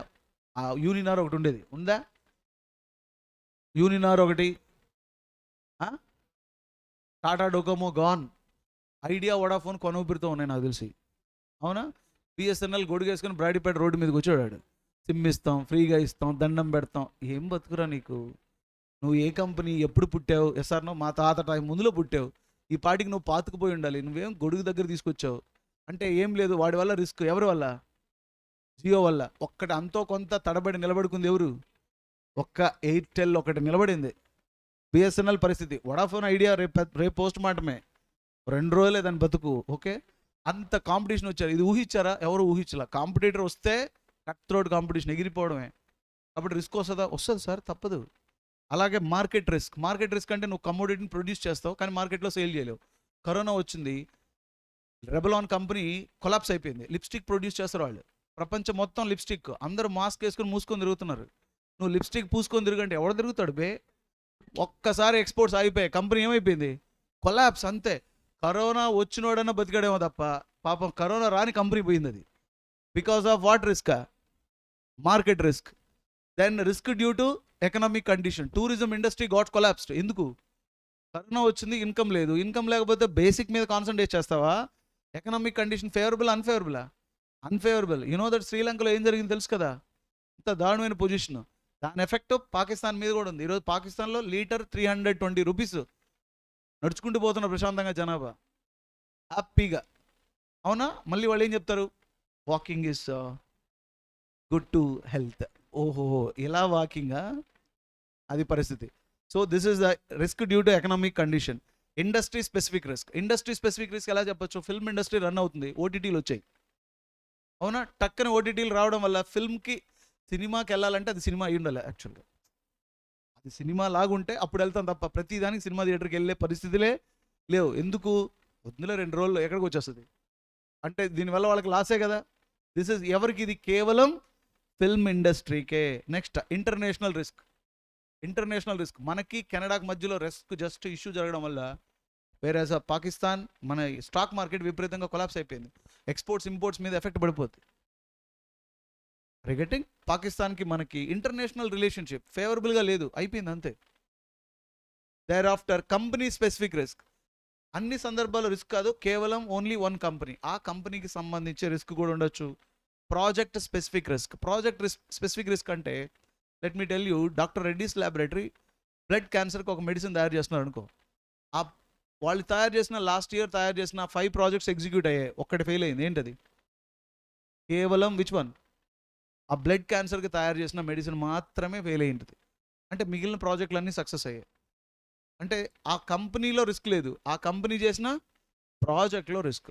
Like this different projects, different risk May makes that your cash inflow which is you believe certain is never be what is it certain, right ma?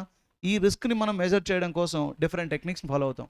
One is statistical technique, conventional techniques, other techniques.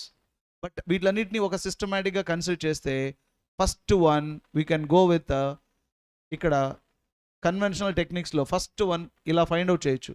Risk adjusted discount rate based NPV, certainty NPV, expected NPV, these are the NPVs. And statistical forms lo vaste probability, variance, standard deviation, coefficients of variance. Thereafter another one is sensitivity analysis, scenario analysis, simulation, decision tree. Simulation decision tree తీసేశారు, ఇప్పుడు లేదు. Simulation అంటే visualisation అన్నమాట. For example air హోస్టెస్కి air హోస్టెస్కి ఒకడు అయ్యాడు, లేదు pilot ఒకడు అయ్యాడు అనుకుందాం. పైలట్ ఎగ్జామ్ రాస్తారు కదా, ఓ 100 మంది ఎగ్జామ్, 5,000 మంది ఎగ్జామ్ రాస్తే 500 మంది పాస్ అయ్యారు. 500 పాస్ అయ్యే మంది వచ్చి కంపెనీ దగ్గరికి వచ్చి ఏం చేస్తారు, సార్ ఎగ్జామ్ పాస్ అయ్యి మాకు ఫ్లైట్లు ఇవ్వండి, మేము అలా నేర్చుకుంటామంటే ఒక్కొక్కడికి ఒక్కొక్క విమానం కావాలి. కుదురుద్దా? మరి ఏం చేయాలి? అది కూడా రిస్కే కదా, దాన్ని సాల్వ్ చేయాలా లేదా? ఆర్టీసీ డ్రైవర్లు ఎగ్జామ్ పాస్ అవుతారు, ఒక్కొక్కరు వచ్చి బస్సు అడిగితే పరిస్థితి ఏంటి? ఒక్కొక్కడికి బస్సు ఇస్తామా? ఇవ్వలేం కదా. దానికోసం మనం నేర్చుకునే టెక్నికే simulation. Thereafter decision tree. వీటిలో ఎలా ఉంటుంది అని చెప్పడానికే ఈ concept. First one is what is that? Expected NPV. What is that? Expected NPV is the first concept. Expected NPV what is that? First one ఏంటంటే whatever the cash inflow you are getting, right, ఆ cash ఇన్ఫ్లోస్ని ప్రాబబిలిటీతో multiply చేస్తే expected cash inflow వస్తుంది. Hello, ఆ expected cash ఇన్ఫ్లోస్ని base చేసుకుని NPV చేస్తే ఆ ఎన్పివిని ఏమంటారు? ఎక్స్పెక్టెడ్ ఎన్పివి అంటారు. ప్రాబబిలిటీ అంటే ఏంటి Balu sir? Chance of occurring an event. What is that? Chance of occurring an event. ఈరోజు ఇండియా వర్సెస్ ఆస్ట్రేలియా మ్యాచ్ జరుగుతుంది. మ్యాచ్ జరిగే ముందరే ఆల్రెడీ వెదర్ డిపార్ట్మెంట్ వాళ్ళు వర్షం పడేదానికి ఛాన్స్ ఉంది, పడుద్దా పడదా అన్నారు. వాళ్ళు ఏమన్నారు అంటే పడదు అన్నారు. యాక్చువల్గా వెదర్ డిపార్ట్మెంట్, వెదర్ పీపుల్ పడదు అని కన్ఫర్మ్ చేసిన తర్వాత ఆస్ట్రేలియా ఇండియా మ్యాచ్ ఫిక్స్ చేశారు. అక్కడ ఒక్కొక్కరికి వెదర్ రిపోర్ట్ చెప్పే వాళ్ళకి లక్షల్లో జీతం. ఈరోజు వర్షం పడి మ్యాచ్ ఆగిపోయింది. ఇప్పుడు చెప్పు, వాళ్ళ ప్రాబిలిటీ అంతా ఏమైంది? ఫెయిల్ అయిందా? బికాస్ దే సైడ్ ఫైనలీ, ఏం సార్ మీ ప్రాబిలిటీ ఫెయిల్ అయింది కదా, that's why we told probability. ఏమో చెప్పాం కదా సార్, అదేంటది? Probability sir. అదే మీ ప్రాబిలిటీ ఫెయిల్ అయింది కదా, అదే సార్ ప్రాబిలిటీ అనేది. సక్సెస్ అయితే అది ప్రాబిలిటీ ఎలా అవుతుంది చెప్పు? Yes, that is the probability. That's why ఒక క్యాష్ ఇన్ఫ్లోస్తో ప్రాబబిలిటీతో మల్టిప్లై చేస్తే you will get what? Expected cash flow. ఆ ఎక్స్పెక్టెడ్ క్యాష్ ఫ్లోని బేస్ చేసుకుని ఎన్పివి చేసాం అనుకో, ఆ ఎన్పివిని ఎక్స్పెక్టెడ్ ఎన్పివి అడుగుతారు. ఎన్పివి అడగడం కంటే ఎక్స్పెక్టెడ్ ఎన్పివి అడిగేదానికే ఛాన్స్ ఉంది. గాటమ్మా? సో హియర్ ఎలా సాల్వ్ చేస్తాం? ఇప్పుడు చూడండి, ఒక ప్రాబ్లం ఉంది. Cash flows they have given cash flows. You see ఇక్కడ there are 2 projects, A and B projects. Project A, B. Project ఏకి క్యాష్ ఫ్లోస్ ఎంత? 8,000, 10,000, 12,000, 14,000, 16,000. ప్రాబిలిటీ ఇచ్చాడుగా. ప్రాబిలిటీ ఎంత ఇచ్చాడు? 0.1, 0.2, 0.4, 0.2, 0.1. గుర్తుపెట్టుకోండి, summation of total probability would be 1. ఇప్పుడు మనం ఏం చేస్తాం? ఈ క్యాష్ ఫ్లోస్ని ఈ ప్రాబబిలిటీతో మల్టిప్లై చేస్తే ఏమొస్తుంది మనకి? ఎక్స్పెక్టెడ్ క్యాష్ ఇన్ఫ్లో వస్తుంది. ఆ ఎక్స్పెక్టెడ్ క్యాష్ ఇన్ఫ్లో తీసుకొని ఎన్పివి క్యాల్కులేట్ చేస్తే ఆ ఎన్పివిని ఏమంటారు? ఎక్స్పెక్టెడ్ ఎన్పివి అంటారు. ఎన్పివిలో డైరెక్ట్ క్యాష్ ఇన్ఫ్లో చేస్తాం, కానీ ఇక్కడ ఏం చేస్తాం? క్యాష్ ఇన్ఫ్లోస్ని ప్రాబబిలిటీతో మల్టిప్లై చేసి వచ్చిన ఎక్స్పెక్టెడ్ క్యాష్ ఇన్ఫ్లో తీసుకొని ఎన్పివి చేస్తే అప్పుడు దాన్ని ఎక్స్పెక్టెడ్ ఎన్పివి అంటారు. ఈ ప్రాజెక్ట్ బికి చేయాలి, ప్రాజెక్ట్ ఏకి చేయాలి. ఎందులో అయితే ఎక్స్పెక్టెడ్ ఎన్పివి హైయెస్ట్ పాజిటివ్గా వస్తుందో, హైయెస్ట్ రావాలి ప్లస్ పాజిటివ్ ఉంటే then that project should be accepted. You see, ఇది న్యూ స్టడీ మెటీరియల్లో ఉంది, అలాగే పాస్ట్ ఎగ్జామ్లో కూడా అడిగారు. దీనికి ఎలా చేస్తామో చూడండి. ఇప్పుడు calculation of expected cash inflow each of the project or expected NPV. ముందు క్యాష్ ఇన్ఫ్లో చేసాం అనుకో, తర్వాత ఎలా చేసాం? ఎన్పివి చేసాం. ఫస్ట్ ఎక్స్పెక్టెడ్ క్యాష్ ఇన్ఫ్లో చేసాం. 8,000, 10,000, 12,000, 14,000, 16,000. ఇదేంటిది? ప్రాబబిలిటీయా? ఈ రెండింటిని మల్టిప్లై చేస్తే ఏమొచ్చింది? Expected cash inflow. మొత్తం సమ్ చేస్తే యూ గాట్ ద 12,000. బీకి క్యాష్ ఇన్ఫ్లో ప్రాబబిలిటీని మల్టిప్లై చేసి సమ్ చేస్తే 16,000 వచ్చింది. ఈ 16,000 you got it at the end of first year. So 12,000 into present value factor 10% 1 year minus 10,000 చేస్తే ప్లస్ ఎంత వచ్చిందమ్మా? 908. What about project B? Same 16,000 present value factor 10% 1 year minus 10,000 చేస్తే 4,554. Hello, ఇప్పుడు ఈ రెండిట్లో బెస్ట్ ఏది? Project B. ఇది expected NPV positive ఉంది ప్లస్ హైయెస్ట్ ఉంది. పాజిటివ్ కమ్ హైయెస్ట్ ఉంది కాబట్టి it should be accepted. Decision ఏం చెప్తాం? Since expected NPV highest it is beneficial to select project B. This is what NPV? Expected NPV. ఎలా చేస్తావు expected NPV? First cash flow తీసుకో, తర్వాత ప్రాబిలిటీని identify చేయి, రెండింటిని మల్టిప్లై చేయి, ఎక్స్పెక్టెడ్ క్యాష్ ఫ్లో వస్తుంది. ఆ ఎక్స్పెక్టెడ్ క్యాష్ ఇన్ఫ్లోస్ని గ్రాంటెడ్ ఫిగర్గా తీసుకుని ఎన్పివి ఫైండ్ అవుట్ చేయి. Right. Next, risk adjusted discounting rate. What is that? Risk adjusted discounting rate అంటే ఇక్కడ క్యాష్ ఫ్లోస్ని డిస్టర్బ్ చేయం. What is that?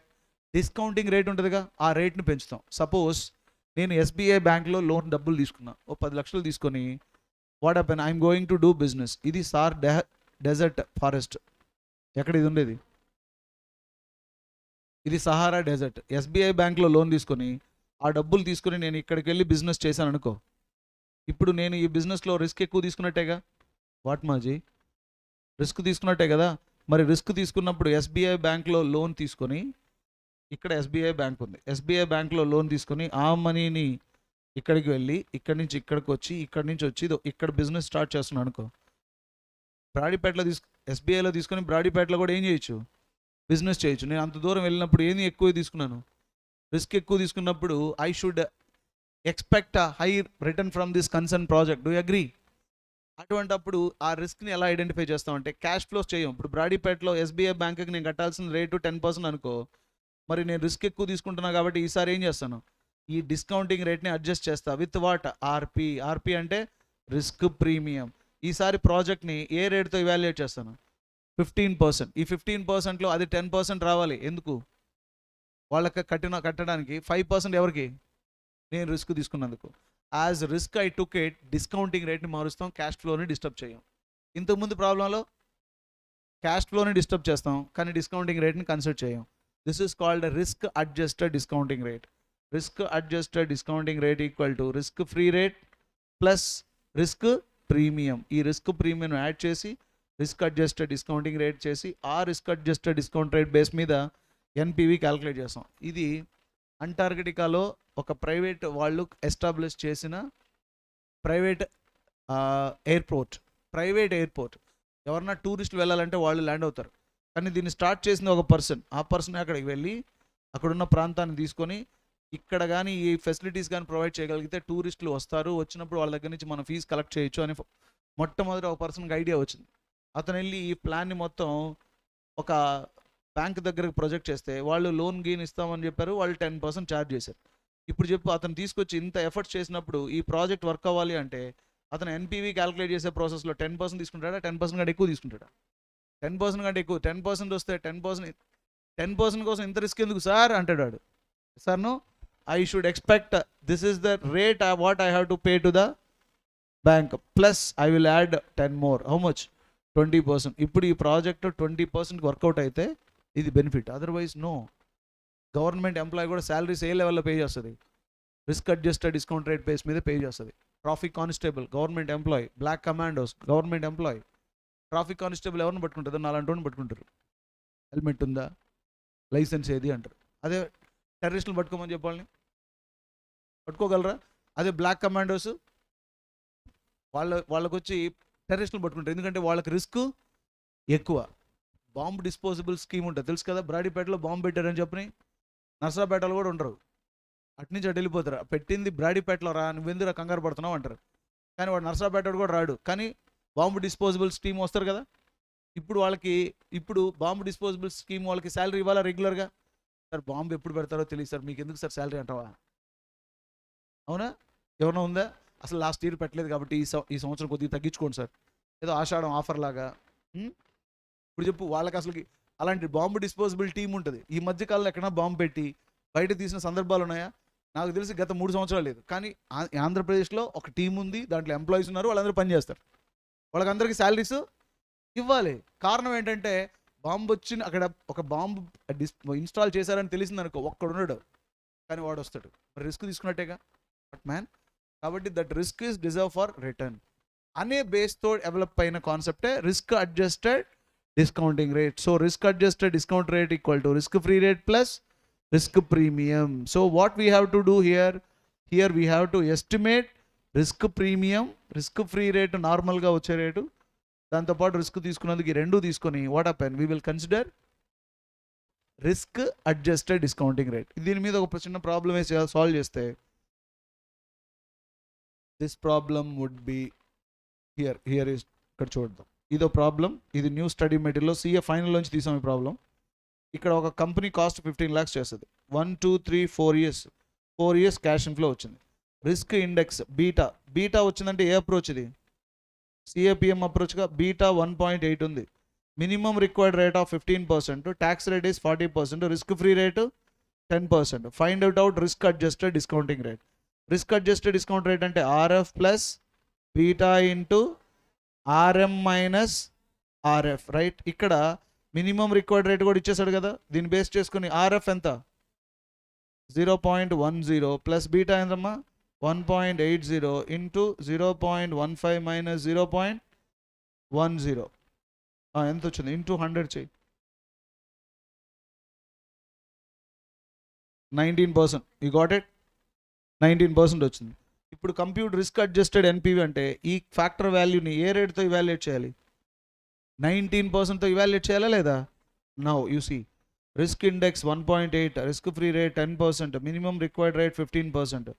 According to CAPM approach RF plus beta into RM minus RF, this is the 19%, we got it. Whereas estimation of NPV basing on risk adjusted discounting rate 0 1 to 4 years 15 lakhs 6,000 present value factors, annuity factor kada same cash inflow over the period 4 years multiply చేస్తే cash inflow నుంచి cash outflow deduct చేస్తే ఎంత వచ్చింది? 83,400. పాజిటివా నెగిటివా? Positive. So it should be accepted. This is what evaluation, risk adjusted discount rate based NPV. Next what is that? Certain NPV. దీన్నే చెప్పాలంటే certain cash flows అంటారు. What is that? Certain cash flow. Sometimes while evaluating a project we never take expected NPV, we will take what is that?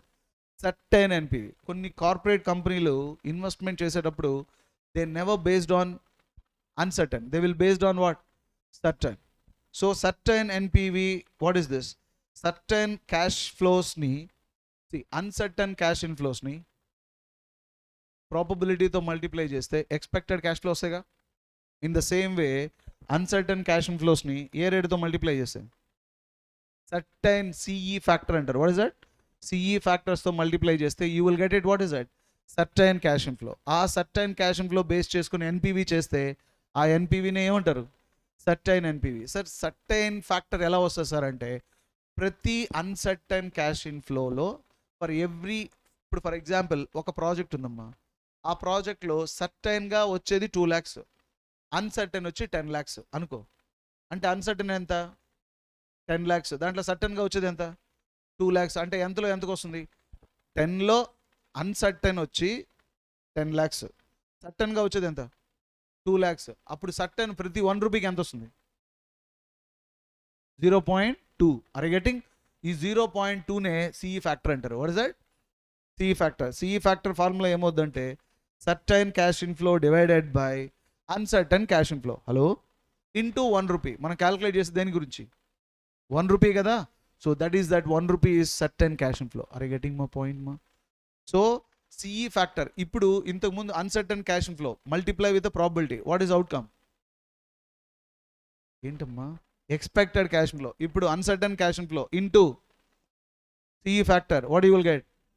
Certain cash inflow. Okay, certain cash inflow కావాలి. 1000 కోట్లు investment చేస్తున్నాను నేను. రేపు మీ ఆఫీస్కి వచ్చాడు, sir నేను 1000 కోట్లు investment చేస్తున్నాను, సో ఈ ప్రాజెక్ట్లో ఎంత నాకు బెనిఫిట్ రావచ్చు సార్ అంటే, యాక్చువల్లీ నార్మలీ బేసిక్లీ అన్నాం అనుకో, స్టాప్ యువర్ స్టూపిడ్ కథాకళి అంటాడు వాడు. ఇన్వెస్ట్మెంట్ చేస్తున్నది ఎంత కామెడీగా ఉందా? 1000 కోట్లు ఇన్వెస్ట్మెంట్ చేస్తున్నావు ఏంటి? యాక్చువల్లీ నార్మలీ బేసిక్ ఏమిటి? 1000 కోట్లు చెప్తున్నా. I don't want all normally, I mean certainly, exactly I need it. Exactly కావాలి అనుకున్నప్పుడు you have to take CE factors. Getting? So CE factors కావాలంటే ప్రతి సర్టైన్ అన్సర్టైన్ క్యాష్ ఇన్ఫ్లోకి సర్టైన్గా ఎంత వస్తుంది చెప్పేదాన్ని ఏమంటారు? సిఈ ఫ్యాక్టర్ అంటారు. సిఈ ఫ్యాక్టర్ ఎలా క్యాలిక్యులేట్ చేస్తాం? Certain cash inflow divided by uncertain cash inflow. ఒక్కవేళ ఇవ్వకపోతే, ఇచ్చాడనుకో, సిఈ ఫ్యాక్టర్స్ ఇచ్చాడనుకో, లక్కీ కదా, ఏం చేస్తాం? అన్సర్టైన్ క్యాష్ ఇన్ఫ్లోని ఏం చేస్తాం? సిఈ ఫ్యాక్టర్స్తో మల్టిప్లై చేస్తే సర్టైన్ క్యాష్ ఇన్ఫ్లో వస్తుంది.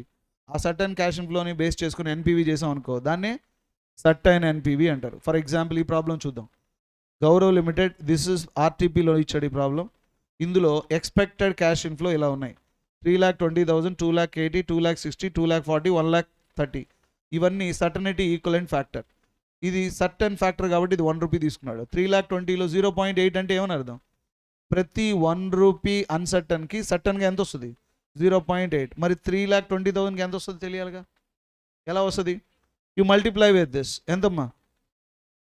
Very good. సెకండ్ దానికి 2,80,000 into 0.7. Third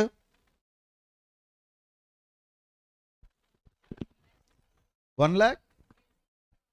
next last. These are the cash inflow. What you find it out? Is సర్టైనా అన్సర్టైన్ క్యాష్ ఇన్ఫ్లోనా? Certain cash inflow. Is it expected cash ఇన్ఫ్లోనా? Sir expected cash ఫ్లోకి certain cash ఫ్లోకి తేడా ఏంటి సార్? అక్కడ ఏమవుతుంది? సర్టైన్ క్యాష్ ఇన్ఫ్లోలో you are multiplying with what? CE factor. Uncertain cash ఇన్ఫ్లోలో ఏం జరుగుతుంది? ఎక్స్పెక్టెడ్ క్యాష్ ఫ్లోలో ప్రాబబిలిటీ యూస్ చేస్తున్నాం. Okay, this is. ఇప్పుడు ఇక్కడ we will use discounting factor and we calculate NPV. One more point to be kept in mind is the rate what you used is a risk free rate. ఎందుకంటే risk ని already mitigate చేసావు by multiplying with what? CE factor. You should not take a risk adjusted discount rate ఇక్కడ తీసుకోకూడదు. ఎందుకంటే risk adjusted discount rate తీసుకున్నావు అంటే ఏమని అర్థం? మళ్ళీ రిస్క్ని ఇవాల్యుయేట్ చేస్తున్నావు. హలో, రిస్క్ని ఆల్రెడీ తీసేసావు. Are you getting my point, ma? Right. Now what to do? This is here estimation of NPV basing on certainty equivalent factor. ఇప్పుడు చూడండి, factor value ఇచ్చేసాడా? 3,20,000, 2,80,000, 2,60,000, 2,40,000, 1,60,000. CE factors 0.80, 0.70, 0.60, 0.4, 0.3. If you multiply both, you will get the CE factors, right? CE factors ni present value factors తో multiply చేస్తే you got it? Present value cash inflow నుంచి cash outflow deduct చేస్తే you got it? NPV. Since NPV basing on certain cash inflow is positive, so it is beneficial to select the project. And last one, sensitivity analysis. ఏంటి sensitivity analysis? Touch me not leave తెలుసుంటుంది మీకు. Touch చేస్తే చాలు ముడుచుకుపోద్ది. అలాగే NPV కూడా కొంత sensitivity ఉంటుంది. Okay, last concept sensitivity analysis. NPV is computed, right? To calculate NPV, how many factors plays crucial role? Selling price, variable cost, fixed cost, financing cost, terminal cash inflow, life, tax rate, investment, depreciation. All these factors determines your NPV. Yes or no? But what happen, ఈ NPV ఈరోజు estimate చేసే time వేరు, execute చేసే time వేరు. Estimate చేసాం, ఫ్యూచర్లో execute అయ్యే లోపలికి ఈ ఫ్యాక్టర్స్ చేంజ్ అయ్యాయనుకో, ఎన్పివి కూడా ఏమవుద్ది? చేంజ్ అవుతుందిగా. ఇప్పుడు క్లయింట్, సార్ మీరు క్యాల్కులేట్ చేసిన ఎన్పివి మీద నాకు నమ్మకం లేదు అన్నాడు అనుకో. ఎందుకు లేదు సార్? ఇవి చేంజ్ అవ్వచ్చు కదా అంటే we will make it 2 types of analysis. Analysis number 1, ఎంత పర్సంటేజ్ ఈచ్ వేరియబుల్లో రావాలి so that NPV will become 0. What percentage of change in given variable has to make NPV 0? Could really that much of percentage of change will happens or not అని మనం first analysis చేస్తాం. రెండోది, what happen, NPV 0 అయిపోవాలండి. ఈ పర్సంటేజ్లో కానీ ఒకవేళ ఇది change అయిందనుకో, ఈ అన్ని ఫ్యాక్టర్స్ ఒక గివెన్ పర్సంటేజ్ 10% దగ్గర చేంజ్ అవుతాయి. ఫస్ట్ అనాలిసిస్ ఏం చెప్పాను? గివెన్ ఫ్యాక్టర్లో ఎంత పర్సంటేజ్ కానీ చేంజ్ అయితే ఎన్పివి 0 అవుతుంది, దాన్ని ఫైండ్ అవుట్ చేస్తాం. రెండోది, each and every factor changes by how much? 10% లేదా 20% చేంజ్ అయితే ఎన్పివి ఎంత పర్సంటేజ్ చేంజ్ అవుతుందని చెక్ చేస్తాం. ఈ రెండు అనాలిసిస్లో తక్కువ చేంజ్ అయిన గివెన్ వేరియబుల్ వల్ల ఎన్పివి కానీ దారుణంగా చేంజ్ అయిందనుకో, ఆ వేరియబుల్ మీద కంట్రోల్ తెచ్చుకుంటాం. హలో, దాన్ని కంట్రోల్ చేయడం వల్ల ఎన్పివిని ఏం చేయొచ్చు? ప్రొటెక్ట్ చేయొచ్చా లేదా? Getting this is. So sensitivity analysis means what man? Sensitivity analysis, it is analysis to identify risk element. First, we will compute the NPV by taking all the given factor variables. But we believe that these factors never be a constant. It is going to be changed. But every factor is going to change. But change in each factor never causes risk to the company. So what we finally identify is that number one, what percentage of change in given variable can make NPV 0, or else if the given factors changes by given percentage, what would be the impact on NPV? So ఏ ఫ్యాక్టర్లో ఎంత change అవ్వడం వల్ల NPV ఎంత change అవుద్దో find out చేసి తద్వారా we will take a decision. Got it మా? ఇప్పుడు ఇంతకుముందు నేను చెప్తుంటాను, మా మమ్మీ మా సిస్టర్ని గట్టిగా అరుస్తుంది అనుకో, పొద్దున్నే ఆడపిల్ల కదా, లేస్తే ఏంటి పనులు చేయాలి కదా, అది ఎక్కడ ఇది ఎక్కడ అందనుకో సైలెంట్గా పల్లె పనులు చేసుకుంటూ ఉంటుంది. మమ్మీ అన్నిసార్లు చెప్తుంది కదా, ఏం చెప్పవా అంటే నువ్వు గమ్ముండరా అంటది. ఇన్ని బాగానే ఉన్నాయి. మధ్యలో మా డాడీ ఉండి ఏంటమ్మా అన్నీ చాలు అయిపోయింది. ఆ రోజు బ్రేక్ఫాస్ట్ మిగులుద్ది, లంచ్ డిన్నరు, అంతెందుకు 2 రోజులు బ్రేక్ఫాస్ట్ మిగిలిన సందర్భాలు కూడా ఉన్నాయి. అసలు ఆయన అనేది కూడా ఏం లేదు. మా మమ్మీ పొద్దు నుంచి సాయంత్రం తిడుతూనే ఉంటుంది, కానీ అసలు లెక్క కూడా లేదు. సెన్సిటివిటీ అనాలిసిస్ ఎవరన్నా వచ్చి ఏంటంటే దీన్నే సెన్సిటివిటీ అనాలిసిస్, ఈ వాళ్ళకి ఇదే చెప్తాం. మోస్ట్ వేరియబుల్ ఆయన ఒకే ఒక మాట, ఏం లేదు ఏంటమ్మా అంతే అయిపోయింది. అదే మమ్మీ అడిగితే ఏం లేదు. ఇప్పుడు చూడు, మమ్మీ అడిగితే రెస్పాన్స్ లేదు, సైలెంట్గా ఉంది. డాడీ ఏంటమ్మా అంటే కన్నీళ్ళు. ఇప్పుడు పక్కింటామండి, ఏంటి మీరు టీవీ ఎక్కువ పెడుతున్నారు, మా ఇంట్లో సౌండ్ వచ్చిందనుకో, ఏంటి ఏంటి ఏంటి ఇప్పుడు చెప్పు. ఇప్పుడు వెళ్ళి ఆ పక్కింటామని కన్నీళ్ళు పెట్టుకుంటుందా? మా ఇష్టం అంటది. అవునా? ఇంకెంతే, ఇంకా పోలీసులు రావాల్సింది ఆ పేటకి. అసలు అంత నోరుందని అప్పుడే తెలుస్తుంది. అప్పుడు మరి నిన్న మొన్న getting my point. This is what analysis, sensitivity analysis. So అన్నిటికీ రియాక్ట్ అవ్వరు, కొన్నిటికి రియాక్ట్ అవుతాం. క్లయింట్కి కూడా ఇదే చెప్తాను, నువ్వు ఎందుకు కంగారు పడతావు, అన్ని ఫ్యాక్టర్స్ చేంజ్ అవుతాయి. ప్రతి ఫ్యాక్టర్కి నువ్వు కంగారు పడాల్సిన అవసరం లే. ఏ ఫ్యాక్టర్లో small change can makes your NPV very very down, you have to concentrate that one. So that is the analysis, right? దీన్ని 2 స్టెప్స్లో చేస్తాం. స్టెప్ నెంబర్ 1, ఫస్ట్ ఏం చేస్తాం, ఎన్పివి క్యాలిక్యులేట్ చేసి ఎన్పివి పాజిటివ్ అని కన్ఫర్మ్ చేస్తాం.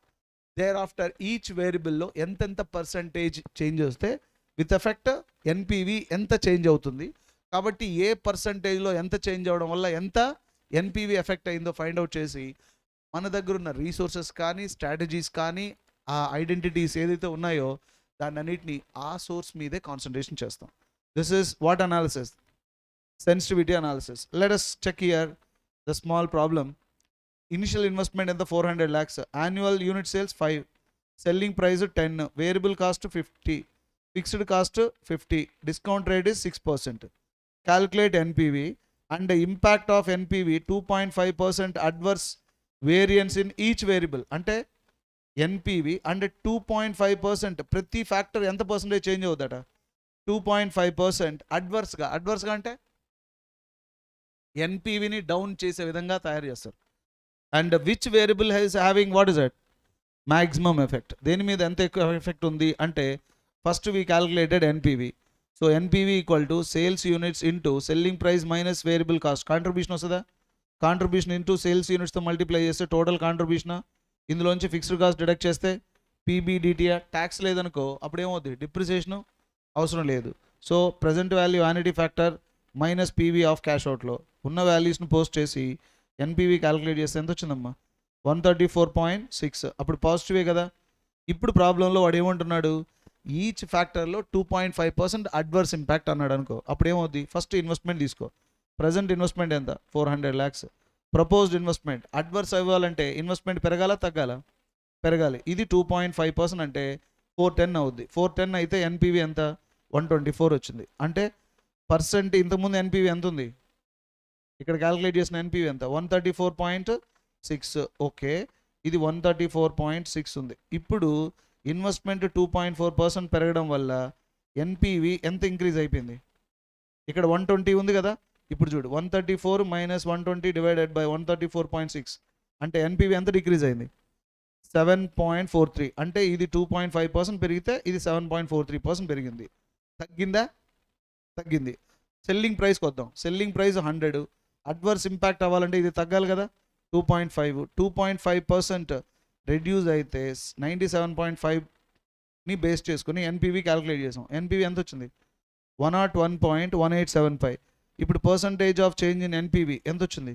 24.82. ఇప్పుడు చెప్పండి, సెల్లింగ్ ప్రైస్ కానీ 2.5% కానీ డౌన్ అయితే ఎన్పివి ఎంత డౌన్ అయింది? 24.82% అయింది. Okay. Third one sales units. Sales units ఇంతకుముందు 5, ఇప్పుడు ఎంత అయింది? 4.87 క్రోర్స్లో ఇచ్చాడు కాబట్టి 4.875. ఎన్పివి 11.100. ఈ ఫ్యాక్టర్ వాల్యూ యూనిట్స్ తీసుకొని వాల్యూ చేస్తే ఎన్పివి 117.89 అయింది. అంటే ఎన్పివి ఫైండ్ అవుట్ చేస్తే 12.41%. అంటే if adverse change in sales 2.5%, then NPV would be 12.41%. Similar to variable cost 2.5% increase అయింది. ఇంక్రీజ్ అయిన ఎన్పివిని తీసుకొని వేరియబుల్ చేస్తే NPV 117.89. So percentage of change in NPV would be 12.41.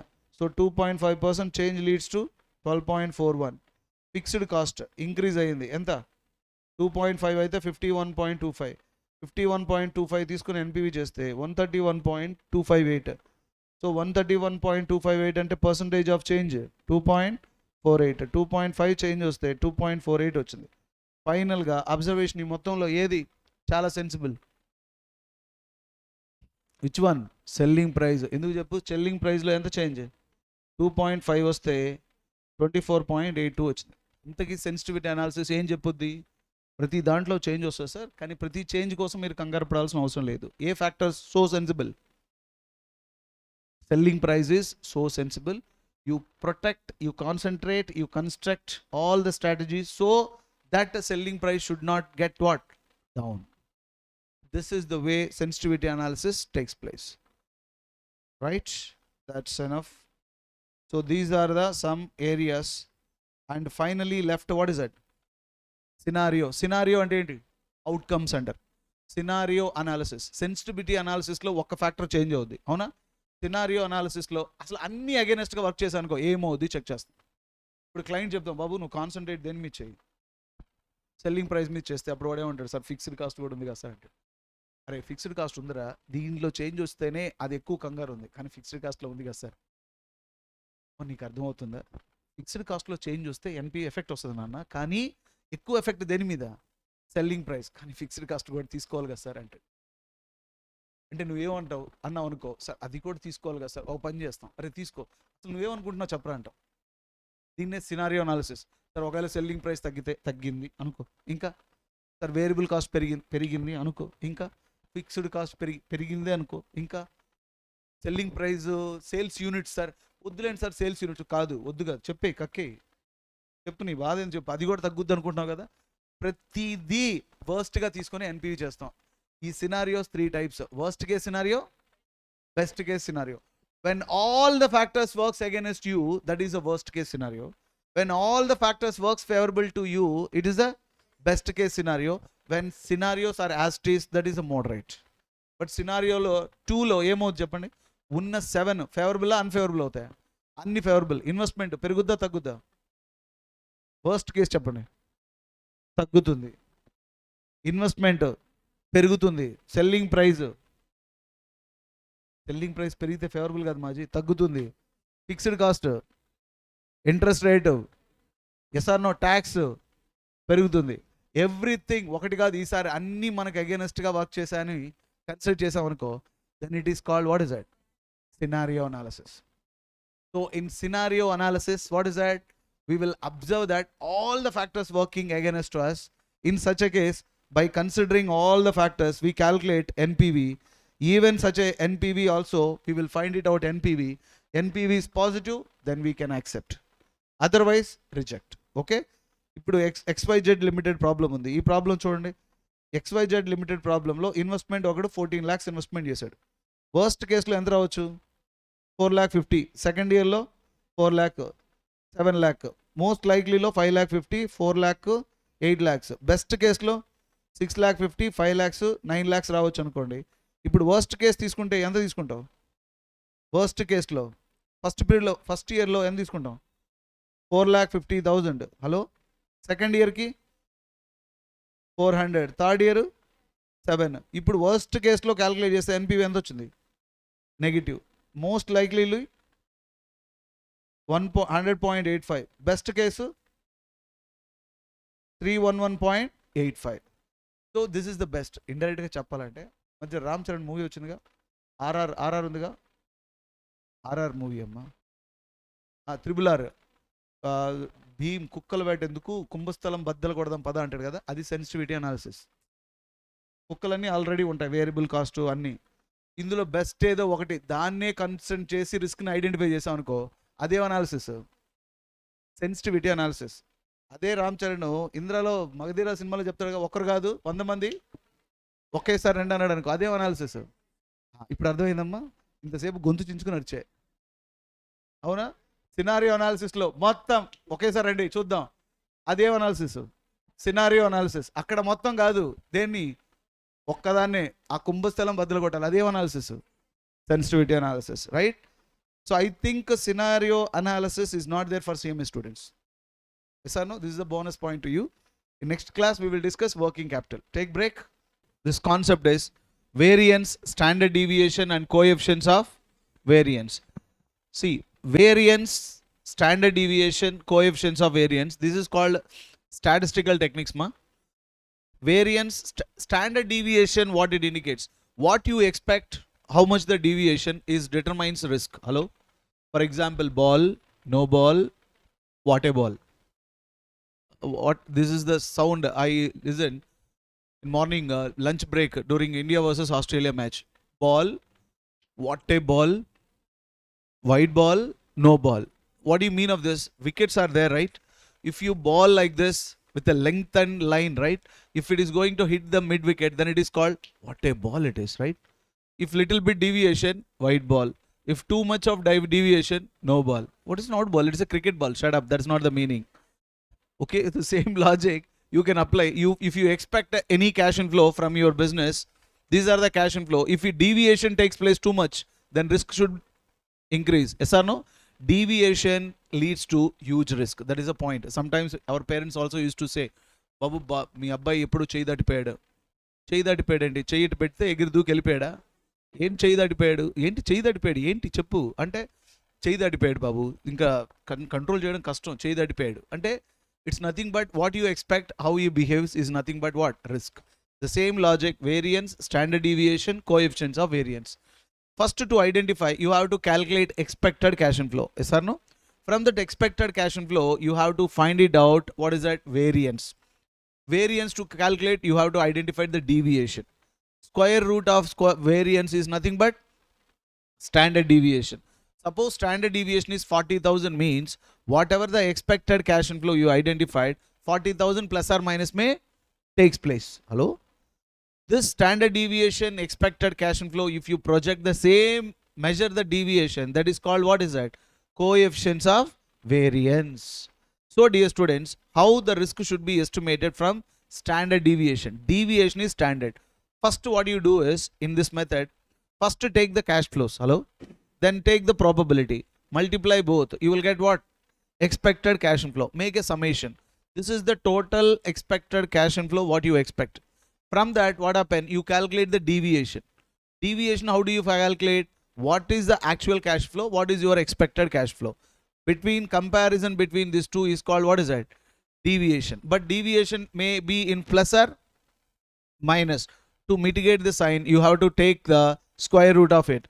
Once you make a square root, the plus or minus may gets disappeared. Then by multiplying with the probability summation, you will get the variance. Square root of that variance is nothing but standard deviation. And where for 1 rupee, how much the standard deviation, if you want to find it out, then you have to take a expected cash inflow divided by, standard deviation divided by expected cash flow, where you will find 1 rupee deviation. More deviation leads to more risk. Less deviation leads to less risk. So this is the one of the technical concept which is there in a CMA as well as CA also. Let us take in this problem a possible events A, B, C, D, E, right? Cash flows project A is given 8,000, 10,000, 12,000, 14,000, 6,000. Probabilities are given 0.1, 0.2, 0.4, 0.2, 0.1. Similar to project B. Now we have asked to find it out. We do only project A, right? Project B, you can visualize it. So estimation of variance, standard deviation and coefficients of variance of project A. What I told you, first you take what, which one? Cash flows. What ma?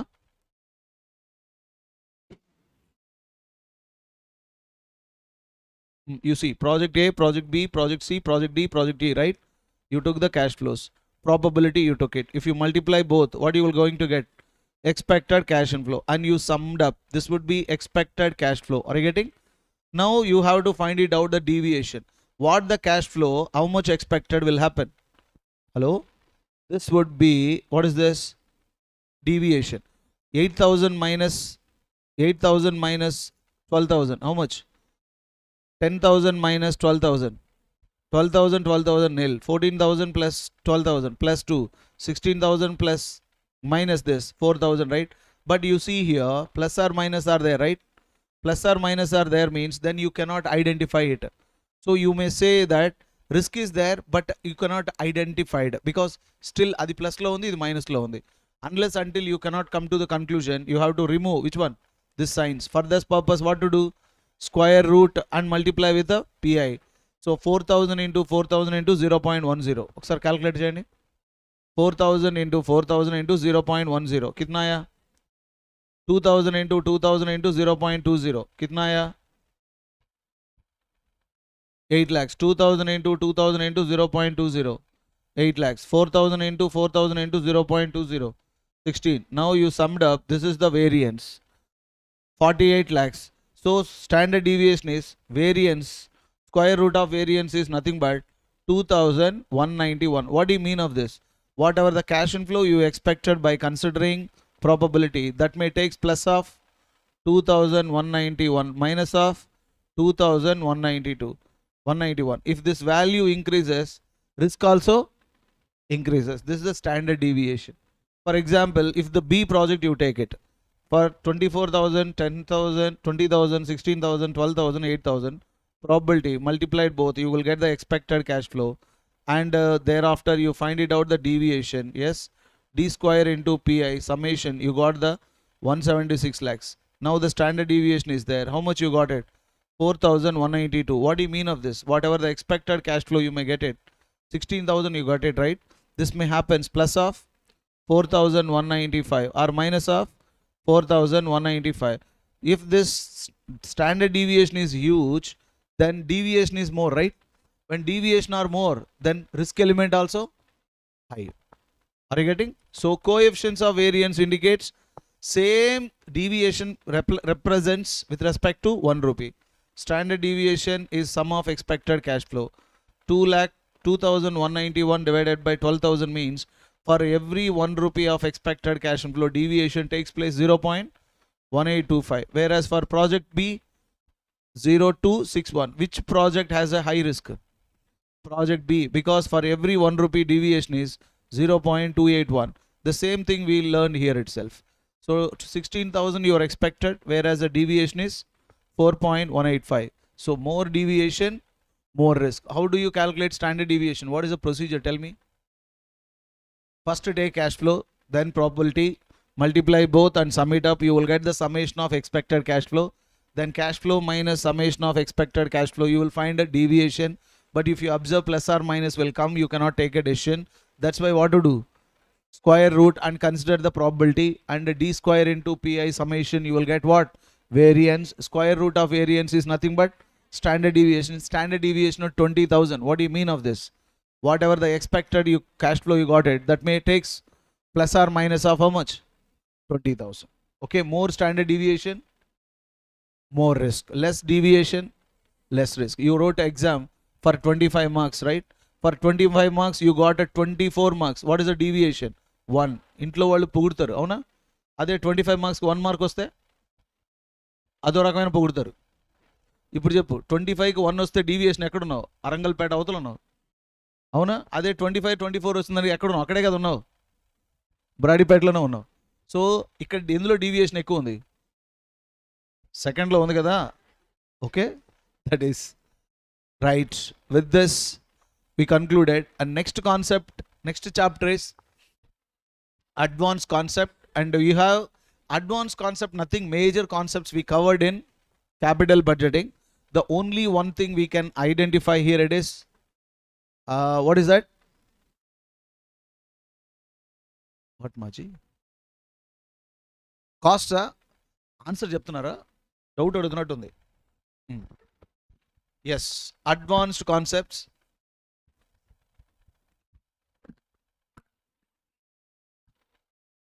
Well, the next chapter is, what is that? With this, how many chapters we completed? Introduction, time value of money, capital budgeting, cost of capital, capital structure, leverages, risk. Okay. Last advanced concept in capital budgeting. See, it is our hybrid chapter. Mastermind own creative chapter. This is no chapter in study material that title called what? Advanced. We personally believe that some concepts seems to be little bit what? Complicated. Why don't we give a title to separate chapter? That is nothing but which one? Advanced concept. But in advanced concept, whatever the capital budgeting we so far we discussed, few concept we have to consider. వీటి గురించి తెలుసుకుంటే చాలు ఈ chapter complete అయిపోద్ది. Number 1, సంక్ cost అంటే ఏంటి? Morning class చెప్పా, గతం గత బాబా. Before commencement of the project, whatever the cost you incur, such a cost is called sunk cost. So sunk cost, while evaluating any project, sunk cost should be ignored. Got it? Right. Next, common cost. Common cost means this is the cost. If you commence the project, if you won't commence the project, such a cost will exist. Administrative overhead, security charges. Yes or no? All these cost comes under which category? Common cost. While evaluating a project, right? Common cost should be ignored. Opportunity cost, benefit, opportunity cost loss. Because of undertaking a project, if an opportunity creates and if you get the benefit, that is called opportunity cost benefit. That benefit to be considered as a receipt. Hello? Whereas opportunity cost loss, Navajeevan Hospital, because of purchasing machine, the doctor misses that commission. That is opportunity cost loss. Because of your investment, an opportunity gets disappeared. Hello? Because of that he gets some loss. This is opportunity cost loss is similar to loss only. Opportunity cost benefit is benefit, both to be considered. Yes or no? Opportunity cost benefit is added, opportunity cost loss to be deducted while calculating PBDT. Yes or no? If it is a before tax is given. ఒకవేళ after tax అని ఇస్తుంటే after ట్యాక్స్లో నుంచే treatment జరగాలి. ఓకేనా? Right. Next, specific cost. Specific cost అంటే ఆ project కోసం మాత్రమే ఇన్కర్ చేసిన కాస్ట్ని ఏమంటారు? స్పెసిఫిక్ కాస్ట్ అంటే వేరియబుల్ కాస్ట్, స్పెసిఫిక్గా దానికోసం పెట్టా. ఫిక్స్డ్ కాస్ట్ దానికోసమే పెట్టా. జనరల్ అడ్మినిస్ట్రేషన్ ఎక్స్పెన్సెస్ దానికోసం పెట్టా. అలాంటి కాస్ట్ని ఏమంటారు? Specific cost. Working capital. Working capital means to run a business in a smooth way. Sometimes company along with the fixed asset, it has to make investment on working capital also. What is its treatment? Beginning లో fixed asset catch చేయాలి, ఎండింగ్లో terminal cash flow నుంచి terminal cash ఫ్లోలో recovery చేసుకోవాలి. ఇది problem మన XYZ limited ప్రాబ్లంలో చేసాం. నెక్స్ట్, సబ్సిడీ XYZలోనే చేసాం. Subsidy, whenever you commence a project at a rural area with a labour intensive technique. Yes or no? And rural ఏరియాలో చేసావు, లేబర్ ఇంటెన్సివ్ టెక్నిక్తో రన్ చేస్తున్నావు, and you are producing product FMG sector, not cosmetics, lipsticks ఇలా కాదు, basic necessary product produce చేస్తున్నావు అనుకో. అటువంటిప్పుడు government నేను ఎంకరేజ్ చేస్తుందా లేదా? సో దట్ ప్రొడక్ట్స్ చేసేటప్పుడు గవర్నమెంట్ ఏమి ఇస్తుంది నీకు? సబ్సిడీ ఇచ్చినప్పుడు క్యాష్ అవుట్ఫ్లోలో నుంచి ఏం చేయాలి? లెస్ చేయాలి. Next, treatment of depreciation in the presence of tax, in the absence of tax. ఏంటి situation? When tax is there, depreciation should be considered. When tax is not there, depreciation is not considered. Next, tax and tax shield. Whenever problem tax is there, when you make a profit, pay tax. Loss వచ్చిందనుకో, tax shield. Capital gain, capital loss. ఎప్పుడు వస్తుంది capital gain, ఎప్పుడు వస్తుంది capital loss? When written down value is more than gross sale proceeds, then it is a loss. Written down value is more than gross sale proceeds, it's a capital loss. You deserve to get what? Tax shield. When written down value is less than gross sale proceeds, then you used to get capital gain, you have to pay tax. Next, capital gain, capital loss. Profit and loss. When you are calculating operating cash flow from sales, if you deduct variable cost, fixed cost, right, you will get the PBDT. From that also, if you deduct a depreciation, you may get sometimes PAT. అవునా? అది gain కాదు, అది profit. గెయిన్కి ప్రాఫిట్కి తేడా ఏంటమ్మా? Gain ఒక్కసారే వస్తుంది, profit అనేది recurring జరుగుద్ది. ఆపరేషన్ ప్రాఫిట్ లాంటిది, పోస్ట్ మార్టం గెయిన్ లాంటిది. జీవితంలో ఎన్నిసార్లు పోస్ట్ మార్టం చేసుకుంటారు? ఎన్నిసార్లు పడితే అన్నిసార్లు, అవునా?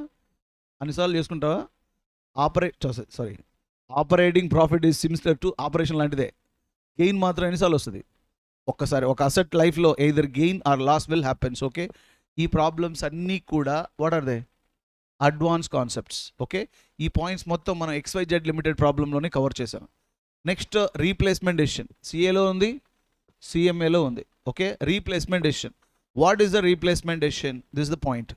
ఏ company may replace its existing machine with what? New machine for the 2 reasons. Number 1 to increase output, number 2 to decrease maintenance cost, number 3 both. మూడింటి కోసం కూడా చేయొచ్చు, రెండింటి కోసం. ఏమేం చేయొచ్చు? To increase output, to decrease maintenance cost and both, right? And replacement decision ఏ అప్రోచ్లో చేస్తాం అంటే 2 అప్రోచ్లో చేస్తాం. టోటల్ అప్రోచ్లో చేస్తాం, ఇంక్రిమెంటల్ అప్రోచ్లో చేస్తాం. So what is the generally you will take what is that? Incremental అప్రోచ్లో ఎలా చేస్తాం? సపోజ్ ప్రాక్టికల్గా నా దగ్గర ఒక బైక్ ఉంది, ఈ బైక్ని నేను సెల్ చేసి కొత్త బైక్ కొనాలి, ఇదే రీప్లేస్మెంట్ డెసిషన్. లేదు, ఒక కంపెనీ ఒక అసెట్ని పర్చేజ్ చేశారు. Okay, how many years? 4 years back అసెట్ని పర్చేజ్ చేసాం. మొత్తం లైఫ్ 10 years. గెటింగ్ మా? అసెట్ లైఫ్ ఎంత? 10 years. 4 years బ్యాక్ పర్చేజ్ చేసావు, 2 years రన్ చేసావు, ఇంకా ఎన్ని సంవత్సరాలు ఉంది లైఫ్? మా అసెట్ లైఫ్ 10 years మాజీ. ఇది 10 years లైఫ్. నువ్వు అసెట్ కొని 1-2 years అయింది, ఇంకా ఎన్ని సంవత్సరాల ప్రాజెక్ట్ లైఫ్ ఉంది? 8 years ఉంది. Now you got a thought, 8 years existing మెషిన్తో రన్ చేయడం ఎందుకు? ఈ ఓల్డ్ మెషిన్ అమ్మి కొత్త మెషిన్తో రన్ చేయొచ్చా అనే డౌట్ వచ్చిందనుకో, దాన్ని ఏ డెసిషన్ అంటారు? రీప్లేస్మెంట్ డెసిషన్ అంటారు. ఇమీడియట్లీ క్లయింట్ నీ దగ్గరకు వస్తాడు, సార్ నాకు ఒక అసెట్ కొన్నాను, దాని లైఫ్ 10 years సార్, 2 years అయ్యింది, 2 years తర్వాత ఇప్పుడు మార్కెట్లో కొత్త మెషిన్ వచ్చినట్టుంది, నాకున్న డౌట్ ఏంటంటే ఓల్డ్ మెషిన్తోనే రిమైనింగ్ 8 years వెళ్ళడం బెటర్ అంటారా? లేదు, ఇప్పుడు ఈ అసెట్ నమ్మి వచ్చిన డబ్బులతో కొత్త అసెట్ కొని రిమైనింగ్ 8 yearsతో రన్ చేస్తే బెటర్ అంటారా? చెప్పండి అని అడుగుతాడు. అలాంటి ప్రాబ్లమ్ సాల్వ్ చేయాలంటే ఇన్వెస్ట్మెంట్ డెసిషన్లో మీరు తీసుకునే డెసిషన్ని రీప్లేస్మెంట్ డెసిషన్ అంటారు. Are you getting? So replacement decision చేసేటప్పుడు ఎలా చేస్తాము, ఎలా కన్సిడర్ చేస్తాము అంటే వెరీ సింపుల్. ఇప్పుడు అడిషనల్గా నువ్వు కొత్త మెషిన్ కొనడానికి ఎంత ఇన్వెస్ట్మెంట్ చేస్తావు, తద్వారా నీకు ఎంత అడిషనల్ ఆపరేటింగ్ క్యాష్ ఫ్లో వస్తుంది, ఎంత టర్మినల్ క్యాష్ ఫ్లో వస్తుంది, ఫైనల్గా ఎంత NPV వస్తుందో క్యాలిక్యులేట్ చేస్తాం. ఆ అడిషనల్గా ఇన్వెస్ట్మెంట్ చేయడం వల్ల వచ్చే NPV పాజిటివ్ అనుకో, రీప్లేస్మెంట్ చేయొచ్చు అంటాం, లేకపోతే అవసరం లేదు. Are you getting? సపోజ్ నా బైక్ ఉంది, కొత్త బైక్ కొనాలంటే ఫస్ట్ నేను ఏం చేస్తాను? ఓల్డ్ బైక్ని ఏం చేస్తాం? ఏ కంపెనీ అయినా కొత్త మెషిన్ కొనాలనుకోండి, స్టెప్ నెంబర్ 1 ఏం చేస్తారంటే ఓల్డ్ మెషిన్ సేల్ చేస్తారు. Do agree? Old machine sale చేసేటప్పుడు gross sale proceeds of what? Old machine sale చేసావు. సేల్ చేసిన వెంటనే ఇన్కమ్ ట్యాక్స్ కూడా వస్తాడు కదా. ఫాలో అవుతున్నారా? ఇదంతా బ్రెయిన్కి సంబంధించింది, విజువలైజేషనే. ఇంతవరకు మీకు కొన్ని ప్రాక్టికల్ ఎక్స్పీరియన్స్, కొన్ని కాన్సెప్ట్స్ కలిగి ఉంటాయి, కానీ ఇక్కడ మనం విజువలైజ్ చేసేది ఓహో ఇలా జరిగేదానికి ఛాన్స్ ఉంది. ఎవ్రీథింగ్ క్రియేటివ్గా థింక్ చేయండి. ఇప్పుడు ఒక కంపెనీ దగ్గర మెషిన్ ఉంది, 2 years వాడారు, అంతెందుకు సంగం డైరీ రీసెంట్గా మారుస్తున్నారు వాళ్ళు. ఇంతకుముందు వాళ్ళు మిల్క్ని బాయిల్ చేసేవాళ్ళు కదా, మిల్క్ని బాయిల్ చేసి కర్డ్ వీటిని తయారు చేసేవాళ్ళు. ఇప్పుడు అలా కాదు, వాళ్ళకు ఒక మెషిన్ని తీసుకురాబోతున్నారు. ఆ మెషిన్ని వాళ్ళు బాయిల్ చేస్తే చాలు, మీకు బాదం పాలు వచ్చేస్తుంది, పాలు వచ్చేస్తుంది, ప్లస్ డిఫరెంట్ కేటగిరీకి వచ్చేస్తాయి. వేస్ట్ అయిన దాంట్లో కర్డ్ ఇవి కూడా వచ్చేస్తాయి. ఎవ్రీథింగ్ ఇన్ 1 మెషిన్, అంతే అయిపోయింది. ఒక మెషిన్ మొత్తం కొట్టేబాగా పడేస్తుంది. ఇప్పుడు చెప్పు, ఓల్డ్ మెషిన్ ఏం చేస్తారు వాళ్ళు?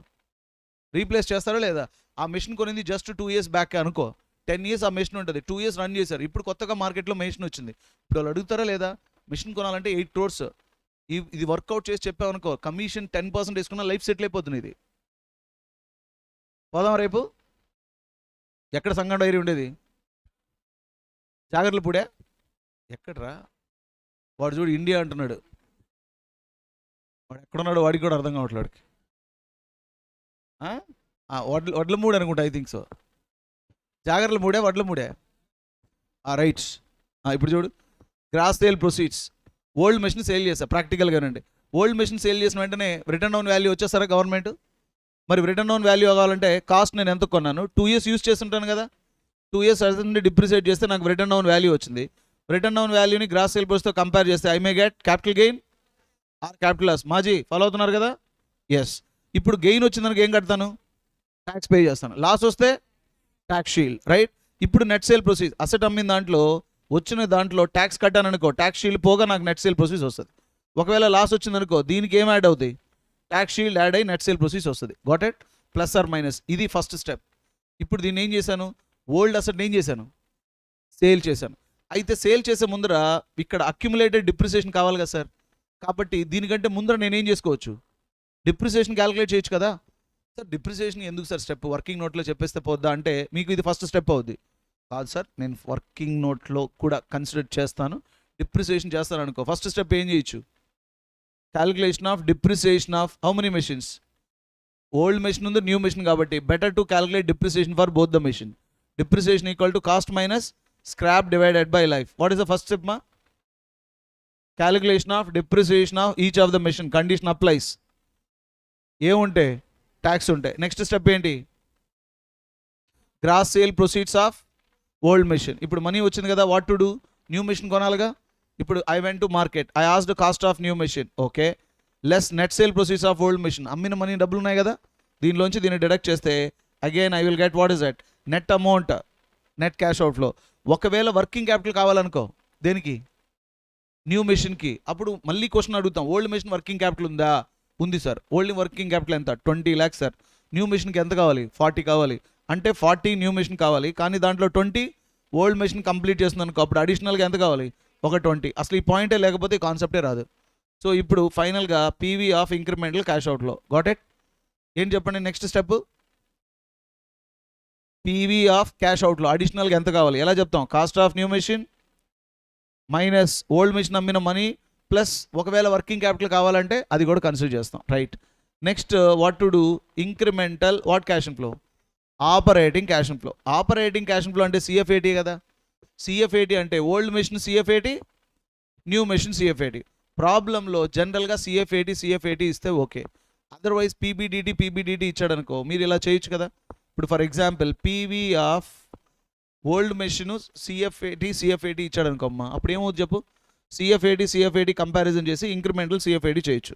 కాదు బాలు సార్ పీబీడీటీ ఇస్తే పీబీడీటీ కంపేర్ చేయి, ఇంక్రిమెంటల్ పీబీడీటీ వస్తుంది. ఇంక్రిమెంటల్ పీబీడీటీలో నుంచి డిప్రిసియేషనా, ఇంక్రిమెంటల్ డిప్రిసియేషన్ అంటే ఏ మెషిన్ది, ఓల్డ్ మెషినా, న్యూ మెషినా మాజీ, ఇంక్రిమెంటల్ మాజీ. న్యూ మెషిన్ డిప్రిసియేషన్లో నుంచి ఓల్డ్ మెషిన్ డిప్రిసియేషన్ చేస్తే ఇంక్రిమెంటల్ డిప్రిసియేషన్ వస్తుంది. ఇంక్రిమెంటల్ డిప్రిసియేషన్ డిడక్ట్ చేస్తే incremental PBT, less tax pay చేస్తే PAT, add back incremental depreciation చేస్తే incremental CFAT. Every year same అనుకో, present value factor annuity factor use చేయి. Every year different అయితే present value factors అయ్యి sum చేస్తే PV of operating cash flow వస్తుంది. Are you getting?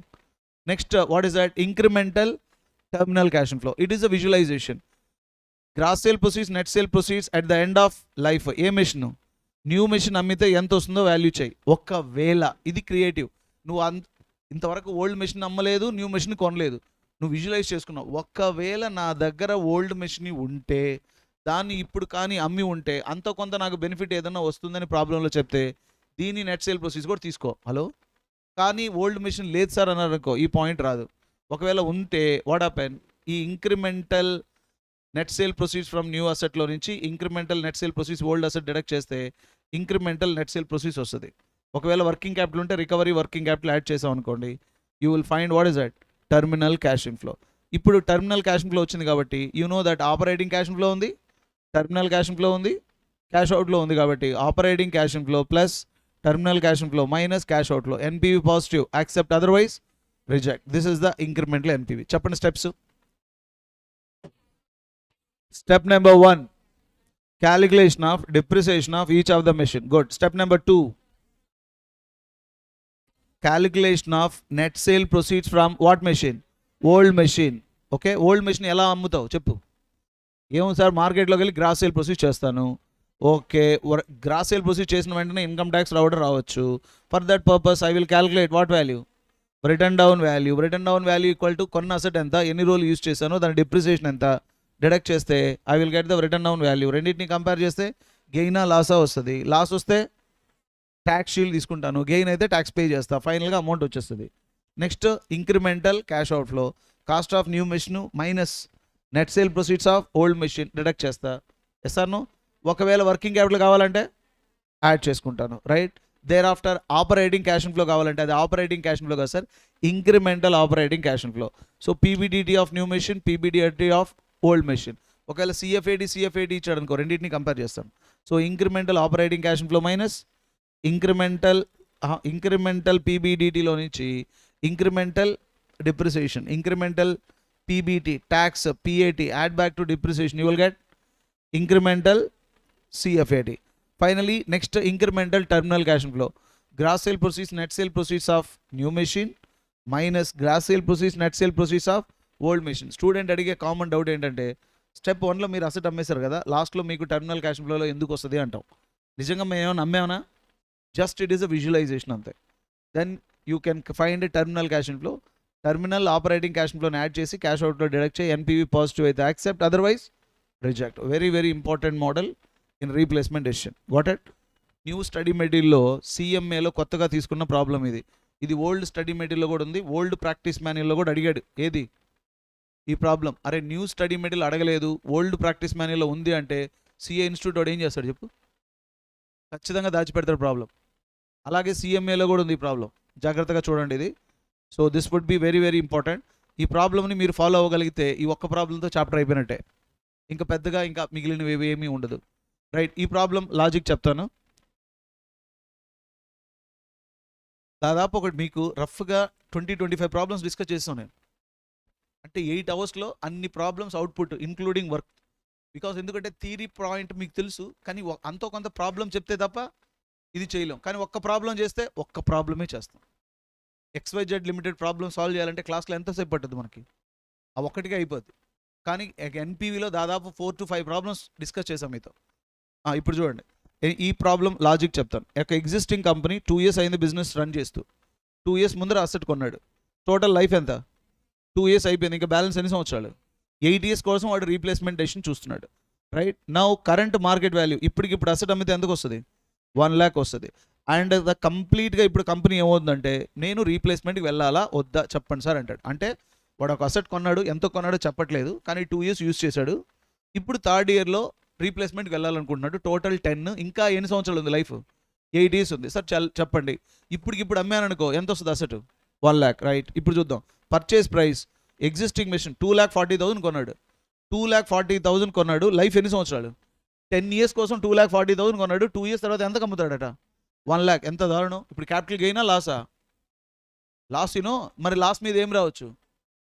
Tax shield వచ్చేదానికి chance ఉంది. Right, అదే న్యూ మిషన్ కొనాలంటే ఎంత కావాలి? 4 lakhs కావాలి. లైఫ్ దీనిది 12, దీనిది 10. ఏం సార్ ఇది? రెండింటికి ఒకటే ఉండాలి కదా? అవును బాస్, 12 years కదా దాని లైఫ్. 2 years అయిపోయింది, ఇంకా బ్యాలెన్స్ ఎన్ని సంవత్సరాలు? 10 years. ఇప్పుడు న్యూ మిషన్ లైఫ్ కూడా ఎంత ఉండాలి? 10 years ఉండాలి. 10 years ఎక్కువ ఉన్నా ప్రాబ్లమా సార్? ప్రాబ్లం లేదు, కానీ టర్మినల్ క్యాష్ ఫ్లో అసెట్ అమ్మేస్తాంగా. హలో ఎక్స్క్యూజ్ మీ, మనకు అవసరం లేదు కదమ్మా. Right, salvage value nil. ఇప్పుడు చెప్పండి, యాన్యువల్ ఆపరేటింగ్ అవర్స్ ఈ మెషిన్ 2000 hours వర్క్ చేస్తుంది, ఇది కూడా 2000 hours వర్క్ చేస్తుంది. Selling price per unit 10. Output per hour 15, 30. ఇప్పుడు అర్థమైందా ఎందుకు వాడు రీప్లేస్మెంట్కి వెళ్తున్నాడు? ఎందుకు చెప్పండి? More units. Right, material cost ఇక్కడ 2. Labour cost 20, 40. ఇక్కడ మాత్రం న్యూ మిషన్కి 40 అయింది. Consumable stores 2,000, 5,000. Repairs and maintenance 9,000, 6,000. Working capital దీనికి ఒక 25 ఉంది, దీనికి 40 ఉంది. Right, the company follows what method? Straight line method. Tax rate is 50%. Should the company replace the existing machine? Assume cost of capital is how much? 15%. ఇది question. ఏంటి చెప్పండి? రఫ్గా question answer అర్థం చేసుకోండి. ఓల్డ్ మెషిన్ ఎన్ని సంవత్సరాలు? 12 years. 2 years అయిపోయింది, ఇంకెన్ని సంవత్సరాలు ఉంది? 10 years. 10 years ఓల్డ్ మెషిన్తో వెళ్ళాలా లేకపోతే న్యూ మెషిన్ కొనవచ్చా? ఇది వాడి క్వశ్చన్. ఇప్పుడు రీప్లేస్మెంట్ డెసిషన్ తీసుకోవాలని డిసైడ్ అయ్యాడు అనుకో, ఏం చేస్తారు? స్టెప్ నెంబర్ 1 ఏం చేస్తారు సార్? ఓ బంద్ చేయండి సార్, ట్యాక్స్ ఉంది కదా, రెండింటికి కలిపి ఏం చేయండి? స్టెప్ నెంబర్ 1లో డిప్రిసియేషన్ క్యాలిక్యులేట్ చేయండి. డిప్రిసియేషన్ ఎంత అవుతుంది? క్యాలిక్యులేటర్ తీసుకోండి. Evaluation of replacement decision basing on incremental NPV. Estimation of depreciation for each of the machine. Depreciation cost minus scrap divided by life. New machine ఎంత? 4 lakh minus 0 divided by 10. 40,000. New machine ఎంత? 2,40,000. Scrap value 0 divided by 12 ఎంత అయింది? 20,000. అప్పుడు ఇంక్రిమెంట్లు ఎంత? 20,000ఏగా. Yes. Next what you say? ఇప్పుడు calculation of net sale proceeds from old machine as on today. Old machine అమ్మితే ఎంత వస్తుంది? Gross sale proceeds of old machine 1 lakh. Written down value 2,40,000 కొన్నావు. Every year depreciation 20,000. 2 years అంటే 40. 2,40,000లో 40 deduct చేస్తే 2 lakhs is the return down value. 2 lakhs ఉన్నదాన్ని ఎంత అమ్ముతున్నావు? 1 lakh. అప్పుడు capital loss ఎంత? 1 lakh. దాని మీద ట్యాక్స్ షీల్డ్లో ఒక 50% వస్తే 50,000. నెట్ సేల్ ప్రొసీడ్స్ అసెట్ అమ్మింది ఎంతకి? 1 lakh. అడిషనల్గా వచ్చింది 50 టోటల్గా నీకు వచ్చింది అంతా 1,50,000. ఫాలోయింగ్ మా? రైట్. నెక్స్ట్ ఇప్పుడు 1,50,000 తీసుకెళ్ళి మార్కెట్కి వెళ్ళాం అనుకుందాం. అక్కడ అసెట్ కొంటావుగా, ఏ asset? New asset. Cost of new asset ఎంత? 4,40,000. నీకు అంత పడదు కదా, ఎందుకు? ఓల్డ్ అసెట్ అమ్మిన మనీ ఉంది కదా, 1,50,000 డిడక్ట్ చేస్తే 2,50,000. మరి వర్కింగ్ క్యాపిటల్ కావాలిగా, దేనికి? న్యూ అసెట్కి. ఎంత కావాలి? 40,000 కావాలి. కానీ ఓల్డ్ మిషన్ వర్కింగ్ క్యాపిటల్ కూడా ఉంది కదా, కాబట్టి 40 - 25 పోతే అడిషనల్గా నీకు పడేది ఎంత? 15. So incremental cash outlay how much? 2,65,000. Right. ఇప్పుడు ఇంక్రిమెంటల్ ఆపరేటింగ్ క్యాష్ ఫ్లో కావాలి. ఇంక్రిమెంటల్ ఆపరేటింగ్ క్యాష్ ఫ్లో కావాలంటే ఇప్పుడు చూడండి, ఇంక్రిమెంటల్ పీబీడీటీ సపరేట్గా చేయాల్సింది, వేరే ఆల్టర్నేట్ లేదు. సేల్స్ రెవెన్యూ ఎలా వస్తుంది? Hours into output per hour into selling price. What మాజీ? ఎన్ని అవర్స్ వర్క్ చేస్తుంది అది? ఇక్కడ ఒకసారి క్యాలిక్యులేటర్లో చేద్దాం. ఎన్ని అవర్స్ వర్క్ చేస్తుంది చూద్దాం. యాన్యువల్ ఆపరేటింగ్ 2,000 అవర్సా? Output per hour 15, selling price 10. ఎంత అయింది మాజీ? 2,000 ఇంటూ 15 ఇంటూ 10, 3 lakhs. మరి న్యూ మెషిన్ పరిస్థితి ఏంటి? 2,000 into 30 into 10, 6 lakhs. Right. Then so you got the 6 lakhs here. New machine 6 lakhs, old machine 30. Labour cost 1,20,000, 60,000. Labour material cost, labour cost 80, 40. Less consumable stores 5,000, 2,000. Repairs 6,000, 9,000. పీబీడీటీ 3,89,000 minus 1,89,000 వస్తుంది. ఇప్పుడు ఈ రెండింటి యొక్క difference ఎంత? 2 lakhs. So incremental PBDT 2 lakhs. ఇందులో నుంచి incremental depreciation PBT 1,80,000, tax 90,000, PAT 90,000, add back depreciation is 20,000, incremental CFAT 1,10,000. ఇలా ఎన్ని సంవత్సరాలు? 10 years కదా. 15% 10 years present value of annuity ఫ్యాక్టర్తో ప్రజెంట్లో తీసుకొస్తే 5,52,090. ఇకపోతే లాస్ట్లో terminal cash flow. Gross sale proceeds, net sale proceeds, old asset nil. Gross sale proceeds, net sale proceeds of new machine also nil. Incremental net sale proceeds 0. But recovery of working capital ఉందిగా 15. సో terminal cash flow asset నుంచి ఏమి రాలేదు కాబట్టి working క్యాపిటలే flow అయింది కాబట్టి 15,000 వస్తుంది. ఈ 15,000 ఎప్పుడు? At the end of 10th year కాబట్టి ప్రజెంట్ వాల్యూ ఫ్యాక్టర్ 15,000 ఇంటూ 0.247తో మల్టిప్లై చేస్తే 3,705. Right. Finally NPV, PV of incremental operating cash flow, PV of incremental terminal cash flow, PV of incremental cash out flow. 5,52,090 plus 3,07,005 minus 2,65,000. Finally how much it is? 2,90,795. Since NPV positive నెగిటివా? Positive. Accept or రిజెక్టా? Since incremental NPV is positive, so it is beneficial to replace the existing machine with new machine. Assumption, it is assumed that company might get tax shield on its capital loss. అసలు ప్రాబ్లంలో చెప్పలేదు కదా sir అని ఎవడన్నా student అడిగాడు అనుకో, అప్పుడు మనం ఏం చెప్తాం? బాబు అజంప్షన్ బాబు అంటాం. Okay, this is the very very important model. CMA replacement డెసిషన్లో కానీ CA రీప్లేస్మెంట్ డెసిషన్లో ఉన్న ప్రాబ్లమ్స్తో పోల్చుకుంటే ఈ ప్రాబ్లం చాలా చాలా స్టాండర్డ్ ప్రాబ్లం. బట్ ఇప్పుడు ఉన్న దాంట్లో CA ఇంటర్లో కూడా CMA ఇంటర్లో కూడా ఇంత సాలిడ్గా అడగలేవాడు. కానీ ఇది ఎప్పటిది? ఇది ఓల్డ్ ప్రాక్టీస్ మాన్యువల్ది. అంత అడుగుతాడా అనుకున్నాం. కానీ న్యూ స్టడీ మెటీరియల్ మనం చదువుతాం నిజమే, కానీ ఓల్డ్ మెటీరియల్ కూడా చెక్ చేసుకోవాలి. ఇందులో నుంచి ప్రాబ్లం అడిగాడు అనుకో బెటరే కదా. ఎంత పర్ఫెక్ట్గా ఇచ్చేస్తాడు చూడండి. NPV బేస్ మీద అడిగాడు. ఇది ఒకటి అడిగితే చాలు, నేను NPV అడగాల్సిన అవసరం లేదు. 3 అడిగినట్టు నీ చేత ఏంటి? NPV అడిగినట్లు అండ్ రీప్లేస్మెంట్ డెసిషన్ కలిపి అడిగేసినట్టు. గాట్ ఇట్ మా? రైట్. విత్ దిస్ అడ్వాన్స్డ్ కాన్సెప్ట్లో ఈ మోడల్ కంప్లీట్ అయింది. Then there is a concept of NPV IRR conflict. What is that? Conflict అంటే ఏంటి? Opinion difference. For example, Telugu Desam party, Janasena, BJP, YSR party వీళ్ళందరూ ఎవరి కోసం కొట్టుకుంటున్నారంటే నా కోసం కొట్టుకుంటున్నారు. ఓన్లీ బాలు సార్ కోసమే. ఎందుకు అంటే బాలు సార్ని జాగ్రత్తగా చూసుకోవాలి, ఇది బాధ్యత. బాలు సార్ అంటే ఇండివిజువల్ కాదు, ప్రజలు అనుకో. అప్పుడు పరిస్థితి ఏంటి? It's not me, right? YSR party ఏమంటారు? బాలు సార్ మేము జాగ్రత్తగా చూసుకుంటాం అంటారు. జనసేన పార్టీ మేము చూసుకుంటాం అంటారు. వేరే వాళ్ళు మేమే చూసుకుంటాం అంటారు. తెలుగుదేశం పార్టీ అరే మేము చాలా సందర్భాల్లో చూసామండి, ఇప్పుడు కూడా మేము చూసుకుంటాం అంటారు. అంటే వాళ్ళకి వ్యక్తిగతంగా మళ్ళీ ఏమడగండి, మాకు మధ్య వ్యక్తిగతంగా ఏమీ లేవు, కానీ రోడ్డు మీదకి వచ్చి కొట్టుకుంటారు. కారణం ఏంటి? ప్రజల్ని జాగ్రత్తగా చూడాలి అంటే మేమే జాగ్రత్తగా చూస్తూ ఉంటారు. మరి చూడొచ్చు కదా, అందరు కలిపి చూడం. అందరు కలిసి నన్ను జాగ్రత్తగా చూసుకోవచ్చు కదా, అలా కుదరదు, నేనే చూడాలి. అంటే ఒపీనియన్స్ ఆర్ డిఫరెంట్. దీన్నే కాన్ఫ్లిక్ట్ అంటారు. పొలిటికల్ కాన్ఫ్లిక్ట్ అంటే ఒపీనియన్స్ డిఫరెన్స్. ఎలా వస్తుంది సార్ ఎన్పివి ఐఆర్ఆర్ కాన్ఫ్లిక్ట్ అంటే ఏంటి సార్ యాక్చువల్గా? సపోజ్ నా దగ్గరకు ఒక ప్రాజెక్ట్ వచ్చింది.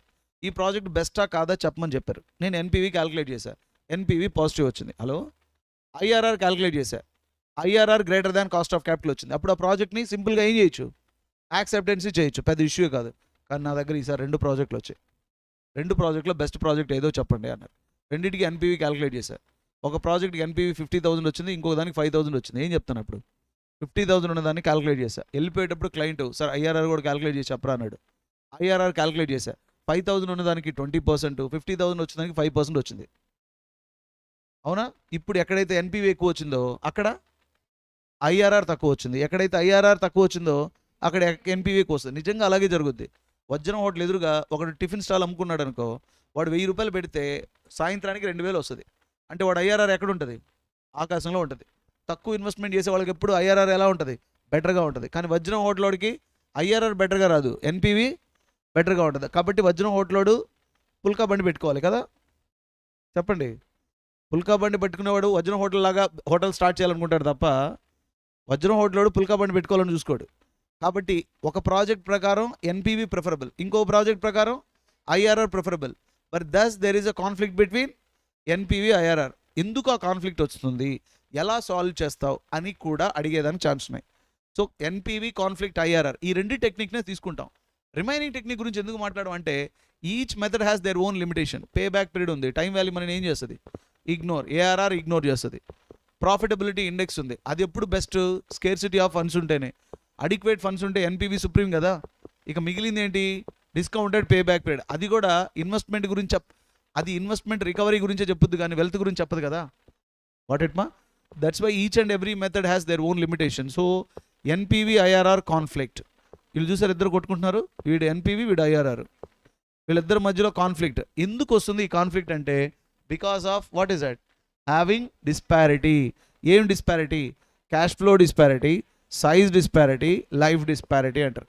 క్యాష్ ఫ్లో డిస్పారిటీ అంటే ఏంటి ఫస్ట్ మనం చూద్దాం. సైజ్ డిస్పారిటీ అంటే ఏంటి? వచ్చిన క్లయింట్ ప్రాజెక్ట్ ఏ 40 lakhsతో ఒక ప్రాజెక్ట్ ఉంది సార్, ప్రాజెక్ట్ బికి 20 lakhsలో ఉంది. ఈ రెండింటిలో బెస్ట్ ఏది అంటే అది ఎలా పాసిబుల్ అవుతుంది? 40 lakhsలో ఉన్న ప్రాజెక్ట్కి అయ్యే ఇన్వెస్ట్మెంట్ వేరు, అది ఇచ్చే క్యాష్ ఇన్ఫ్లో వేరు. ఈ ప్రాజెక్ట్కి ఎంత? 20 lakhs. అంటే ఈ రెండిట్లోనూ ఖచ్చితంగా ఏం కనిపిస్తుంది? ఎన్పివి ఐఆర్ఆర్ కాన్ఫ్లిక్ట్ వస్తుంది. మరి ఎలా రిజాల్వ్ చేయాలి? దానికోసం మనం క్యాలిక్యులేట్ చేసే ఎన్పివే ఇంక్రిమెంటల్ ఎన్పివి, ఇంక్రిమెంటల్ ఐఆర్ఆర్తో కన్సిడర్ చేస్తాం. Incremental NPV positive, incremental IRR greater than cost of capital ఉందనుకో, better to choose which project. అంటే ఇప్పుడు చూడమ్మా, సపోజ్ వీడొక 40 lakhs అనుకో, ఇదొక 10. ఈ రెండిట్లో ఎవడైనా సరే బిగ్గెస్ట్ ప్రాజెక్ట్ చేయడానికే కదా ఇంట్రెస్ట్ చూపిస్తాడు. మీ నాన్న బిజినెస్ చేసుకో బాబు, మా నాన్నగారు పిలిచి వాళ్ళు నీకు బిజినెస్ చేసుకోరా, 40 lakhs ఓలో ఒక బిజినెస్ చేయొచ్చు, 20 lakhsలో బిజినెస్ చేయొచ్చు, ఎంత కావాలి అంటే 20 lakhs అడుగుతానా? ముందు 40 lakhs అడుగుతా, అసలు బిజినెస్ చేసినా చేయకపోయినా. ఇప్పుడు నేను 40 lakhs తీసుకుంటున్నాను అంటే 20 lakhsతో పోల్చుకుంటే అడిషనల్గా ఒక 20 lakhs అడిషనల్ ఇన్వెస్ట్మెంట్ చేస్తున్నట్టే కదా. ఇప్పుడు ఆ 20 lakhs అడిషనల్ ఇన్వెస్ట్మెంట్ చేస్తే నాకు నెగిటివ్ వచ్చిందనుకో ఎన్పివి, ఏది బెటరు? 20 lakhs better. ఒకవేళ పాజిటివ్ వచ్చిందనుకో అప్పుడు ఏది బెటరు? 40 lakhs. అందుకోసమని ఇంక్రిమెంటల్ ఎన్పివి లేదా ఇంక్రిమెంటల్ ఐఆర్ఆర్ ప్రిఫర్ చేస్తారు. ఏ డిస్పారిటీ సాల్వ్ చేయడానికి? Size disparity. ఇకపోతే లైఫ్ డిస్పారిటీ. లైఫ్ డిస్పారిటీ అంటే ఒక ప్రాజెక్ట్ లైఫ్ 12 years, ఇంకో ప్రాజెక్ట్ లైఫ్ 8 years. సాయిబాబా గారి విగ్రహం చూసారనుకో 70 సంవత్సరాల విగ్రహం ఉంటుంది. అయ్యప్ప స్వామి విగ్రహం చూసామనుకో ఒక టీనేజ్ స్టూడెంట్ విగ్రహంలాగా ఉంటుంది. అంటే 17 yearsకే ఒక అబ్బాయి గాడ్ కింద ప్రూవ్ అయిపోయాడు, ఇంకొక ఆయన 70 years తీసుకున్నాడు అనుకో. వీళ్ళిద్దరిలో బెస్ట్ ఏది అంటే ఆ భక్తులు వచ్చి తంతారు తర్వాత విషయం. బట్ ఇది ఎన్పివి పాయింట్ ఆఫ్ వ్యూ చూడండి. అప్పుడు ఏమవుద్ది? అరే అక్కడ ఎక్కువ టైం కదా, ఇక్కడ తక్కువ టైం కదా, ఇదే బెస్ట్ ఏమో కదా, వాట్ మ్యాన్ అనుకోవచ్చు. అంతెందుకు ఈరోజు నిమజ్జనం చేసి ఆయన అందరికంటే తక్కువ టైం బిగినింగ్లో పుట్టాడు. ఆయన మార్నింగ్ పుట్టాడు, మధ్యాహ్నం క్రియేట్ చేసి మార్నింగ్ పుట్టాడు, 11 గంటలకు వాళ్ళ ఫాదర్ వచ్చాడు, డిబేట్ 1 hour జరిగింది, ఫైట్ 4 గంటలు జరిగింది. తర్వాత ఏమైపోయింది? తల కట్ చేశారు. తర్వాత వాళ్ళు మేడం వచ్చారు, ఏంటిది అన్నారు. తర్వాత మళ్ళీ సాయంత్రానికి ఫేర్వెల్ పార్టీ పెట్టారు, తలకాయ తీసుకొచ్చి అంటించేశారు. ఫస్ట్ డేనే గాడ్ అయిపోయాడు. అవునా? ఓపెనింగ్ స్టాక్, ఈవినింగ్ వచ్చే లోపలికి himself is a God because committed. చూసారా? అప్పుడే పుట్టిన పిల్లోడు కమిటెడ్ అయితే సాయంత్రానికి ఏమైపోతాడు? దేవుడైపోతాడు. ఇంత కంటే లెసనే ఉంది అబ్బాయి. ఆ కమిట్మెంట్ ఉంటే సరిపోద్ది, ఇంకంతే, ఇంకేం అవసరం లే. ఎందుకు పూజ చేస్తారో తెలియదు, బట్ కమిట్మెంట్. అప్పుడే పుట్టిన పిల్లాడు, ఎంత రెస్పాన్సిబిలిటీ అంటే తల తెగిపోయినా సరే కమిట్మెంట్కి కమిట్ అయిపోవాల్సిందే. అయిపోతే గాడ్ అంతే. ఏం చేసింది ఏం లేదు. ఆయన ఏమైనా చేశారా? అదే రోజు కదా పుట్టావు, అవును అదే రోజు గాడ్, అయిపోయింది అంతే. That is the power of this commitments. So ఇక్కడ కూడా లైఫ్ డిస్పారిటీ, ఒక ప్రాజెక్ట్ లైఫ్ 20, ఇంకో ప్రాజెక్ట్ లైఫ్ 10, రెండింటిని కంపేర్ చేయకూడదు. అప్పుడు ఏం చేస్తాం, టోటల్ నుంచి యాన్యువల్కి రా. హలో, ఈ టోటల్లో కమ్ టు యాన్యువల్, ఈ టోటల్లో కమ్ టు యాన్యువల్, యాన్యువల్ ఉంటుందిగా. అప్పుడు రెండిట్లో ఏ యాన్యువల్లో అయితే బెస్ట్ ఎన్పి ఉంటుందో ఆ ప్రాజెక్ట్ని యాక్సెప్టెన్సీ చేయొచ్చు. అరిగెటింగ్. ఎన్ని సంవత్సరాలు బతికామన్నది కాదు ఇంపార్టెంట్, ఎలా బతికామన్నది ఇంపార్టెంట్. మా తాతగారు ఉన్నారు, Swami Vivekananda, life స్పాన్లో double years బతుకుతున్నాడు, ఇంకా బతుకున్నాడు. స్వామి వివేకానంద ఎంత ఎర్లీగా చనిపోయారు ఆయన, కానీ మా తాత ఇంకా బతుకున్నాడు. ఇప్పుడు యాజ్ పర్ లైఫ్ స్పాన్ అయితే ఎవరు గ్రేటు? మా తాత గ్రేటా? లైవ్లో విన్నోళ్ళందరూ వస్తారు బ్రాడీపేటకి. ఎన్ని సంవత్సరాలు బతికామన్నది కాదు, ఎంత తక్కువ పెరిగినా ఒక 100 సంవత్సరాలు చెప్పుకోగలగాలి. ఆ మహానుభావుడి గురించి చెప్తాం, కానీ ఎక్కువ సంవత్సరాలు బతికిన వాళ్ళ గురించి మాట్లాడతారా? కాబట్టి life is not the matter, productivity of life is ultimate important. This is the life disparity. ఇప్పుడు చెప్పు, లైఫ్ డిస్పారిటీలో టోటల్ తీసుకుంటారా, యాన్యువల్ తీసుకుంటారా? యాన్యువల్. మరి అప్పుడు టోటల్ ఎన్పివే, యాన్యులైజ్డ్ ఎన్పివే? Annualised NPV. Then cash flow disparity అంటారు. క్యాష్ ఫ్లో డిస్పారిటీ అంటే ఒక ప్రాజెక్టు ఇనిషియల్గా ఎక్కువ ఇస్తుంది, లేటర్ పీరియడ్లో తక్కువ ఇస్తుంది. ఇంకొక ప్రాజెక్టు ఇనిషియల్గా తక్కువ ఇస్తుంది, లేటర్లో ఎక్కువ ఇస్తుంది. ఇప్పుడు మీరు మీ పేరెంట్స్ ఎక్కువ మనీ ఎర్న్ చేస్తారు ఇప్పుడు, కానీ మీరు మనీ ఎక్కువ ఎర్న్ చేసేటప్పటికి వాళ్ళు మనీ ఎర్న్ చేయరు. అప్పుడు ఎవరు బెస్ట్? మీరే బెస్ట్ కదా. ఇప్పుడు వాళ్ళు ఎర్న్ చేసే మనీని తీసుకెళ్ళి ఎక్కడన్నా ఇన్వెస్ట్మెంట్ చేస్తే మీరు ఎర్న్ చేసేటప్పటికి దాని ద్వారా బెటర్ రేట్ని వచ్చేదే కదా. So this is called cash flow disparity. Pyramid versus opposite pyramid. What is that? Pyramid ఇలా ఉంటుంది కదా, ఇనిషియల్లో తక్కువ, లేటర్ పీరియడ్లో ఎక్కువ ఉంటుంది. ఆపోజిట్ పిరమిడ్ ఇనిషియల్లో ఎక్కువ, లేటర్ తక్కువ. ఇప్పుడు ఈ రెండిట్లో ఏది బెస్ట్ అంటే అప్పుడు అలా క్యాష్ ఫ్లో జనరేట్ అయిన ఎన్పివి ఐఆర్ఆర్ కాన్ఫ్లిక్ట్ వస్తుంది. దాన్ని రిజాల్వ్ చేయడం కోసం నేర్చుకునే కాన్సెప్టే modified NPV, modified IRR. Size disparity అంటే ఏంటి?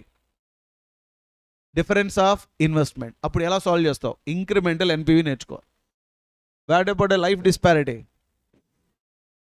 Life disparity indicates, what is that? One project life is 15 years or 12 years, another project life is 8 years. So in such a situation, don't take total, go with what? Annual. Cash flow disparity?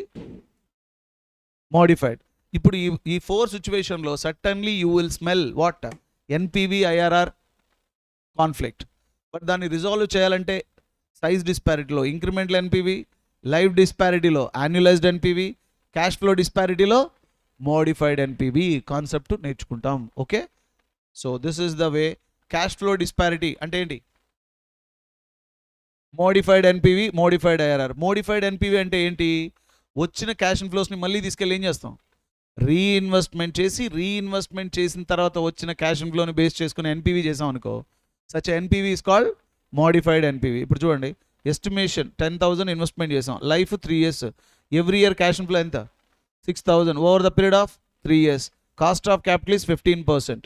So expected interest rate first ఇయర్లో 12%, second ఇయర్లో 10%, third ఇయర్లో 9%. Calculate terminal value method or modified NPV అంటారు. దీన్ని ఏమంటారమ్మా? Modified NPV. Right. Modified NPV అంటే వచ్చిన cash ఇన్ఫ్లోస్ని ఏం చేయాలి? ఫస్ట్ రీఇన్వెస్ట్మెంట్ చేయాలి. రీఇన్వెస్ట్మెంట్ ఇయర్ తీసుకో, రీఇన్వెస్ట్మెంట్ రేట్ తీసుకో. అంటే ఈ 6,000ని 2% దగ్గర 12% దగ్గర 2 years ఇన్వెస్ట్మెంట్ చేస్తే 1 రూపీ ఎంత అవుతుంది? 1.254 అవుతుంది. 1 రూపీ 1.254 అయినప్పుడు 6,000 ఎంత అవుతుందంటే 7,524. మరి 1 రూపీని 10% దగ్గర 1 year ఇన్వెస్ట్మెంట్ చేస్తే 1.10 ఇంటూ 6,000తో మల్టిప్లై చేస్తే 6,600. సో 6,000 లాస్ట్ 9%, అది యాస్టీస్కి ప్రజెంట్లోనే ఉంది కాబట్టి 6,000. టోటల్ మోడిఫైడ్ క్యాష్ ఇన్ఫ్లో ఎంత? 20,124. మరి దీన్ని ఏం చేయాలి? ప్రజెంట్లో తీసుకురావాలిగా. So PV of modified NPV equal to PV of modified cash inflow ఎంత? 20,124 into present value factor 15% 3 years minus 10,000 చేస్తే ఎంత వచ్చింది? 3,242. This is called modified NPV. ఇలా ప్రాజెక్ట్ ఏకి చేస్తాం, ప్రాజెక్ట్ బికి చేస్తాం. ఎందులో అయితే ఎన్పివి ఎక్కువ వచ్చిందనుకో, వాట్ హ్యాపెన్? ఆ ప్రాజెక్ట్ని యాక్సెప్టెన్సీ చేస్తాం. గాట్ ఇట్ మా? సైజ్ డిస్పారిటీ అయితే సైజ్ డిస్పారిటీ ఇన్వెస్ట్మెంట్ కదా. ఇప్పుడు ఈ ప్రాజెక్ట్లో చూసుకో, here you have incremental NPV, incremental IRR. ఇప్పుడు చూద్దాం ఈ ప్రాజెక్ట్ చూద్దాం. ఇనిషియల్ కాస్ట్ ఇది 60 lakhs, ఇదెంత 40 lakhs. ఇండైరెక్ట్గా చెప్పాలంటే 60 lakhsతో స్టార్ట్ అవుతుంది, ఇది 40 lakhsతో. ఈ రెండింటి మధ్యలో ఏం డిస్పారిటీ ఉంది? సైజ్ డిస్పారిటీ ఉండేది. అప్పుడు ఏది బెస్ట్ అంటే ఈ ప్రాజెక్ట్లో లేబర్ కాస్ట్ వచ్చి 30,000 అవుద్ది, కానీ ఇక్కడ 15,000 అవుద్ది. సెకండ్ షిఫ్ట్లో వర్క్ చేస్తే ఇక్కడ 19,000 అవుద్ది. ఓవర్ హెడ్స్ 5,000, 4,200 అవుద్ది. మొత్తం టోటల్ లైఫ్ ఎంత? 10 years. ఇప్పుడు చూద్దాం ఈ ప్రాజెక్ట్లో ఇన్వెస్ట్మెంట్ అడిషనల్గా ఎంత అవుద్ది? ఇంక్రిమెంటల్ ఎన్పివే కదా. ఇంక్రిమెంటల్ క్యాష్ అవుట్లో ఎంత పడింది? 16 lakhs. ఎలా వచ్చింది 16 lakhs? ఇంకా మాజీ 60 - 44 అడిషనల్గా నువ్వు ఎంత ఇన్వెస్ట్మెంట్ చేస్తున్నావు? 60 lakhs ఇన్వెస్ట్మెంట్ చేస్తే ఇది నీకు అయ్యే అవుట్ఫ్లో. నీకు వచ్చే బెనిఫిట్ ఏంటి? ఇక్కడ చూడు, ఇక్కడైతే నీకు అయిన ఖర్చు ఎంత? 30 lakhs అవుద్ది. అదే బీకి వెళ్తే 15 ప్లస్ ఇది ఒక 19, 34 lakhs కదా. రెండు కూడా ఏంటి? లేబర్ కాస్టే కదా. ఇక్కడ నీకు 34 lakhs అవుద్ది, ఇక్కడ ఎంత అయింది? 30 lakhs. న్యూ మెషిన్ ఇన్వెస్ట్మెంట్ చేయడం వల్ల అడిషనల్గా ఎంత సేవ్ చేయగలవు? 4 lakhs. 4 lakhs నీకు ఇన్కమేగా. కానీ అడిషనల్గా నీకు ఇంక్రిమెంటల్ ఓవర్ హెడ్ ఇంకొక బర్డెన్ ఉంది. ఇక్కడైతే 5 lakhs, ఇక్కడైతే 4,20,000, అంటే అడిషనల్గా 80,000. ఇది నెగిటివా? ఇది అవుట్ఫ్లో కదా నీకు. 8 lakhs అవుట్ఫ్లో. వాట్ మాజీ? ఇప్పుడు ఈ మొత్తాన్ని ప్రజెంట్లో తీసుకురా. 0. ఇది ఎవ్రీ ఇయర్ 1 to 10 years కాబట్టి యాన్యుటీ ఫ్యాక్టర్. ఇది 1 to 10 years కూడా, ఇది కూడా annuity factor. 16 lakhs. Savings of labour cost 24,57,840. Incremental over head 4,91,658. ఈ రెండు యాడ్ చేసి దాంట్లోంచి క్యాష్ అవుట్లో డిడక్ట్ చేస్తే ఇంక్రిమెంటల్ ఎన్పివి ఎంత? 3,88,272. అంతేనా? 3,66,000. ఇప్పుడు దీని మీనింగ్ ఏంటమ్మా? Extra machine, extra amount spend చేసి ఏ మెషిన్ పర్చేజ్ చేయొచ్చు? హ్యూజ్ ఇన్వెస్ట్మెంటా, లో ఇన్వెస్ట్మెంటా? హ్యూజ్ ఇన్వెస్ట్మెంట్ చేయొచ్చు. Do agree? This is the incremental NPV. ఎప్పుడు యూజ్ చేస్తావు ఈ టెక్నిక్? సైజ్ డిస్పారిటీ ఉంటాయి. ఫైనల్గా what is that? Life disparity. Life disparity అంటే ప్రాజెక్ట్ లైఫ్ టోటల్ తీసుకోకూడదు. ఏం తీసుకోవాలి? యాన్యువల్ తీసుకోవాలి. యాన్యువల్ తీసుకోవాలంటే divided by number of years తీసుకోకూడదు. ప్రెజెంట్ వాల్యూ యాన్యుటీ ఫ్యాక్టర్ తీసుకోవాలి. నెంబర్ ఆఫ్ ఇయర్స్ తీసుకుంటే ఏమవుతుంది సార్? టైం వాల్యూ మనీని ఏం చేస్తున్నట్టు? ఇగ్నోర్ చేస్తున్నాడు. కన్సిడర్ చేయాలంటే NPV divided by present value annuity factor. ఇప్పుడు చూడండి, ప్రాజెక్ట్ ఏ దీని లైఫ్ ఎంత? 6 years. Project B 3 years. ఈ రెండింటిలో బెస్ట్ ఏది అంటే ఇదే బెస్ట్ కదా సార్, ఎన్పివి ఎక్కువ ఉంది కదా అంటే, అరే పిచ్చోడా, ఇది 6 years ఎన్పివిరా, ఇది 3 years ఎన్పివి. కాబట్టి బెస్ట్ చెప్పాలంటే ఏం చేయాలి? యాన్యులైజ్ చేయాలి, రైట్? యాన్యులైజ్ కోసం ఏం చేస్తావు? Annualized NPV 6.494 divided by present value annuity factor 12%, 6 years. 6.497 annuity factor 4.11 చేస్తే ఎంత వచ్చిందమ్మా? 1.58. అంటే పర్ ఇయర్కి ఎన్పివి ఎంత? 1.58. ప్రాజెక్ట్ బికి తీసుకుంటే annualized NPV 5.168 divided by present value of annuity 12%. How many years? 3 years. Estimate చేస్తే 2.1465 కదా. ఈ రెండిట్లో యాన్యులైజ్డ్ ఎన్పివి ఎందులో ఎక్కువ ఉంది? Project B. So since annualized NPV highest, thus it is acceptable, it is beneficial to accept project B. So this is, what is that? Life disparity. Clear ma? So with this replacement decision NPV IRR conflict check cheskondi, that would be enough for you. Okay? దీంట్లో కూడా ఎగ్జామ్లో అడిగేది ఒకటి ఏంటది? Advance concept. అది already ఎన్పివిలో cover చేశాను, plus concepts ఏంటో కూడా చెప్పాను మీకు. ఓకే, దెన్ రీప్లేస్మెంట్ డెసిషన్ ఒక్కటే అడిగేదానికి ఛాన్సెస్ ఉన్నాయి, right? The next one you can move to, what is this? Next chapter ఏం తీసుకుందాం? Yes, working capital management. Working capital management total, I took it more number of pages, but I will give you productive information with respect to this. Okay, working capital management ఎక్కడ దాకా వచ్చాం? 604 pages వచ్చామా? అని చెప్పేయాలి, చరిత్రలో ఉండిపోద్ది అలాగే మీ batch కూడా. Okay అమ్మా? ఏరా ఒక 5 minutes అటు ఇటు అయినా తలపేసుకుని ఆడవరుగా అది. Okay, good.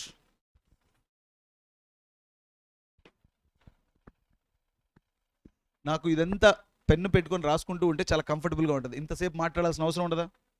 కానీ యూ నీడ్ లిటిల్ బిట్, కొద్ది కలర్ఫుల్గా ఉండాలి, కాన్సెప్చువలైజ్గా ఉండాలి, క్రియేటివిటీగా ఉండాలి, అప్పుడే నచ్చుద్ది కదా. ఇప్పుడు ప్రాబ్లం మొత్తం మీకు మొత్తం ఇప్పుడు పాస్ చేయించడం కోసం మీకు అంత spark, it's not a fire, it is a spark. Once you have this idea, you can solve the problem. ఇక్కడ నుంచి కష్టపడడం మొదలవ్వాలి ఈ రోజు నుంచి. అంతే తప్ప ఈరోజు క్లాస్ ఉన్నాం కదా రేపు పాస్ అయిపోతామంటే తగలబడిపోద్ది. Okay right. వర్కింగ్ క్యాపిటల్ ఏంటి? వర్కింగ్ క్యాపిటల్ పోస్ట్ మార్టం చేయ వర్డ్ని. వర్కింగ్ క్యాపిటల్ మేనేజ్మెంట్ అంటే క్యాపిటల్ కావాలి ఫర్ స్మూత్ వర్కింగ్కి, దాన్ని మేనేజ్ చేయడం కావాలి. ఈరోజు సండే మిమ్మల్ని చూడడానికి మీ పేరెంట్స్ వచ్చారు, చూసేసి పోతూ ఖర్చులకు ఏమైనా డబ్బులు కావాలమ్మా అంటే అవును డాడీ కావాలి అంటే ఎంత కావాలి? ఓకే ఒక 20 రూపాయలు ఇవ్వనా అంటే ఎంత? 20 రూపాయల ఎల్లు అంటావు. అదే పోతూ పోతూ అమ్మ ఖర్చులకి ఏమి లేదు ఇచ్చేసి పో డాడీ అంటే పోనీ అమ్మ ఒక 4 లక్షలు ఇవ్వనా అంటే ఇది కూడా ఎక్స్ట్రా కదా. ఖర్చులకి 20 రూపాయలు ఇవ్వడం ఎంత దారుణమో 4 లక్షలు ఇవ్వడం కూడా అంతే దారుణం. ఇవ్వకుండా పోవడం మహాదారుణం. కొన్ని ఇవ్వాలి, అది 20 రూపాయలు కాదు, 4 లక్షలు కాదు, ఎంత కాదు, సంథింగ్ షుడ్ బి నీడెడ్. ఒక కార్పొరేట్ కంపెనీ ఫిక్స్డ్ అసెట్స్ మీద ఇన్వెస్ట్మెంట్ చేసి వర్కింగ్ క్యాపిటల్ లేకుండా చేసుకున్నారనుకో ఇష్యూ కదా. What is a working capital? Very simple. Working capital is చూడండి, ఒక ఫినాన్షియల్ మేనేజ్మెంట్లో మార్నింగ్ క్లాస్ అనుకున్నాం కదా ఎన్ని డెసిషన్స్. ఇప్పుడు వర్కింగ్ క్యాపిటల్ అనేది ఏ డెసిషన్ల కింద వస్తుంది? ఇన్వెస్ట్మెంట్ డెసిషన్లో వస్తుంది. చూడండి, ఏ బిజినెస్ అయినా ఒక క్యాపిటల్ డిస్ట్రిబ్యూట్ చేసేటప్పుడు 2 క్యాపిటల్ని మనసులో పెట్టుకుంటుంది. What are they? Fixed capital, working capital. Fixed capital fixed asset మీద ఇన్వెస్ట్మెంట్ చేయడానికి. ఎస్ఆర్ను వర్కింగ్ క్యాపిటల్ దేనికోసం? కరెంట్ అసెట్స్ కోసం. ఒక బిజినెస్ రన్ చేయాలంటే ఫిక్స్డ్ అసెట్స్ మీద ఇన్వెస్ట్మెంట్ చేయడం ఎంత ఇంపార్టెంటో కరెంట్ అసెట్స్ని మెయింటైన్ చేయడానికి కూడా అంతే డబ్బులు కావాలి. Are you getting my point? సరే అదేముంది సార్ లేకుండా మెయింటైన్ చేయలేమా అంటే ఇదేంటో తెలుసా? ఎయిర్ ఇండియా ఫ్లైట్ శ్రీనగర్ నుంచి జమ్మూకి ఫ్లైట్ అవుతుంది. మధ్యలో అందరు పేషెంట్ వెళ్ళేటప్పుడు పైలట్ డోర్ ఓపెన్ చేస్తే లోపల నుంచి ర్యాట్ వచ్చింది. ఇంజిన్లోంచి ర్యాట్ వచ్చిందమ్మా, ఇంజిన్లోంచి ర్యాట్ వచ్చింది. ఇప్పుడు చెప్పు, ఇంజిన్లోంచి ర్యాట్ వస్తే పైలట్ అలాగే చూస్తున్నాడు. ఏంట్రా చూస్తున్నావు అంటే ఇది లోపలికి వెళ్ళింది కదా, ఎప్పుడు వెళ్ళింది తెలియదు. పోనీ వెళ్ళింది సైలెంట్గా ఉండుంటుందా? తెలీదు. పోనీ దేని ఏమన్నా కట్ చేసి ఉంటుందా? తెలీదు. ఫ్లైట్ టేక్ ఆఫ్ అయితే ఏమవుద్ది? ఇప్పుడు పక్కన మనం అంటే ఏం కాదు పదన్నా నువ్వు పాప ఎక్కడికి రా పోయేది, పైకి పోవడమే, అటు నుంచి అటే పోవడం. ఒకరు కాదు ఎవరు? అందరూ. ఇప్పుడు వెంటనే పైలట్ బయటకు వచ్చి సార్ లోపల వెళ్ళిపోయింది సార్ ఇప్పుడే చూశాను సార్ అన్నాడు. ఇప్పుడు చెప్పు, పేషెంట్లు అక్కడ పేషెంట్స్ కాదు వాడు ప్యాసింజర్స్ ఉంటారా? ఇప్పుడు వెంటనే ఆ ఫ్లైట్ని ఆపేశారు. దీని కనెక్టింగ్ ఫ్లైట్ మొత్తం కలిపి ఆ ఫ్లైట్ ఛార్జెస్ వల్ల more than 70 to 80 lakhs penalty కట్టాల్సి వచ్చింది. వాళ్ళకి 80 లక్షలు కట్టాల్సి వచ్చింది. ఎందుకంటే కనెక్టింగ్ ఫ్లైట్ పోయిందా. ఏవియేషన్ అథారిటీ పిలిచి ఎంత వర్స్ట్ మెయింటెనెన్స్. లోపలికి వెళ్తే బీరువాలో ఎలుగు దూరింది అనుకో, తర్వాత ఒకరోజు డ్రెస్ వేసుకుంటే తెలుస్తుంది ఓకే అది ఎక్కడ కొరికింది అనేది. ఇప్పుడు చెప్పు, అలాగే ఫ్లైట్ లోపలికి వెళ్ళింది అనుకో సైలెంట్గా వస్తుందా? ఎక్కడికి వెళ్ళా లోపల అంటే ఊరికే చూసొద్దాం సార్ అంటది అది. అవునా? చూడండి, వాళ్ళ మెయింటెనెన్స్ ఒక ఫ్లైట్ కొనేంత కెపాసిటీ ఉంది కానీ మెయింటైన్ చేసే వర్కింగ్ క్యాపిటల్ లేదు. ఇండియాలో పబ్లిక్ సెక్టర్ అంతే కదా. ఫర్ ఎగ్జాంపుల్ గవర్నమెంట్ స్కూల్స్ పరిస్థితి ఏంటి? అఫ్కోర్స్ ఇక్కడ కాదు, దాదాపు ఎక్కడైనా ఇండియాలో చూస్తే గవర్నమెంట్ స్కూల్స్ కానీ, టెలికమ్యూనికేషన్స్ కానీ, గవర్నమెంట్ హెల్త్ కానీ, అవునా, ఇవన్నీ ఫెయిల్యూర్ అవడానికి రీజన్ ఏంటి? బికాస్ వర్కింగ్ క్యాపిటల్ పెద్దగా ఐడెంటిఫై చేయరు. They won't consider. ఇప్పుడు హెల్త్ ప్రాబ్లం అనుకో, మా డాడీ హెల్త్ ప్రాబ్లం రా డబ్బులు పంపించంటే గవర్నమెంట్ హాస్పిటల్కి వెళ్ళి డాడీ అను చాలు. ఎంత మాట అన్నావురా తండ్రిని అంటాడు. నేనేమన్నాను? హాస్పిటల్కి వెళ్ళమన్నా. హాస్పిటల్కి వెళ్ళమని లేదురా నువ్వు. అది అంటే ఆయన దృష్టిలో అది ఏం కాదు, హాస్పిటలే కాదా అంటే హాస్పిటలే. ఏం ప్రాబ్లం ఉంది అక్కడ? ప్రాబ్లం లేదు కానీ అక్కడ ఏం లేదు, మెయింటెనెన్స్ లేదన్న ఫీలింగ్. కానీ వెళ్తే కదా తెలిసేది అసలు ఉందో లేదో తెలిసేది. బట్ థింగ్ ఏంటంటే we have such a perception. So working capital is very very crucial. 2 marks అడుగుతాడు మీనింగ్ ఏంటి working capital. It is amount of capital allocated by the company to smooth running of business. ఒక బిజినెస్ని స్మూత్గా run చేయడం కోసం ఒక company current assets మీద investment చేసే మనీనే ఏమంటారు? వర్కింగ్ క్యాపిటల్ అంటారు. Day to day business operation కోసం స్పెండ్ చేసే మనీనే what is that? Working capital, right? ఈ వర్కింగ్ క్యాపిటల్ ఇంకొక నేమ్ ఏంటంటే అమ్మా షార్ట్ టర్మ్ క్యాపిటల్ అంటారు, సర్క్యులేటింగ్ క్యాపిటల్ అంటారు, రైట్? ఇకపోతే దీని యొక్క సిగ్నిఫికెన్స్ ఏంటి? ఒక కంపెనీ కానీ అడిక్వేట్ వర్కింగ్ క్యాపిటల్ మెయింటైన్ చేయగలిగితే అడ్వాంటేజ్ ఏంటి? స్మూత్గా బిజినెస్ని ఏం చేయొచ్చు? రన్ చేయొచ్చు, ప్రాఫిటబిలిటీ జనరేట్ చేయొచ్చు, growth development at a time achieve చేయొచ్చు, స్మూత్ పేమెంట్ పే చేయొచ్చు. స్మూత్ పేమెంట్ పే చేస్తే ఆటోమేటిక్గా గుడ్ విల్ వచ్చేస్తుంది, ట్రేడ్ రిలేషన్షిప్ ఏమవుతాయి? బెటర్ అవుతాయి. అదేమీ లేకుండా అప్పుడు చూసుకుందామంటే వర్కౌట్ కాదు కదా. That is most important working capital ఉండడం వల్ల. Are you getting? So next, ఇప్పుడు వర్కింగ్ క్యాపిటల్ మేనేజ్మెంట్ అంటే ఏంటి? వర్కింగ్ క్యాపిటల్ అంటే అర్థమైంది కదా. ఇప్పుడు మేనేజ్మెంట్ అంటే ఏంటి? వర్కింగ్ క్యాపిటల్ ఏం చేయాలి? మేనేజ్ చేయడం.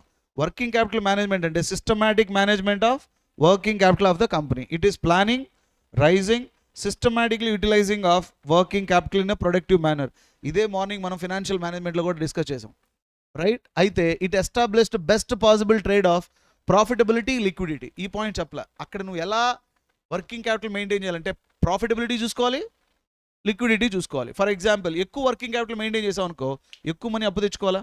అప్పు తెచ్చుకుంటే ఎక్కువ ఏం కట్టాలి? వాడికి ఇంట్రెస్ట్ కట్టాలి. అప్పుడు ప్రాఫిటబిలిటీ ఏమవుతుంది? డ్యామేజ్ అవుద్ది. ఓకే అయితే వద్దు సార్, తక్కువ వర్కింగ్ క్యాపిటల్ మెయింటైన్ చేస్తా అన్నావు అనుకో, పొరపాటున ఏదైనా రిస్క్ జనరేట్ అయితే ఆ రిస్క్తో నువ్వు హ్యాండిల్ చేయగలవా బిజినెస్ని? No, you should not handle the risk element. అదే మన దగ్గర వర్కింగ్ క్యాపిటల్ ఉందనుకో, వర్కింగ్ క్యాపిటల్తో రిస్క్ని ఏం చేయొచ్చు?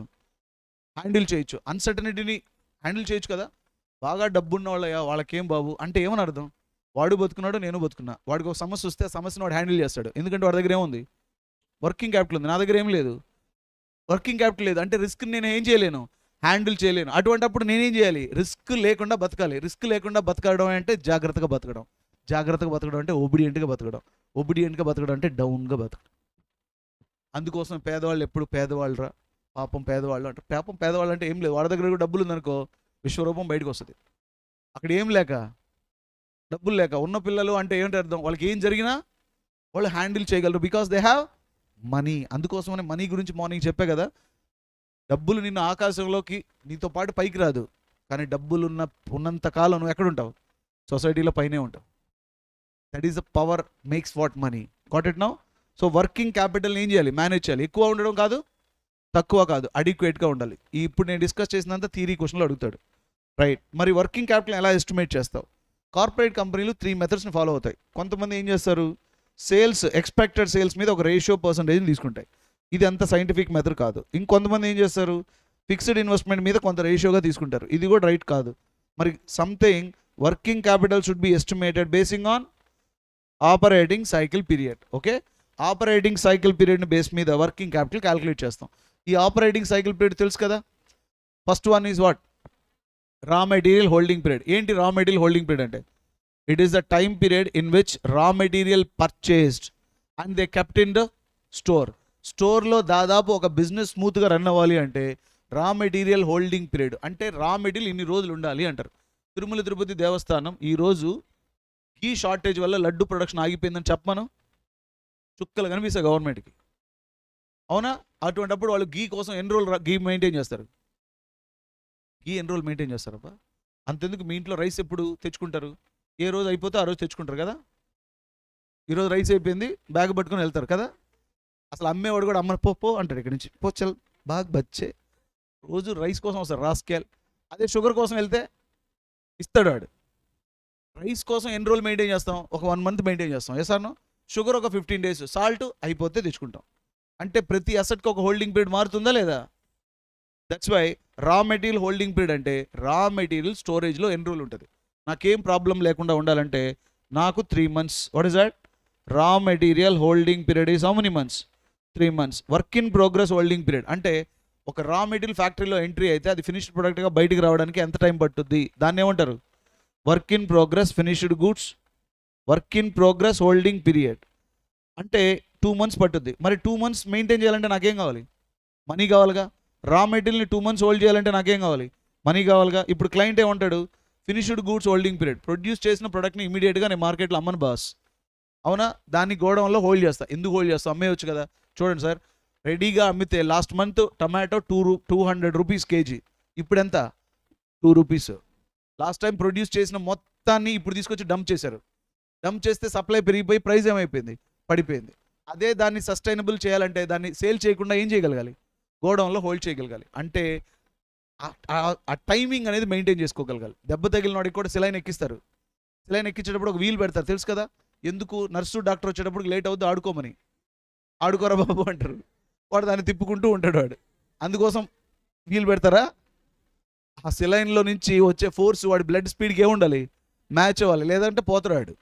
ఆ బ్యాలెన్స్ మెయింటైన్ చేసేటప్పుడే. అలాగే కమోడిటీ ప్రొడ్యూస్ చేసి మొత్తం మార్కెట్లో డంప్ చేసాం అనుకో, సప్లై పెరిగి డిమాండ్ కొలాప్స్ అయిపోద్ది. అసలుకే తీసుకురాలేదనుకో స్కేర్సిటీ ఫామ్ అయ్యి ఎవడు నీ ప్రోడక్ట్ కూడా కొనడు. యూజ్ చేయడం మర్చిపోయడానికి అవుట్ కదా. That is finished goods holding period 1 month. Next debtors collection period. Sale ఎక్కువ చేయాలంటే క్రెడిట్ పీరియడ్ ఎక్కువ ఇవ్వాలి, అవునా? అప్పుడే క్రెడిట్ సేల్ ఎక్కువ జరుగుతాయి. క్రెడిట్ పీరియడ్ ఎక్కువ ఇవ్వాలి అంటే if I want to make more sales I have to make more credit period to client.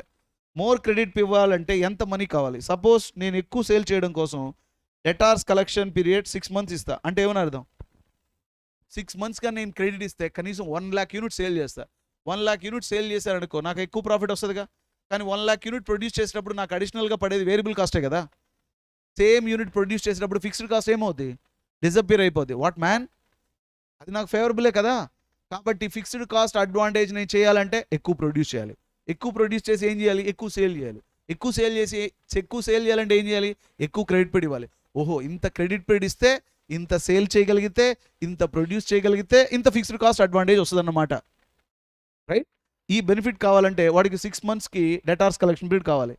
Creditor payment అంటే సప్లయర్ దగ్గర నుంచి నేను రా మెటీరియల్ కొంటే supplier also he may give what is that? Credit. ఇప్పటి వరకు డిస్కస్ చేసింది 1, 2, 3, 4 అంతా కూడా నాకు కావాల్సిన current assets. Hello, where as creditor for payment current liability. కొన్ని సందర్భాల్లో వేజెస్ ఓవర్ హెడ్ నేను చేయొచ్చు, డిలేగా పే చేయొచ్చుగా. డిలేగా పే చేసినా కూడా అది నాకేమవుద్ది? కరెంట్ లయబిలిటీ అవుద్ది. ఇప్పుడు ఈ మొత్తం క్యాలిక్యులేట్ చేసిన కరెంట్ అసెట్స్లో నుంచి కరెంట్ లయబిలిటీ డిడక్ట్ చేస్తే I will get what is that? Net working capital. This is the way to corporate company wise estimate. First ఆప్షన్లో వాడు టైం ఇస్తాడు, నువ్వు అమౌంట్ చెప్పాలి. నేను ఇలా బిజినెస్ చేయాలనుకుంటున్నానని చెప్తాడు, నువ్వు అమౌంట్ చెప్పు. ఫర్ ఎగ్జాంపుల్ మా సిస్టర్ మ్యారేజ్ ఉంది, డెకరేషన్ ఎలా కావాలి అని నేను చెప్తే అమౌంట్ ఎంత కావాలో వాడు చెప్తాడు. సరే మాకు ఎంట్రన్స్ ఇలా ఉండాలి, ఫ్లవర్స్ ఇలా ఉండాలి. ఓకే సార్, అమౌంట్ పెంచుకుంటూ పోతాడు. వద్దులేండి సార్ అసలు ఫ్లవర్సే వద్దు అన్నాం అనుకో, అమౌంట్ ఏమవుద్ది? తగ్గుతూ పోతాడు. He tells time, I tell the money. Yes or no? Same logic. I need what is the decoration would be, he tells the amount. Are you getting? So this is the various holding period. చెప్పండి, what are the various holding period? Raw material holding period, work in progress holding period, finished goods holding period, debtors collection period, creditor payment period, then time lag. వీటిలన్నిటిని base చేసుకొని we will calculate working capital, right? ఇప్పుడు working క్యాపిటల్ను అమౌంట్లో convert చేయాలంటే formula logic చేద్దాం. First రా material holding period ఉందనుకో, formulas నేర్చుకున్నారు కదా, మీకు ఐడియా ఉంటుంది. రా మెటీరియల్ హోల్డింగ్ పీరియడ్ అనుకో, దాని అమౌంట్లోకి ఎలా కన్వర్ట్ చేస్తావు? Stock of raw material equal to, అంటే రా మెటీరియల్ హోల్డింగ్ పీరియడ్ మీద పెట్టే అమౌంట్ని ఏమంటారు?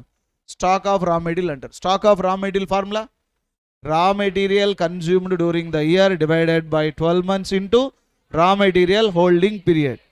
ఇప్పుడు టైం వాడు చెప్పాడు, అమౌంట్ నువ్వు చెప్పేసావు. వర్క్ ఇన్ ప్రోగ్రెస్ క్యాలిక్యులేట్ చేసేటప్పుడు there is one contradiction. Work in progress అంటే ఒక రా మెటీరియల్ ఫినిష్ ప్రొడక్ట్లో ఫ్యాక్టరీలో ప్రాసెస్ అవ్వడానికి ఒక 2 months అవుతుంది అనుకో, ఆ 2 monthsకి మనీ ఎంత కావాలి అనేది వర్క్ ఇన్ ప్రోగ్రెస్. వాడు 2 months చెప్పాడు. వర్క్ ఇన్ ప్రోగ్రెస్ ఎప్పుడు డబ్ల్యూతో స్టార్ట్ అవుతుందిగా, తిప్పితే 3 కనిపిస్తుంది మీకు.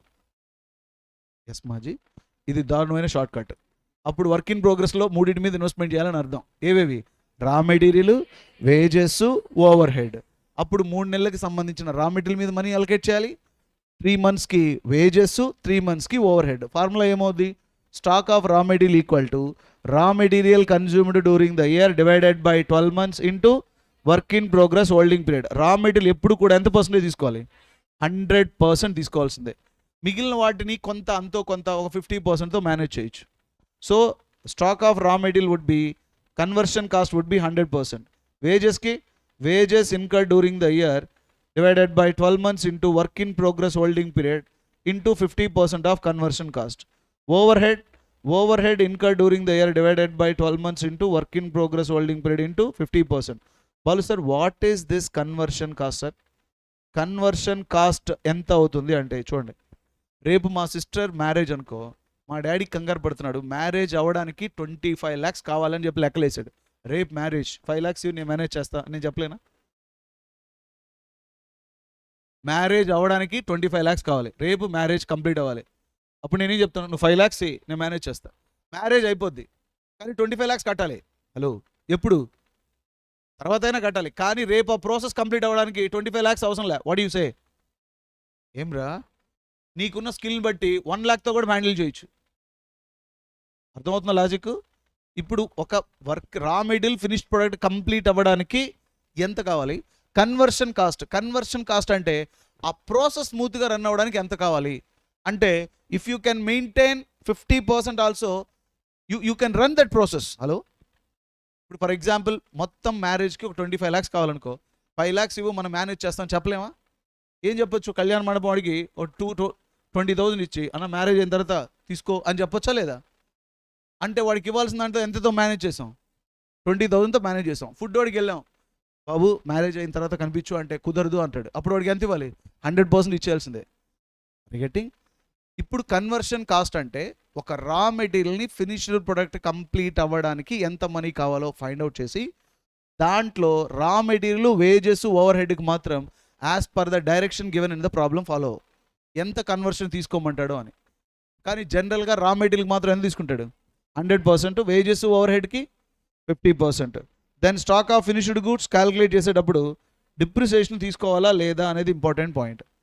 So sometimes while calculating stock of finished goods problem may ask that I need cash cost basis అంటాడు. క్యాష్ కాస్ట్ బేస్ అంటే డిప్రిసియేషన్ ఏం చేయాలి? ఇగ్నోర్ చేయాలి. టోటల్ కాస్ట్ బేస్ అంటే డిప్రిసియేషన్ని కన్సిడర్ చేయాలి. Debtors should be valued and credit sale are cost of sales. Cost of sales మీద చేయొచ్చు, credit sales మీద చేయొచ్చు. సో డెటార్స్ ఫార్ములా ఏమవుతుంది? Credit sales divided by 12 months into debtors collection period. Like this, you used to calculate various cash, current assets and cash balance. You will take total current assets, you will get it. Yes or no? Then you have to find it out. What is it? Current liability. Current liability equal to trade creditors. Credit purchases divided by 12 months into creditor payment period. Wages kavalante wages incurred during the year divided by 365 into time lag. Overheads kavalante overheads incurred during the year divided by 12 months into time lag. For finally current assets minus current liability deduct చేస్తే net working capital. దీనికి మధ్యలో ఏం add చేస్తాం? Margin of safety. Margin of safety ఎందుకు? Whatever the working capital we calculated, that working capital does not never be same because it may go for what is it? Fluctuations. In such a case we will add margin. Finally you will get what is it? Working capital. So these many steps. First inventory నామ్ తీసుకో, cost structure find out చేయి, individual current assets calculate చేయి, individual current liability find out చేయి, current అసెట్స్లో నుంచి current liability deduct చేసి net working capital follow చేయి, దానికి మార్జిన్ ఆఫ్ సేఫ్టీ ఏం చేయి? యాడ్ చేయి. This is the procedure. Tata Motors, Tirumala Tirupati Devasthanam, doctor Reddy's laboratory, ITC, all these companies they used to estimate working capital in the same manner itself. Are you following? Right. Now basing on this we have a problem, very repeated model problem. We solve this problem. You see how many times this problem they asked. Eppudu MTP November 16 lo adigadu, MTP November 15, RTP May 17, RTP May November 16. ఇది old study మెటీరియల్లో ఉన్న problem ఇది. Okay, just 3 years back marathon చెప్పేటప్పుడు select చేసే problem. తర్వాత మళ్ళీ new మెటీరియల్లో చూసినా దీనంత best problem కనిపించలేదు. ఈ ఒక్క ప్రాబ్లం మీరు కానీ కన్సిడర్ చేయగలిగితే రిమైనింగ్ ఏ మోడల్ అయినా దీని బేస్ మీదుగా ఉంటుంది. ఓకే, మీకు మళ్ళీ క్లాస్ ఇది మన మాస్టర్ మైండ్ మెటీరియల్ నుంచి తీసుకున్న ప్రాబ్లమే ఇది. రైట్, ఇప్పుడు చూడండి. A proforma of cost sheet of Fibroplast limited. Raw material 80, direct labour cost 30, overhead is 60, total cost ఎంత? 170, ప్రాఫిట్ ఒక 30, సెల్లింగ్ ప్రైస్ 200. ఇప్పుడు చూడు, company keeps raw material in stock an average of 1 month. అంటే raw material holding period ఎంత మాజీ? 1 month. Work in progress for half month. Finished goods in stock average of 1 month. Credit allowed by supplier 1 month. Credit or payment పీరియడే కదా. Next, company allows 2 months credit to debtors. Time lag in payment, wages 1.5 weeks and lag in payment of overhead expenses is 1 month. Company sell 1/4 of the output against cash. ఎంతకు sale చేస్తుంది? 1/4. Maintenance cash in hand at bank put together cash ఎంత? 25,000. You are required to prepare working capital estimation of concerned company. ఎన్ని యూనిట్లు produce చేస్తుంది? 1,04,000 units produce చేస్తుంది. ఇది problem. ఇప్పుడు working capital చేయాలి. ఎలా చేస్తాం? First stock of raw material చెప్పొచ్చా? స్టాక్ ఆఫ్ రా మెటీరియల్ ఎలా క్యాలిక్యులేట్ చేసాం చూడండి. Stock of raw material formula చెప్పండి. Raw material consumed during the year divided by 12 into raw material holding period. 1,04,000 into 80 divided by 12 into 1 ఎంత వచ్చిందమ్మా? Calculator నికాలో కరో. 6,93,333. Coming to work in progress. Work in progress would be like this, right? ఎన్ని ఉంటాయి? 3. దీంట్లో number 1 stock of raw material. రా material consumed during the year divided by 12 into work in progress holding period. Conversion ఎంత తీసుకోవాలి? 100%. So 1,04,000 into 80 divided by 12 into 0.5 into 100%. How much? 3,46,667. Wages incurred during the year divided by 12 months into work in progress holding period into conversion 50%. 1,04,000 into 30 divided by 12, 0.5 into 50%. Enthamma? 65,000. Overheads incurred during the year divided by 12 into work in progress holding period into 50%. So 1,04,000 into 60 divided by 12 into 0.5 into 50%. Enta? 1,30,000. So work in progress A plus B plus C. Enta vachindi? Right. Thereafter stock of finished goods. Formula. Cost of production divided by 12 into finished goods holding period. 1,04,000 into 170 divided by 12 into 1. 14,73,333. Okay ma? Debtors. Credit sales divided by 12 into debtors collection period. అయితే ఇందులో 3/4 మాత్రమే credit కదా.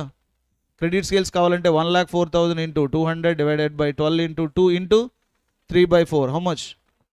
26 lakhs. ఇది current assets వచ్చింది. Current liability కావాలి. Trade creditors. Credit purchases divided by 12 into creditor payment period. 1,04,000 into 80 divided by 12 into 1. ఎంత వచ్చిందమ్మా? 6,93,333. Wages incurred during the year divided by 52 weeks into time lag. 1,04,000 divided into 30 divided by 52 into 1.5. How much? 90,000. Overheads కావాలంటే overheads incurred during the year divided by 52 into time lag. So 1,04,000 into 60 divided by 12 into 1. How much? 5,20,000. ఇప్పుడు stock of raw material 6,93,333. stock of finished goods 5,41,667. stock of finished goods, that is work in progress finished goods 14,73,333. debtors ఎంత? 26 lakhs. cash 25 lakh. total add చేస్తే 53,33,333. then current liability, trade creditors, wages, overheads ఎంతమ్మా? 13,03,333. now net working capital. ఇందులో నుంచి 33,333లో నుంచి 13,03,333 deduct చేస్తే net working capital 40,30,000. Right. ఇప్పుడు working capital ఇంత వచ్చిందిగా. ఫ్యూచర్లో దీనికి ఏం అడగచ్చు? వాడు మార్జిన్ అడిగాడు అనుకో, దానికి 10% యాడ్ చేస్తాం. ఏం అడగలేదు కాబట్టి కన్సిడర్ చేసాం. Okay, this is the standard problem. ఇక దీంట్లో నుంచి కొత్తగా ఏం యాడ్ చేసుకుంటూ వస్తాడు. అడ్వాన్స్ పే చేశాను సార్ అంటాడు. హలో, డిప్రిసియేషన్ ఇచ్చాను సార్ అంటాడు. క్రెడిట్ సేల్స్ మీద వాల్యూ చేయండి అంటాడు. అంటే ఈ ప్రాబ్లమ్నే అటు ఇటుగా ఏం చేస్తాడు? మోడిఫై చేస్తాడు. మీకున్న స్టడీ మెటీరియల్లో ఉన్న ప్రాబ్లమ్స్ అన్నీ కూడా ఈ పాయింట్ బేస్ మీద రిఫ్లెక్ట్ అయినవే. So once you are good at various holding పీరియడ్ని అర్థం చేసుకొని individual current assets, current liability calculate చేస్తే you can calculate working capital. What it మా? This is the first model. మీకు వర్కింగ్ క్యాపిటల్లో 3 మోడల్స్ ఇంపార్టెంట్. ఏవేవి? Working capital estimation, debtors management, operating cycle. What is that? Operating cycle. Right. Next you can move to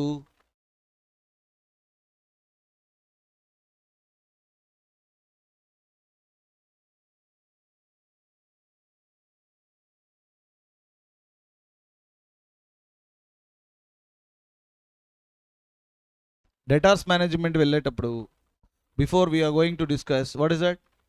operating cycle.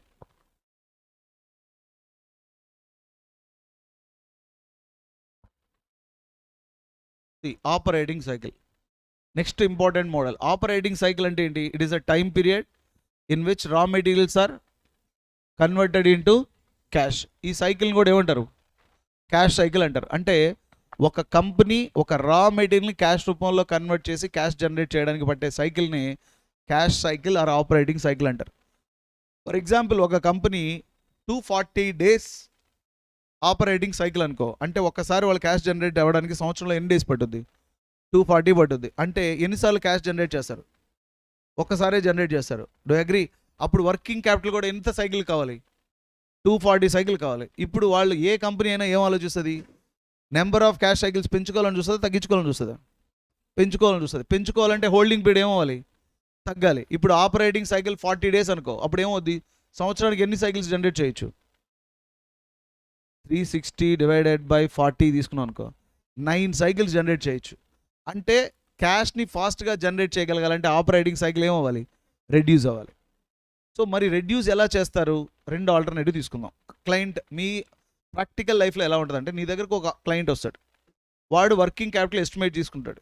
ఈ working capital చాలా ఎక్కువ ఉంది sir, దీన్ని తగ్గించగలమా అంటాడు అనుకో, ఇమ్మీడియట్గా మనం తగ్గించకూడదు. ఎలా తగ్గించాలి అంటే, వాడు పెట్టిన కరెంట్ అసెట్స్ ఎన్ని డేస్కి అయితే ఉందో అన్ని డేస్ ముందు కన్వర్ట్ చేయాలి. ఇంతకుముందు మనం ఏం చేసాం? టైం వాడిస్తే అమౌంట్ మనం చెప్పాం. ఇప్పుడు మనం ఏం చేయాలి? అమౌంట్ వాడిస్తాడు, టైంలో కన్వర్ట్ చేయాలి. ఆ టైంని ఎవరితో కంపారిజన్ చేయాలి? బెంచ్ మార్క్ ఉన్న కంపెనీతో కన్వర్ట్ చేయాలి. కంపారిజన్ చేసి దాన్ని తగ్గించడానికి ఛాన్స్ ఉందా లేదా చెక్ చేసి, తగ్గించిన తర్వాత తగ్గించిన టైం పీరియడ్తో మళ్ళీ వర్కింగ్ క్యాపిటల్ క్యాలిక్యులేట్ చేయాలి. ఇక్కడ ఒక చిన్న ఇమేజ్ తీసుకున్నాం చూడండి. ఇతనే బిజినెస్ మ్యాన్ అనుకో. ఈ బిజినెస్ మ్యాన్ ఒక సీఏ దగ్గరకు వచ్చాడు, లేదా సీఎంఏ దగ్గరకు వచ్చాడు. ఓకే, ఇప్పుడు ఇతను ఏమంటాడు? ఫస్ట్ ఏమడుగుతాడు? వర్కింగ్ క్యాపిటల్ ఎస్టిమేట్ చేయమంటాడు. చేసేసాం. ఇప్పుడు రెండోది ఏమడగొచ్చు? వర్కింగ్ క్యాపిటల్ రెడ్యూస్ చేయమని. ఇంతకుముందు హోల్డింగ్ పీరియడ్ వాడిస్తే అమౌంట్ మనం క్యాలిక్యులేట్ చేసాం. ఇప్పుడు అలా కాదు. ఈసారి ఈ టాపిక్ అయిపోయింది. ఇప్పుడు వాడు ఏమొచ్చాడు? అమౌంట్తో వచ్చాడు. ఏమడుగుతున్నాడు? సార్ రెడ్యూస్ చేయండి అంటాడు. అప్పుడు మనం ఏం చేస్తాం? ఇప్పుడు సిచ్యువేషన్ ఇలా జరుగుద్ది. వీడు ఎస్టిమేట్ చేసిన వర్కింగ్ క్యాపిటల్ అంతా ఆపరేటింగ్ సైకిల్ బేస్ మీదే కదా చేసింది. ఇప్పుడు ఏం చేస్తాం? వాడు అమౌంట్ ఏదైతే ఇచ్చుంటాడో ఆ అమౌంట్ని ఏం చేస్తాం? టైం పీరియడ్లోకి కన్వర్ట్ చేస్తాం. కన్వర్ట్ చేసిన టైం పీరియడ్ని ఏ కంపెనీతో కంపేర్ చేస్తాం? బెంచ్ మార్క్ కంపెనీతో కంపేర్ చేస్తాం. కంపారిజన్ చేసిన తర్వాత రెడ్యూస్ చేస్తాం. మళ్ళీ దేన్ని? హోల్డింగ్ పీరియడ్ని. రెడ్యూస్ చేసిన హోల్డింగ్ పీరియడ్ని బేస్ చేసుకొని again we use to calculate working capital. అప్పుడు వర్కింగ్ క్యాపిటల్ ఆటోమేటిక్గా ఏమవుద్ది? రెడ్యూస్ అవుద్ది. సార్ నాకు వర్కింగ్ క్యాపిటల్ ఎక్కువ ఉంది సార్ అన్నాం అనుకో. ఎంత ఉంది stock of raw material? 5 lakhs. 5 lakhsా? 5 lakhs raw material అంటే ఎన్ని రోజుల కోసం మెయింటైన్ చేస్తున్నావు? అమౌంట్ని టైంలో కన్వర్ట్ చేయి. హలో, టైంని బెంచ్ మార్క్తో కంపారిజన్ చేయి. మనం ప్రొడ్యూస్ చేసే ప్రోడక్ట్ మార్కెట్లో ఎన్ని డేస్కి మెయింటైన్ చేస్తుంది? 40 daysకి. అరే నువ్వు మెయింటైన్ చేస్తున్నది 120 daysకి మెయింటైన్ చేస్తున్నావు మ్యాన్. ఎన్ని డేస్ ఉంటే సరిపోద్ది? 40 days ఉంటే సరిపోద్ది. ఇప్పుడు వర్కింగ్ క్యాపిటల్ ఏం చేయొచ్చు? రెడ్యూస్ చేయొచ్చు. ఇలా ప్రొసీజర్ జనరేట్ అవుద్ది. ఇది దీని యొక్క బ్యాక్ డ్రాప్. కానీ ఇప్పుడు ఎగ్జామినర్ మనకేమంటాడంటే వర్కింగ్ క్యాపిటల్ రెడ్యూస్ చేయండి అంటాడు. ఎలా రెడ్యూస్ చేయమంటారు? ఫస్ట్ ప్రాబ్లంలో ఇలా అడగొచ్చు. హోల్డింగ్ పీరియడ్ ఇచ్చి ఆపరేటింగ్ సైకిల్ అడగొచ్చు. హలో, టైం పీరియడ్ ఇచ్చి అమౌంట్ ఇచ్చి ఆ అమౌంట్ని ఏం అడగచ్చు? హోల్డింగ్ పీరియడ్లో కంపారిజన్ చేయమని కూడా అడగచ్చు. Are getting my point? అర్థమవుతుంది కదా? సో ఆపరేటింగ్ సైకిల్ అంటే ఏమిటి? ఇంతకీ ఒక రా మెటీరియల్ని ఫినిష్ ప్రొడక్ట్గా కంప్లీట్ చేయడానికి ఒక కంపెనీకి పట్టే టైంని ఏమంటారు? ఆపరేటింగ్ సైకిల్ అంటారు. ఒక ఇయర్లో 365 days ఈ సైకిల్ ఎంత తగ్గుతూ వస్తే అన్ని సైకిల్స్ ఏం చేయొచ్చు? జనరేట్ చేయొచ్చు. So operating cycle is the time period in which raw materials are converted into cash. It includes raw material holding period, work in progress holding period, finished goods holding period, debtors collection period, creditor payment period, time lag. Okay, now how do you calculate this operating cycle? Net operating cycle period includes ఏవి వచ్చాయి? Raw material holding period, work in progress holding period, finished goods holding period, debtors collection period minus creditor payment period. Net operating cycle పీరియడ్ని ఇలా కూడా calculate చేయొచ్చుగా. Inventory conversion period అని కూడా అంటారు. Inventory conversion period ఏమేమి వస్తాయి తెలుసా? Raw material holding period, work in progress holding period, finished goods holding period వస్తుంది. Whereas plus debtors collection period minus creditor payment period. Number of cash cycles కావాలంటే 365 divided by net operating cycle period. మరి working capital కావాలంటే total cost incur during the year divided by number of cash cycle. గుర్తుపెట్టుకోండి, working capital అనేది into ఒక cycle కోసం spend చేసే money, not 1 year కోసం spend చేసేది కాదు. ఒక సైకిల్ స్మూత్గా రన్ చేయడానికి ఎంత వర్కింగ్ క్యాపిటల్ కావాలి అనేది. Are getting? ఇప్పుడు చెప్పండి, number of cash cycle formula 365 divided by net operating cycle period. Working capital formula total cost divided by number of cash cycles. ఇప్పుడు దీని బేస్ మీద ఒక ప్రాబ్లం సాల్వ్ చేస్తాం. ఈ ప్రాబ్లం ఏంటో చూడండి. The following information available in respect of Sai trader company. వీళ్ళ దగ్గర యావరేజ్ డెటార్స్ కలెక్షన్ పీరియడ్ ఎన్ని days? 45 days. Inventories have been average period is how many days? Inventories have been average period of 75 days. Creditors payment period is 30 days. Company spends how much? 120 lakhs. It can earn 10% as a investment. Ante indirect ga opportunity cost. From the above information, you are required to calculate cash cycles and cash turnover. Cash cycle period ఇది cash turnover అంటే cycles అని అర్థం. ఓకేనా, number of cycles. Next minimum amount cash to be maintain to meet the payments become due అంటే ఏం లేదు, working capital per సైకిల్కి ఎంత కావాలి అని.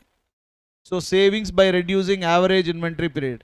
ఒకవేళ యావరేజ్ ఇన్వెంటరీ పీరియడ్ కానీ వాడు తగ్గిస్తే, అంటే ఇండైరెక్ట్గా హోల్డింగ్ పీరియడ్ తగ్గితే వాడికి వచ్చే బెనిఫిట్ ఎంతో చెప్పండి.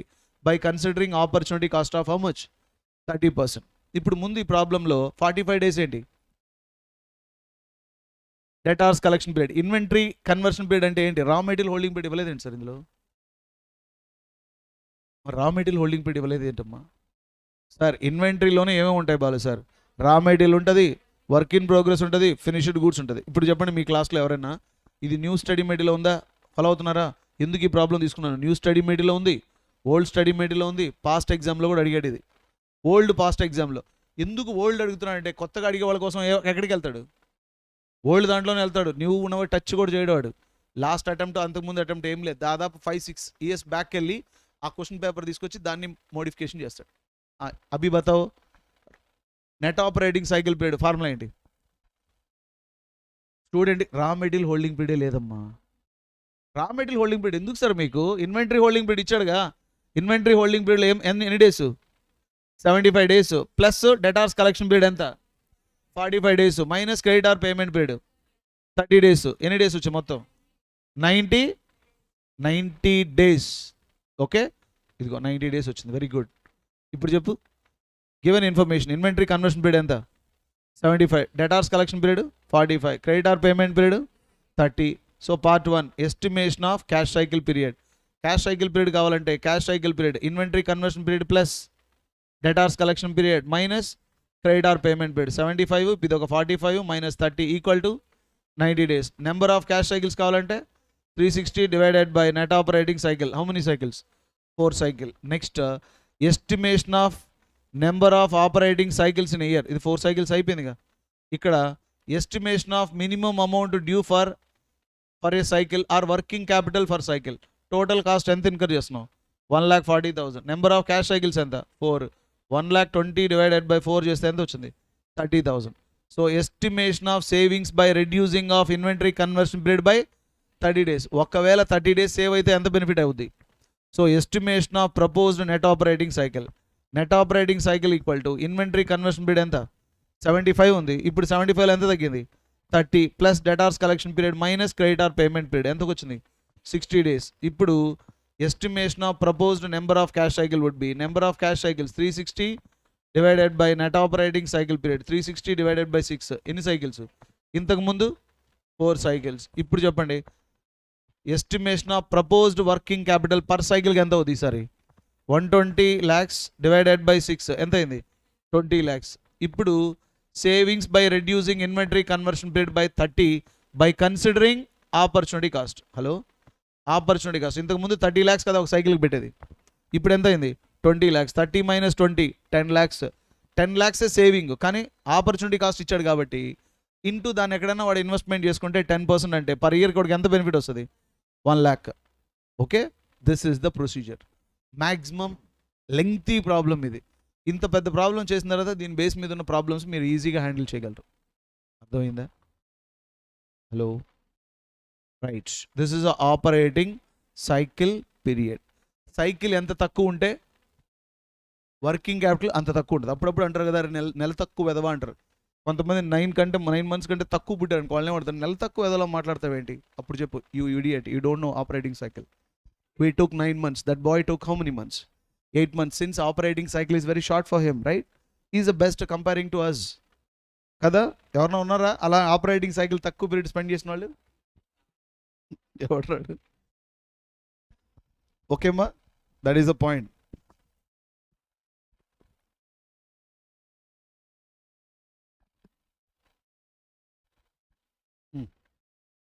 Thereafter, most important point is what? Debtors management. See, ఏంటి debtors management? Take the scissor, cut it 2 parts. What are they? Yes, one is debtors, another one is management. మాజీ debtors అంటే ఏంటి మా?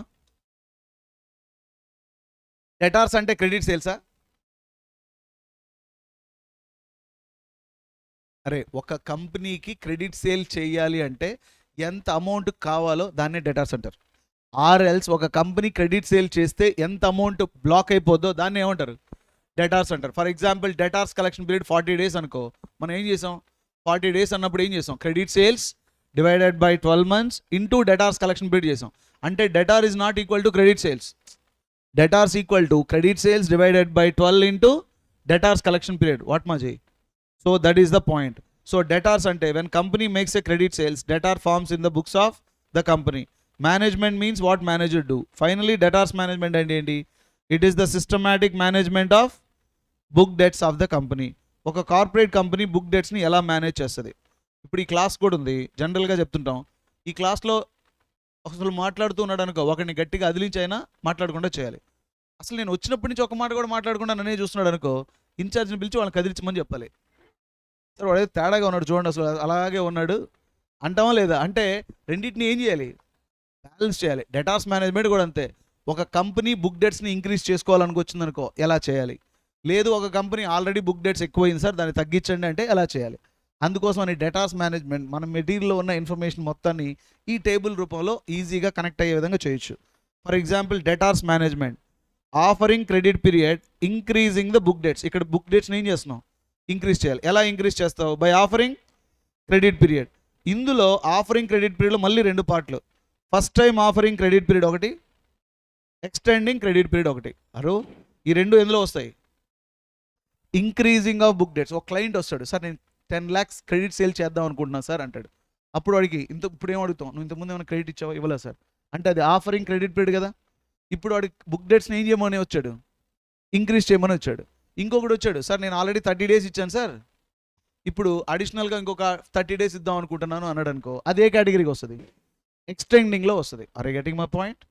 లేదు ఇప్పుడు ఇది ఇంక్రీజింగ్ బుక్ డెట్స్. ఇంకోటి ఏంటి, డిక్రీజింగ్ ఆఫ్ బుక్ డెట్స్. వాడేమంటాడు, సార్ నేను ఆల్రెడీ క్రెడిట్ పీరియడ్ ఇచ్చేసాను సార్, నా వల్ల కాదు, డబ్బులు ఫాస్ట్గా కావాలి సార్, అందుకోసం ఈసారి నేనేమి ఇద్దాం అనుకుంటున్నాను, క్యాష్ డిస్కౌంట్ ఇద్దాం అనుకుంటున్నాను సార్, చెప్పండి సార్ అంటాడు. అప్పుడు వాడి దగ్గర నువ్వు మనీ తెచ్చేయాలంటే వాడు బుక్ డెట్స్ని ఏం చేయగలగాలి, రెడ్యూస్ చేయగలగాలి. So offering cash discount, company can reduce book debts sometimes by taking what is that, factoring service. ఈ రెండింటిని what is that, you have to make balance. ఇప్పుడు చెప్పండి, డెటార్స్ మేనేజ్మెంట్ కన్సిస్ట్ 2 parts, రైట్? One is what? Increasing book debt. How do you increase? By offering, by extending. Offering first newly formed company, by extending existing company. Okay. How do you decrease book debt, sir? By offering cash discount or by taking factoring service. Arey you factor, go and collect money అని చెప్తాం. ఇదే ఎగ్జామ్లో వాడు అడిగేది. ఇందులో ఎగ్జామ్లో ఏది అడుగుతాడు, ఆఫర్ అడగడం కంటే ఇది అడుగుతాడు, ఏంటది, ఎక్స్టెండ్ చేయడం. అలాగే క్యాష్ డిస్కౌంట్ కంటే ఫ్యాక్టర్ అడుగుతాడు. ఈ 2 ఇంపార్టెంట్. క్యాష్ డిస్కౌంట్ అనేది మ్యాక్సిమం అడిగితే 5 marks అడుగుతాడు. కానీ వర్కింగ్ క్యాపిటల్ పెట్టుకొని, ఆపరేటింగ్ సైకిల్ పెట్టుకొని ఫ్యాక్టరింగ్ అడగడం కంటే ఏది అడుగుతాడు, ఎక్స్టెండింగ్ అడుగుతాడు. ఓకేనా? ఈ ఎక్స్టెండింగ్ ఎలా చేయాలి, అసలు ఎక్స్టెండ్ చేస్తే అడ్వాంటేజెస్ ఏమిటి అంటే, ఏదైనా ఏ పాలసీ ఇంప్లిమెంట్ చేయాలన్నా మీరు 2 పాయింట్ అవుట్ చేయాలి. క్రెడిట్ పీరియడ్ ఇవ్వడం వల్ల కంపెనీకి వచ్చే బెనిఫిట్ ఏంటి, క్రెడిట్ పీరియడ్ ఇవ్వడం వల్ల కంపెనీకి అయ్యే కాస్ట్ ఏమిటి. హలో, బెనిఫిట్లోంచి కాస్ట్ డిడక్ట్ చేసామనుకో, నెట్ బెనిఫిట్ పాజిటివ్ వస్తే ప్రాజెక్ట్ని యాక్సెప్టెన్స్ చేద్దాం. ఒక కంపెనీ క్రెడిట్ పీరియడ్ ఇవ్వడం వల్ల ఏం జరుగుతుంది సార్? అరే కంపెనీ కానీ క్రెడిట్ పీరియడ్ ఇచ్చిందనుకో, మోర్ సేల్ చేస్తుంది. మోర్ సేల్ చేస్తే ఏమవుతుంది, మోర్ ప్రాఫిట్ వస్తుంది. మోర్ ప్రాఫిటే కదా బెస్ట్. కానీ మోర్ సేల్స్ జరగాలి అంటే, మోర్ ప్రాఫిట్ రావాలంటే మోర్ క్రెడిట్ పీరియడ్ ఇవ్వాలి. More credit period leads to more debtors. అప్పుడు మోర్ క్రెడిట్ పీరియడ్ ఎలా వస్తుంది సార్, మోర్ ప్రాఫిట్ ఎలా వస్తుంది? Because you will produce more products కదా. చూడండి, if I offer more credit period, client will buy more from me, right? Then immediately I will start to sell more. Start to sell more means I will start to produce more. Start to produce more means automatically fixed cost advantage I used to get. Do you agree? అందువల్లే కంపెనీలు credit ఇస్తాయి, అంతే తప్ప నీ మీద ముచ్చటపడేం కాదు. Okay, whereas ఇలా ఇవ్వడం వల్ల ఇంకొక అడ్వాంటేజ్ ఉంది. ఏంటది, ఎక్కువ క్రెడిట్ పీరియడ్ ఇచ్చాడు అనుకో, వాడు ఇవ్వకుండా అట్నుంచి వెళ్ళిపోతే అప్పుడు ఏ కాస్ట్లు ఉంటాయి, కలెక్షన్ కాస్ట్ ఉంటుంది, administration cost, bad debts, cash discount, opportunity cost. ఈ కాస్ట్ని, ఈ బెనిఫిట్ని రెండింటిని బ్యాలెన్స్ చేసి క్లయింట్కి తెలుసు, నీ ఆఫీస్ కోడికి ఎందుకు వచ్చాడంటే ఇది వస్తుందని తెలుసు వాడికి. ఏంటి, మోర్ ప్రాఫిట్ వస్తుందని తెలుసు. మోర్ ప్రాఫిట్ వస్తుందని తెలుసు కదా, నా ఆఫీస్కి ఎందుకు వచ్చారా అని అడిగామనుకో, ఇది కూడా ఉందని తెలుస్తారండి. ఏంటది, కాస్ట్. కాకపోతే వాడికి తెలియదు ఏంటి, ఆ ప్రాఫిట్లో నుంచి ఈ కాస్ట్ని ఎలా సెట్ చేయాలో తెలియదు, ఎలా కన్సిడర్ చేసి కన్క్లూజన్కి రావాలో. దానికోసమే మనం ఈ కోర్స్ నేర్చుకుంటాం, రైట్? దీనికోసం ఇవాల్యుయేట్ చేయాలంటే we use to study evaluation of credit policy. For example ఒక 30 days ఇవ్వాలనుకోండి, ఫార్మేట్ వాడికి ఇలా చేసి చూపించాలి.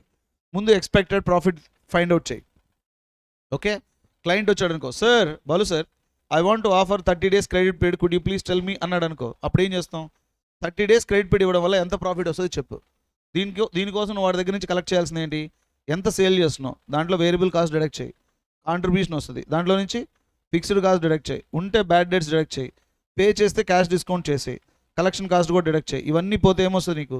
Profit before tax. దాంట్లోంచి ట్యాక్స్ పే చేయి, PAT వస్తుంది. హలో, ఈ PATతో పాటు ఆపర్చునిటీ కాస్ట్ కూడా ఉందిగా. ఎందుకంటే నువ్వు 30 days అమౌంట్ ఇస్తే 30 days నీ అమౌంట్ ఏమైపోయింది? బ్లాక్ అయిపోయింది. సో బ్లాక్ అయిపోయింది కాబట్టి credit sales divided by 360 into debtors collection period into opportunity cost rate. ఈ సేల్స్ని కాస్ట్ బేస్ మీద కూడా చేయొచ్చు. Total cost divided by 360 into debtors collection period.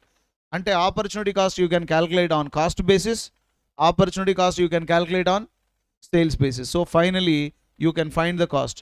ఈ బెనిఫిట్లోంచి కాస్ట్ డిడక్ట్ చేస్తే నెట్ బెనిఫిట్ పాజిటివ్ వచ్చిందనుకో, యాక్సెప్ట్, అదర్వైజ్ రిజెక్ట్. ఒకవేళ 30 days కాకుండా వాడు 60 days అడిగాడు అనుకో, సేమ్ 60 days దగ్గర సేల్, 60 days దగ్గర వేరియబుల్ కాస్ట్, కానీ fixed cost will remain constant అవుతుంది. ఎందుకంటే సేల్స్ పెరిగినా తగ్గినా fixed cost will remain constant కదా. That is the point. And ఈ 60 days దగ్గర కూడా నువ్వు బెనిఫిట్ ఫైండ్ అవుట్ చేయి. ఇక్కడ 5 lakhs వచ్చింది, ఇక్కడ 1,50,000 వచ్చింది. ఈ రెండింటిని కంపేర్ చేస్తే ఇంక్రిమెంట్గా ఎంత వచ్చింది? 3,50,000 వచ్చింది. కాబట్టి క్రెడిట్ పీరియడ్ని ఎక్స్టెండ్ చేయొచ్చు. So this is the procedure to be implemented. దీన్ని ప్రూవ్ చేయడం కోసం రెగ్యులర్గా ఐడెంటిఫై అయిన ప్రాబ్లం ఇది చూడండి. ఎన్నిసార్లు అడిగాడు? New study material, old study material, similar, MTP November 17 అడిగాడు, MTP May 18, MTP November, new old study material కూడా ఈ ప్రాబ్లం మార్చలే, అలాగే పెట్టాడు. ఇన్ని ప్రాబ్లమ్స్ ఉన్నాయి. ఇది న్యూ ప్రాబ్లం అయితే కాదు, కానీ మాస్టర్ మైండ్ మెటీరియల్దే, ఎప్పుడు ఓల్డ్దే. ఎందుకంటే న్యూది అయితే మీరు ఆల్రెడీ మొన్ననే కదా సార్ ఈ క్లాస్లో చేసాం అన్న ఫీలింగ్ వస్తుందని ఓల్డ్ ప్రాబ్లమ్స్ కొన్ని పట్టుకున్నాను. క్యాపిటల్ బడ్జెటింగ్ మాత్రం రీసెంట్గా చెప్పాను. ఓకేమ్మా, ఇప్పుడు ఈ ప్రాబ్లమ్ సాల్వ్ చేద్దాం. Okay, XYZ limited considering relaxing it's credit policy in evaluate currently it has annual credit sale ఎంత చేస్తున్నారు? 50 lakhs చేస్తున్నారు. And account receivable turn over ratio is 4 times. 4 times అంటే ఏంటి? క్రెడిట్ సేల్ చేసి తద్వారా క్యాష్ జనరేట్ చేయడానికి ఎన్నిసార్లు పడుతుంది వాళ్ళకి? 4 times అంటే ఎంత క్రెడిట్ పిడిస్తున్నాడు? 3 months ఇనుమా, 3 months ఇస్తేనే కదా ఎన్నిసార్లు అవుద్ది? 4 months అవుద్ది. Hello, so 3 months. Okay sir, 3 months అని ఎలా చెప్పారు sir? 12 divided by 4. Credit sale చేశాను, క్యాష్ కలెక్ట్ అయింది. ఈ ప్రాసెస్ మొత్తం ఎన్నిసార్లు జరుగుతుంది? 4 times అంటే 3 months కదా. కరెంట్ లాస్ట్ బ్యాడ్ డేట్స్ ఎంత? 1,50,000. A firm is requiring to give return opportunity cost rate 25%, right? Variable cost ratio ఎంత ఉంది? 75%. So now we have to tell the present policy ఇది, కానీ ఈ కంపెనీ పాలసీ 1 ఇంప్లిమెంట్ చేద్దాం అనుకుంటుంది, policy 2 implement చేద్దాం అనుకుంటుంది. ఈ రెండిట్లో బెస్ట్ ఇది. ప్రజెంట్ 4 times అంటే ఎన్ని డేస్, ఎన్ని మంత్స్? 3 months. 3 months అంటే 3 times అంటే 4 months. 2.4 times అంటే 12 divided by 2.4. హౌ మచ్ మా? 5 months. Got it now? ఇప్పుడు చెప్పండి ఎలా ఇవాల్యుయేట్ చేస్తాం. ఇలా తీసుకోవచ్చుగా. ఎక్స్పెక్టెడ్ ప్రాఫిట్, ప్రజెంట్ సేల్స్ ఎంత? 50 lakhs. ప్రపోజ్ సేల్స్ వాడే ఇచ్చేసాడు, సేల్స్ ఎంత? 60 lakhs. పాలసీ 2లో 60,70,000 లెస్ ఇందులోంచి ఏ cost? Variable cost 35 lakhs, 42 lakhs, 47,25,000 పోతే కాంట్రిబ్యూషన్, ఈ got it, right? Contribution less what is that? Bad debt deduct చేస్తే నెట్ ప్రాఫిట్ 13,50,000, 15 lakhs, 15,75,000 వచ్చింది. ఇప్పుడు దీంట్లో నుంచి ఆపర్చునిటీ కాస్ట్ చేయాలిగా. ఆపర్చునిటీ కాస్ట్ ఏ బేస్ మీద చేస్తావు? క్రెడిట్ సేల్స్ మీద చేయొచ్చు, కాస్ట్ మీద చేయొచ్చు, but always better to go with what? Cost. So total cost divided by 12 months into debtors collection period ఎంత వచ్చింది? 2,18,750. ఇంతేనా? 35 lakhs divided by 12 into 3 into 25%. ఇక్కడ ఎంత వచ్చింది? 42 lakhs divided by 12 into 4 into 25%, 3,50,000, right? ఇక్కడ ఎంత వచ్చిందమ్మా? 47.25 డివైడెడ్ బై 12 ఇంటూ 5 ఇంటూ 25%, 4,92,188. ఇప్పుడు ఎస్టిమేట్ చేస్తే నెట్ బెనిఫిట్ ఇక్కడ 11,31,250 వచ్చింది. ఇక్కడ 11,50,000 వచ్చింది, ఇక్కడ 10,82,000 వచ్చింది. దీంతో పోల్చుకుంటే ఇక్కడ పాజిటివ్ ఉంది, దీంతో పోల్చుకుంటే ఇక్కడ నెగిటివ్ ఉంది. ఎంత ఇవ్వడం బెటరు? ప్రజెంట్ పాలసీ ఇంప్లిమెంట్ చేయడం బెటర్. అంటే 3 months నుంచి 1 month పెంచి 4 months ఇవ్వడం బెటర్. కాదు అనుకుని 2 months పెంచావనుకో ఆపర్చునిటీ కాస్ట్ వల్ల నెగిటివ్ అయిపోతుంది. సో క్లయింట్కి ఏం చెప్తాం? It is better to go with which one? Policy 1. So this is an important point. Got it? Right. Next one, మీ దాంట్లో ఫ్యాక్టరింగ్ ఉందా సిలబస్లో?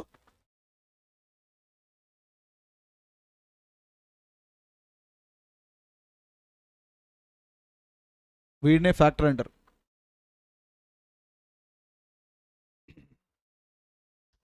ఫ్యాక్టర్ అంటే ఎవరు? Factoring is nothing but sometimes company makes a credit sales for early collection of book debts. It will take the service of factoring. Nothing but factoring is an innovative financial service. What is that? Innovative financial service. Simple లాజిక్తో చెప్తే చూడండి, a factoring is a agreement between 2 parties. Factor and a company. Factor may be a company అవ్వచ్చు, bank అవ్వచ్చు, organisation అవ్వచ్చు, person అవ్వచ్చు. జనరల్గా కంపెనీలు ఏం చేస్తాయి? ఇది ఒక కంపెనీ అమ్మ, ఈ కంపెనీ క్రెడిట్ సేల్ చేసింది. ఎవరికి? ఒక కస్టమర్కి చేసింది. క్రెడిట్ సేల్ చేసిన తర్వాత గూడ్స్ ఎక్కడి నుంచి ఎక్కడికి వెళ్ళిపోయాయి? ఫర్మ్ నుంచి కస్టమర్కి వెళ్ళిపోయేది. మరి కస్టమర్ దగ్గర నుంచి ఇన్వాయిస్ డాక్యుమెంట్ వస్తుందిగా. ఇన్వాయిస్ ఇప్పుడు నేను పే చేస్తాను అని ప్రామిస్తో అన్ని అగ్రిమెంట్తో పాటు వాడు కూడా ఇన్ఫర్మేషన్ ఇస్తాడు. ఇప్పుడు కంపెనీ ఏం చేస్తుంది? ఇమీడియట్గా థర్డ్ పార్టీ దగ్గరికి వెళ్ళద్ది. వీడే ఫ్యాక్టర్. వీడు ఒక పర్సన్ అవ్వచ్చు, ఒక బ్యాంక్ అవ్వచ్చు, ఒక కంపెనీ అవ్వచ్చు. ఈ ఇన్వాయిస్ డాక్యుమెంట్ వీడికి ఇచ్చి వీడితో అగ్రిమెంట్ తీసుకుంటుంది. ఓ డ్యూ డేట్న ఈ ఫ్యాక్టర్ ఏం చేస్తాడు? కస్టమర్ దగ్గరికి వెళ్ళి ఈ డాక్యుమెంట్ చూసేసి మనీ కలెక్ట్ చేసి వీడు ఏమన్నా అడ్వాన్స్ కానీ లోన్స్ కానీ ఇచ్చుంటే ఆ మనీని వాడికి ఇచ్చేస్తాడు. రిమైనింగ్ అమౌంట్ సెటిల్ చేసుకొని రిమైనింగ్ వీడికి పే చేస్తాడు. ఇలా ఒక ఏజెంట్గా వర్క్ చేసే సర్వీసే వాట్ ఇస్ దట్? ఫ్యాక్టరింగ్. ఇప్పుడు కంపెనీలు ఏం చేస్తాయంటే, నేను క్రెడిట్ సేల్ చేశాను, వాడు ఎప్పుడో పే చేస్తాడు. వాడు పే చేస్తాడా లేదా వాడు వెనకాల తిరిగి నా బుర్ర వెక్ చేయడం కంటే, ఇప్పుడు వాడికి 40 lakhs సేల్ చేశా, ఇమ్మీడియట్గా ఆ పర్సన్ తీసుకుంటా. అరే బాబు నువ్వు ఫ్యాక్టర్, నేను 40 lakhs సేల్ చేశాను కదా, ఈ డబ్బులు మొత్తం నువ్వు తీసుకో, రైట్? నాకు ఒక 80 lakhs ఇవ్వు. కలెక్ట్ చేసిన తర్వాత వాడి దగ్గర నుంచి కలెక్ట్ చేసిన దాంట్లో ఇంట్రెస్ట్ పట్టుకో, నీ కమిషన్ పట్టుకో, రిమైనింగ్ బ్యాలెన్స్ ఇవ్వు అన్నాను అనుకో, ఇప్పుడు నేను రిలాక్స్ అయిపోతా. Do agree? ఇప్పుడు నా బిజినెస్ ఏమవుతూ ఉంటుంది? ఫాస్ట్గా మూవ్ అవుతుంది. వాడు పే చేస్తాడా చేయడా తర్వాత విషయం, మొత్తం వాడే చూసుకుంటాడు. ఇప్పుడు మార్కెట్లో జరుగుతున్న best Andhra bank, Andhra bank union బ్యాంక్లో మెర్జ్ చేసేటప్పుడు ఆంధ్రా బ్యాంకు చాలా లోన్లు ఇచ్చినాయి. Education loan, housing loan, that loan, this loan అని. ఆ లోన్ మొత్తాన్ని వాళ్ళు కలెక్ట్ చేయలేకపోయారు. సింపుల్గా ఎవరి దగ్గరికి వెళ్ళారు? బజాజ్ ఫైనాన్స్ దగ్గరికి వెళ్ళారు. బాబు మొత్తం డాక్యుమెంట్ నువ్వు తీసుకో, వసూలు మొత్తం నువ్వు వసూలు చేసన్నా ఇవ్వు, లేదా మాకు కొంత లోన్ ఇచ్చి మిగిలిందంతా నువ్వు తీసుకో అన్నారు. ఆంధ్రా బ్యాంక్ దగ్గర లోన్ తీసుకోవడం అంటే అమ్మ దగ్గర డబ్బులు తీసుకున్నంత ఫీలింగ్ విధం. లోన్ ఇవ్వండి బాబు అంటారు. బజాజ్ ఫైనాన్స్ వాడు ఏం అంటాడు, అంతే అన్న తీసుకో అన్న, అవునా? సో వాడు ప్రైవేట్ సెక్టర్ కదా, వదులుతాడు వాడు వదలడు. వీళ్ళు అలా కన్సిడర్ చేశారు. So this is the factoring service, right? Examiner ఏం అడుగుతాడంటే, ఒక క్లయింట్ ఫ్యాక్టర్ చేయాలనుకుంటున్నాడు. ఇప్పుడు చూడు, వీడే ఉన్నాడు మహానుభావుడు, వీడు ఒక కంపెనీ క్రెడిట్ సేల్ చేసేటప్పుడు క్రెడిట్ సేల్ చేశాడు, తర్వాత తలపట్టుకుంటున్నాడు ఏమని, ఆ డబ్బులు ఎలా వసూలు చేయాలి అని. ఇప్పుడు ఏం చేస్తాడు? వీడు ఎవరి సర్వీస్ దగ్గరకు వస్తాడు? ఫ్యాక్టర్ దగ్గరకు వస్తాడు. ఫ్యాక్టర్ ఏం చేస్తాడు? ఈ మొత్తం మనీ వసూలు చేసి కన్సిడర్ చేస్తాడు. ఎందుకు ఒక కార్పొరేట్ కంపెనీ ఫ్యాక్టరింగ్ సర్వీస్ తీసుకుంటుంది అంటే 2 reasons. Reason for taking factoring, number 1 effective collection of book debts, ఇంకోటి సోర్స్ ఆఫ్ ఫైనాన్స్. దీన్ని ఎలా అబ్జర్వేషన్ చేస్తాం? కార్పొరేట్ కంపెనీలు మిమ్మల్ని అడిగారు అనుకో, సార్ అసలు ఫ్యాక్టరింగ్ సర్వీస్ తీసుకోవడం వర్తబుల్లా కాదా అన్నారనుకోండి, ఇలా కన్సిడర్ చేయండి. ఫ్యాక్టరింగ్ సర్వీస్ తీసుకోవడం వల్ల మీకు వచ్చే అడ్వాంటేజ్ అంటే చెప్పండి. 1 సేవింగ్ ఆఫ్ బ్యాడ్ డెట్, ఎవరు చూస్తాడు? ఫ్యాక్టరే. సేవింగ్స్ ఆఫ్ కలెక్షన్ కాస్ట్ ఎవరు చూస్తాడు? ఫ్యాక్టర్. ఆపర్చునిటీ కాస్ట్ బెనిఫిట్, వాడు ఒకవేళ ఎర్లీగా డబ్బులు కలెక్ట్ చేసి ఇచ్చాడు అనుకో, అప్పుడు ఇంకో బెనిఫిట్ కూడా వస్తుంది మీకు. ఏంటది? Opportunity cost benefit. ఒకవేళ వాడు మాటలేని మీరు సేల్స్ వసూలు ఎక్కువ చేశారనుకో, అంటే ఎవరు సేల్ చేస్తున్నారు సార్? ఏబీసీ కంపెనీకి సేల్ చేస్తున్నాను. ఎంత సేల్ చేస్తున్నారు? 40 lakhs. 40 lakhs ఏబీసీ కంపెనీ, నాకు తెలుసు సార్ వాడు ఫ్రెండే, మీరు 1 crore చేయండి నేను వసూలు చేసి ఇస్తాను అన్నాడు అనుకో, అప్పుడు ఇంకో బెనిఫిట్ కూడా వస్తుంది కదా. ఎవడు మాటలేని సేల్ చేసాం ఫ్యాక్టర్ వల్ల, అప్పుడు మనకి ఇంకో బెనిఫిట్ కూడా వస్తుంది. ఏం బెనిఫిట్? కాంట్రిబ్యూషన్. ఈ 2 ఇఫ్ కండిషన్. ఏం benefits? 4 savings of bad debts, savings of collection cost, opportunity cost benefit, contribution benefit. ఈ మొత్తం టోటల్ చేయి. తర్వాత ఆపర్చునిటీ కాస్ట్ ఆఫ్ ఫ్యాక్టరింగ్. ఏమేమి వస్తాయి? Cost of factoring fee. ఒకవేళ వాడు మాటలేని సేల్స్ రెడ్యూస్ చేసాం అనుకో, ఏ కంపెనీకి సేల్ చేస్తున్నారు? ఏబీసీ కంపెనీకి. ఎంత? 40 lakhs చేస్తున్నావు. 40 lakhs ఏబీసీ కంపెనీకి? మీ ఇష్టం. సుబ్బారావు గురించి తెలుసా మీకు? ఏబీసీ కంపెనీకి వాడినే చేశాడు. మీ ఇష్టం సార్, నేను ఇంకా మీ ఇష్టం. ఏం చెప్తున్నారో నువ్వు, ఏం చెప్పడాడు, మానసికంగా భయపడతాడు. ఆటోమేటిక్గా ఏమనిపిస్తుంది మళ్ళీ, మనకి ఎందుకులే బాబు ఇంత సేల్స్, అంత కొంత ఏం చేస్తాం, తగ్గిస్తే దానివల్ల కాంట్రిబ్యూషన్ లాస్ కదా, రైట్. తర్వాత ఇంట్రెస్ట్, ఒకవేళ లోన్ ఇచ్చాడు అనుకో, దాని మీద ఏం కట్టాలి, ఇంట్రెస్ట్ కట్టాలి. ఈ మొత్తాన్ని కాస్ట్ని యాడ్ చేయి, బెనిఫిట్లోంచి కాస్ట్ డిడక్ట్ చేయి, నెట్ బెనిఫిట్ పాజిటివ్ వస్తుంది. Accept otherwise. This is called factoring. అయితే ఇక్కడ కొన్ని సందర్భాల్లో factor lends loan receivables not only with holding margin but also commission కూడా పట్టుకొని లోన్ ఇస్తాడు. And factor gives loan amount after with holding interest for concern days. చూడు, factor దుర్మార్గుడు అయితే లోన్ అమౌంట్ ఇంట్రెస్ట్ మొత్తం పట్టుకొని నీకు మనీ ఇస్తాడు.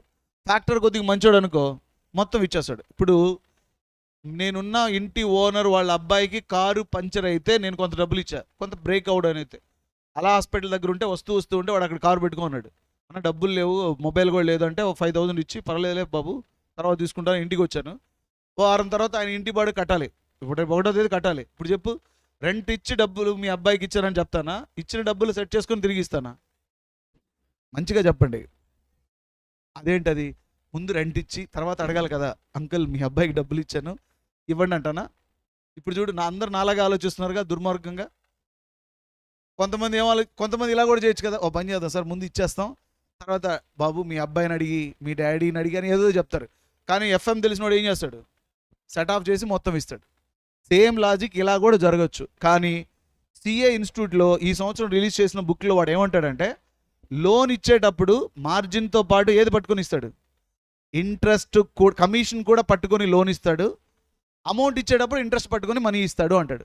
అంటే factor lends loan by holding margin but also commission for concern days, and factor gives loan amount after with holding of interest for concern days. ఇది problem. దీని base మీద ఒక చిన్న ప్రాబ్లం ఉంది విత్ డిస్కషన్. అరే మీ attention pay చేస్తున్నారుగా, ఆ sound మనల్ని disturb చేయదు, ఎందుకంటే వీఆర్ వెరీ సౌండ్.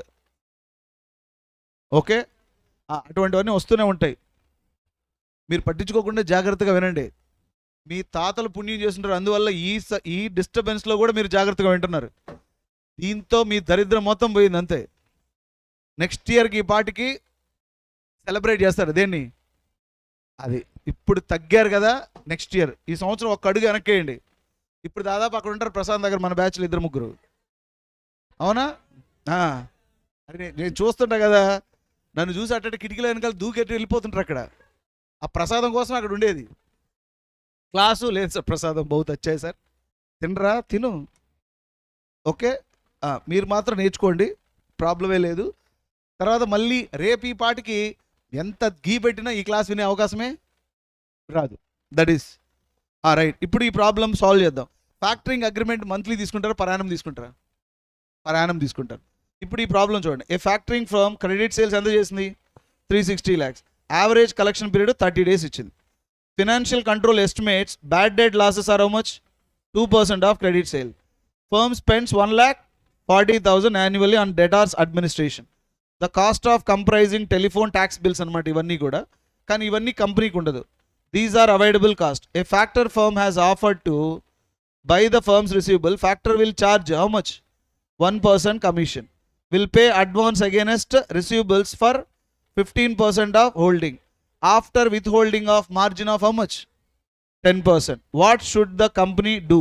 ఏం చేయాలి, తీసుకోమంటారా వద్దా, ఇది క్వశ్చన్. ఇప్పుడు చెప్పు, క్లయింట్ నీ ఆఫీస్కి వచ్చాడు, ఎదురుగా కూర్చోన్నాడు, 360 lakhs సేల్ చేస్తాడంట, 30 days క్రెడిట్ పీరియడ్ ఇస్తా అన్నాడు. ఇప్పుడు ఫ్యాక్టరింగ్ సర్వీస్ తీసుకోవాలా వద్దా అనేది వాడు క్వశ్చన్. ఇప్పుడు నువ్వేం చెప్తావు, ఫ్యాక్టరింగ్ సర్వీస్ తీసుకోవడం వల్ల అడ్వాంటేజ్ ఏంటి, ఏం అడ్వాంటేజా?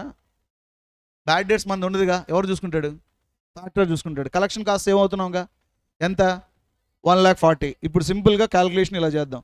సేవింగ్స్ ఆఫ్ బ్యాడ్ డేట్స్ 7,20,000 ఎంతమ్మా, 360 lakhs ఇంటూ 2% అయిపోయిందా. Savings of collection cost 140, total చేస్తే ఎంత వచ్చింది, రైట్. నెక్స్ట్ కాస్ట్ ఏంటి చెప్పి, ఇక్కడ నీకు కమిషన్ ఏ బేస్ మీద అన్నాడు వాడు, ఇక్కడ చూడు, ఇక్కడే contradiction. Factor will charge 1% commission, దేని మీద? రిసీవబుల్స్ మీద. అంటే ఇప్పుడు నువ్వు రిసీవబుల్స్ క్యాలిక్యులేట్ చేయాలిగా. రిసీవబుల్స్ అంటే ఏంటి? డెటార్స్. ఇప్పుడు చూడండి, so commission per annum 1% receivables కావాలంటే step number 1, receivables 360 lakhs divided by 360 into 30 ఎంత వచ్చింది? 30 lakhs. దీని మీద కమిషన్ ఎంత? 1%. అప్పుడు 30 lakhs ఇంటూ 1% అంటే 30. కానీ పర్ యానం కావాలి. ఇది ఎన్ని డేస్కి? 30 డేస్కి. అప్పుడు కమిషన్ పర్ యానం కావాలంటే 30 lakhs 30,000 డివైడెడ్ బై 30 ఇంటూ 360 ఎంత వచ్చింది? 3,60,000 per annum. Next interest pay చేయాలిగా. ఇంట్రెస్ట్ ఎలా పే చేస్తాడు అంటే లోన్ ఇస్తాడు, లోన్ మీద ఇంట్రెస్ట్ ఛార్జ్ చేస్తాడు. కానీ లోన్ ఎంత ఇచ్చాడు ఇక్కడ చూడండి, 30 lakhs లోను. హలో, ఇది రిసీవబుల్స్. దీంట్లో ఎంత పర్సెంటేజ్ మార్జిన్ హోల్డ్ చేస్తున్నాడు? 10%. ఈ 30,000 గురించి ప్రాబ్లంలో చెప్పలా. కానీ సిఏ ఇన్స్టిట్యూట్ వాడు ఏమంటాడంటే ఫ్యాక్టర్ ఇంటెలిజెంట్ కాబట్టి ఈ 30 lakhsలో నుంచి 10%తో పాటు ఈ 30 days కమిషన్ కూడా పట్టుకుంటాడు. ఇప్పుడు నేను కూడా ఏంటి, వాళ్ళ అబ్బాయికి ఇచ్చిన డబ్బుల్ని సెట్ చేసుకుంటానా చేసుకోనా? చేసుకొని ఇవ్వచ్చు, చేసుకోకుండానే ఇవ్వచ్చు. కానీ వాడు మెటీరియల్లో ఇలా కన్సిడర్ చేశాడు, ఈ సంవత్సరానికి ఇలా కానిచ్చేయండి. హలో, లోన్ ఎలా వస్తుంది? Receivables minus margin minus commission for that concern 30 days. అప్పుడు 30 lakhs minus 30 lakhs into 10% minus 30,000 చేస్తే ఎంత వస్తుంది మీకు? 26,70,000. ఈ 26,70,000 మీద ఎంత పర్సెంటేజ్ లోన్? 15%. అప్పుడు 26,70,000 ఇంటూ 15% లోన్ తీసుకుంటే 4,50,000. ఇప్పుడు టోటల్ కాస్ట్ ఎంత? 7,60,000 అయింది. నెట్ బెనిఫిట్ వచ్చి 8,60,000 minus 7,60,000. In total 99,500. So since it is a net benefit is positive, it is advisable to accept. Okay, this is the working capital, right? And next we have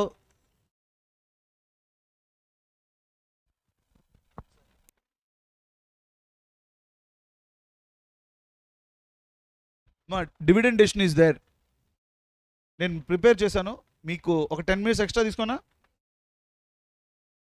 అరే, health problem లేని వాళ్ళు, health problem corona వచ్చిన వాళ్ళందరూ సైలెంట్గా వెళ్ళిపోవచ్చు.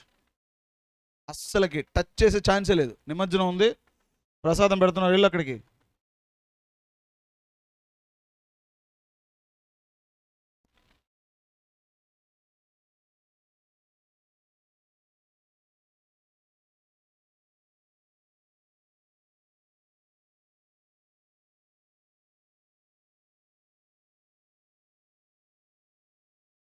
జరిగేటప్పుడు అక్కడ వేసేవాళ్ళు కాదు, విగ్రహదాత అన్నదాత అన్నారు చూసావా, ఆ స్థాయిలో రావాలి మనం. అక్కడ కూర్చో ప్రసాదం కోసం డ్యాన్సులు కాదు వేయాల్సింది, అర్థమైందా? విగ్రహదాత అన్నదాత డెకరేషన్ దాత అంటే చెక్ మీద అలా సంతకం పెట్టి ఇచ్చేయాలి అంతే. ఆ స్థాయిలో రావాలి, అలా రాకూడదు. అదే నా కోరిక. ఓకేనా?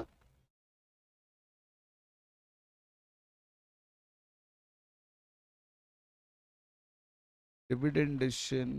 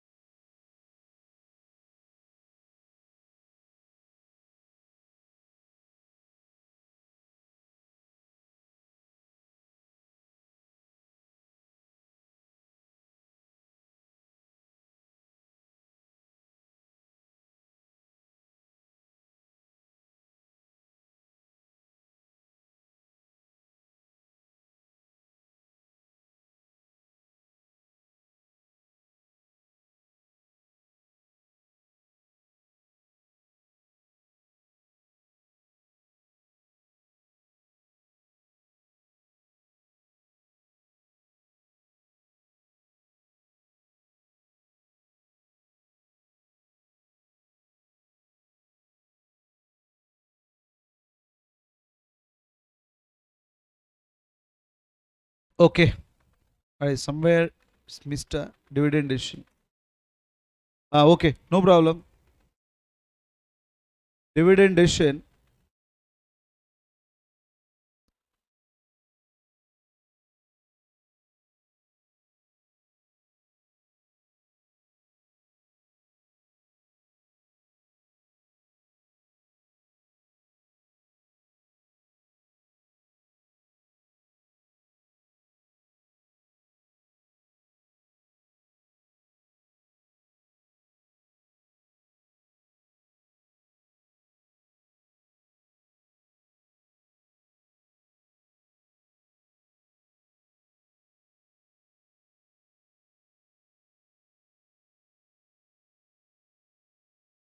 Uh, yes, ma. Because of constraint of this dividend decision theories, I will explain the three important theories so that you can easily solve the problem also. See, dividend decision, financial management decisions being classified into how many types? Three types. One is financing decision, investment decision, another one is dividend decision. So, financial management decisions, how many types? Three types. So, one of the decision is nothing but what decision? Dividend decision. Dividend decision, right? Dividend decision. In this dividend decision means, what is a dividend decision? When company makes a profit, what to do with the earned profit?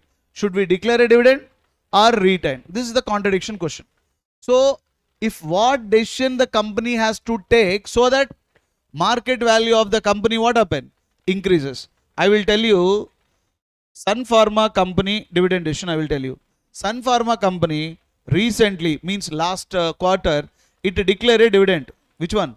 Sun Pharma company. When it declared a dividend, immediately market price decreased at a time.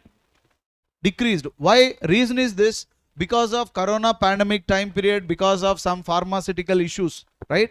The company has to not to declare dividend, it has to what to do? Retain and reinvest and better to utilize the market. But whereas company declare a dividend, market value gets collapsed. Whereas BHCL company is there, BHCL, it retained in such a case because of corona pandemic time, right? It's not a fair enough to retain and reinvest. That would be the reasons, and some companies, some investor, they started to sell.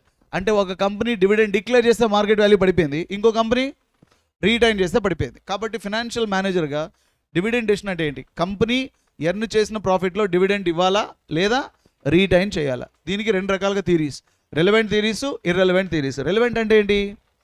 Dividend declare చేయడం వల్ల market price influence అవుతుంది అని argue చేసేవన్నీ కూడా relevant. Dividend declare చేయడం వల్ల market price ఎటువంటి పరిస్థితుల్లో ఇన్ఫ్లుయెన్స్ కాదు అనేవన్నీ ఇర్రెలవెంట్. ఓకే, రిలవెన్స్లో వాల్టర్ థియరీ, గార్డన్ థియరీ ఉంటాయి. ఇర్రెలవెన్స్లో ఎంఎం థియరీ ఉంటుంది.